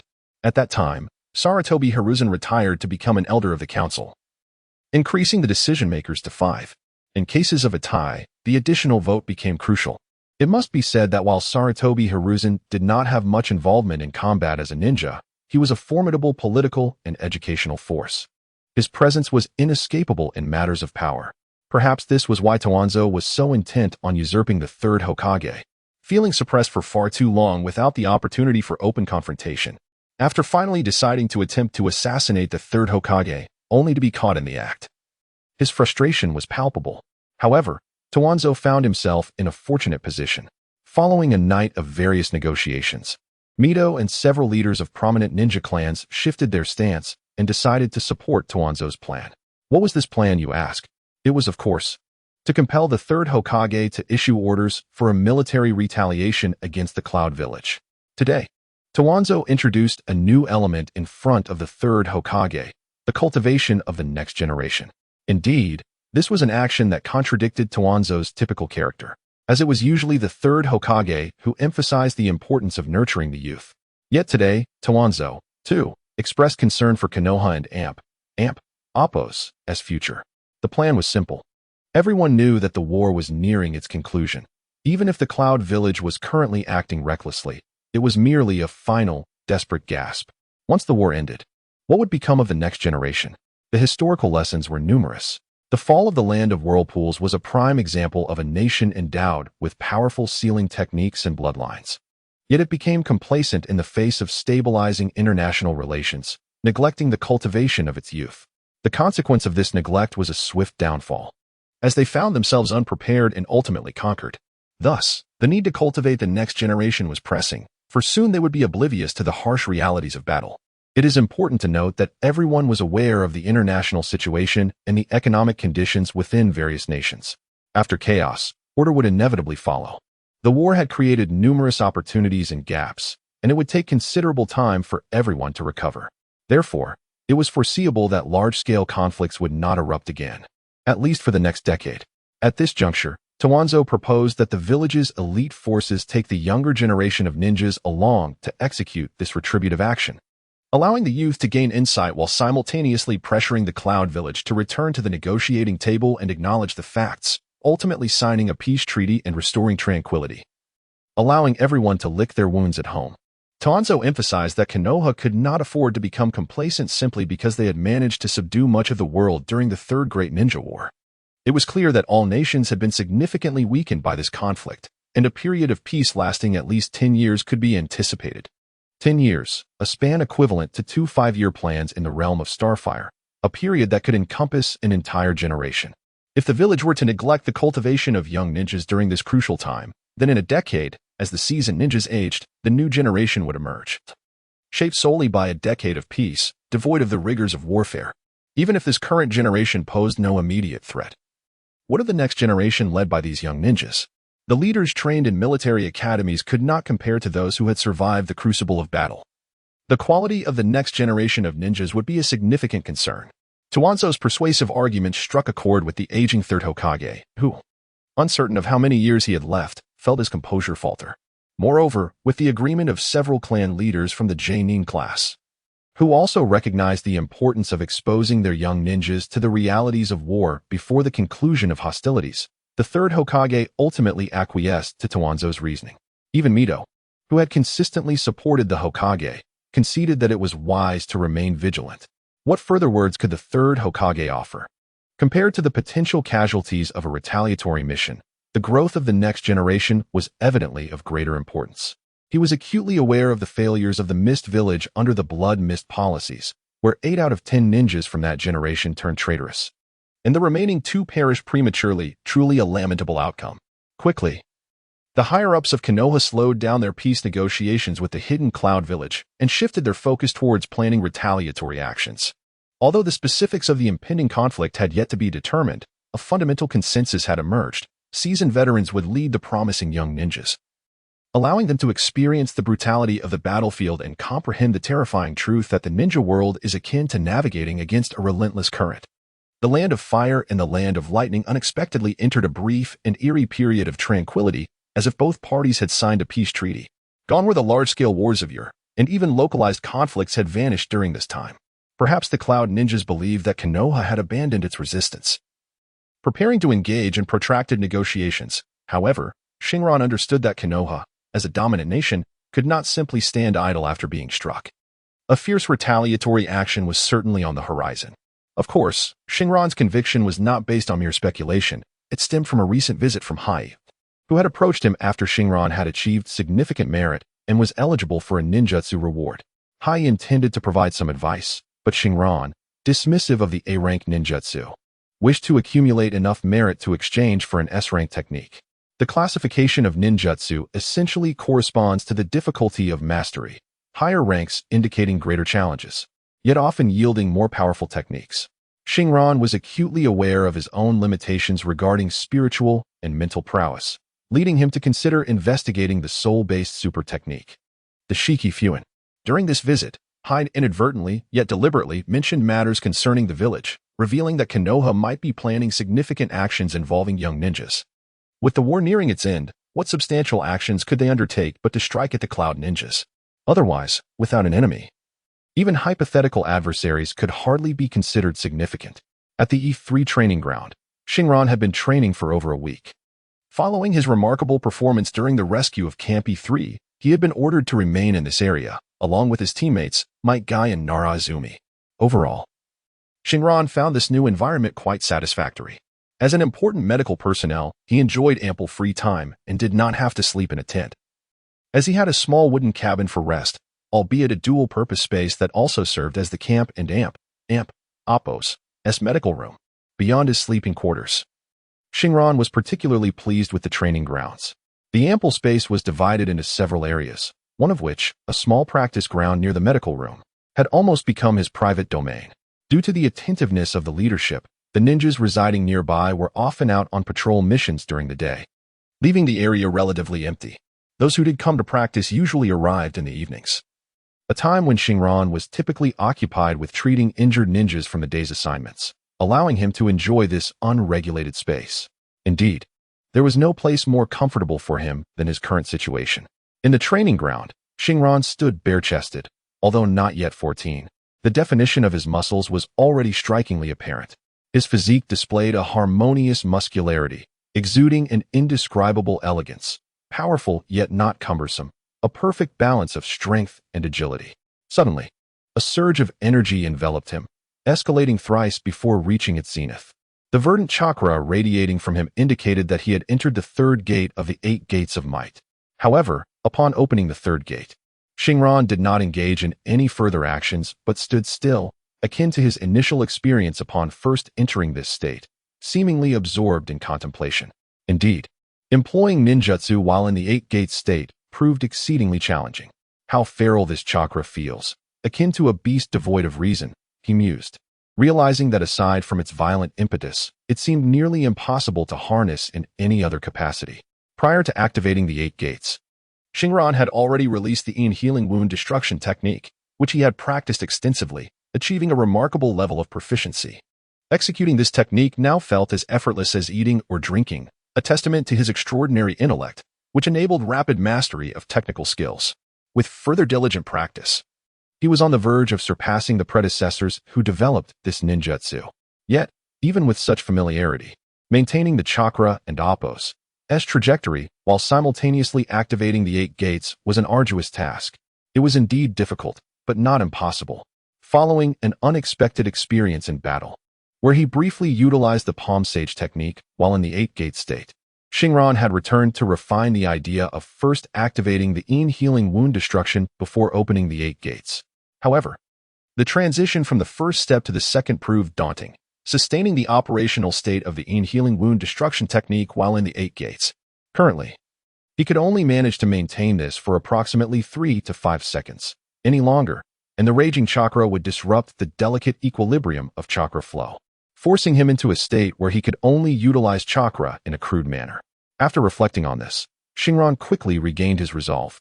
With his exceptional intellect and superior control, both his mental and physical capabilities far surpassed those of an ordinary individual.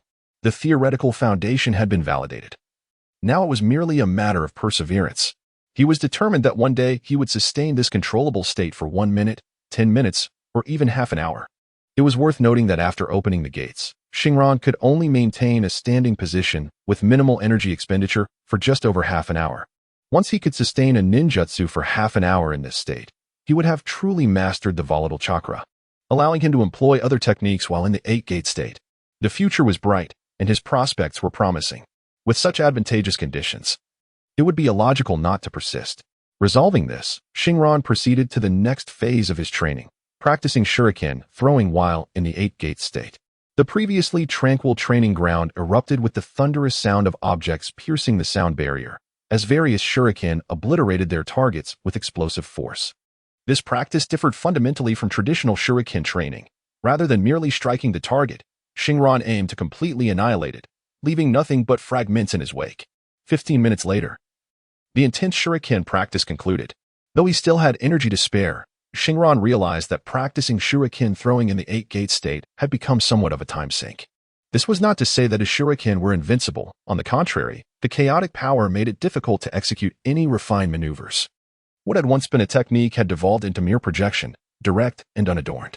For a ninja with keen awareness and quick reflexes, adapting to such attacks was relatively straightforward, allowing for evasive maneuvers and counterattacks.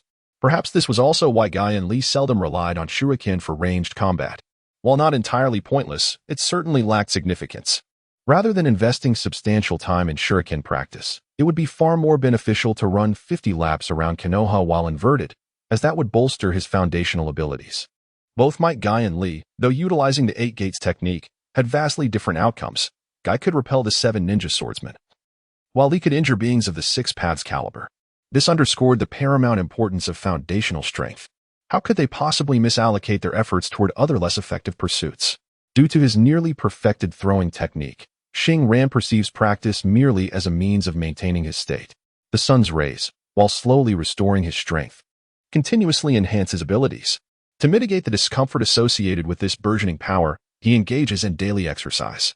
However, once he enters the open gate state, the nature of his training alters significantly. Technique becomes irrelevant, as his innate ability to hit targets with precision renders such practice futile. Achieving a perfect strike becomes a basic operation for him. What remains to be explored? The throwing technique of shuriken is a widely applicable skill, and the enhancement effects of the 8 gates are undeniably potent. While both abilities are formidable, their synergy often proves elusive for most individuals.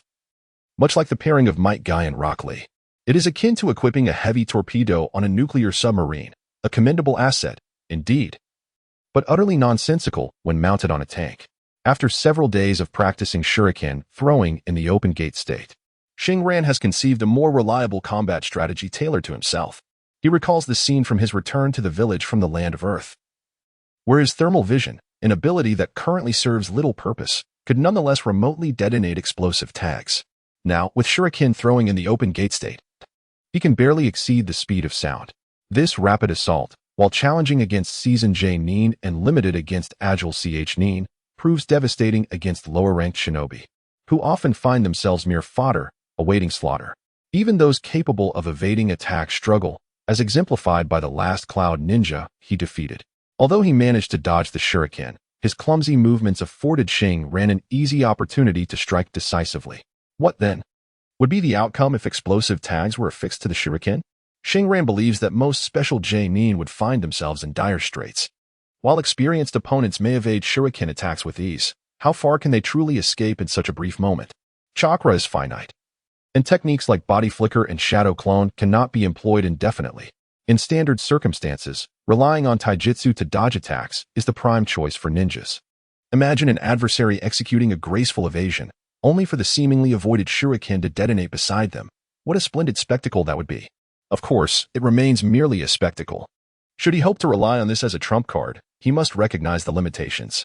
Take, for instance, the Uchiha clan and Appo's fireball technique. Despite its impressive visual effects, it ultimately serves as little more than a means to clear brush, rarely resulting in fatalities when used against plot characters. Xingran's combination of the open gate state, shuriken, and aerial detonation is merely one combat tactic. The true efficacy in battle will hinge upon the 8 gates and his own raw strength, enriching his arsenal rather than serving as a definitive strategy. Yet, opportunities often favor the prepared, and he wonders what unexpected surprises this method may yield. In the following days, Xingran forsakes his usual training in throwing techniques post-open gate and instead focuses on igniting explosive tags with his thermal vision while launching shuriken at high speed. Resources are limited, so he refrains from wasting explosive tags during training. Although he could withdraw funds from the casino, the process is time-consuming and inefficient. It is worth mentioning that Xingran's fervent practice aligns with Guy's youthful aesthetic. Though Guy and Appo's overexertion while opening the 5th gate has left him unable to partake in the same intense training as Xingran, despite Xingran and Appo's various supportive treatments. Consequently, Guy watches from the sidelines, astonished, while cheerfully encouraging Xingran. With significant action on the horizon, Xingran seeks to devote as much time as possible to refining these two concepts. Nonetheless, the primary focus remains on the first idea. The healing technique, in restoration, is merely a prelude. Once he can discern the sensation of executing other ninjutsu while in the open gate state, controlling the explosive chakra surge will no longer be a mere fantasy. Some may argue that once he can fully harness this overwhelming power, the technique of shuriken throwing will become applicable. Xingran contends that mismatched compatibility remains just that. The trajectory of a shuriken must account for various forces, including post-collision impact, gravitational pull, and wind resistance. However, under the explosive force of the open gate state, these influences become nearly negligible. The outcome? One must either control the force to redirect the shuriken safely, which would squander the benefits of the open gate, or unleash it fully, resulting in a catastrophic collision. This lesson has been learned through both practice and combat. 20 days have passed since the Cloud Ninja's attack on the borders of Konoha. In that time, the higher-ups have demonstrated an uncommon efficiency in internal discussions, resource allocation, war mobilization, and intelligence gathering. Recently, a surge of individuals has arrived at the E3 camp, including elite ninja, primarily those of nin rank or higher. Xingran has also encountered numerous prominent figures, along with many younger shinobi still attending Ninja Academy. Among them are the soon-to-graduate Irika Umino, Waizuki Waigao, and Inazuka Hana, who recently saw her reputation diminish following a harsh defeat at the hands of Itachi Uchiha. Notably, students from the Uchiha and High-GA clans have also arrived, characters absent from the anime, but possessing remarkable status in this reality. The siblings Uchiha Masahiro and Uchiha Masashi, along with the brothers High-GA Aoyuki and High-GA Byakunin, are all descendants of clan elders, holding esteemed positions. Their abilities, however, leave much to be desired. Having yet to awaken their Sharingan or Byakugan, they appear somewhat foolish. It remains uncertain whether they are here for leisure or to complicate others and Appo's missions. Regardless, the presence of these underage academy students, all under the age of 13, suggests that Konoha and Appo's upcoming task will not be simple. Xingran suspects the higher-ups may be overreaching. As for Xingran, he is nearly 14 himself, with a birthday on June 1st. just 6 months away. Nevertheless, he feels justified in calling these peers children, as they are sheltered blossoms, having never even undertaken the simplest tasks, let alone participated in B-rank missions or higher. That evening, Hai arrived, seeking out Xingran at the clinic, accompanied by a delicate-looking girl resembling a porcelain doll, with sparkling eyes and yellow twin tails. She stands approximately 4 feet tall, a quintessential loli. Xingran recognizes her as Yamanaka AI, the granddaughter of a clan elder, a child of privilege with an unfortunate disposition. Hai, what brings you here? Ah, you must know Yamanaka AI. She and Appos, as connected to this mission. The details will be announced to the entire camp shortly. But allow me to brief you. As if aware of Xingran's questions, Hai begins recounting the current situation in a disjointed manner. In essence, Konoha and Appos' upcoming operation is merely a retaliatory display of strength. No mandatory kills or destruction are required. The sole objective is to launch a decisive assault on the nearest Cloud Ninja camp to the E3 encampment. First and foremost, the political objective is paramount. Here lies Camp E3, positioned at the easternmost edge of the battlefield between the Land of Lightning and the Land of Fire, merely 100 miles from the borders of the Land of Soup. This location marks the intersection of the territories occupied by the Hidden Cloud Village, the Land of Soup, and the Land of Fire. Should the crucial forward base of the Hidden Cloud at this juncture be annihilated by Konoha's overwhelming force, the Land of Soup, as an ally of the Land of Fire, would swiftly reclaim substantial territory. Such an act would have profound international repercussions, greatly benefiting Konoha and Appos' endeavors for development during peacetime.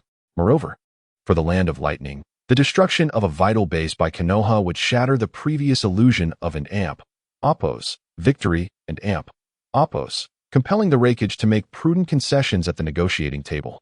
The internal development objective is equally significant. This operation involves a considerable number of elite Konoha shinobi, accompanied by many students, specifically those from the Hokage lineage, the Advisory Council, and several influential clans. They have selected promising young individuals to experience the harsh realities of war.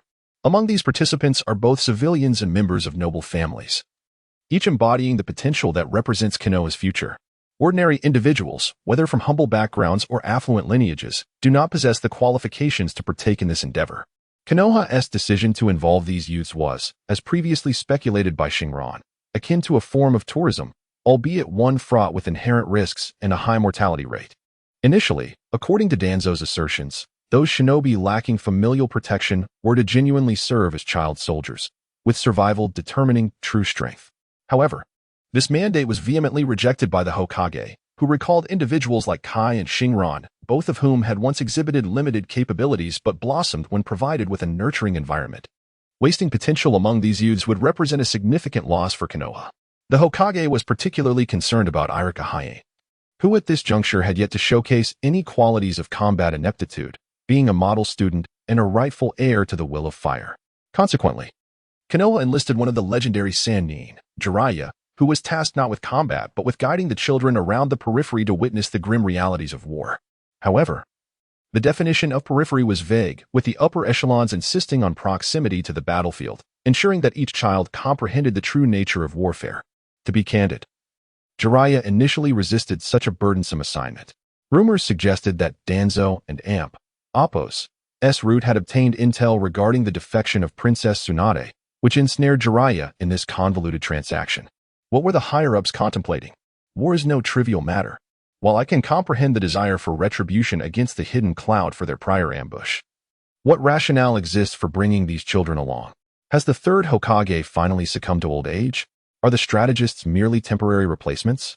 Xingran and Appos' reaction was entirely understandable. Upon first learning of this mission and Appos' details, he too had responded similarly, though he was unaware of what Xingran meant by and Appos' temporary replacements. And Appos, do not be alarmed. I have some insider information. It appears that the Hokage and the Advisory Council hold conflicting views. In pursuit of war, Danzo employed conditions that the Third and other clans could not refuse, ostensibly to ensure that the next generation maintained a sense of awareness at the conclusion of the conflict. Hai, a senior member of the intelligence department, was among the first to learn of such insider news. The decision-makers were initially split evenly on the issue of war. However, the Hokage, known for his indecisiveness, ultimately acquiesced when Danzo presented an irresistible proposal. backed by a feasible plan, leading the third Hokage and various clan leaders to capitulate. This situation is akin to the educational scams of the 21st century, where anything marketed as beneficial for children, even gaming consoles, can be sold under the guise of learning tools.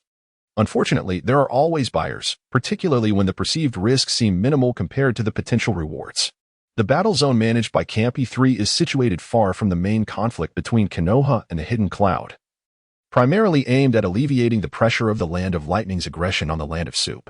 In the eyes of the Hidden Cloud, this area represents a theater of lower combat intensity, often lacking significant forces during quiet periods.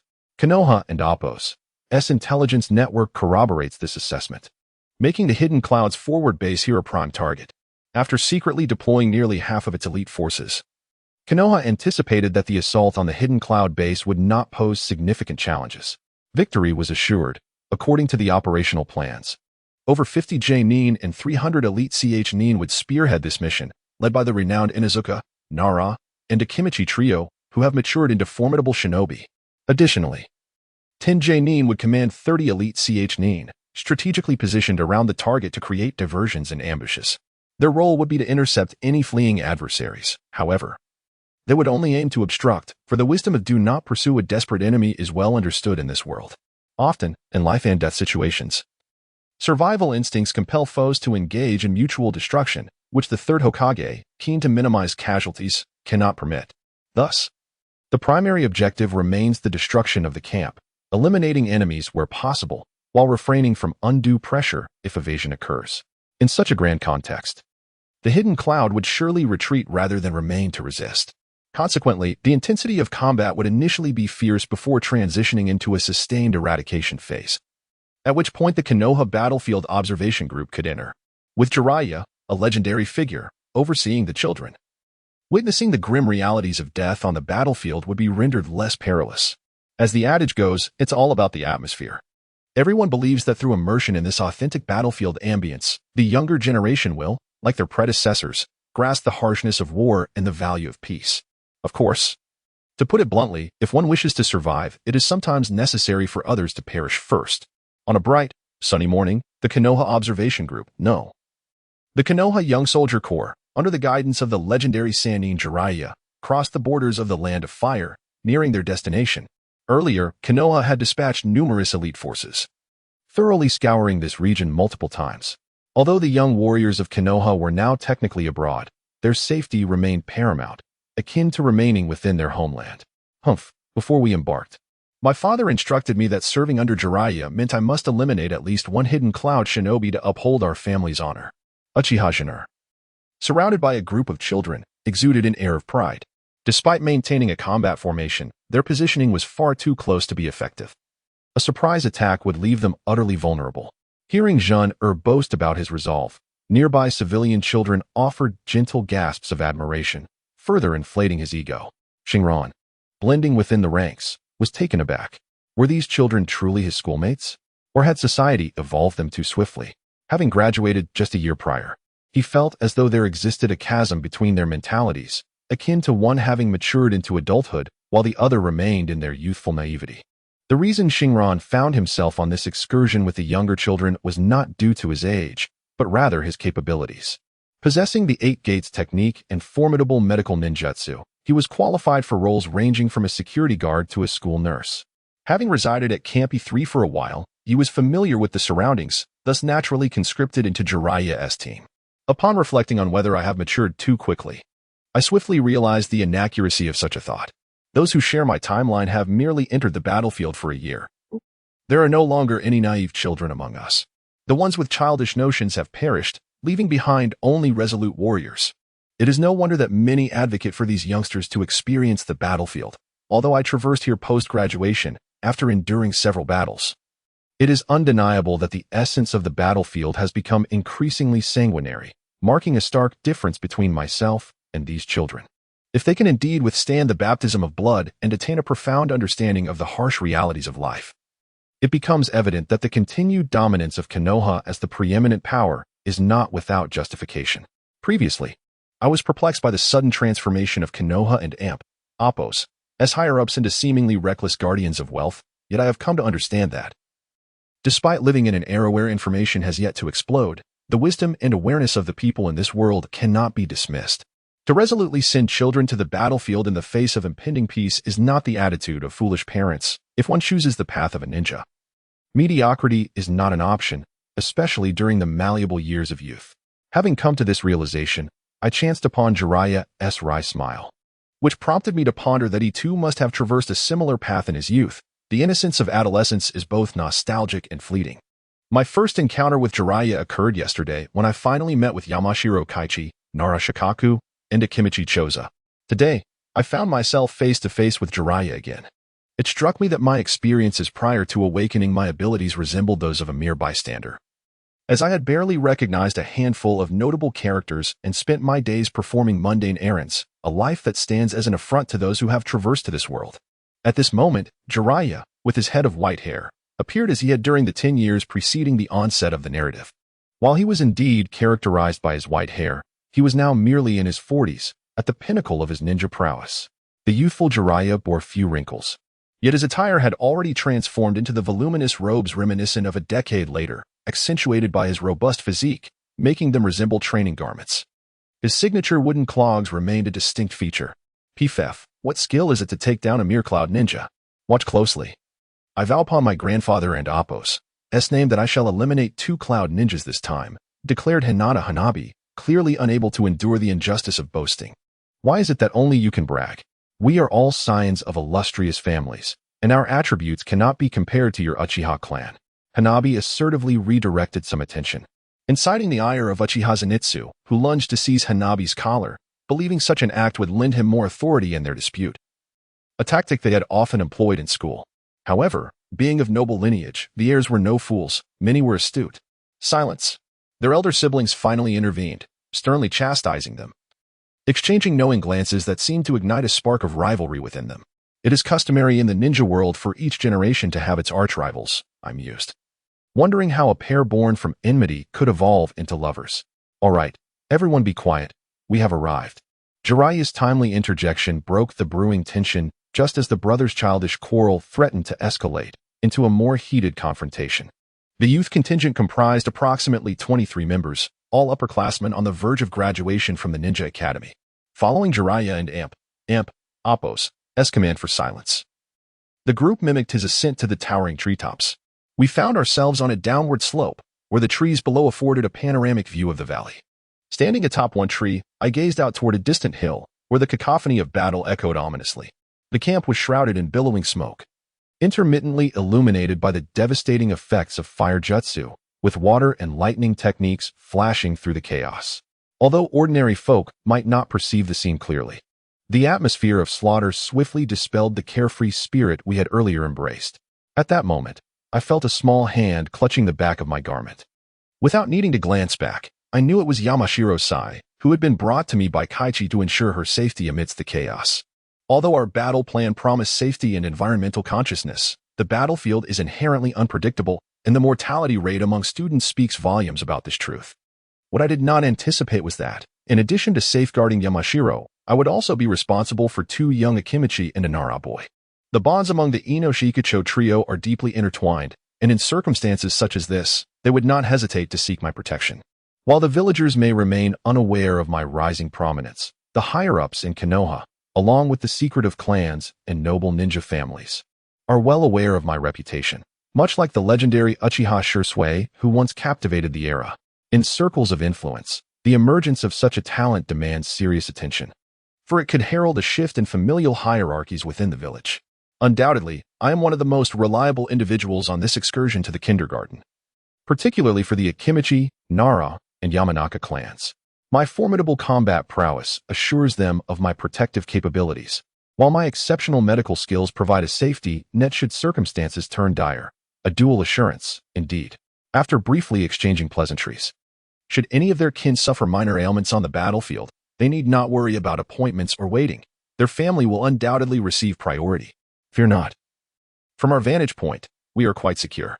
The fighting will be contained to that hilltop, I reassured Sai, noticing her unease as she clutched my clothing tighter. Who was frightened? I merely climbed up and was unsteady for a moment, so I needed to grab on for balance.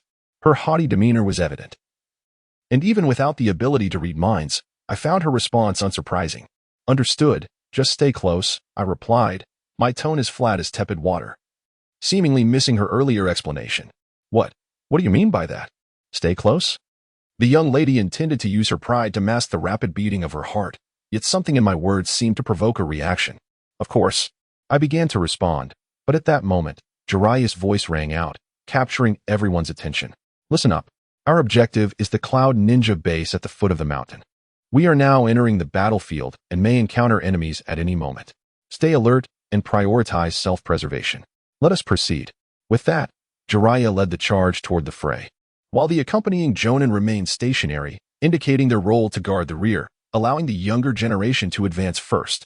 Uchiha Zenitsu and Hinata Hanabi exchanged haughty glances, akin to rival lions, before quickly falling in step behind Jiraiya. Several eager civilian ninjas, invigorated by the prospect of battle, followed suit. Moments later, only the young members of the Inoshikacho trio, accompanied by Irika, remained in place.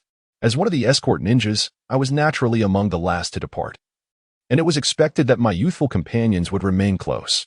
Their elders had repeatedly emphasized the importance of staying by my side. Yet Irika and Appo's presence at the rear surprised me. Such an observation could significantly reflect a ninja and Appo's potential trajectory. Irika is still quite youthful, and if he were to follow his heart, his potential would be immense. Perhaps in the future, he could attain the strength of a Jonin. Unfortunately, in his tender years, he has faltered, thus squandering a precious time for growth. We must also keep pace. All of you, stay close to me. Do not fear the enemy. Those who fear death tend to meet it sooner. Xingran, indifferent to the situation, included Irika within his protective sphere. To put it plainly, Xingran is not a virtuous individual, but he holds a respect for those who are. The future of Konoha relies on good-hearted individuals like Irika to illuminate a path in a world that easily leads one towards darkness. Had Irika not encountered Naruto, the protagonist could have transformed into a recluse or a swordsman of sorts. Conversely, if Naruto had not met Irika, he might have turned into a second Gaara. The boys from the Nara and Akimichi clans are quite admirable. The Nara boy seems to have come to some realizations, managing himself well, wearing an expression of resigned annoyance. Meanwhile, the two chubby Akimichi boys appear to be on a spring outing, their mouths perpetually occupied with snacks, and as the tension escalates, their munching grows more fervent. Should this moment call for a retreat or a sneak attack, the aroma of their treats would undoubtedly betray their position, shining like a beacon on the battlefield. At this moment, Kai truly feels her legs weakening.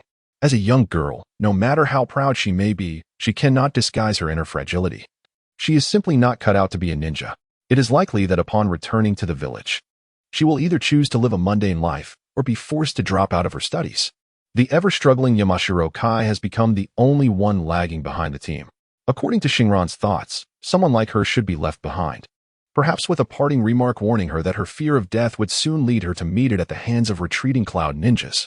In such a scenario, the abandoned individual might perish in some obscure corner or, akin to a film's protagonist, experience a miraculous rebirth, ascending to the pinnacle of life.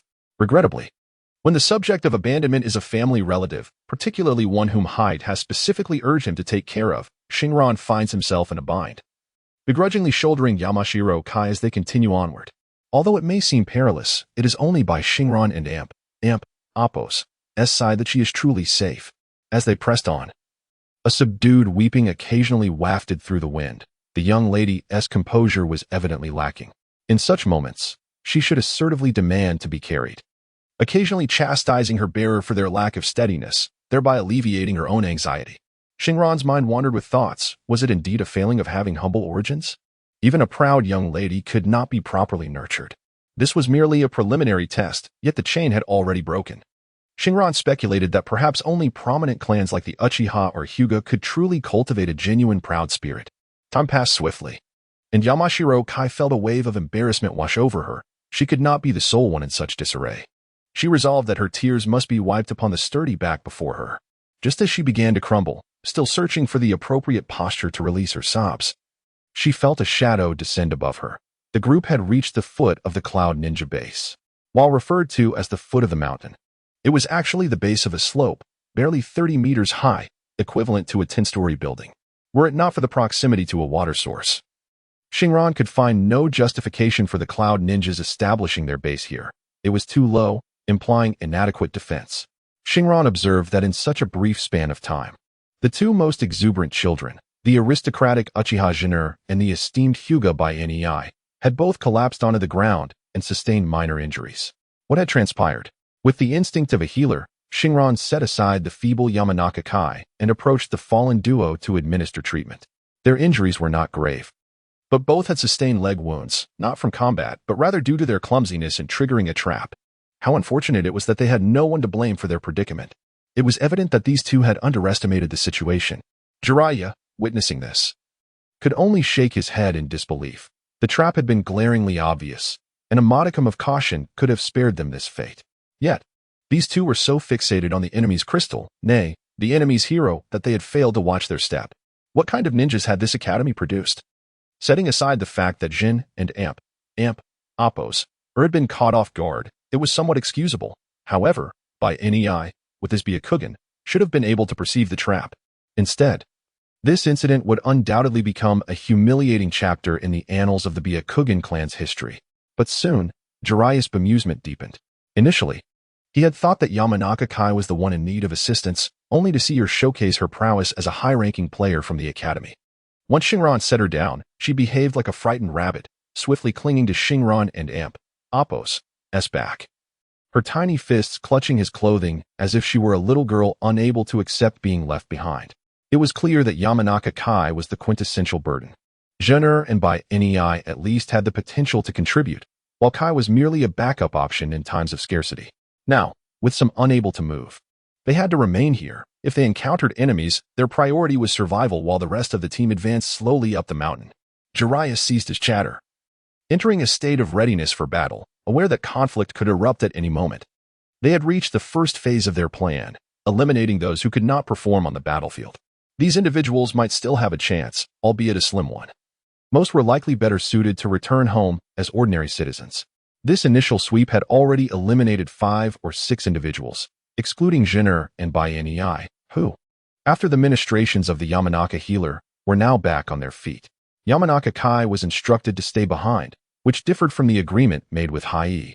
Xingran felt conflicted. Kai had just witnessed him effortlessly treating the school's prominent figures, her expression one of admiration, yet now she showed signs of a second breakdown. Just as Xingran grappled with this dilemma, the battlefield shifted unexpectedly. As always, the only constant in war was the emergence of variables. Cloaked in a dark, blood-red chakra, a grotesque figure emerged, dragging 2 tails formed of chakra, having seemingly fallen from the tumultuous battlefield above. The Jinchuriki entailed beast mode. This was the highest commander from the Cloud Village, the 2-tailed Jinju. A sudden silence enveloped the scene as both sides stared at one another in shock. I am the 2-tailed Jinju, and I am quite alarmed. Following the recent attack, Reikage had intensified the compensation demands in the peace negotiations, which had devolved into meaningless verbal sparring. As a distinguished warrior and commander, I understood that the war was far from over. The Hawks of Konoha would not simply turn the other cheek after a slap. Despite the Hokage's hopes for peace through negotiation, we of the Cloud Village had to prepare for the worst, ready to respond to any potential assault. Today's presence here was merely a routine border patrol. Yet it became apparent that the past fears of being dominated by giants had been forgotten. They had returned, their numbers far surpassing ours, plunging our base into chaos right from the onset of conflict. As the highest commander and the most formidable warrior, I realized that the unraveling situation could not be salvaged through mere strategy. I had to step forward, wielding the strength I had honed over 20 years. Just as I was about to make my move, the Konoha trio, Inuzuka Kiba, Nara Shikamaru, and Akimichi Choji made their entrance. 3 against 1. Such a game of mahjong would undoubtedly lead to an uproar. In a one-on-one confrontation, I had confidence in my ability to defeat each of them, but alas, this was no fair duel. When I was struck by that overweight adversary, propelled out of the base, I realized that this could not continue. Prolonged combat would lead to my demise. I had to make a desperate stand. Thus, I would transform. Nibi, manifest. Imagine a scene reminiscent of a magical girl transformation. A continuous shot that would not be interrupted. As I landed, the chakra cloak of the tailed beast had already enveloped me. Yet, something seemed amiss with this transformation. As I regained my senses, I was taken aback by the sheer number of younglings surrounding me. Had I somehow traversed dimensions? The students from the academy bore no forehead protectors, causing the two-tailed Jinju to initially overlook that these were Konoha's young shinobi. Boom. In that moment of collective astonishment, a colossal foot descended from above with tremendous force. This was the partial multiplication technique, one of Akimichi Choji and Appo's signature moves. He had just sent this troublesome opponent flying with a mighty punch, but that was not enough. Intelligence indicated that the enemy was a Jinchuriki from the Cloud Village, renowned for their exceptional control over tailed beasts. It was imperative to deliver a crushing blow before they could enter tailed beast mode. Otherwise, the mission would face dire consequences.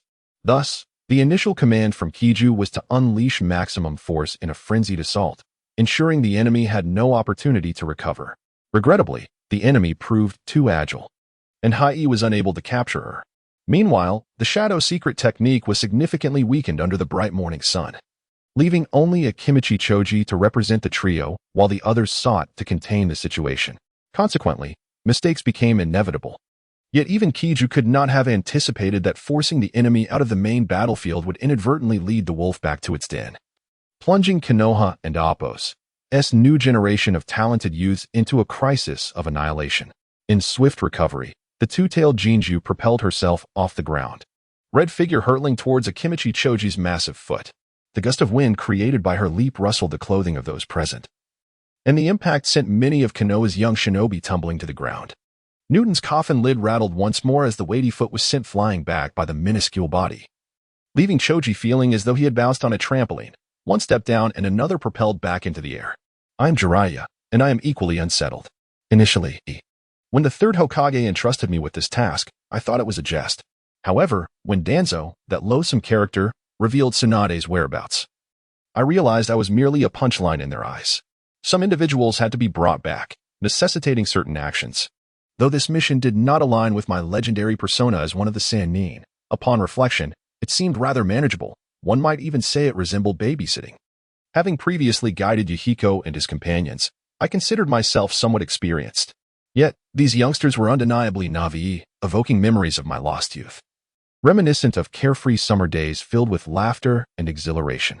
Regrettably, this delightful experience was soon brought to an abrupt end as an unexpected contestant emerged before me, the tailed beast weapon from the village hidden in the clouds. What on earth was the intelligence department doing? Ah, that fellow with the sunny disposition, who bears a resemblance to Minato, seems to be the adopted son of the intelligence officer, Haichi. I wonder if he truly possesses the genius as rumored, or if he is merely another joke from the Inuzuka clan. In my flustered state, I inadvertently directed my ire at the intelligence team, noticing that Shiranui, who appeared to be equally anxious, was perhaps encountering a tailed beast Jinchuriki for the first time. Was he about to lose control? My panic subsided only momentarily, soon replaced by sheer terror. The forces of the Cloud Shinobi must be annihilated. The previously listless duo, who had failed to assess the enemy, were now revitalized. The battlefield was teeming with foes, and despite their reluctance to admit it, they dared not recklessly charge into certain death. However, this peculiar individual before us was another matter entirely. This was akin to an ambush by 5 foes during a hunt. What was there to wait for? Let us seize the opportunity. With a swift whistle, 2 kunai sliced through the air, and the duo, having just landed, rubbed their backs where the kunai had struck, turning to regard the Konoha children with perplexed expressions. I am Shiranui, and I too feel quite flustered. Why did I say too? As the protagonist of this mission, whose presence had been largely unnoticed, I had merely come for a leisurely outing, hoping to witness the follies of the younger generation. Yet today and Appo's antics were rather lackluster. It is often said that a young calf knows no fear, but what is with those 2 eager-eyed youngsters? Fine, my anxious expression had only just materialized, and indeed, those 2 youngsters made the first move, seemingly oblivious to the impending doom. This individual was clearly out of the ordinary. Their entrance was marked by the effortless deflection of attacks many times their own strength. Just how much courage had Liang Jingru bestowed upon them to act so boldly? What to do now? Should I flee or stand with Jiraiya? Upon noticing the increasingly menacing gaze of the 2 tails Jinchuriki directed at me, I looked innocently at Jiraiya. He too realized that this young lad was not frightened by his presence, but rather by our own. This was understandable, as Jiraiya himself shared the sentiment. Were these young shinobi truly bereft of common sense? How would we navigate this predicament? Should I reveal my identity and draw the enemy and amp Appo's attention to buy time for the younger ones to escape? That seems futile in the presence of a tailed beast. These youngsters would not escape far, and a short distance meant certain death, an unfortunate fate that could jeopardize my mission and my future. Perhaps we could unite with nearby Konoha shinobi to eliminate the threat? What a jest! Given the current circumstances, should they choose to flee, no one would be able to stop them.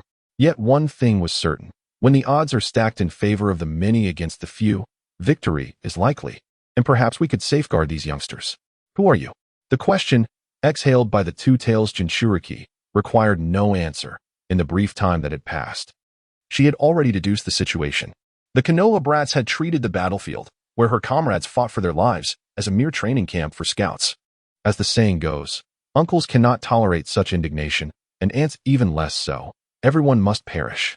Though the two-tails Jinchuriki could fully control her tailed beast transformation, her being was now consumed by fury. She unleashed an overwhelming amount of tailed beast chakra, transforming from a mere cloak of red into a state of chaotic black and red. Her face was now unrecognizable, her limbs pressed against the ground. Blue and black chakra swirling ominously before her gaping maw. My mind, akin to a finely tuned machine, calculated the chakra's ratio, approximately 20 blue to 80 black. This was utterly absurd. Jiraiya sensed the impending danger. The tailed beast bomb was not something one could withstand. He had to divert her attention, at the very least to protect the children behind him. Look up to the heavens, he declared. I, the great Jiraiya, summon you. Since she had expressed genuine curiosity, despite her lack of intent to receive an answer, Jiraiya spoke words laden with peculiar Japanese intonations to draw attention, effectively capturing the gaze of all present.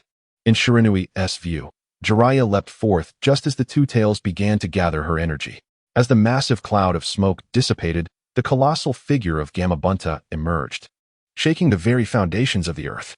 Experiencing Gamabunta's grandeur up close was profoundly overwhelming. What sort of hormones could possibly yield such a massive creature? Jiraiya. This opponent seems rather troublesome, remarked Gamabunta.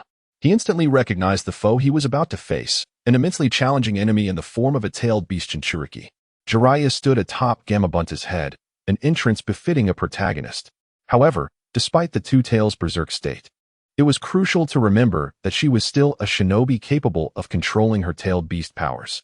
While the chaotic chakra was indeed eroding her consciousness, she had not yet lost her rationality entirely. As one of the legendary Sannin from Konoha, Jiraiya knew he could not resolve this conflict swiftly. The two tails' obsession was crystal clear. She was determined to obliterate these Konoha scouts, aiming to bring about a generational gap within Konoha. What would it matter if they lost this battle? In 10 or 20 years, Konoha would inevitably face decline. With her energy coalescing, the two tails Jinchuriki propelled herself swiftly to the side of Gamabunta, evading the giant and Appos' bulk to target the Konoha youths sheltered behind him. The gathered chakra was nearly complete, the tailed beast bomb ready to be unleashed. Jiraiya, perched atop Gamabunta, struggled to maintain his balance. Given Gamabunta's massive form, it was impossible for him to maneuver with the agility of a tailed beast. Before the giant could reach its intended position, the enemy and Appos' tailed beast bomb had already locked onto its target. Just then, the timely arrival of the Konoha trio, Inuzuka, Nara, and Akimichi, was fortuitous. In truth, they had always been adversaries of the two tails Jinchuriki. However, the rapid shift of the battlefield and the transformation into tailed beast mode had left them racing against time. Emerging from the shadows, Nara Shikaku unleashed a series of shadow techniques that slithered across the ground like serpents, ensnaring the Jinchuriki's limbs and neck as she gathered her power, the immense constriction threatening to suffocate her. Simultaneously, Yamashiro Haichi executed the mind-body switch technique, successfully striking his target just as the two tails began to charge her attack, allowing Shikaku's shadows to bind her momentarily. Yet, these were merely the prelude to their ultimate gambit. The spirit of a tailed beast and a soul capable of subduing it were not entities that Haichi alone could hope to control. In an instant, blood erupted from his nose as his mind-body switch was violently countered. The shadow techniques, which had been binding the two tails, found themselves ineffectual as she regained her control. The Jinchuriki, now a human beast, tore through the shadow bindings as effortlessly as a governor rips his clothing. The combined assault of the two wooden beings merely delayed their adversaries for less than 2 seconds, yet both suffered from the backlash of their chakra, resulting in injuries and bloodshed as they retreated. Although the time of restraint was brief, it created an opportunity for the final butterfly. The colossal figure of Dingzhou Mountain, akin to a giant, leaped from the air, wielding a long staff that inexplicably enlarged alongside his form. With an immense and forceful strike, he brought it crashing down upon the two wooden beings in their tailed beast mode. The explosion of destructive energy unleashed a fierce gale, sending several physically weaker leaf village youths tumbling like rolling gourds. Among them was Yama, who, by clutching tightly to Xingran's clothing, was shielded from greater embarrassment. At last, this formidable boss was sent flying, and the formation of the tailed beast ball was successfully interrupted by a trio of strikes. A collective sigh of relief escaped the crowd. The guard ninjas urged the children to retreat, declaring the mission a failure and instructing everyone to leave immediately.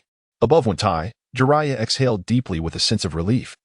Yet he refused to be deceived by the current situation, despite the second-tailed beast Jinchuriki being sent reeling. The protective layer of the tailed beast cloak meant that the enemy had sustained little harm and would soon return to the fray.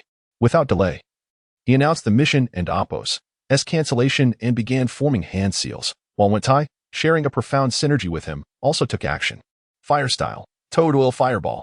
This was a collaborative ninjutsu between Toad Wantai and Jiraiya, merging Wantai's oil with Jiraiya's fire technique to produce a massive oil fireball that would strike their opponent. Its expansive range made it difficult to evade, resulting in considerable damage. Though it was a fire technique, the presence of Toad oil rendered typical water techniques ineffective. As the smoke from the previously struck location lingered, large flames, fueled by the Toad oil, scorched the area anew. A roar, not reminiscent of human sound, echoed amidst the flames, devoid of pain. Instead, it resonated with brutality and rage. Like a scion unleashing their power, a tempest emanated from the second-tailed beast, spreading in a circular arc, obliterating everything in its path. Trees, rocks, and the fire oil ninjutsu were all swept away as if they had met their nemesis. Xingran observed the unfolding scene, his heart racing with a mix of anxiety and exhilaration. The power to alter landscapes was something he yearned to possess in the future. The world of ninjas was indeed exhilarating. However, many others held different sentiments, with Xingran and Appo's perspective considered an anomaly. Most shared Jiraiya and Appo's thoughts, lamenting their dire predicament. With only a handful of tailed beasts and even fewer Jinchuriki capable of complete control, encountering such a formidable opponent during a casual outing with children felt entirely unjust. Wantai understood. The duo quickly exchanged knowing glances atop the immense toad. Xingran noticed Jiraiya invoking a summoning technique. After a puff of smoke, his hands formed an unusual seal, and two unsightly old toads appeared on his shoulders. This was Sage Mode. Jiraiya and Appo's Sage Mode was known to be the least effective among those Xingran was aware of. To enter this state, he needed to maintain a vulnerable and taxing position for an extended duration, ultimately relying on the assistance of the two sages perched on his shoulders to achieve Sage Mode. While the process was cumbersome, the resultant power increase was inconsequential compared to the inconvenience, for Jiraiya in Sage Mode would possess strength rivaling the highest echelons, capable of suppressing any dissent. Summoning technique overwhelmed the vendor. After confirming their understanding, Wantai executed this powerful move to buy Jiraiya more time. This technique, once employed by Minato to subdue the Nine Tails with Wantai's assistance, was aptly named, akin to a mountain pressing down upon its summit. Jiraiya had previously summoned the Toad Gamaguchi to subdue Orochimaru and Appo's summoning beast, and Naruto had employed it against Obito. The situation was clear. It was exceedingly difficult to defeat a Jinchuriki capable of complete control over a tailed beast. The plan was to stall for time until they could transform and confront this formidable foe. Unfortunately, such aspirations were fleeting, as when I settled down, the cunning second-tailed beast swiftly burrowed below, demonstrating that not only Naruto could tunnel, its familiarity with earth techniques rivaled that of the Leaf Village. Boom. The sound of Wantai's landing was soon overshadowed by an even greater explosion. The second-tailed beast unleashed its full-tailed beast power, causing the ground to tremble violently, reminiscent of a magnitude 9 earthquake, fracturing the earth in vast cracks, followed by a fleeting, barely perceptible crimson light. When the second-tailed beast re-emerged into view, Ding's massive form was sent hurtling through the air. This was a retaliation against the one who had struck it with a colossal staff, followed by a focus on the large toad. Yet, the battle-savvy second-tailed beast quickly sensed the anomaly above Wantai. The presence of Jiraiya, one of the legendary Sannin, elicited an inexplicable sense of danger. It was no wonder he was revered as one of the Sannin. In a fleeting moment of hesitation, the second-tailed beast made a decisive judgment. Rather than engage Jiraiya in a back-and-forth struggle, it would be more pragmatic to eliminate the Leaf lineage. With no interference from the previous trio, Jiraiya and Appo's state appeared peculiar, as if he were gathering power. What was there to hesitate about? The blue and black chakra orbs gathered once more before the mouth of the wooden being, preparing for the second-tailed beast ball. Xingran, initially following Jiraiya's orders to protect the Leaf Youths, had barely traveled 500 meters when his superhuman instincts and the sensory abilities of the Yamashiro clan triggered a frantic alarm. Turning back, his keen eyesight allowed him to spot the second-tailed beast Jinchuriki and the tailed beast ball forming before her, aimed directly at him. Oh no. Known. I possess a superhuman physique and the enhancement of the third gate of the 8 gates. Query. Can I withstand the direct impact of a tailed beast ball? Xingran was uncertain and indifferent to the answer. Why endure when he could evade? Why stand when he could sit? Why sit when he could lie down? He refused to risk his life for such validation, yet as a rear guard, he needed to protect the panicked youths, who were as startled as quails from the recent upheaval of their surroundings. In less than 0.1 seconds, he resolved that he was no Mary Sue. He would not engage in self-destructive actions. However, in that brief moment, his supercharged brain devised a solution. Now was the time to showcase his true skills. Suddenly, he broke through the crowd, sprinting in the opposite direction of the fleeing group towards the direction of the second-tailed beast Jinchuriki preparing her attack. What are you doing? Come back. This is not a fight for us to engage in. Ignoring the warning from his fellow rearguard ninja, the concerned advice of his companions vanished into the wind. Xingran moved with incredible speed, closing the distance to the second-tailed beast Jinchuriki in less than 2 seconds. Approaching at nearly the speed of sound. While racing forward, he activated the third gate of the 8 gates. Ninjutsu. 8 gates exploding shuriken. During this unusual episode, Xingran audaciously proclaimed a newly developed ninjutsu, its name sounding remarkably grandiose, intended solely to capture the attention of the two-tails Jinchuriki. At this moment, Xingran's positioning was meticulously calculated. It appeared as though he aligned perfectly with the fleeing Leaf Village companion, yet in reality, he had slightly deviated to the right. Through meticulous calculations, it was determined that at such a close angle, the tailed beast bomb aimed at him would, if it advanced another 800 to 1,000 meters, veer slightly away from the distant position of the Leaf Village Youth Brigade. Consequently, while the Jinchuriki seemed poised to strike Xingran first before unleashing a series of attacks, the subtle nuance in Xingran's positioning would ultimately result in a miss. Moreover, he was confident that, as the tailed beast bomb was unleashed, he could swiftly maneuver out of its range by shifting laterally over 100 meters. What a flawless plan. This way, he could accomplish the task entrusted by Hai without placing himself in peril. The next crucial step was to incite animosity. If he failed to provoke the Jinchuriki's desire to attack, all meticulous plans would be in vain. Xingran's method of taunting was refreshingly direct. He launched a shuriken, breaking the sound barrier, aimed straight at the stationary two-tails Jinchuriki. A single shuriken? Its velocity was commendable, yet it was merely a trivial distraction, encased in tailed beast attire. The two-tails Jinchuriki merely cast a fleeting glance at the Leaf Ninja's futile endeavor, dismissing the situation entirely. To her, this Leaf Ninja, who had just been retreating, now approached to thwart her from eliminating others, indicating a willingness to sacrifice himself. Alas, the tragic hero narrative held no sway here. The two-tails Jinchuriki remained resolute in her objectives. Above Wentai, Jiraiya observed Xingran's actions with mounting anxiety. Initially, he held little regard for this youth hailing from a prominent clan, harboring an innate aversion as a common ninja, especially after the Inuzuka clan's failed marketing strategy. Possessing formidable medical skills and exceptional physical prowess, he thought. Do you fancy yourself Tsunade? Attempting to bask in my goddess and Appo's glory? He was wary of discovering that this young man was merely a facade, prompting a desire to relegate him to the outskirts if he were to unveil his true lack of substance. Yet, this boy seemed to possess an innate charm, exuding warmth and a sunny disposition that reminded Jiraiya of his own remarkable disciple. However, such superficial allure could not deceive his discerning eyes. With no trace of ailments obscuring his vision, he remained vigilant against appearances. In times of crisis, one's character truly reveals itself, witnessing everyone's desperate attempts to flee. Xingran had bravely chosen to attract the enemy and Appo's focus. From Jiraiya and Appo's vantage point above Wentai, it was clear that Xingran and Appo's positioning was flawed. Moreover, given that he had activated the 8 gates technique, he had evidently mastered it to the third gate. Coupled with his earlier healing speed for Uchiha Shinji and Hyuga Hikari, it was evident that he was a prodigy destined to become a pillar of the Leaf Village. Yet, Such a valuable talent was on the brink of demise before his very eyes, meeting a fate reminiscent of his own teacher's final trial against the third Hokage. Unfortunately, the misfortune of this young lad would cost the Leaf Village a promising asset.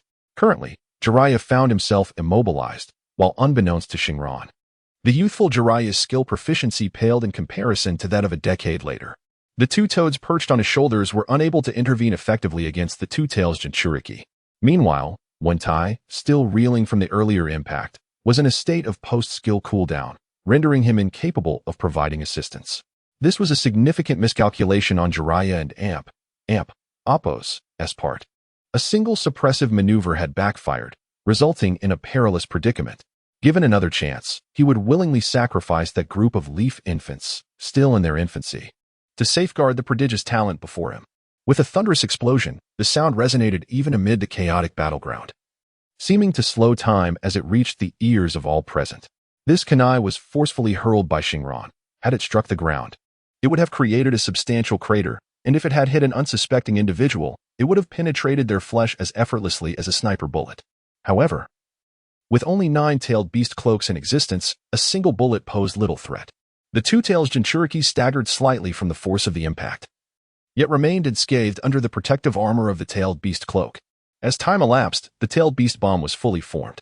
Just then, Xingran, seizing the moment, activated the explosive tag wrapped around the kunai and Appo's handle, triggering an explosion that caught the others off guard. Typically, explosive tags are affixed with fine string to the back of the kunai. One ignites the tag and, during the delay, throws the kunai for a remote detonation. Xingran's method diverged significantly. The rune side of the explosive tag was wrapped around the handle, while the blank side was exposed. Had the tag been ignited at this moment, even ninjas of Jiraiya's caliber would have recognized it instantly. However, they were unprepared. The concealed explosive shuriken caught the two tails Jinchuriki by surprise. As she watched the kunai plummet toward her chest and detonate, the violent force compelled her to lean back slightly. At that moment, the tailed beast bomb was launched. Aimed skyward, Xingran was astonished. His envisioned outcome had materialized. The tailed beast bomb was fortuitously redirected by the explosion and Appo's force toward the heavens. Upon igniting the explosive tag, he inadvertently executed the very maneuver he had intended, a successful diversion of the enemy's attack. Cursed brat! The two tails Jinchuriki exclaimed, witnessing her assault miss its mark. She began to gather another tailed beast bomb, targeting the Leaf Youth Brigade once more. She understood the stakes. The Leaf's children were to be preserved at all costs, while her mission was to annihilate them, ensuring the Leaf Village's downfall. This time, the two tails Jinchuriki refrained from underestimating her opponent. As she prepared the tailed beast bomb, a sinister red energy surged toward Xingran. Yet, he was far from foolish enough to remain stationary. Having struck, he was determined to evade. With near supersonic agility, the two tails Jinchuriki's attack was futile, the terrain shifting to reveal the extent of her power. However, failing to land a hit rendered her efforts meaningless, driving her to frustration. Had she not expended so much energy channeling the tailed beast bomb, she could have effortlessly pursued and eliminated him. The small creature squandered its splendid opportunity, and despite its nimbleness, it had to be eradicated given its awareness and strength. She resolved that once this tailed beast ball eliminated its target, her first action would be to dispose of this Leaf Village brat, who possessed both character and prowess. For now, it sufficed to repel the brat. Completing the mission was paramount for a ninja, even though this task was self-imposed. Ninjutsu. 8 Gates Violent Rain Exploding Shuriken. Xingran realized that the attention of the two wooden figures was still diverted, and brazenly resumed her antics. Her extraordinary speed left the two wooden figures little time to focus, as several shurikens suddenly soared towards their backs. If it were merely the penetrating power of the shurikens, the wooden figures would not have cared. However, the addition of explosive tags made it troublesome. While they would not be injured, the destructive force of the explosion would impose a considerable burden on their chakra cloaks.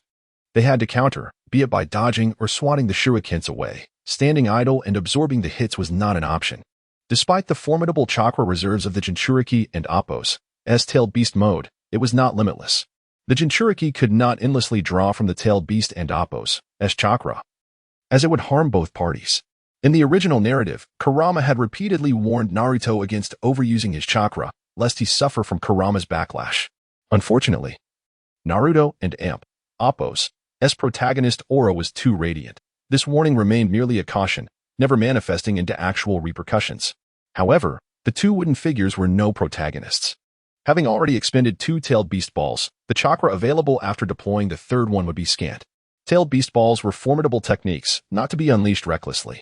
Nonetheless, the two wooden figures were resolute, determined to deal with the shurikens despite slowing down the charge for the tailed beast ball. Ultimately, after swatting away all incoming shurikens, they did not explode. What was happening?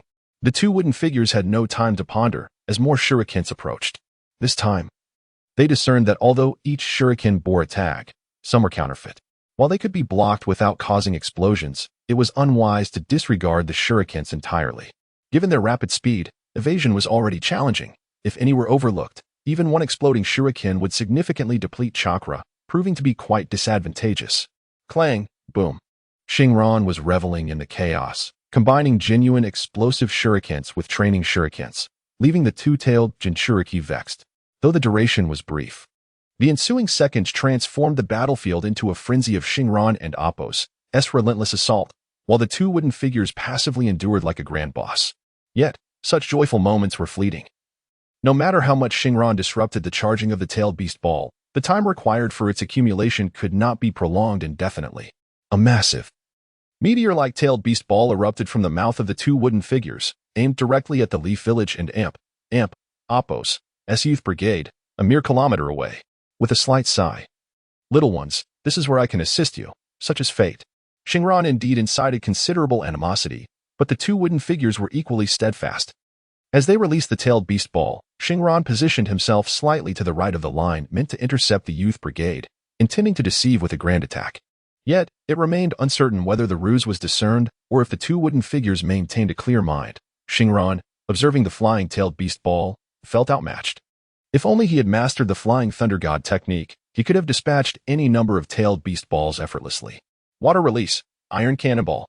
Xingran and Appo's efforts were not in vain. Within seconds, Wentai had recovered from his rigid state. There was still time to form seals and unleash a powerful ninjutsu. A colossal water sphere, akin to a cannonball, surged from the side, crashing violently into the departing tailed beast ball. This technique, a clash of wind and water between Watai and Shikaku, was one of the mightiest water jutsus in an era devoid of any Super Sage-level entities lurking within the Akatsuki. Of course, water jutsu was merely a singular attribute technique. While the tailed beast ball was a synthesis of yin and yang releases, a true counter was impossible. However, it was feasible to deviate the trajectory of the tailed beast ball. Witnessing the ball veer off course, the two wooden figures grew frantic. They now faced a choice: pursue the youth brigade using other means or eliminate the pesky insect before them. The decision was not arduous. The youth brigade had already fled, and the massive one would not permit an easy chase. Thus, the target was set on the one who had opened the 8 gates. Wait, the 8 gates? It seemed that only 2 individuals in the Leaf Village could achieve this feat, if not the informant's description of a peculiar figure clad in a green bodysuit. Then this was the prodigious healer ninja? Strangely, Xingran felt an abrupt surge of murderous intent directed at him from the two-tailed Jinchuriki. What could be the cause? Sage technique, 5 right gate.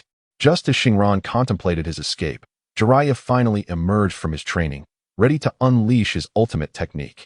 Wind release, fire release, toad oil. The scene erupted into an apocalyptic inferno as Xingran swiftly climbed atop Wentai's back. Wentai merely huffed in acknowledgement of Xingran's earlier bravery, not uttering a word. The two wooden figures harbored reluctance. The destructive power of a human-shaped nuclear bomb clashed head-on with Jiraiya in Sage mode. Their previous intention had been to annihilate the Leaf Village Youth Brigade and then withdraw in triumph. However, with the primary target now unattainable, they braced for a desperate counterattack before their inevitable defeat. This base was doomed. If they could inflict significant damage on the legendary Sannin of the Leaf before departing, it would not be a total failure. Yet, the two wooden figures' intentions were met with resistance from Jiraiya, and Xingran had something to say as well. Temporarily borrowing all the shurikens from Jiraiya, Xingran seized the opportunity. Though few shurikens remained, there were still plenty of explosive tags, and he did not wish to miss the chance to confront the tailed beast. Soon, the Leaf ninjas began to withdraw from this battlefield, leaving behind only violent explosions and terrain-altering destruction. Xingran, merely a support figure, relied on Jiraiya in Sage mode, executing ranged attacks. The rapid speed of the shurikens indeed made it difficult for the enemy to evade. This difficulty lay in the fact that while the enemy could not escape the direct assault of the shurikens, they also struggled to evade the range of the explosive tags. Even a Jinchuriki-entailed beast mode, if not exceptionally cautious, would find themselves caught in an explosive blast should their speed falter.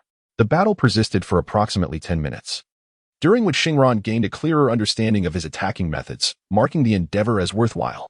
In summary, this was a supportive approach, akin to the Great Fireball technique, seemingly an offensive capability but often serving merely to restrain.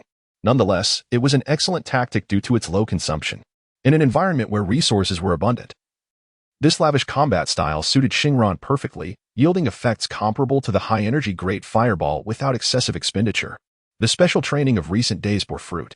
Ultimately, the two wooden figures, unable to sustain their transformation for long, retreated first. Jiraiya did not pursue. He too was running out of steam. Sage mode was not invincible, and the consumption was not negligible. Their victory stemmed from numerical superiority.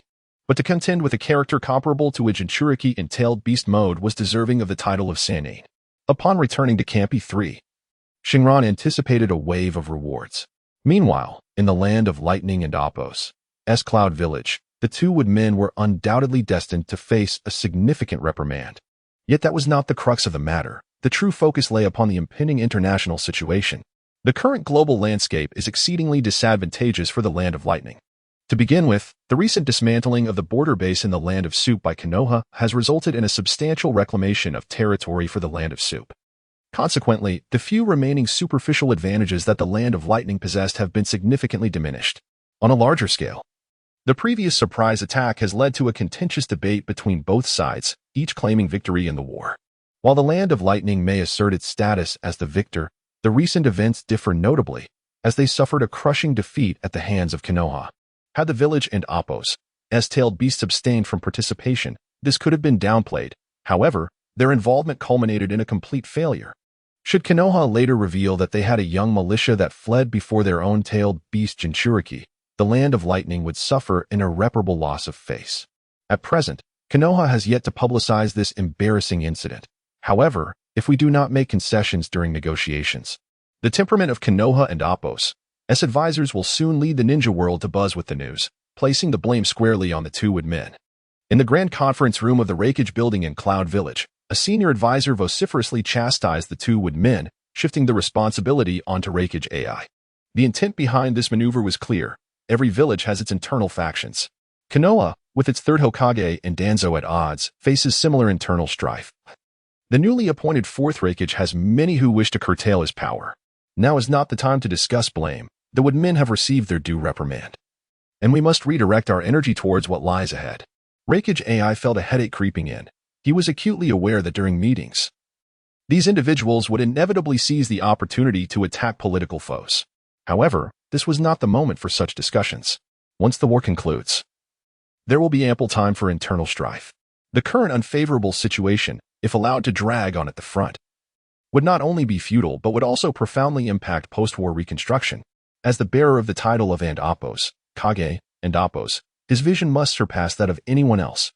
The war has exposed numerous issues. If left unresolved, even a temporary peace would ultimately lead to our defeat by Konoha in the future. A burly elder advisor, previously the Minister of War, spoke up. Regrettably, he had been sidelined during this operation, and now, in light of the dismal situation, he harbored resentment towards the two woodmen who had usurped his position. It was no surprise that he, along with the faction opposing Reikage AI, was determined not to let the failures of the Reikage's command be overlooked. What do you wish to say?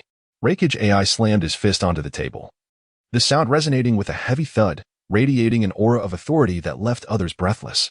Yet, in this era, there were plenty in Cloud Village who dared to confront the fourth Reikage. Merely relying on intimidation would not suffice to silence dissenters. AI's display of strength inadvertently sent a poor signal to certain ambitious individuals, revealing that the Reikage was perhaps running out of options. We must confront several issues. Konoha's Byakugan has significantly aided their war efforts. The peace in this world is perpetually fleeting. We must devise solutions to prepare for future conflicts.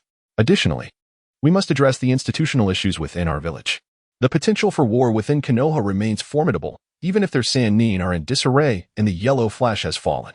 Notably, the 8 Gates and Appos, Might Guy, the son of Konoha and Appos, white fan, Hitaki Kakashi, Uchiha Shursui, and reports suggest a prodigious young talent named Uchiha Itachi, who graduated from the Ninja Academy in record time, perhaps another Hitaki Kakashi in the making. Furthermore, there is the individual who thwarted the two woodmen from eliminating Konoha and Appo's young militia, Yamamoto Sirin, who possesses both the 8 gates technique and exceptional medical ninjutsu. The collapse of our third target during the surprise attack can also be attributed to him. In light of all this, can we still not see?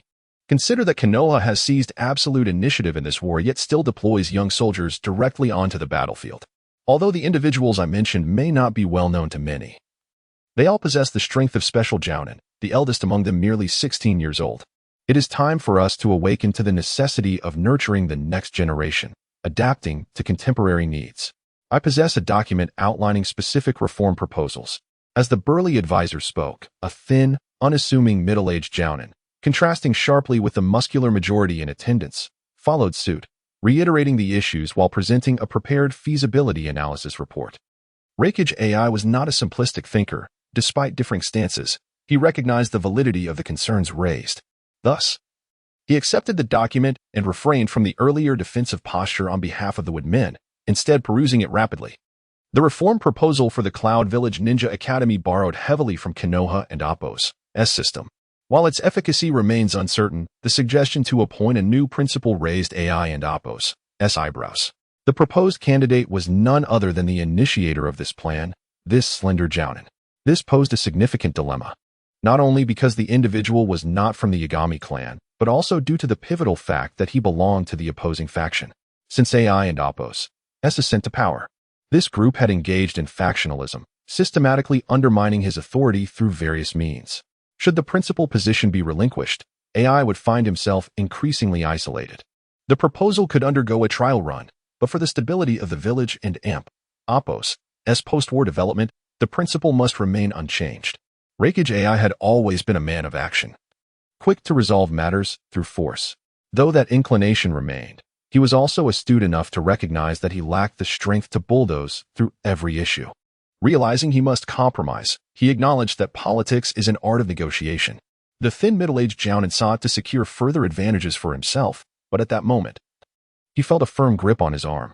His robust ally's strong hand restrained his movements. Confused, he glanced at his companion.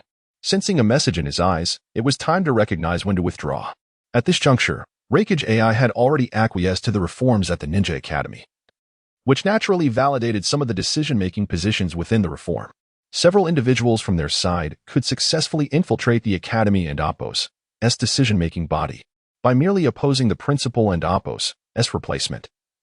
Reikage AI effectively indicated that their plans were nearing fruition. Thus, there was no need to apply excessive pressure. They could proceed to the next agenda item. The first topic received approval, marking a compromise for Reikage AI, yet it served to advance the village's development, a situation that could be deemed mutually beneficial. The only one left dissatisfied was the middle-aged jounin, who had exerted considerable effort crafting feasibility plans and boldly confronting Reikage AI's pressure for the sake of greater power. The age-old adage rings true: a man cannot be without power for a day, though it may seem overly patriarchal. The warriors of the Land of Lightning are particularly adherent to such wisdom.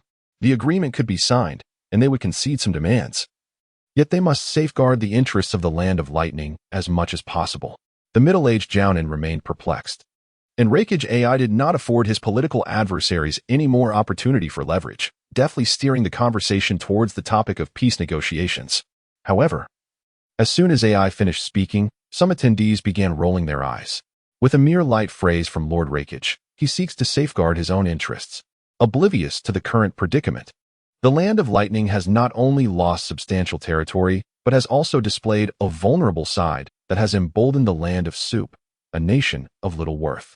Recently, the daimyo of the Land of Soup has expended considerable resources to hire a multitude of ronin and mercenary ninjas from the Land of Iron. Given the present circumstances, if Konoha remains passive, the ensuing strain on logistics, coupled with the presumption of the Land of Soup, could deliver a catastrophic blow to the already fragile economy of the Land of Lightning. In such a scenario, to defend a meager expanse of land that is destined to be lost, everyone may find themselves in dire straits. Reikage AI, sensing the shift in atmosphere brought about by his words, understands that, At times, it is not the reasonableness of one's statements that matters, but rather the correctness of one's stance. In times of national crisis, resolutely safeguarding the collective interest is deemed politically correct, even if the words spoken are challenging to implement. There will always be supporters. Lord Rakage, I wholeheartedly endorse your perspective. However, the awkward silence was short-lived as voices of support began to rise. But the phrase "but" is often the precursor to complications. Rakage suppressed his irritation and patiently listened to the neutral elder advisor's reservations. Under the current conditions, it is fortunate that Konoha has not placed excessive demands upon us. The prior resource requests now appear unattainable. Let us focus on the matter at hand. Personally, I believe that to protect our fragile supply lines and national economy, as long as Konoha does not impose reparations, we should expedite the signing of a peace treaty. The elder advisor and Appos' analysis quickly garnered substantial support from the attendees, as it was pragmatic and devoid of personal sentiment. Rakage, having just expressed his position, found that he did not have the Na'vi support he had hoped for, with assurances that their demands could be met. Nevertheless, if the majority could accept a mutual no-reparation ceasefire, he would gladly acquiesce. Although Rakage had inherited his position from his father, it was not a hereditary title. Should the village's resources be depleted, his removal would not be far behind. Humobakure was not his private estate, and reckless actions would yield no recognition. Very well. Let us proceed with the swift signing of the peace treaty. The remaining matters will be left to you all. The fourth Rakage concluded, preparing to depart. At that moment, a voice abruptly interrupted, calling the assembly to a halt once more. Esteemed colleagues, while this topic has concluded, we have yet to address the issue of Konoha and Appos' Byakugan. Even if we concede for a respite now, what will occur in the future? Samyed finally snapped back to reality from his previous distraction. In the brief interlude of advisors discussing negotiation parameters, Samyed and Appos' mind had formulated a notion: war is the finest avenue for advancement. Once the war concludes, his temporary elevation to the rank of genin would soon fade into the crowd, a prospect he found intolerable. Thus, he must devise a reason to prolong hostilities. Samyed, what is your suggestion? Rakage's patience was wearing thin with the not-so-competent genin. We must find a means to contend with the Byakugan. At the very least, we need a power that can rival it, to address our shortcomings in reconnaissance against Konoha. Samyed, steeling himself, stated directly to Rakage. Oh, have you conceived a solution? The neutral elder advisor, who had earlier outlined the negotiation landscape, inquired with a tone devoid of emotion, merely addressing the matter at hand. I have yet to finalize a resolution. However, I do have an idea that could mitigate our shortcomings. Initially, Samyed had sought to prevent an immediate cessation of hostilities, but under Rakage's scrutiny and the advisor's questions, he felt the pressure mounting. We could request that Konoha share their Byakugan with us. Yes, while the Byakugan is a bloodline limit. I have heard rumors that a certain individual from Kirigakure named Ao successfully transplanted a Byakugan. We should request Konoha to provide us with a pair of Byakugan, no, as many as they can spare. If this endeavor succeeds, the intelligence disadvantage we face on the battlefield will be significantly alleviated. I firmly believe that with this, we shall emerge victorious in the next conflict against Konoha. As Samyed's speech gained momentum, his initial stuttering faded, and he began to articulate his thoughts with fervor. The acquisition of the Byakugan would not merely enhance battlefield intelligence. The Byakugan itself is a potent tool in combat. Combining it with the Land of Lightning's primary focus on lightning-based techniques, if they could develop a lightning release gentle fist technique, the prospect of becoming a pivotal figure in the evolution of Humobakure and Appos' combat style was tantalizing, a legacy not merely a fanciful dream. However, the atmosphere among the others grew increasingly tense. No one present was a fool. The advantages of obtaining the Byakugan were evident, even without Samyed's elaboration. Yet the crux of the matter lay in its feasibility. The High-Ga clan has historically maintained an almost obsessive protection of their eyes since the Warring States period, with the most notorious being the caged bird seal. This seal ensures that should a member of the High-Ga clan perish, their Byakugan cannot be claimed by enemies. The eyes self-destruct at the moment of the owner's death or removal from the socket. Only a few direct descendants of the main house are exempt from such a grim fate. So what is your plan? Shall we coerce Konoha into providing us with a few eyes from the main branch of the High-Ga? Have you lost your senses? The High-Ga clan is notorious for its rigid hierarchy, where the main house wields near absolute power over the branch families. This means that all members of the High clan exist to serve the main house. If Kumogakure were to propose such an outrageous demand, not only would Konoha refuse, but even if the Hokage consented, the High would likely revolt. The ruling figures of Konoha are astute individuals. To suggest such a demand is tantamount to calling for war. As Samoyed prepared to bask in the glory of his grand plan, the atmosphere thickened, compelling him to retract his earlier bravado and contemplate where he had erred. Quinn, what are you implying? Reikage AI suddenly questioned Samoyed and Appos, as superior. The imposing advisor Quinn, who previously oversaw military affairs, his tone sharp with intensity. Feeling the piercing gazes directed at him, Quinn began to sweat. Realizing the gravity of the situation, it was not the prospect of coveting the Byakugan that posed the issue. This could indeed benefit Kumogakure. Rather, the severity lay in the implications of the attitude behind such a proposal. Essentially, it was a matter of political correctness. After the assembly had reached a consensus on achieving peace through negotiation, Samoyed and Appos' suggestion, while seemingly appealing, was an attempt to compel Konoha into prolonging the conflict, triggering an instinctual reaction among the attendees.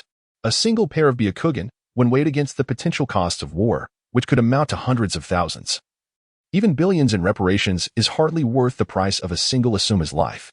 Yet the concern transcends mere valuation, unless Kumogakure could replicate Kirigakure's success on the battlefield. Acquiring the Byakugan through negotiation was a preposterous notion. It was evident to all present. As Samoyed, the favored apprentice of the hawkish advisor Quinn, presented this ill-conceived plan, one could only ponder whether he had overlooked this critical point or had acted with deliberate intent. If it were the former, his lack of insight would warrant his dismissal. If the latter, it raises suspicions about the hawkish faction's desire to prolong warfare, even at the expense of defying the Reikage and the village, perhaps in other ninja villages. Such matters would merely be disputes between factions. However, such is not the case for the Hidden Cloud Village. The rebellion led by the Golden and Silver Horns resulted in the demise of two powerful Kages, with the third Reikage only ascending to power after that catastrophic event.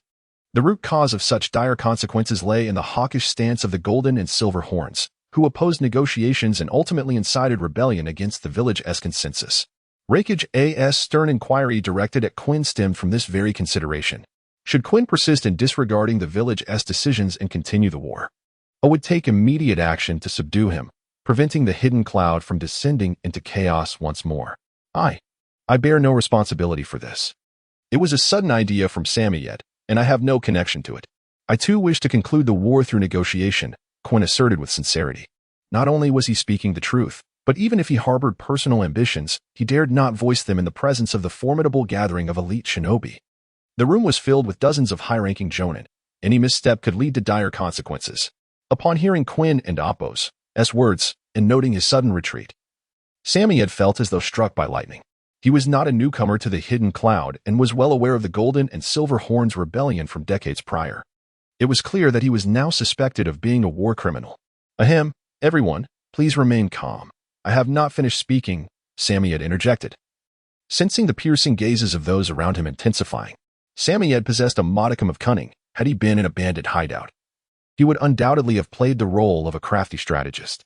His previous suggestion that Konoha compensate for the loss of the Byakugan was merely a pretext. It is common knowledge that the Hyuga clan would never allow their Byakugan to fall into enemy hands. However, the precedent set by the Mist Village was a lesson learned. As long as they could acquire the Byakugan, the subsequent negotiations with Konoha would merely be a matter of extorting concessions. As long as they dared to be obstinate, Konoha would be loath to reignite war once the situation was irrevocable. Samoyed's words plunged the room into silence once more. From his demeanor, it was evident that he did not dare emulate the Golden and Silver Horns. His strength did not permit it. Thus, it was clear that his intentions were solely to scheme for the Byakugan. With the discussion now simplified, Reikage A, disliking ambiguity, signaled to Samoyed to proceed. Samoyed quickly comprehended and continued. The Hyuga main family lacks the protection of the caged bird seal. We simply need to dispatch elite shinobi to infiltrate Konoha's negotiation team, seizing the opportunity to abduct a few Hyuga children. The ensuing matters would merely involve diplomatic squabbling. Samoyed and Appos' audacious plan evoked memories of a previous incident when the Hidden Cloud Village had successfully kidnapped an important figure from Konoha, the wife of the fourth Hokage, Kushina Uzumaki, who perished during the Nine Tails incident. At that time, The plan was nearly successful but was thwarted by the young fourth Hokage. Reflecting on this, the assembly recognized that Konoha had indeed advanced significantly in cultivating its younger generation.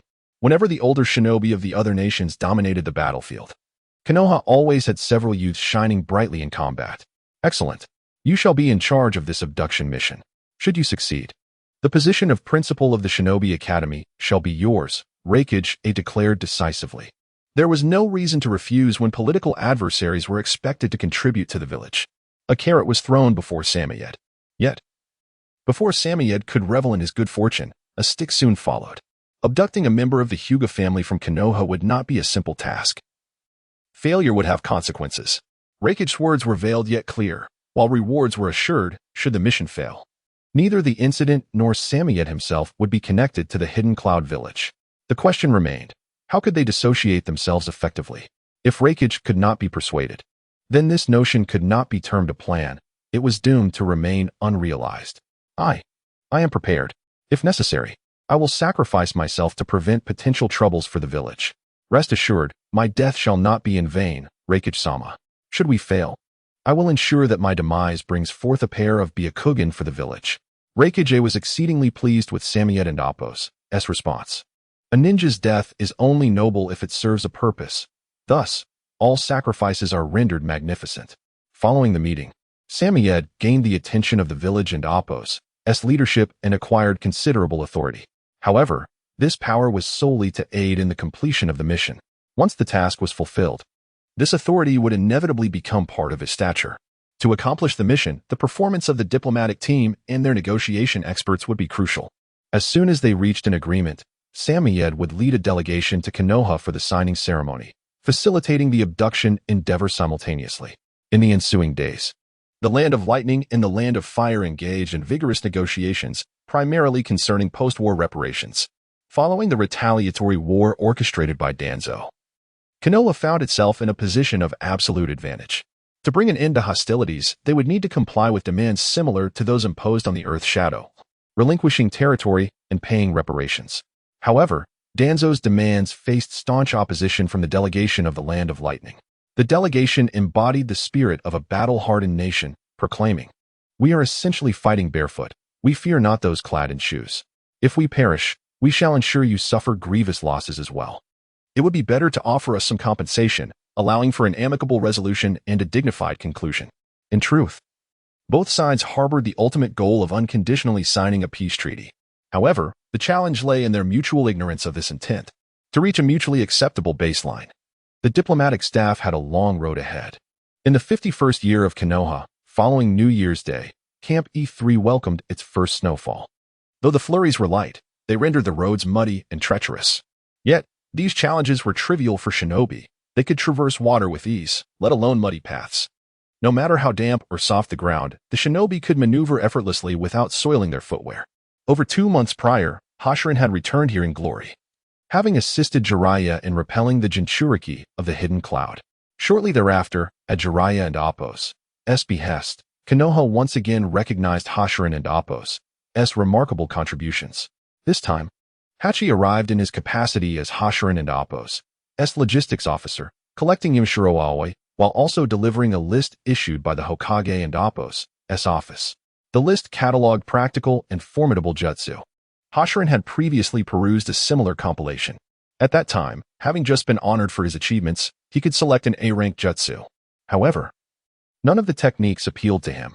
It was not that he was disinterested in learning, but rather that exchanging such a precious opportunity for mundane jutsu felt like a waste of resources. He thus opted to accumulate more merits before exchanging them. Hashirin's ambition lay in acquiring the S-rank jutsu, Shiki F Gene. This was not for the purpose of recklessness or combat, but rather to rectify his own deficiencies and delve into more profound soul-related techniques. The list brought by Hachi indeed contained new jutsu, enhancing the previous offerings of standard A-rank techniques. Among them were Tsunade and Appo's signature technique, Ranshinshi, and the forbidden jutsu, Taju Ukage Bunshin no Jutsu, the hallmark of Naruto Uzumaki, alongside the Shinra Banzho technique from the Yamashiro clan. It is important to clarify that the B-rank Shadow Clone technique is considered safe and does not fall under the category of forbidden jutsu.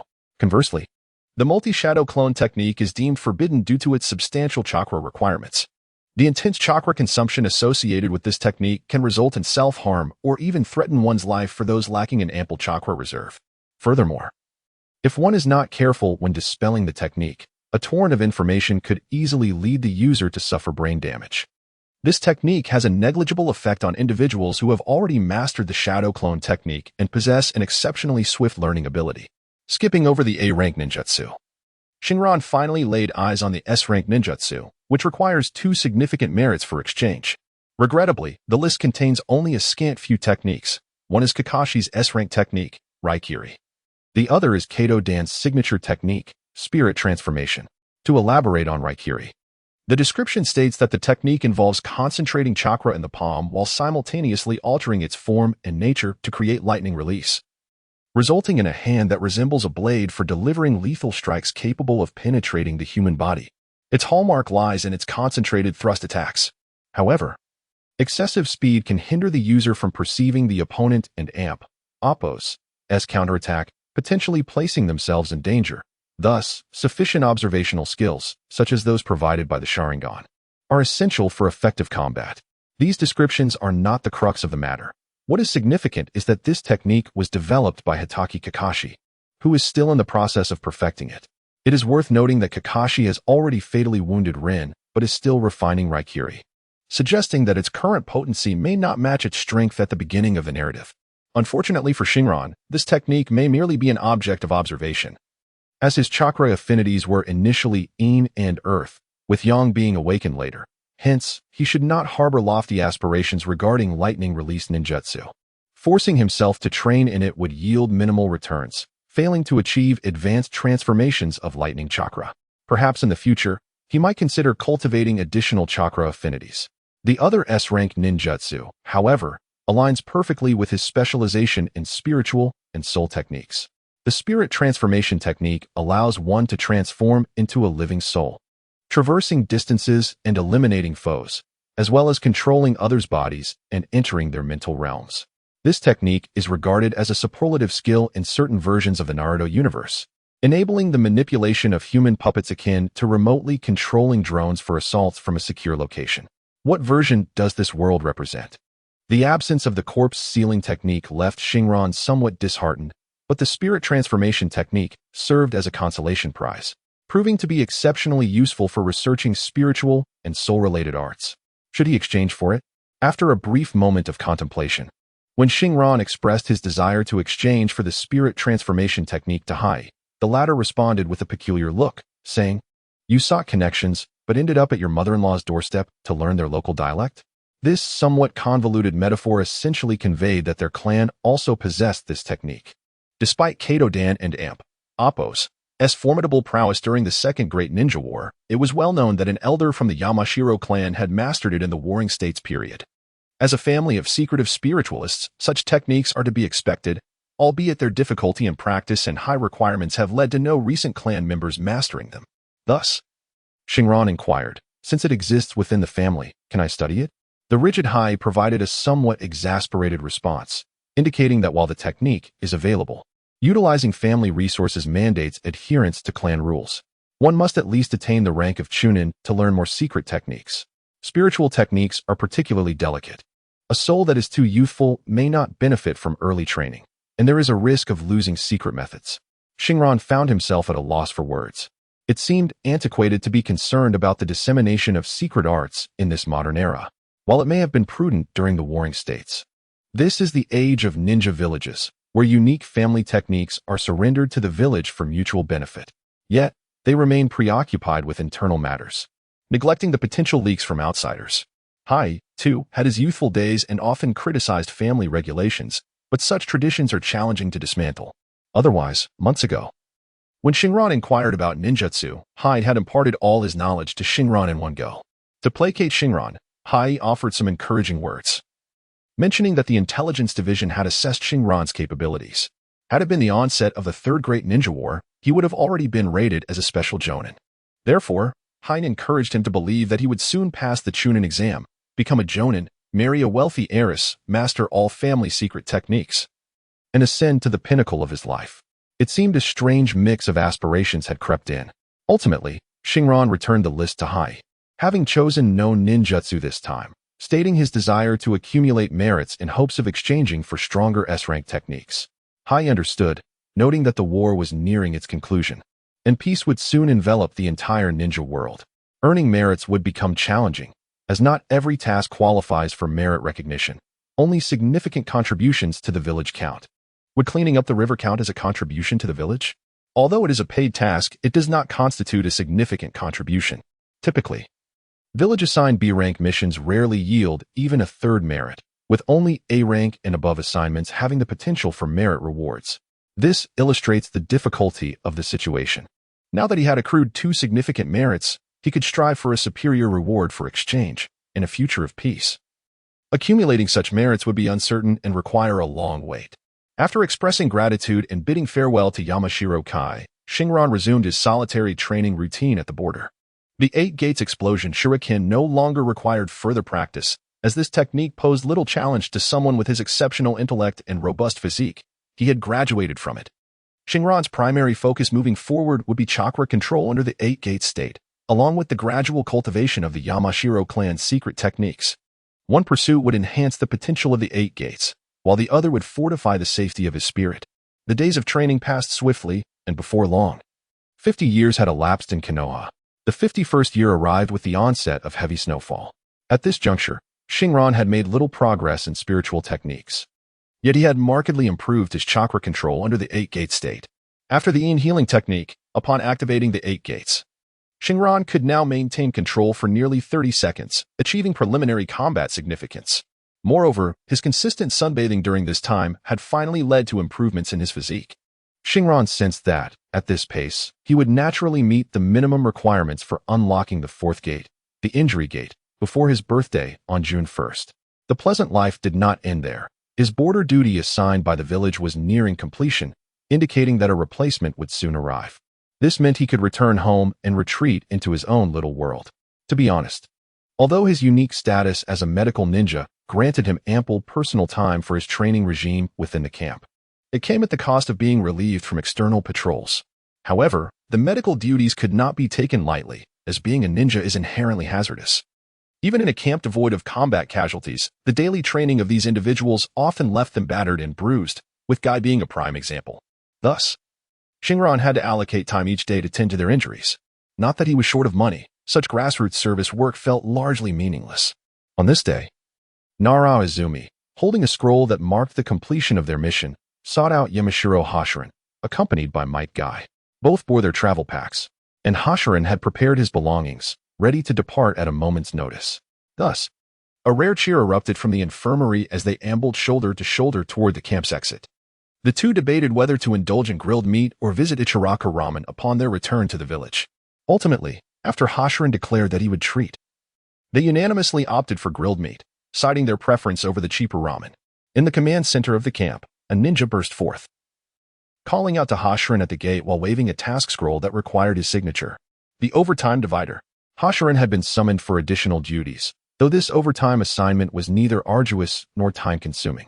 Yet, to be informed of an extra project just before boarding the train home felt rather vexing. After months of prolonged negotiations, the Land of Fire and the Land of Lightning finally reached a mutually acceptable agreement.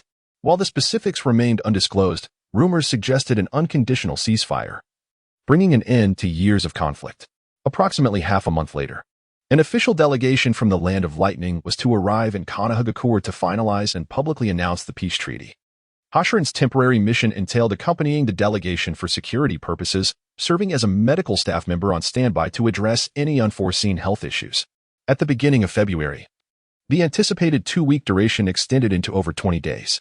Finally, on this day, Hashiran beheld a procession stretching for miles, winding through the mountains like a coiling serpent. The foremost troops had already reached the camp and Appo's entrance, while the tail end was still at the other side of the mountain. There was no need for him, as an accompanying personnel, to concern himself with the negotiations. The camp and Appo's senior shinobi, along with several high-ranking officials, stepped out to greet the arriving group, though not extravagant. The reception was conducted with due decorum. Hashiran noted that the delegation was not particularly large, comprising only about 10 vehicles at the forefront. The lengthy line was primarily due to a substantial contingent of laborers transporting a multitude of carts. Though the carts were covered, Hashiran and Apos' keen perception allowed him to discern their contents. They bore chakra ore, a prized material for crafting ninja tools, alongside a plethora of handcrafted goods, which constituted at least 40% of the convoy. The remaining cargo included an array of peculiar items, likely local specialties from the Land of Lightning, such as pearls, corals, and various medicinal herbs. It was no wonder the journey had taken longer than anticipated. A transport team primarily composed of common folk had traversed the distance from the Land of Lightning to the border of the Land of Fire in just over 20 days, a commendable feat. Hashiran calculated that if he were to travel alongside this convoy, returning to Konohagakure would require nearly another 20 days, a pace that felt torturous for a ninja. Amidst the influx of vehicles entering the camp, which had already exceeded 100, Hashiran mused aloud to an unfamiliar leaf ninja beside him, questioning the absence of substantial reparations from the Land of Lightning.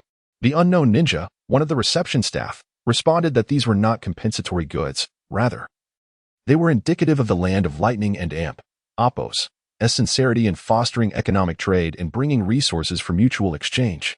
Hashiran felt somewhat exasperated, while others may have been oblivious. His perceptive abilities revealed the truth. Other than a few items intentionally placed for visibility, the Land of Lightning had brought little of true value. The handcrafted goods, particularly during the post-war recovery phase, seemed utterly worthless in exchange for food supplies, an astute maneuver by the Land of Lightning. That evening, a grand welcome feast was held at the camp by the Leaf Village. Personnel from both nations mingled according to their respective roles. Hashiran, part of the logistics medical team, was joined by his aides, Shinzai and Kazama. Meanwhile, the medical representatives from Kumogakure numbered 5 or 6. As it was rumored that the delegation intended to visit the Konoha hospital to learn advanced medical techniques, Xingran expressed a dismissive attitude towards such matters, remarking that it was a privilege for them to witness the advanced technologies of the World War II era. How could truly remarkable innovations be easily shared with others due to a fleeting sense of camaraderie? Enduring the mundane pleasantries of the gathering, Xingran contemplated finding an excuse to excuse himself when, suddenly, a melodious voice called out to him. I and Apos, V heard your combat and medical abilities are equally impressive. Were you ostracized by them? Isn't there a set of 3 principles for medical ninjas established by Princess Tsunade? Why then are you allowed to risk your life on the front lines? By the way, how did you survive at the hands of Lord Muro? Is it true that the legendary Sannin Jiraiya possesses such formidable strength? Even the tailed beasts are no match for him. Could he be the next Hokage? The questions cascaded like a rapid-fire barrage, a series of inquiries that, though irksome, were delivered in a soft, spirited tone that rendered them less objectionable. Turning his head, Xingran beheld a girl from the Yayue clan, her Indian red skin contrasting vibrantly against her silvery short hair, exuding youth and vitality. Standing at around 1.6 meters. She was similar in height to Xingran, her youthful countenance marking her as a high schooler. Her large, dark green eyes were fixed upon him, unwavering. Having never before been so scrutinized by a beautiful girl, Xingran felt a moment of discomfort but quickly regained his composure. Does that conniving cloud ninja seek to seduce me? What are these ridiculous questions, mere attempts at provocation? He thought. Because of my exceptional prowess, I am permitted to engage in battle, regardless of my status as a medical ninja. Lady Tsunade has a 4th principle that allows someone of my caliber to fight on the front lines. He retorted somewhat irritably to the young beauty before him. Is that satisfactory? Really? There's a 4th principle? What exactly does it entail? How can a medical ninja participate in battle? The girl seemed oblivious to the irritation in Xingran and Apos' tone, continuing her barrage of inquiries. Who are you to demand such information? And what of your beauty? I don't simply divulge details about my combat methods, he replied, primarily motivated by his reluctance to answer her questions. My apologies. I am Mabuyi, a medical ninja accompanying the Hidden Cloud Village delegation. The Yayue girl quickly introduced herself, her demeanor softening with a warm, neighborly smile that suggested she was not a malicious person. Upon hearing the name Mabuyi, Xingran scrutinized the girl before him anew. In the world of Naruto, there were countless beauties, and though he had limited interactions, he had still seen his fair share. Initially, he had dismissed her as an ordinary girl. Little did he know that this encounter would allow him to converse with a significant character from the narrative. This girl would become the right hand of the future Reikage. Akin to how Shizune is to the 5th Hokage, Tsunade, an indispensable figure whose absence would disrupt the entire administrative framework. In the original storyline, Mabuyi perished after employing the heavenly sending technique, and there was no further elaboration on her abilities in the encyclopedic entries. However, in a certain game, she was portrayed as a top-tier medical ninja. It appeared that this world's Mabuyi was indeed equipped with such capabilities, hence her presence with the medical team. And she was now rambling on enthusiastically. Based on Xingran and Appo's memories from his previous life, Mabuyi would pass away at the age of 29, while Kakashi would be 30. This indicated that she was of a similar age to Mitarashi Anko, approximately 15 years old now. Typically, one would expect a 15-year-old girl in this world to have completed her development. However, it seemed that the warriors of this realm had a longer maturation period. Even though she had reached a height of 1.6 meters, official records suggested that Mabuyi could grow an additional 5 centimeters. And it was evident that this high school version of Mabuyi had yet to reach her full potential, especially in terms of her physical attributes, which were still developing. The discrepancy between her height and chest size led Xingran to initially overlook her identity as Reikage and Appo's aid. Furthermore, the fact that Mabuyi and Appo's hair was currently short rather than the long, styled hair he envisioned contributed to his misjudgment. Are you not the Reikage and Appo's assistant? What brings you here? Shuden and Appo's TUB with your delegation leader, Samyed? Xingran blurted out, surprised at her identity as a medical ninja. Immediately after speaking, he regretted it. Such information could be leveraged for merit, and he had carelessly revealed it. Me? The Reikage and Appo's assistant? Don't be ridiculous. The Reikage would never appoint someone who has never been to battle as an aide. Given her identity as a medical ninja, and considering her youth as a recent graduate from the Ninja Academy, Mabuyi had not had the opportunity to see combat. Konoha, being a formidable organization, was reluctant to send its medical ninjas into battle, and the weaker Lightning Country would treasure their medical personnel even more. I was just teasing you. Your initial question sounded quite provocative, Xingran chuckled, listening to Mabuyi and Appo's explanation. It indeed seemed plausible that she had not yet gained the Reikage and Appo's favor, regardless of the truth. He could rectify any missteps. I apologize. I didn't mean to provoke. Since my comrades also prevent me from going to battle. Could you share that fourth principle with me? Mabuyi realized her earlier questions had been somewhat inconsiderate, and she hurriedly gestured to explain, inadvertently appearing rather endearing. Although she would eventually become a composed and powerful woman, she still retained a youthful innocence now. Well, this pertains to certain secret techniques within our village, and I cannot disclose them. However, if you wish to fight as a medical ninja, I might have a solution. Xingran decided to tease her a little, allowing her hope to rise only to dash it after a brief moment, before, like a devil, he offered a glimmer of hope. Sure enough, the girl and Appo's expression transformed from one of despair to one brimming with hope. Yet, Xingran added with a playful grin, but I want to tell you how. With that, he laughed heartily at Mabuyi and Appo's indignant expression before turning to leave. The following day, the caravan set out once more, with the majority of the Lightning Country and Appo's guard forces being sent back, and more personnel from Konoha joining the new team. As a result, the group not only remained the same size but had grown even larger and more unwieldy. Among the common folk, ninjas were regarded with reverence, enjoying privileges far superior to those of ordinary citizens. Yet, even such privileges came with conditions. Xingran, along with Shino and Kazama, belonged to a category that faced no such constraints. In fact, almost all Konoha ninjas lacked the privilege of enjoying those benefits. The few ox carts available in the camp had long been assigned, leaving Xingran and his companions to trudge along like the others, enduring the hardships of their journey. As a respected figure of notable strength, Xingran found this treatment intolerable. Having traveled less than a mile, he approached the person in charge of a cargo cart to negotiate.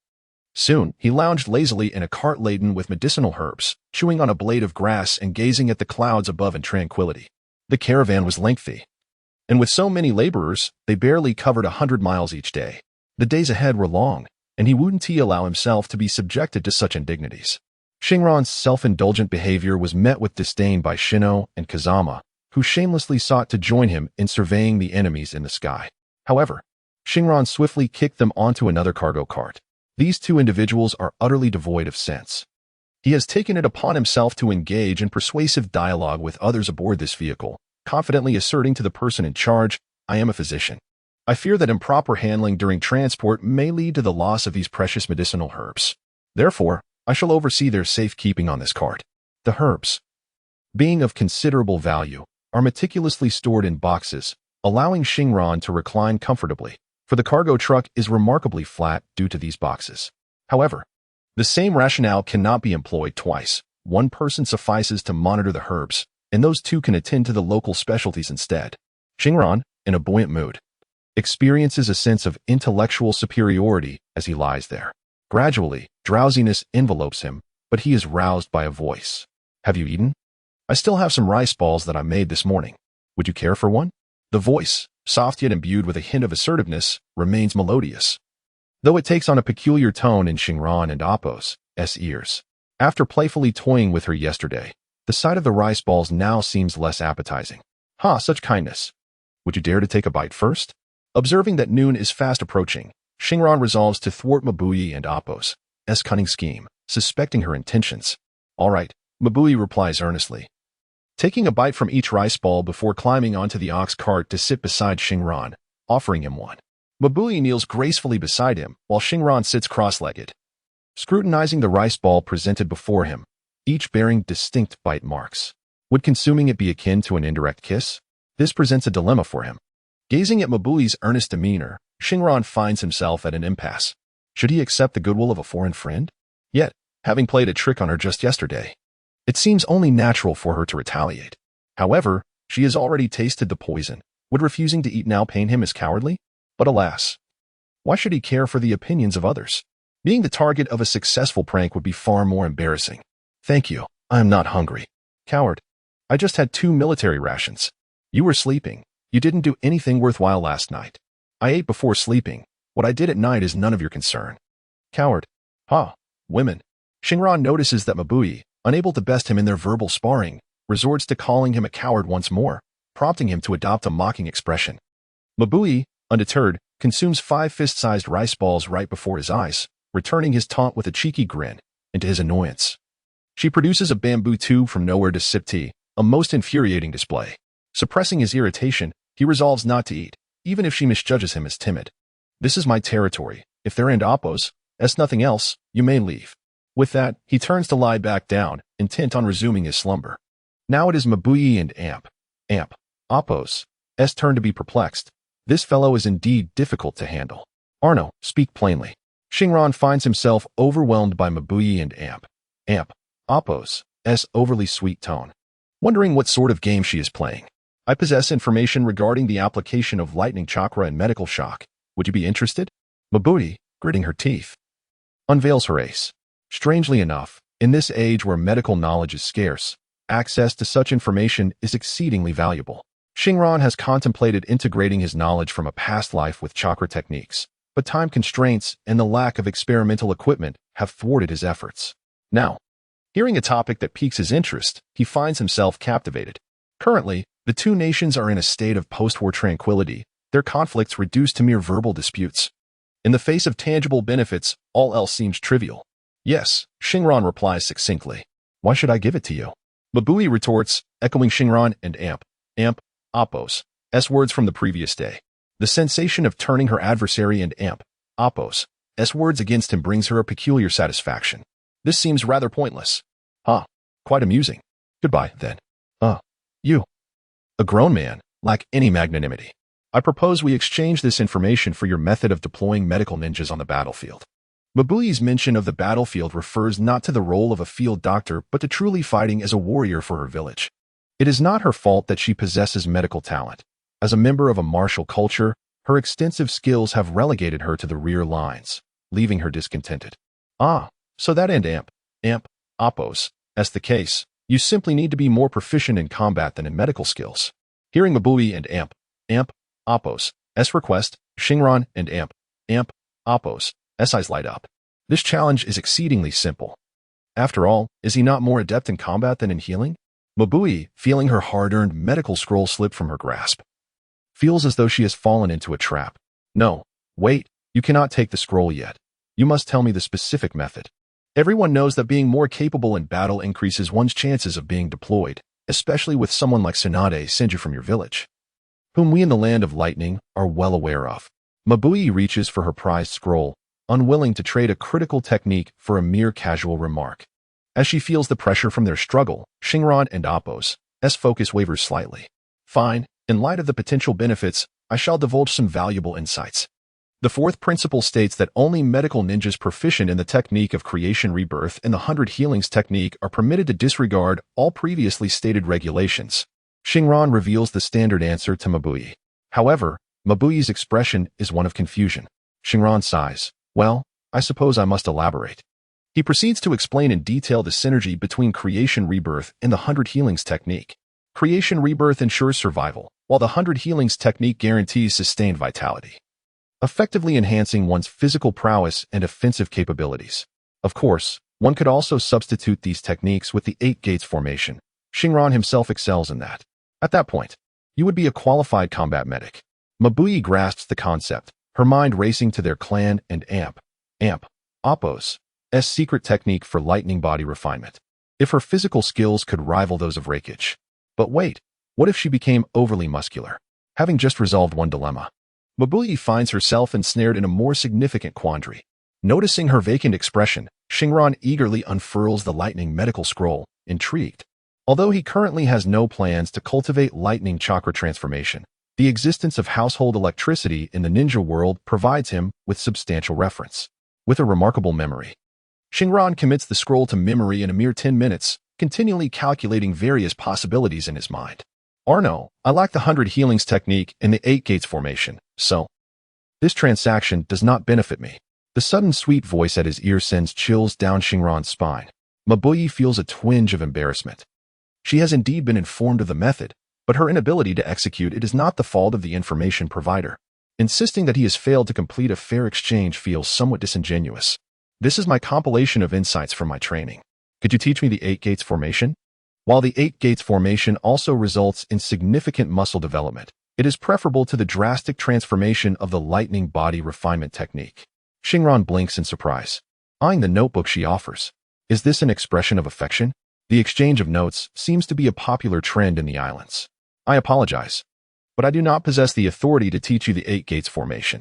I, Zhong Xingran, am not easily swayed by beauty. Then, you must offer me some technology in return. We are now 2 nations in peaceful cooperation. An unfair exchange could jeopardize the harmony between us. Mabai declared with a determined expression, feeling that his efforts were unreciprocated. He resolved to leverage national interests to exert pressure. Observing Mabai's flushed face, Xingran rolled his eyes, thinking, Sister, not only do you not represent the country, but even if you did, it has nothing to do with us. Ultimately, under Mabai and Appo's persistence, Xingran shared some of his insights on effectively controlling the violent chakra while in the 8-gate state. This knowledge was his own research, presenting no risk of leakage, and was of little use to others. After all, only 2.5 individuals in the world could utilize the 8 gates, himself, Guy, and half of Kakashi. It could be said that Xingran, even while acting out of goodwill, exuded an air of cunning merchant. Unbeknownst to him, upon returning to study Xingran's insights, Mabai discovered that they could significantly enhance their Moonlight Clan's lightning body tempering technique. This technique was cultivated in environments saturated with violent lightning chakra, hence mastering the effective control of such chakra was indispensable. If efficiency could be increased in this aspect, Mabai's contributions to the hidden cloud village would be substantial. However, at this stage, it was merely an intellectual exchange between apprentices, with further developments to follow. In the days that followed, Xingran and Mabai engaged in discussions about medical ninjutsu and various experiences, evoking a sense of nostalgia for Xingran, reminiscent of late-night study sessions in school. One day, as usual, Mabai approached Xingran, with today's topic being the reserve characteristics of healing and injury elimination. This technique involves preparing in advance and swiftly completing healing after sustaining damage, which allows for a brief operation even after opening the 8 gates. If this characteristic could be isolated or further expanded for sustained control, it would represent a significant breakthrough in casting other ninjutsu while in the 8-gate state. Mabai presented her viewpoint, to which Xingran agreed, but he noted that only he could ascertain the results through testing, which involved human experimentation. His expression soured. Why should he be the lab rat while Mabai merely awaited the data? This felt quite unfair. Mabai promised to make rice balls as compensation, to which Xingran retorted that his Sichuan cuisine was far superior, questioning why he should compensate her instead. Just as they reached an impasse, Xingran's heightened perception alerted him that they were being watched. The chakra-sensing abilities of the Yamamoto clan, amplified by his awakened superhuman hearing and vision, created a potent chemical reaction despite his basic mental prowess being modest. The sensation vanished almost instantly, yet it was sufficient to capture Xingran's attention. Expanding his auditory and visual range, he soon discovered a hidden cloud ninja hiding behind a cart. Although obscured from view, his allowed Xingran to see clearly. The individual's pose of avoidance and focused expression were fully exposed to Xingran and Apos' gaze. Why are they monitoring me? He pondered. No, it's not just me.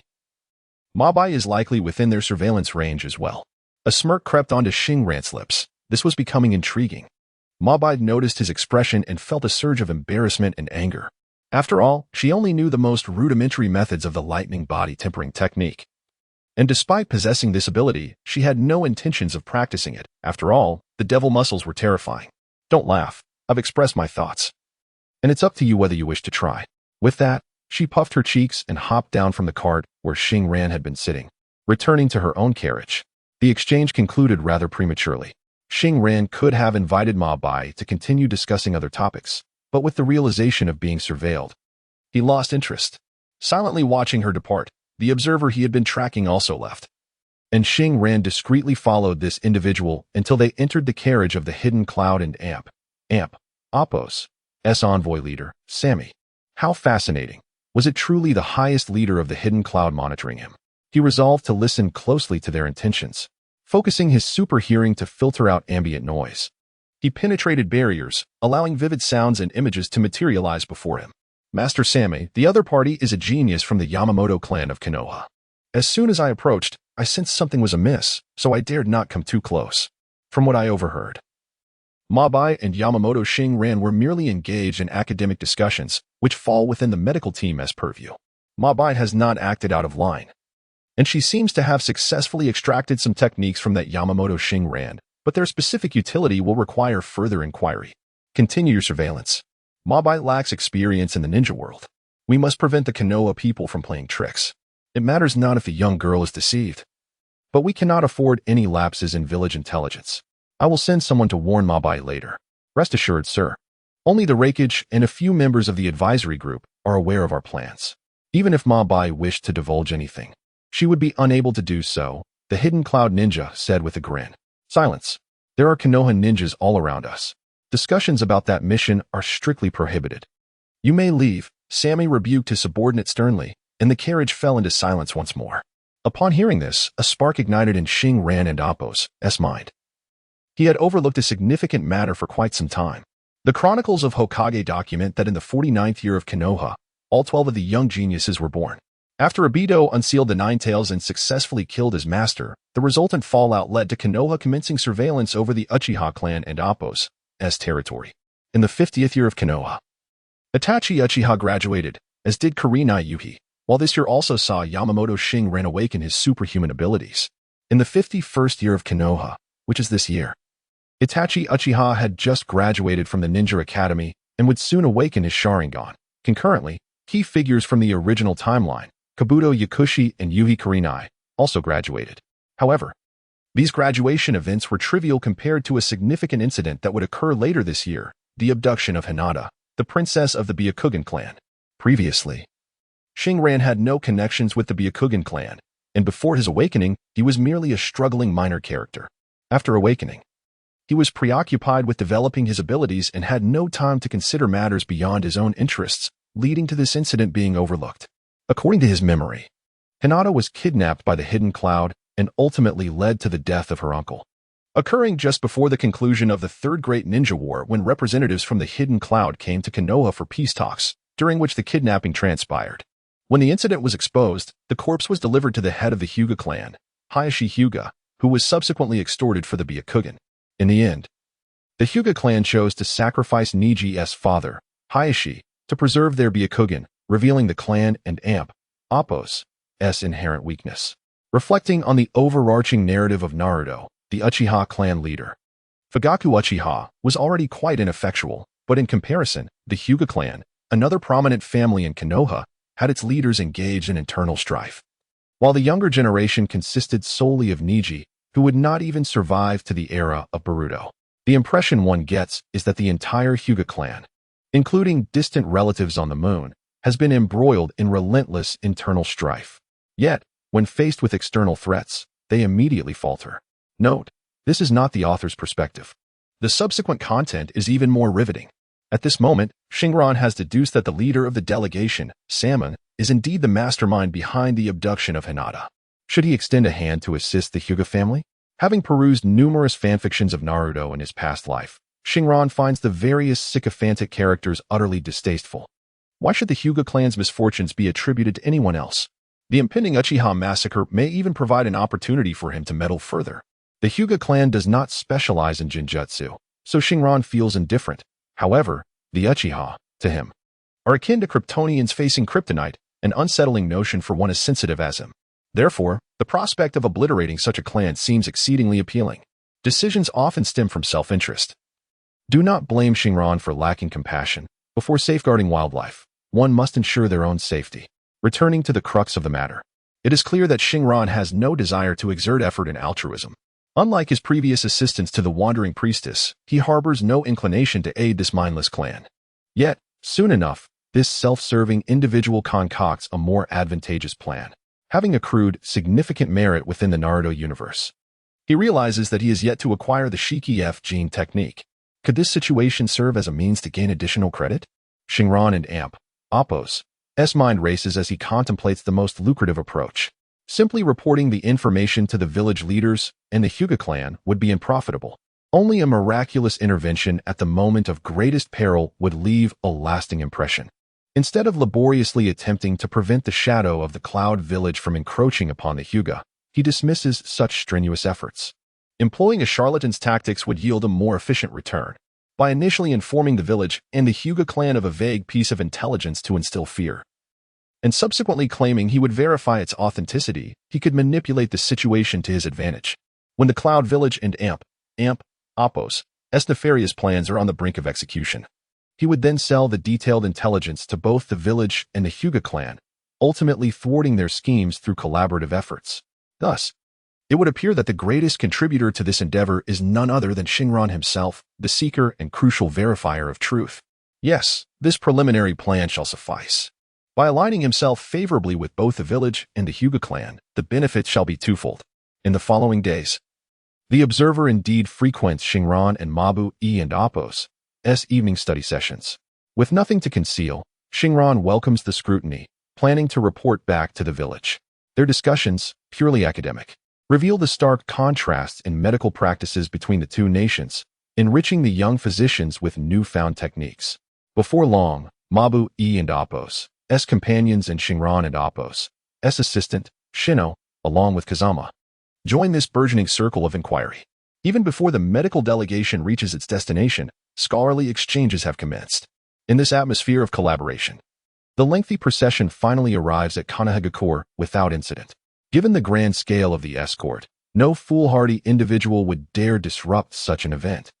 Lest they offend two superpowers, perhaps only the Akatsuki, a decade hence, would exhibit such recklessness.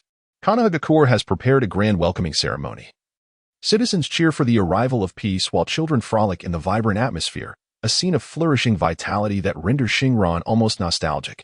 He recalls leaving the village mere months prior, when it was still peaceful yet tinged with an unshakable sense of oppression. Now, that heaviness has vanished, replaced by a palpable yearning for a better life. The village has dispatched numerous ninjas to maintain order, having exerted considerable effort to orchestrate this spectacle.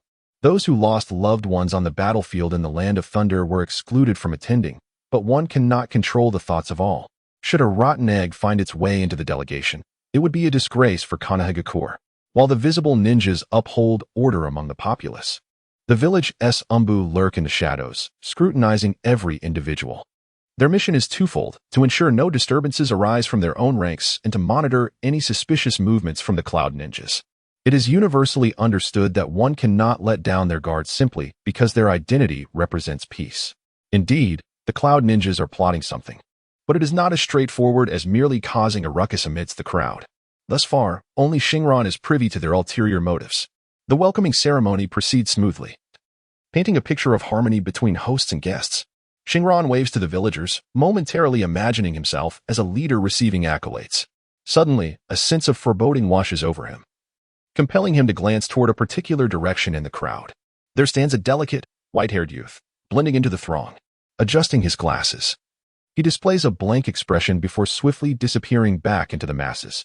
Yakushi Kabuto is taken aback by Xingran and Appo's keen intuition. Months prior, he was merely an inconspicuous figure. Yet now rumors of his heroism as a medical ninja assisting the retreat of the young soldiers circulate within the village. Kabuto realizes that someone is elevating Xingran's status, evoking memories of the fourth Hokage's own rise to prominence. Years of espionage experience inform him that there seems to be support for Xingran from the Hokage faction. After exchanging a glance of acknowledgement, Kabuto swiftly melds back into the crowd. Meanwhile, Xingran is deep in contemplation. According to the original plot, Kabuto darkened after slaying his adoptive mother, subsequently being taken in by Orochimaru and embroiled in a clandestine arrangement with Danzo, which allowed him entry into the Ninja Academy. Official records indicate that Kabuto graduated at the age of 10. However, Xingran is acutely aware that he has altered the destinies of both Kabuto and Yakushi no Nai. Why then does Kabuto appear in Konoha at this juncture? It is utterly implausible that he would come to Konoha to hide with his adoptive mother. Danzo has always had his eyes on this territory, and Kabuto's presence here, without any pretense, suggests he has acquired a legitimate identity within Konoha. The only one capable of orchestrating this would be Danzo himself. Thus, it stands to reason that Kabuto has allied himself with Orochimaru and infiltrated Konoha as a double agent. A flurry of thoughts races through Xingran and Appo's mind as the welcoming ceremony draws to a close. His group returns from the E3 camp to the village, escorting the delegation to their accommodations before heading to the Hokage building to report their missions. Typically, at this time, the task hall staff would distribute rewards, and Xingran expects the same. However, midway, an Umbu intercepts him and requests his presence in the third Hokage and Appo's office for mission debriefing. The elder Hokage wishes to see him. Curious about the matter at hand, Xingran contemplates the situation and finds it fortuitous. He decides to take this opportunity to subtly inform the Hokage of some remarkable intelligence he claims to have overheard. Upon entering the Hokage and Appo's office, Xingran finds the elder's beaming visage awaiting him. Yamamoto Xingran, you have performed admirably this time. It is a relief that I invested effort in having Guy accompany you. The opening statement made by the third Hokage was rather straightforward, implying that your current accomplishments are solely due to my support. Xingran had not initially intended to align himself so overtly with the Hokage faction at this early stage, as he believed that taking sides too soon could jeopardize his future opportunities. However, reflections of the past few months flashed through his mind, and he realized that his inclusion in Yamaki and Appo's and Kai and Appo's team, along with his participation in their operations, was indeed orchestrated by the third Hokage. Moreover, Xingran harbored doubts about how easily he acquired the methods of training in the Eight Gates from Kai, which he suspected was significantly influenced by the Hokage's tacit approval. Unbeknownst to Xingran, the third Hokage had intentions for him to become a positive and spirited young man like Kai, allowing Kai to take liberties in their training. In Kai and Appo's perspective, practicing such vibrant and youthful ninjutsu was the simplest way to invigorate one and Appo's spirit. Thus, despite Xingran and Appo's reluctance to acknowledge it, he had already been marked by the Hokage and Appo's faction, and those who needed to be aware of it were already informed. What could he do? With a profound understanding of the situation, Xingran expressed his gratitude to the third Hokage for his hard work in serving the people, vowing to fully embody the will of fire and perpetuate its legacy. The third Hokage was exceedingly pleased with Xingran's declaration, considering it a definitive step towards mutual understanding. They were now allies, and he could approach the Hokage with any difficulties. Although Xingran wished to request the technique of the corpse demon seal, he knew such a request was unrealistic, as a mere C-rank ninjutsu would suffice as a formal greeting, while S-rank techniques were merely a dream. Hokage-sama, I have a matter to report. Xingran cleverly transitioned into sharing his observations with the third Hokage. The situation was rather simple. During a chance encounter, the sensory abilities of his clan had intercepted a conversation between Sammy and his subordinates, suggesting they were plotting something. However, the specifics eluded him, as it seemed the execution would only take place in Konohagakure. Nonetheless, Xingran was familiar with one of Sammy's subordinates and believed he could obtain more information through him. Upon hearing this, the third Hokage fell silent, Logically, a medical ninja with combat skills in the Eight Gates would not be suitable for intelligence work. Yet, Xingran was unique. Born into the Yamanaka clan, a family renowned for its secretive arts, he was naturally inclined towards intelligence operations. Faced with Xingran's proactive offer, the third Hokage had no choice but to acquiesce. As Xingran departed from the Hokage's office, he wore an expression of considerable satisfaction. Not only had he garnered the Hokage's attention, but he had also secured authorization for a mission, temporarily designated as an A-rank task. However, he was merely considered an auxiliary participant in this operation. With such developments, the Umbu of Konohagakure would need to assume greater responsibilities. As the third Hokage had officially entrusted the mission to them, with Xingran serving in a supportive capacity, Xingran was filled with joy, recognizing that between nations, no matter how trivial, holds great significance. Securing this A-level mission would allow him to legitimately reap benefits once the matter concluded. He understood the gravity of the event at hand. It was far too substantial to be settled with mere thousands of ryo. Moreover, he was one step closer to mastering the forbidden technique of corpse sealing. Almost forgetting the matter at hand, he recalled that he had summoned you to inform you that after the peace treaty was finalized, Konoha would, along with Sunagakure, jointly host a genin exam. He had already enrolled you, so he urged you to perform admirably. As Xingran prepared to depart, the third Hokage leisurely began to discuss the main topic. The joint genin exam was not merely a selection process for capable ninjas, its political implications were of paramount importance. Although the Land of Wind had previously resisted Konoha, it had mostly acted as a loyal subordinate. Holding the genin exam in collaboration with the Land of Wind would flex their political muscles, reminding their subordinate of their place. Naturally, this exam would also invite several smaller ninja villages, but that was merely a side note. What rewards await for the first place? Did you consult us before enrolling me? You signed me up without my consent, and Haichi is still my guardian. Does he know? Xingran mused, realizing that this old man was rather independent in his actions. There is a distinction between being passive and active. Although Xingran intended to participate in the genin exam voluntarily, the current situation rendered him a passive participant, which afforded him some leverage. After much coaxing, Xingran ultimately failed to secure any personal benefits from the third Hokage. This self-serving individual departed from the Hokage building in disappointment. Where to next? Naturally, he intended to seize the opportunity and visit the Hyuga clan to acquire some advantages. Xingran had no intention of merely retrieving the benefits that the Hokage had overlooked. Strolling through the quiet streets at dusk, he encountered a grand estate before him. The imposing main gate was magnificently constructed, illuminated by elegantly designed stone lanterns, exuding an air of sophistication and gravitas, reminiscent of a noble residence. This area was a secluded part of Konoha, known as the Affluent District, where the Hyuga clan resided, and the estate before him was the ancestral home of the Hyuga main family. Kindly deliver a message. Yamashiro Xingran has urgent matters to discuss with Lord Hyuga Hizashi, he requested. Despite being from a relatively weaker clan, his lineage warranted respect. Thus, addressing Hizashi as Lord was appropriate, while calling him Sir would be overly humble and disadvantageous for his intentions. Upon hearing this, the guards at the Hyuga entrance did not add any theatricality to the moment. One diligent guard promptly entered the estate to relay the message. Xingran was somewhat surprised. Typically, the top two clans known for their ocular abilities in Konoha were rather prideful, as evidenced by the demeanor of the children from the Hyuga and Uchiha clans in the Ninja Academy. He had anticipated a lengthy discourse with the gatekeepers. Yet the Hyuga demonstrated commendable civility. Perhaps it was due to his identity as a member of the Yamashiro clan that they exhibited such high standards? Or perhaps his remarkable battlefield performance had garnered their attention. Lost in thought, Xingran was escorted to a reception room, where he found a tall, serious-looking man with a prominent forehead and long black hair seated at the head of the table. He held a cup of tea, his hands tucked within his sleeves, silently observing Xingran. You are Yamashiro Xingran. There have been many whispers about you in the village. It seems another remarkable talent has emerged from our secret arts clan. I am Hyuga Hizashi. If you have something important to discuss, please proceed, he stated. Contrary to Xingran and Appo's initial expectations, the head of the main branch did not regard him as a significant figure. Instead, he was met by Hizashi, the younger brother of Hizashi and Niji and Appo's father. Xingran and Appo's expression grew peculiar, realizing that he was indeed standing before the main character.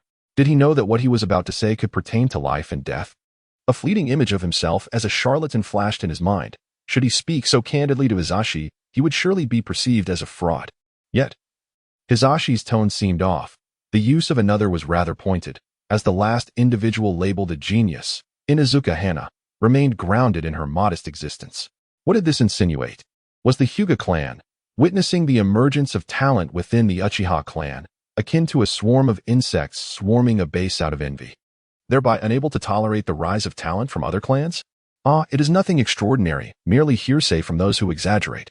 I come to the Hyuga clan today, firmly believing that all ninja clans in Konoha are one family, adhering to the principle of mutual assistance for a harmonious future.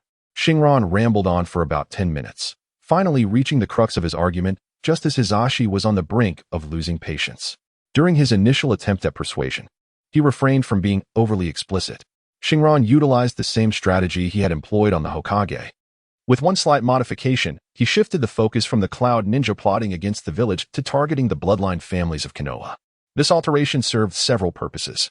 Firstly, it was intended to better persuade the Hyuga clan.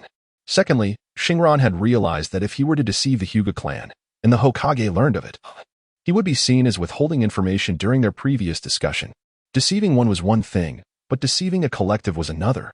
After securing the Hyuga clan's cooperation, he planned to visit the Uchiha clan, as time would ultimately reveal that the Cloud Ninja indeed sought to undermine Konoha's bloodline limits.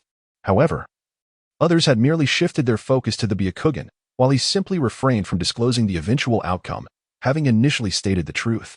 The second consideration was to appease the Hokage. If he only informed the Byakugan-wielding Hyuga clan, the implications would be glaringly obvious. Informing the Uchiha clan simultaneously would lend more credibility to his claims, suggesting he had received some unverifiable intelligence. Informing them in a personal capacity was also preferable to an official channel. This approach was favored by politicians, maintaining plausible deniability. If an incident arose, he could claim he had notified them. If nothing occurred, it would be deemed a personal action. After listening to Xingran and Appo's warning, Hisashi remained silent. He expressed his gratitude but offered no rewards or even an invitation to share a meal, leaving Xingran feeling quite vexed. Were both clans that stingy? While it might seem crass to demand money, he would have settled for a demonstration of a C-rank ninjutsu. With such a demeanor, who would dare to bring them information in the future? It was no wonder their clan was deteriorating. Cursing under his breath, Xingran departed the Hyuga estate and made his way to the Uchiha clan. It was mealtime, yet he was too agitated to have any appetite. So he resolved to complete his errands at the Uchiha clan first. As the saying goes, a blessing in disguise, and when one door closes, another opens. Unlike the rigid hierarchy of the Hyuga clan, the Uchiha clan was more relaxed. The head of the Uchiha clan, Fugaku, resided in a traditional Japanese-style villa. Upon his arrival, he found Fugaku's family of 4 gathered for dinner. The door was opened by Itachi, who was several years younger than Xingran yet had graduated shortly after him. A true prodigy in his own right. Unfortunately, this family had a prematurely aged appearance. Not only did Fugaku sport deep nasolabial folds, but even young Itachi bore deep-set lines extending from the corners of his eyes. He was a quintessential example of a child appearing older than his years, both in demeanor and appearance. Xingran mused that only after Sasuke and Appo's family was entirely wiped out would they truly appreciate the impact of growing up in such an environment. Fugaku greeted him warmly, inviting him to sit and eat, while thoughtfully considering the situation Xingran had presented. After dinner, Xingran remained oblivious to Fuyue's intentions. However, before departing, Fuyue handed Xingran a ninjutsu scroll, specifically stating that it was a token of gratitude for Xingran and Appo's special visit. This gesture evoked a feeling of surprise, akin to discovering forgotten pocket money in one's backpack.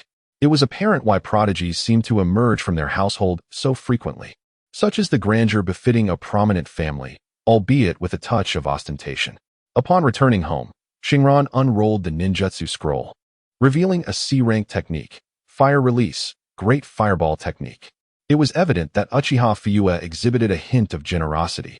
After all, without comparison, one cannot appreciate the contrast. The Hokage and the Hyuga clan were notoriously miserly, while the Uchiha clan, renowned for their pride, could afford to present a ninjutsu scroll. Thus, even if the scroll were mediocre, it could hardly be labeled as stingy. Xingran recalled that this technique, requiring merely 6 hand seals, was noted in the encyclopedias as being commonly practiced by members of the Uchiha clan and some minor ninjas. Indeed, The description was precise. This indicates the technique's prevalence. The Uchiha clan was singled out not for the sheer volume of practitioners, but rather for their superior mastery of it. In the small courtyard of his home, Xingran attempted the ninjutsu. Given its C-rank difficulty and the simplicity of its hand seals, mastering it felt as effortless as eating for someone with a prodigious intellect like Xingran. A fireball, roughly the size of an apple, erupted from his mouth, soaring into the sky, only to dissipate after traveling 10 meters. With a slight sigh, he felt a pang of disillusionment. He believed that with diligent practice, his great fireball could grow as large as a pumpkin, yet he recognized its limited practical application. The great fireball technique, due to its slow speed, was easily dodged, rarely serving as a direct offensive move. More often, it functioned as a means of distraction, capable of obstructing an opponent's view, thus buying time for the execution of other techniques. Xingran's chakra affinities were limited to yin, yang, and earth. He lacked the corresponding elemental chakra for advanced ninjutsu. This did not preclude him from learning techniques outside his affinity, but mastering those without a corresponding affinity proved challenging. Achieving the transformation of chakra properties required substantial time and effort, ultimately unlocking his full potential. Xingran had never previously contemplated the notion of training in ninjutsu beyond his inherent chakra affinities.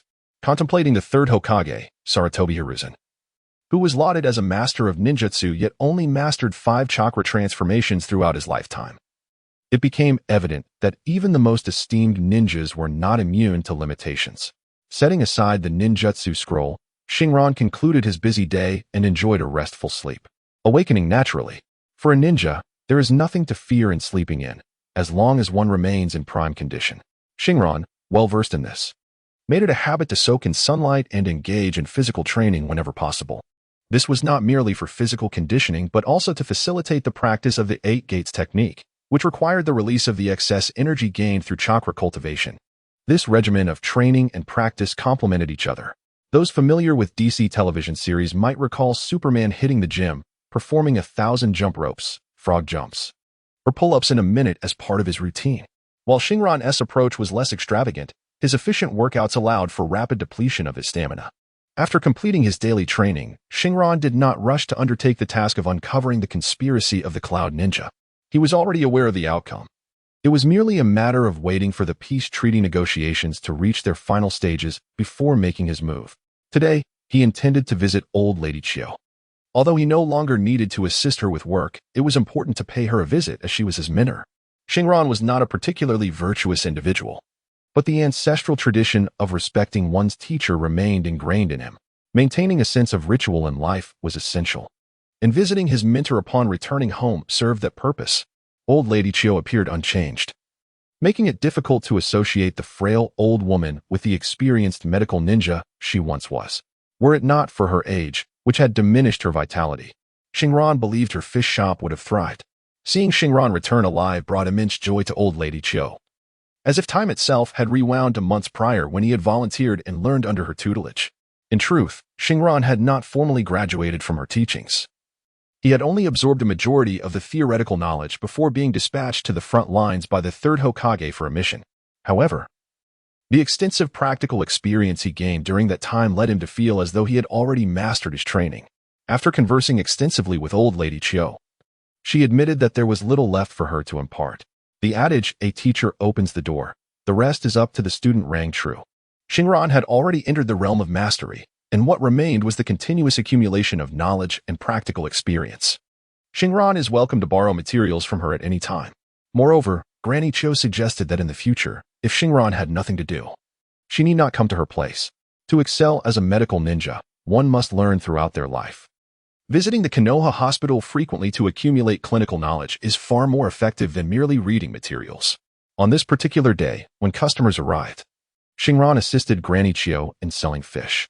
When the shop was empty, she shared some medical techniques she learned from Mabu-e, discussing them with Granny Chiu, and before long, the day slipped away. As the shop was about to close, a final customer entered, and Xingran found it peculiar that he had come here. Was he here to buy fish? Upon seeing Yakushi Kabuto, she hesitated, uncertain. Although his appearance had not changed, his identity had shifted. She recognized him as the Rock Ninja Boy, but not as Konoha Academy and Oppos, as Yakushi Kabuto. Thus, despite their mutual acquaintance, they they remained strangers in this context. I am here to buy shrimp for a bento box at school. They will be used for tempura, Yakushi Kabuto stated, seemingly oblivious to Xingran and Apos' uncertainty. Embodying the demeanor of a genuine academy student, he not only articulated his purpose, but also elucidated its application. An outsider might assume the boy was overly concerned about expressing himself clearly, but Xingran understood that this was merely Kabuto and Apos' spy habit. Every action and word was meticulously executed according to the predefined role he played, reminiscent of the original plot during the Chunin exams when he appeared as a perennial underachiever, eager to assist his juniors in card collecting. Before long, Xingran selected a few shrimp suitable for tempura, and throughout the transaction, their communication remained minimal. Until the payment was made, Kabuto exhibited no unusual behavior, leading Xingran to nearly believe he had genuinely come to purchase ingredients. However, upon receiving the money he offered, she realized that Kabuto had indeed come to seek her out. The two shared an unspoken understanding. One paid and departed, while the other graciously bid farewell. Yet, just moments ago, a scroll, no larger than a size 5 battery, had been discreetly wrapped in the paper currency that had passed into Xingran and Apos' hands. Even if others had been present in the shop, such a covert action would have gone unnoticed. After parting ways with Granny Chio, Xingran returned home and unwrapped the scroll, discovering it to be a common sealing scroll typically used for espionage intelligence transmission. Sealing scrolls are a distinctive tool in this world, with the most representative being that of Tintin, whose secret techniques utilize a myriad of ninja tools for striking attacks, with the core technique revolving around sealing scrolls to unleash a plethora of weapons. In reality, the applications of sealing scrolls are vast. Akin to the spatial rings in magical realms, they can even transport war supplies in emergencies. This characteristic makes them favored by spies for concealing various cumbersome items. Of course, sealing scrolls represent only a minuscule fraction of the broader sealing arts, which encompasses a vast array of ninja techniques, including combat-related sealing arts and the sealing of previous kage during the Fourth Great Ninja War. The Uzumaki clan's sealing techniques for subduing tailed beasts also exemplify the formidable nature of this discipline, which combines offense, defense, and support seamlessly. Xingran had not practiced authentic sealing arts. While there were specific techniques listed in the merit exchange, they pertained to particular jutsu rather than the comprehensive study of sealing arts. It would be an unwise use of precious merits to exchange for a singular sealing technique, which is why he had yet to acquire any sealing abilities. However, the sealing scroll Kabuto provided was of a basic variety. With a simple seal, one could unlock its contents, knowledge imparted by the Ninja Academy, alongside the rudimentary illusion technique. This was a one-time use scroll. Once Xingran released the seal, it would become ineffective, and its contents would be summoned forth. Xingran silently commanded, forming the seal with his hands. With a sudden puff of smoke, the scroll on the floor transformed into scraps of paper, revealing a pile of scrolls and books, topped by a letter, more accurately, a postcard. Upon reading it, Xingran couldn't help but smile wryly. These materials were clandestinely gathered by Yakushi Kabuto during his time as a subordinate of Orochimaru, specifically from one of his laboratories, and the contents were solely focused on cloning in the first Hokage cells. To his surprise, the flimsy excuse he had offered had been taken seriously by Kabuto. Thus, he pondered whether his involvement had significantly contributed to Kabuto and Apos' complex role as a double agent for Orochimaru. In truth, Xingran had initially hoped to facilitate a peaceful life for Kabuto and his adoptive mother, but it seemed that aside from the survival of Yakushi Neneo, other elements of the plot were reverting to their original historical trajectories. Was this a forced restoration of fate, or merely a coincidence? Quickly dismissing such unfounded speculation, Xingran and Apos' gaze returned to the heap of materials on the floor. Given the circumstances, acquiring Orochimaru and Apos' techniques was a step towards better researching the soul, a necessary component of his plan. Although the subjects appeared misaligned, he reasoned that cloning and cellular technology pertained to the study of the human body, and Orochimaru and Apos' soul research had always been intertwined with human experimentation. Perhaps there would be unexpected surprises, he mused. Regrettably, the postcard explicitly stated that this would be the last time Kabuto provided Orochimaru's technical information, marking a complete repayment of prior favors. He cautioned against harboring any greedy thoughts in the future, which had sparked in Xingran the idea of gradually extracting all of Orochimaru's knowledge through Kabuto. That night, Xingran illuminated his workspace and delved into study. In the following days, Xingran immersed himself in a state of singular focus, oblivious to the events outside his window. Even when members of the Anbu approached him for cooperation, he declined their requests, having already communicated everything necessary to the Hokage. He was well aware of the eventual outcome. Rendering his involvement in their actions inconsequential, there was no need to waste time. Since acquiring Orochimaru's research materials, Xingran felt as if he had unlocked the door to a new world. The advanced knowledge of genetics proved somewhat challenging, but this difficulty subsided once he borrowed a plethora of foundational genetics books from Granichio's library. From the original narrative, it was evident that after the fourth Hokage's demise and prior to the third Hokage's reinstatement, Danzo had harbored a strong desire for the Uchiha clan's Sharingan.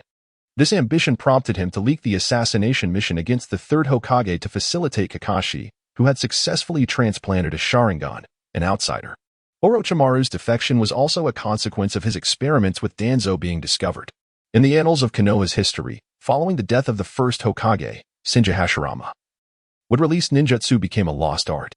The village and Appos, as higher-ups have since endeavored to rediscover this technique. At that time, the second Hokage, Shinja Tobirama, was still present, and he proposed the idea of cellular transplantation as the ninja world's leading scientist. Unfortunately, while the first cells could grant the ability to use would release, their violent nature rendered them akin to a virus, making them unusable by ordinary individuals. All test subjects ultimately fell prey to the first cells, transforming into mere plants.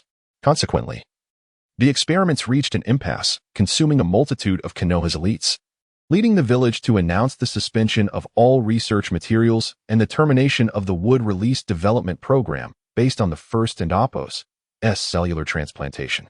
Danzo is a man who spares no effort in achieving his goals. The village's cessation of research does not imply that he will also cease his studies. Upon encountering the research enthusiast Orochimaru, the two quickly aligned and revived the project. However, by this point, the initial purpose of developing wood-release had shifted. Orochimaru's philosophy was to replicate a body imbued with the vitality of the first Hokage, to be used for his own forbidden resurrection techniques. Danzo desired more than just wood-release. After enduring prolonged missions and battles, his body bore numerous scars, and with age, his strength began to wane, making him increasingly distanced from the Hokage's throne. If he could successfully transplant the first cells through advanced technology, or even replace his own organs with clones derived from those cells, then injuries and age would no longer be a concern. Following their collaboration, Danzo and Orochimaru engaged in profound discussions regarding cell and organ transplantation, exemplified by the bandaged Sharingan concealed beneath Danzo's harap. The transplantation of the first and Appos' cells was no simple task, yet with Kakashi and Appos' case as a precedent, Danzo found the transplantation of a Sharingan to be a manageable endeavor. Driven by his quest for power, Danzo urged Orochimaru to refine the research, with the ultimate vision of attaining the first formidable physique while also possessing the terrifying destructive capabilities of Uchiha Madara's Sharingan, thus becoming a being transcending the ninja world. The research on the transplantation of the first cells evolved into the more complex field of organ transplantation, thereby necessitating the development of cloning technology. Cloning technology, formed from the division and reproduction of ancestral cells, results in a pure cell line where each cell shares identical genetic material. The available data, while not systematic instructional material, primarily consisted of Orochimaru's research philosophies and experimental records. Although this information could not systematically teach cloning techniques, verbatim replication of the content could still yield sufficient knowledge to create clones. In essence, it resembled acquiring a finished weapon along with the crafting process and specific parameters, after which one could engage in meticulous refinement to ultimately fabricate their own weapon, potentially even innovating upon the original design if one's skills were adept. During his study of these materials, Xingran made an unexpected discovery within one of Orochimaru's research documents, which contained a poignant statement. When you realize that biological entities do not truly experience death, you will understand. Genetic material can also be referred to as reproductive cells. These cells do not undergo qualitative change but struggle for existence through a system known as Appos, genes and Appos, that persist through eternity. Conversely, other somatic cells will perish within a certain time frame. In simpler terms, humanity is a creature that sustains the reproduction of immortal genetic lines while sacrificing unusable cells for survival. Given this, what then is referred to as death? It signifies the demise of a physical vessel that can no longer be utilized, a phenomenon of destruction. From this passage, it becomes evident that Orochimaru's exploration of genetic cloning and his assistance to Toanzo were merely ancillary, with his true aim being the pursuit of immortality. Unlike others, Xingran understood that this excerpt reflected not only Orochimaru's perspective on death but also a philosophical stance on existence, akin to that of Uchiha Shin. If you are acquainted with this individual, he is a character from the spin-off The Scarlet Moon of the Seventh Hokage, set in the era of Boruto. One striking detail is that Toanzo's arm, brimming with Sharingan, was sourced from Uchiha Shin. In the manga, Uchiha Shin's original words coincide with the records found in Xingran's materials. At this juncture, had Orochimaru already accepted this disciple and commenced his research? This was remarkable intelligence. Uchiha Shin possessed a distinctly unique constitution. Not being a member of the Uchiha clan, yet his extraordinary physique allowed him to accept any cells or organs. This realization dawned upon Xingran, leading him to ponder whether Toanzo's relentless pursuit of the first and Appos, cells and Sharingan transplantation was bolstered by his confidence in Uchiha Shin as a test subject. Thus, did this information hold any significance for Xingran? The answer was undoubtedly affirmative. While it was not the reanimation technique he initially envisioned, it contained an abundance of data on the transplantation of the first and Appos cells. Research indicated that the first and Appos formidable cells, devoid of a correspondingly powerful mental force to suppress them, would inevitably result in a disastrous transformation into a mere tree, akin to the wood release cutting technique. Excluding the anomaly of Uchiha Shin, a normal individual aspiring to inherit such power must develop corresponding mental ninjutsu to harmonize with it. At this juncture, Toanzo and Appos' involvement was minimal, as the remaining insights were Orochimaru's reflections on the study of reanimation. By inscribing his own soul imprint within the cells, even if consumed by the first cells, as long as the original body retained vitality, the transplantation would be deemed successful, albeit resulting in the emergence of a different organism, akin to the white phosphorus snake. Orochimaru and Appos' concept was extraordinarily audacious. However, those familiar with the original narrative knew that he ultimately succeeded, as evidenced by the remnants of genes and soul fragments left within Kabuto, which successfully facilitated his resurrection through curse seals. The information in Xingran and Appos' possession was still in the initial research phase and did not represent a fully developed technology. Yet the annotations concerning the soul and spirit were profoundly insightful, enhancing his comprehension and application of spiritual concepts. Days swiftly passed, and with his remarkable intellect, Xingran found grasping the knowledge within the materials to be a straightforward endeavor. In a matter of days, he had memorized and comprehended everything. Yet, that was merely the extent of his progress, not to mention the research on cloning technology.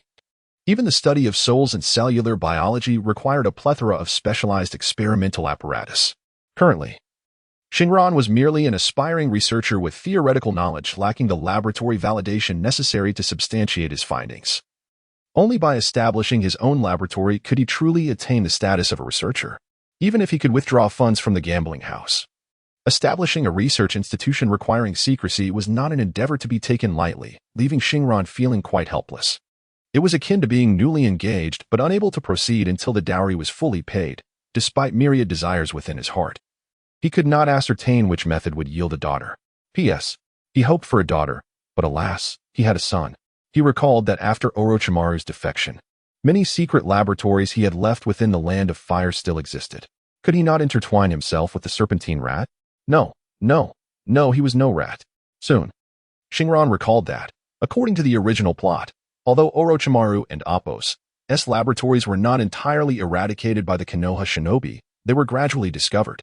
If he were to search for them without cause, leaving traces behind, it was not inconceivable for him to be unearthed in this world filled with extraordinary ninjutsu. With a promising future ahead, Xingran had no desire to live in hiding like Orochimaru. If only he could discreetly venture beyond the village to procure some experimental equipment. With his research reaching a temporary conclusion, Xingran finally emerged from his seclusion. The delegation from the Cloud-Hidden Village had been in Konoha for some time, and their preliminary reconnaissance should have been nearing completion. Action could commence at any moment. Although he was confident that the opposing side would initiate their plan shortly before the final signing of the peace treaty, the precise timing for the two nations to finalize the negotiations remained uncertain. The major issues between the two countries had been resolved, leaving only trivial matters to discuss, such as future trade tariffs and the urgent need to exchange goods brought by this delegation, requiring Konoha's cooperation for swift clearance. However, the most pressing concern for all remained the territorial claims regarding the land of water and Appos' occupation by the Cloud Shinobi. Konoha harbors no desire to border the land of lightning. The existence of smaller nations between the great powers serves precisely this purpose. However, the land of lightning is unwilling to relinquish its occupied territories.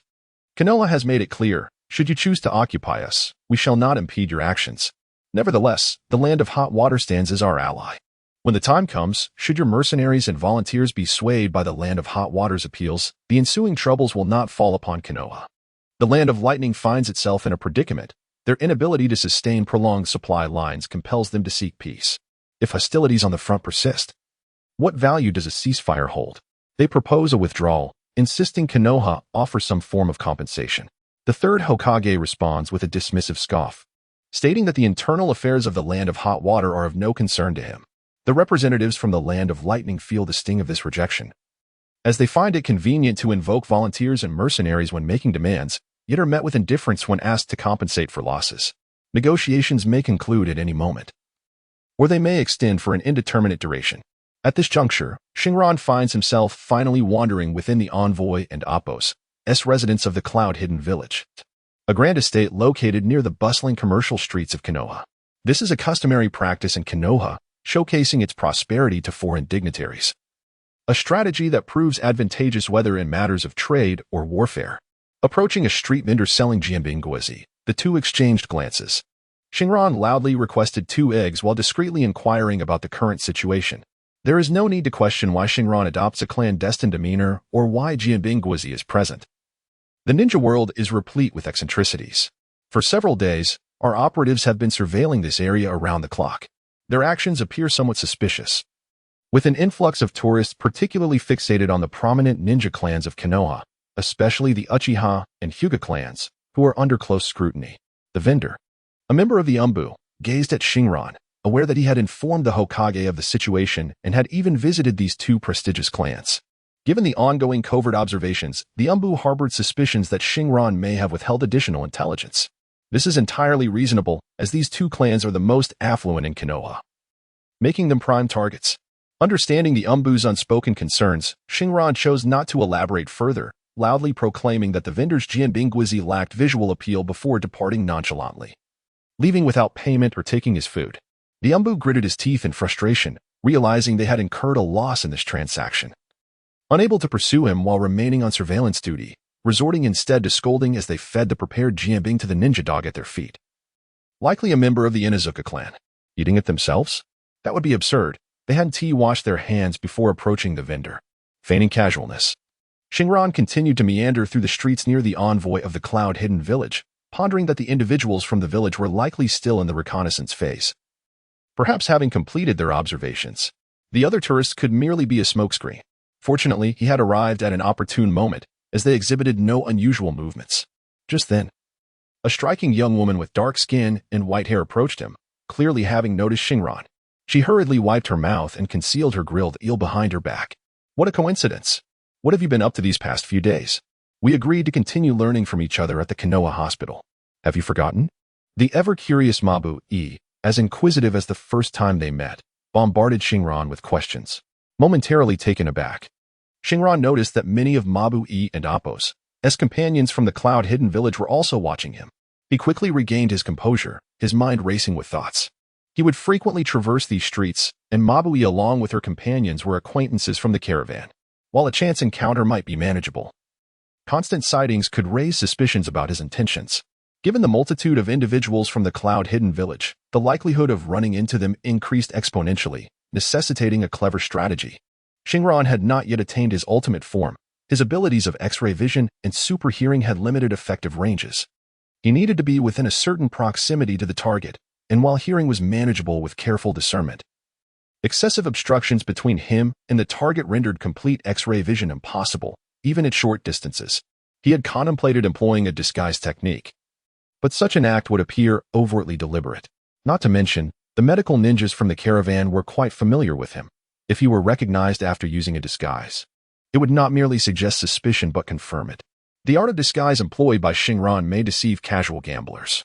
Yet he holds little confidence in its efficacy against seasoned ninjas who have dedicated their lives to the study of human anatomy. In the original narrative, the single-celled organism known as Myriad nearly exposed Kakashi and Appo's ruse, and Xingran is unwilling to take such risks. Shuden and Appo's you all be at the Konoha hospital, learning innovative hospital management concepts? It appears, however, that you are merely wandering about. Xingran did not respond to Mabuyi's inquiry, but instead countered with a question. Oh, Don and Amp, Appo's, mention it, Mabuyi lamented. The leader informed us that we might remain in Konoha for a while longer, granting us special permission to explore the village rather than attending daily lessons at the hospital. Hence, we found ourselves out shopping today. Mabuyi, still somewhat naive, readily divulged this information when questioned by Xingran. Before Xingran could interject, an older companion of Mabuyi sternly admonished her. The unspoken message to tread carefully with her words abundantly clear. Haha, the scenery of our Konoha village is rather splendid and bustling. You should indeed take the opportunity to explore. With peace reigning, there will be plenty of chances to study at the Konoha hospital. While you are young, seize the moment to enjoy life. Have you visited the Hokage Rock? The view there is particularly magnificent. Would you care for me to accompany you? Xingran extended an amiable invitation to the members of the Cloud Village, feigning a deep camaraderie. We've already visited. And now we must return to our lodgings to rest. Mabuyi replied, her tone stiff under the intense gaze of her companion. Oh, how unfortunate. Tomorrow, I will be assisting at the Konoha hospital. We shall continue our mutual learning then, Xingran said, waving goodbye to Mabuyi, who wore an expression of unexplainable regret. As he confirmed certain intelligence and notions. Firstly, it is evident that the Cloud Ninjas are still orchestrating their surveillance under the pretext of sightseeing. Furthermore, Xingran conceived a plan to address his frequent appearances at the Cloud Ninja encampment by cultivating a mutual admiration for each other and Appo's medical skills with Mabuyi. He could subtly express youthful affection, thus justifying his repeated visits under the guise of visiting a friend.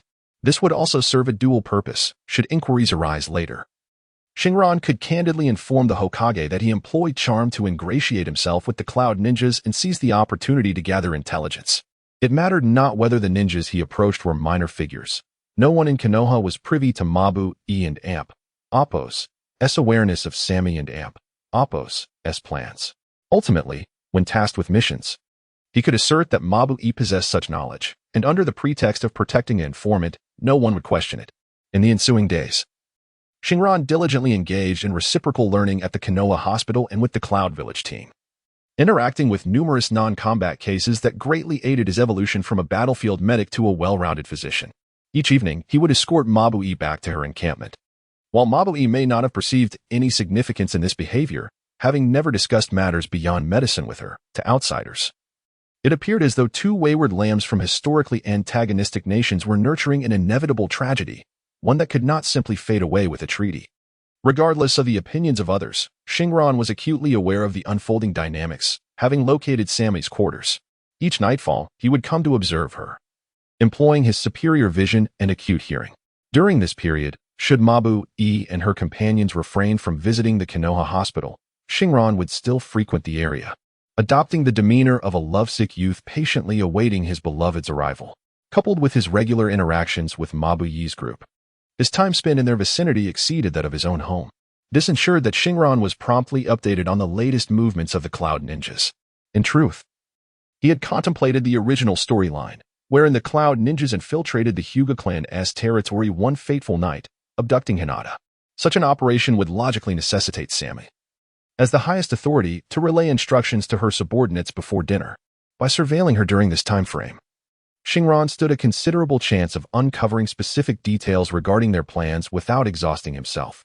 However, probabilities are not certainties. For Xingran, the preliminary groundwork was already laid, leaving only the need to await developments, a task made easier by reviewing medical texts during his watch, as he would also do at home. Time slipped away unnoticed, and the Cloud Village delegation had lingered in Konoha for over a month, with the final signing negotiations approaching in early April. Yet, the anticipated peace remained elusive, leading the citizens of Konoha to grow increasingly pessimistic about the prospects of the agreement. Throughout this period, Xingran had gleaned no useful intelligence from Sammy, only confirming that their sights were set on the Byakugan while the defenses of the Hyuga clan had been thoroughly scrutinized. However, this information, while potentially invaluable to Konoha's covert operatives, held little significance for Xingran, who was well aware of their intentions yet received no explicit details regarding their timing or methods from Sammy. His patience was wearing thin. Nevertheless, frequent visits to the Konoha hospital yielded substantial benefits for Xingran. He acquired experience in treating common ailments and gained insight into the medical practices and pharmaceutical habits prevalent in the Land of Lightning. During a discussion, he recalled that the future Reikage would suffer from a severed arm, and the fourth Reikage would emerge as a pivotal force against the Akatsuki, instigating the Fourth Great Ninja War. Regardless of whether his actions would ultimately influence Sasuke's decision to incapacitate the Fourth Reikage, the historical inertia surrounding Yakushi Kabuto could not be overlooked. Thus, Xingran sought to prompt the Cloud Village to take precautionary measures in advance. Consequently, he proposed a medical perspective for discussion. In the battles among ninjas, losing limbs is commonplace. Should one be unable to retrieve severed body parts, or if they are rendered unusable, that ninja becomes incapacitated. Losing a leg is manageable, as prosthetics can suffice. But losing an arm would impede their ability to perform hand seals, a critical blow to a village with limited ninja resources. If we could preemptively create prosthetics or even clone limbs from the cells of severely injured ninjas for the wounded to utilize, it would significantly mitigate the village's casualty rates. Once this idea was presented, it quickly ignited fervent responses, with opinions varying widely. However, the reality remained that few villages possessed cloning technology, and without Orochimaru and Konoha, their capabilities were comparable to those of other nations. While the idea was commendable, it was beyond the reach of contemporary capabilities. Mabu-e, unimpressed, retorted, "Why not diligently practice one-handed hand seals? This technique exists in every village. It's merely the difficulty of mastering it that has left so few ninjas proficient." Such is the nature of ideological clashes. Given that the Land of Lightning lacked genetic technology and cloning existed only in theoretical realms, Mabu-e and Appo's stance leaned towards addressing issues directly rather than pursuing impractical solutions. Xingran, however, was different. Having perused Orochimaru and Appo's research, he possessed concrete examples to draw from. Positioning his proposal from a higher vantage point, his intentions revolved around resolving issues at their core through medical advancements. It cannot be said that one perspective was right while the other was wrong, yet their debate continued unabated. Ultimately, no resolution emerged from their discussions. But Mabu-e and Appo's insights inspired Xingran to practice the art of one-handed hand seals. With his exceptional intellect, he mastered new skills with remarkable speed. Although he had previously possessed limited ninjutsu knowledge and lacked the time to explore this technique, the present afforded him ample opportunity. Moreover, once he passed the Chunin exams, he would undoubtedly acquire further secret techniques from the Yamanaka clan, allowing him to wield both in and yang-release ninjutsu, thus developing numerous tactical possibilities. At the beginning of April, the village finally received good news. Under the duplicitous demeanor of the Hokage, the Land of Thunder could no longer afford delays and reluctantly agreed to withdraw from the occupied territories of the Land of Soup. However, according to the intelligence from the Umbu, who were collaborating with Xingran to monitor the envoy from the Cloud Village, the Land of Fire consented to exchange food for the significant handicrafts of the Land of Thunder. This could be considered an unconventional compromise by the Land of Fire. Xingran understood that the signing of the peace treaty signified the nearing conclusion of events, and the Cloud Village envoy could make an attempt to abduct Hinata at any moment. That noon, after returning from a mission, Yamanaka Kai was expected to dine with Xingran as per tradition. This custom was not exclusive to the Yamanaka family. Many ninja households celebrated the completion of missions with a lavish meal, grateful for their survival. "Xingran, I heard you and Appo's been frequently visiting the Cloud Ninja and Appo's headquarters lately?" Kai suddenly inquired after their meal, causing Xingran, who was playfully engaging with little Ino, to momentarily freeze. "What's wrong?" Xingran replied, a hint of guilt lacing his voice. He was often visiting the Hokage for a secret mission, and ideally, Kai should be unaware of his true intentions. Yet, if that were the case, he must have grasped the superficial motives. Indeed, Kai broached the subject that Xingran found difficult to address. "Listen, my boy. Our peace with the Land of Thunder is not genuine. Regarding your dealings with that girl, Mabu-e, you know what I mean, right?" Although Kai was not particularly eloquent, the underlying message was clear. Well, there and Appo's Nothing between us, just exchanging medical insights. Once she leaves Konoha, we and Amp, Oppos, LLB two people from different worlds, Xingran replied, mustering courage despite his discomfort. Whether others believed him was irrelevant, he believed it himself. All right, I trust you. I was quite startled when that girl, Kai, brought this up with me. Kai chuckled after observing Xingran for a moment. As a top sensory ninja of the Yamanaka clan, he might not articulate everything clearly, but he could sense that Xingran was not deceiving him, and that sufficed. Yamanaka Kai? What is her story? Xingran pondered. His actions were merely a bait for those with ulterior motives, and he was surprised that Kai had returned from his mission with such knowledge. Apparently, someone had tipped him off. Dawn and Amp, Oppos, blamed Kai for being nosy. Her experiences on the battlefield had a profound impact on her, especially since she now greatly admires you. She hurried to find me after hearing from her classmates about you. You and Oppos, a genius of our clan, and you mustn't and Oppos, let youthful impulses lead you astray. Kai rambled on about Yamanaka Kai. Since the students' harrowing experience on the battlefield, many had awakened to their responsibilities, and Kai was among them. She had reportedly been training diligently and had even tempered her once fiery temperament. According to Jiraiya and Amp, Oppos' assessment, Yamanaka Kai was not suited to be a ninja. However, upon her return, she had proven herself, excelling in her studies and mastering basic healing techniques. Such skills were invaluable, as those who could wield healing techniques were excellent candidates for medical ninjas. While there were instances of students mastering healing techniques, most were absorbed into medical teams, ensuring a bright future ahead. At first, Xingran patiently listened to Kai defend Kai and Oppos' actions, but as the conversation progressed, he sensed a dissonance. Why was Kai so intent on promoting Yamanaka Kai? Did he suspect that Xingran harbored feelings for an enemy ninja and sought a substitute to divert attention? Xingran rolled his eyes, dismissing Kai and Amp, Oppos' concerns, and focused instead on entertaining little Ino. The child was merely 2 or 3 years old, yet her prominent forehead was already apparent.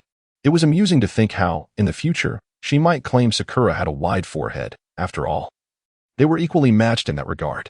Noticing that Xingran had shifted his attention to playing with Ino, Kai cleared his throat awkwardly and began discussing the upcoming Chunin exams, a topic of increasing importance as negotiations entered their final stages. The village's focus was gradually turning toward the exams, with diplomatic personnel already dispatched to invite the leaders of various nations to observe, and many logistical details required prior communication, consuming substantial resources.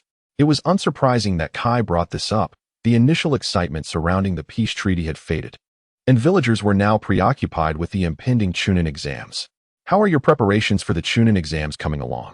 You Shuden and Oppos, spend all your time at the hospital.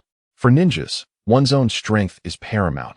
Don't neglect your training, Kai admonished with a tone befitting an elder. Xingran begrudgingly endured the lecture, feeling a newfound irony regarding the concept of endurance as a ninja.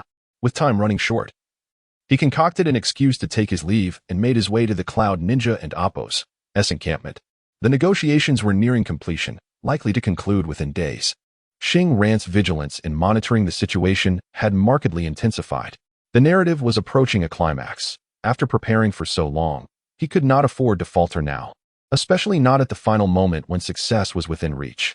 As usual, Xingran was well acquainted with the layout of Samyed's room. Activating his perception abilities and super hearing, he began observing the unfolding drama. However, upon his arrival, he immediately sensed something amiss.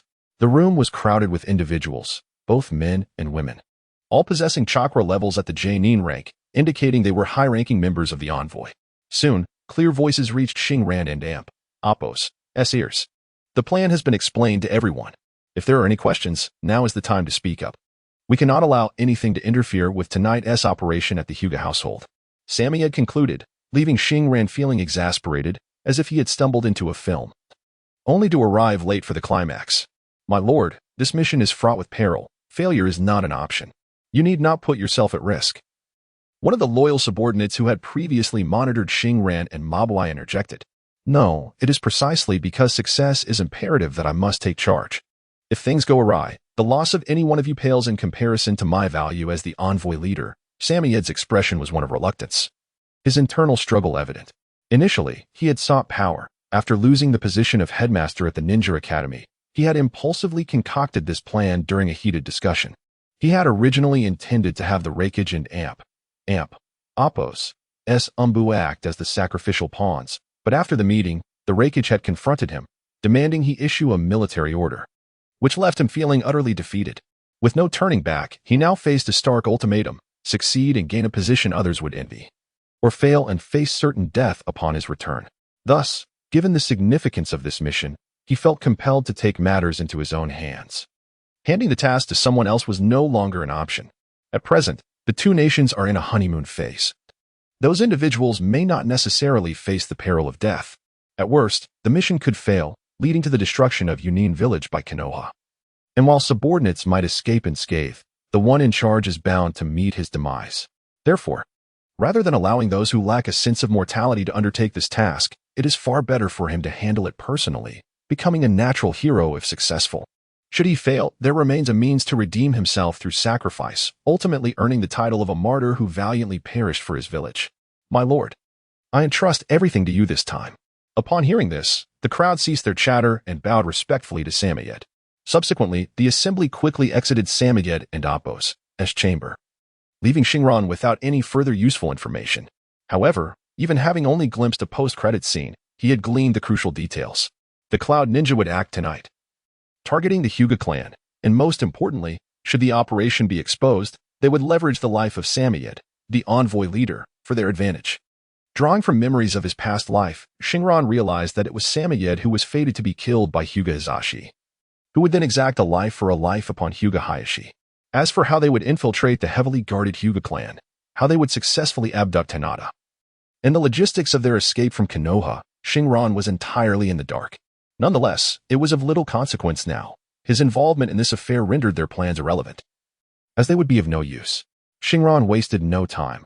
Their operation was scheduled for the evening, and dinner was merely an hour away. He had to hasten to secure advantages, to assist the village in issuing an early warning. He feared that if the Hokage learned of this and informed the Hyuga clan, Xingran would no longer be seen as a helpful ally, but rather as an agent of the village, which was far from his intention. A self-serving individual would sell the same intelligence at too lucrative prices. Upon arriving swiftly at the Hyuga territory, he was greeted by the same guard as before, who welcomed him into a reception room with ease. Hyuga Hayashi's austere visage once again materialized before Xingran. Yamamoto, I wonder what brings you here to seek an audience with the clan head. You may speak freely. The disdainful gaze of the prominent family was as palpable as ever, and Xingran felt a surge of irritation. Last time, he could attribute their disinterest to a lack of information, but this time he arrived bearing substantial intelligence, and they ought to show some acknowledgement. Sipping the tea prepared by the attendants, he mused that it was indeed fine tea. Even a noble family would not serve anything subpar, regardless of their disdain for the guest. I have come because I have uncovered the true purpose of the Yunin envoy's visit to Konoha. Given our shared identity as Konoha ninjas, I believe we have a mutual interest in this matter, and we ought to stand together in times of crisis, fostering closer cooperation moving forward. Xingran's leisurely speech was met with an unmistakable frown from Hisashi. Oh, and what, pray tell, is the purpose that warrants a visit from a rising star of the Yamamoto clan? Hisashi's tone dripped with skepticism, emphasizing his disdain for the notion of a talent emerging from the Yamamoto family. Xingran found himself increasingly repulsed by the Hyuga clan. Even if Hinata was the heroine of their tale, he was no mere pawn in a narrative. Ultimately, he was here to save their lives, and it seemed the unfortunate child was destined to perish in this predicament. Suppressing the urge to leave in a huff, he resolved to maintain his composure. After all, he was not there to curry favor, but to secure benefits.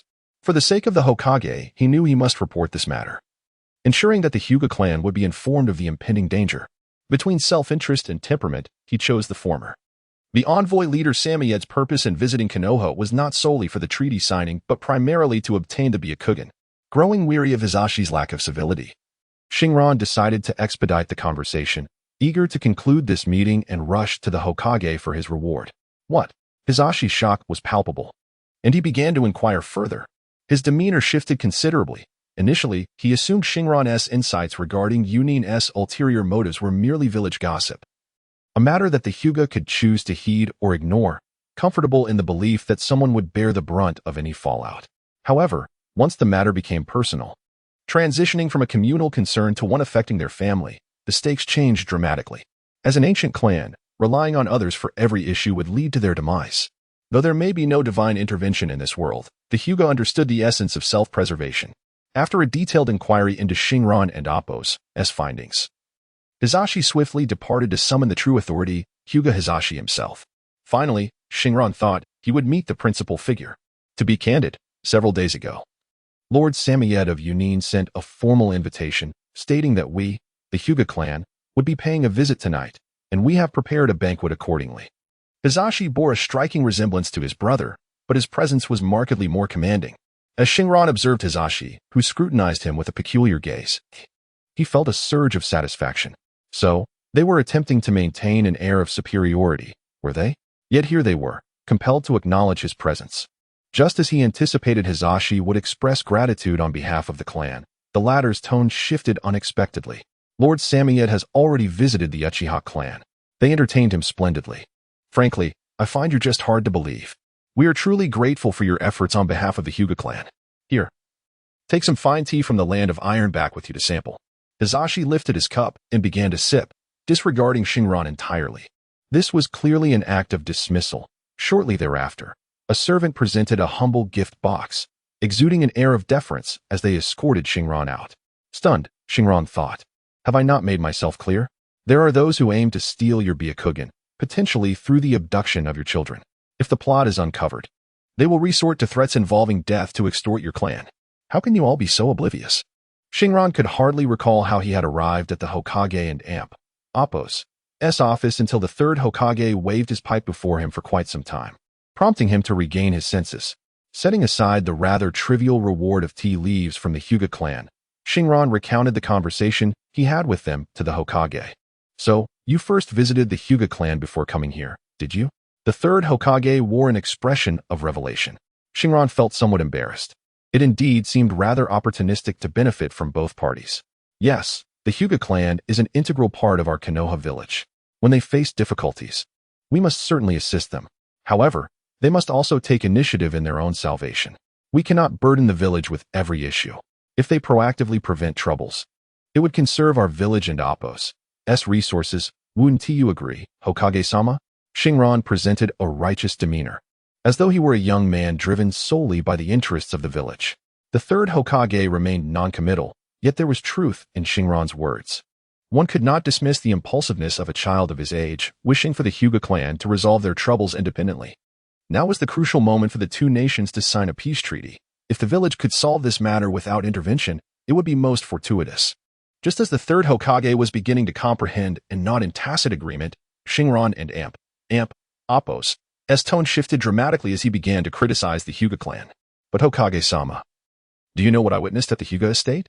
The head of the main family, Lord Hyuga Hisashi, dismissed my concerns as absurd, citing the previous tranquility after Sama's visit to the Uchiha clan.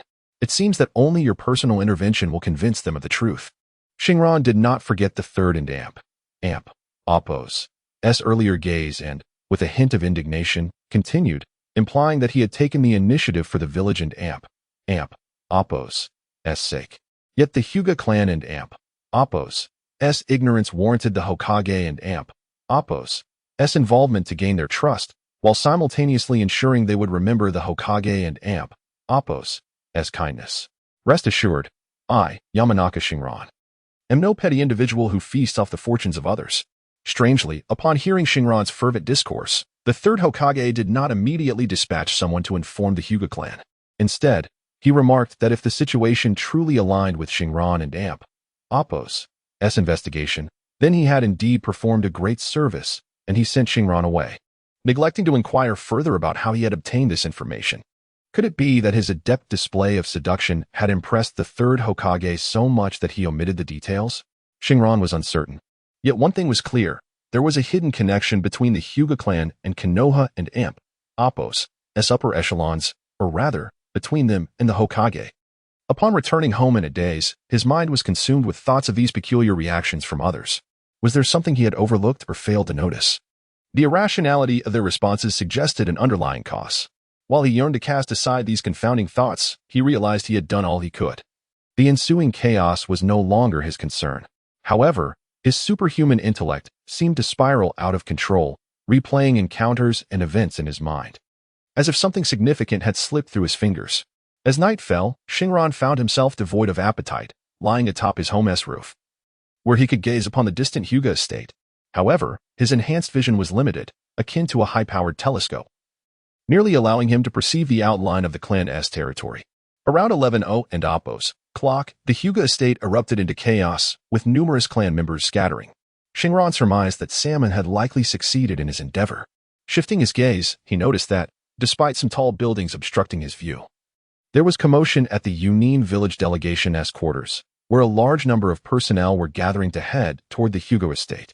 In the original storyline, Hinata Hyuga was abducted by a rogue ninja from the Cloud Village, only to be swiftly pursued by her father, who eliminated the assailant at their doorstep.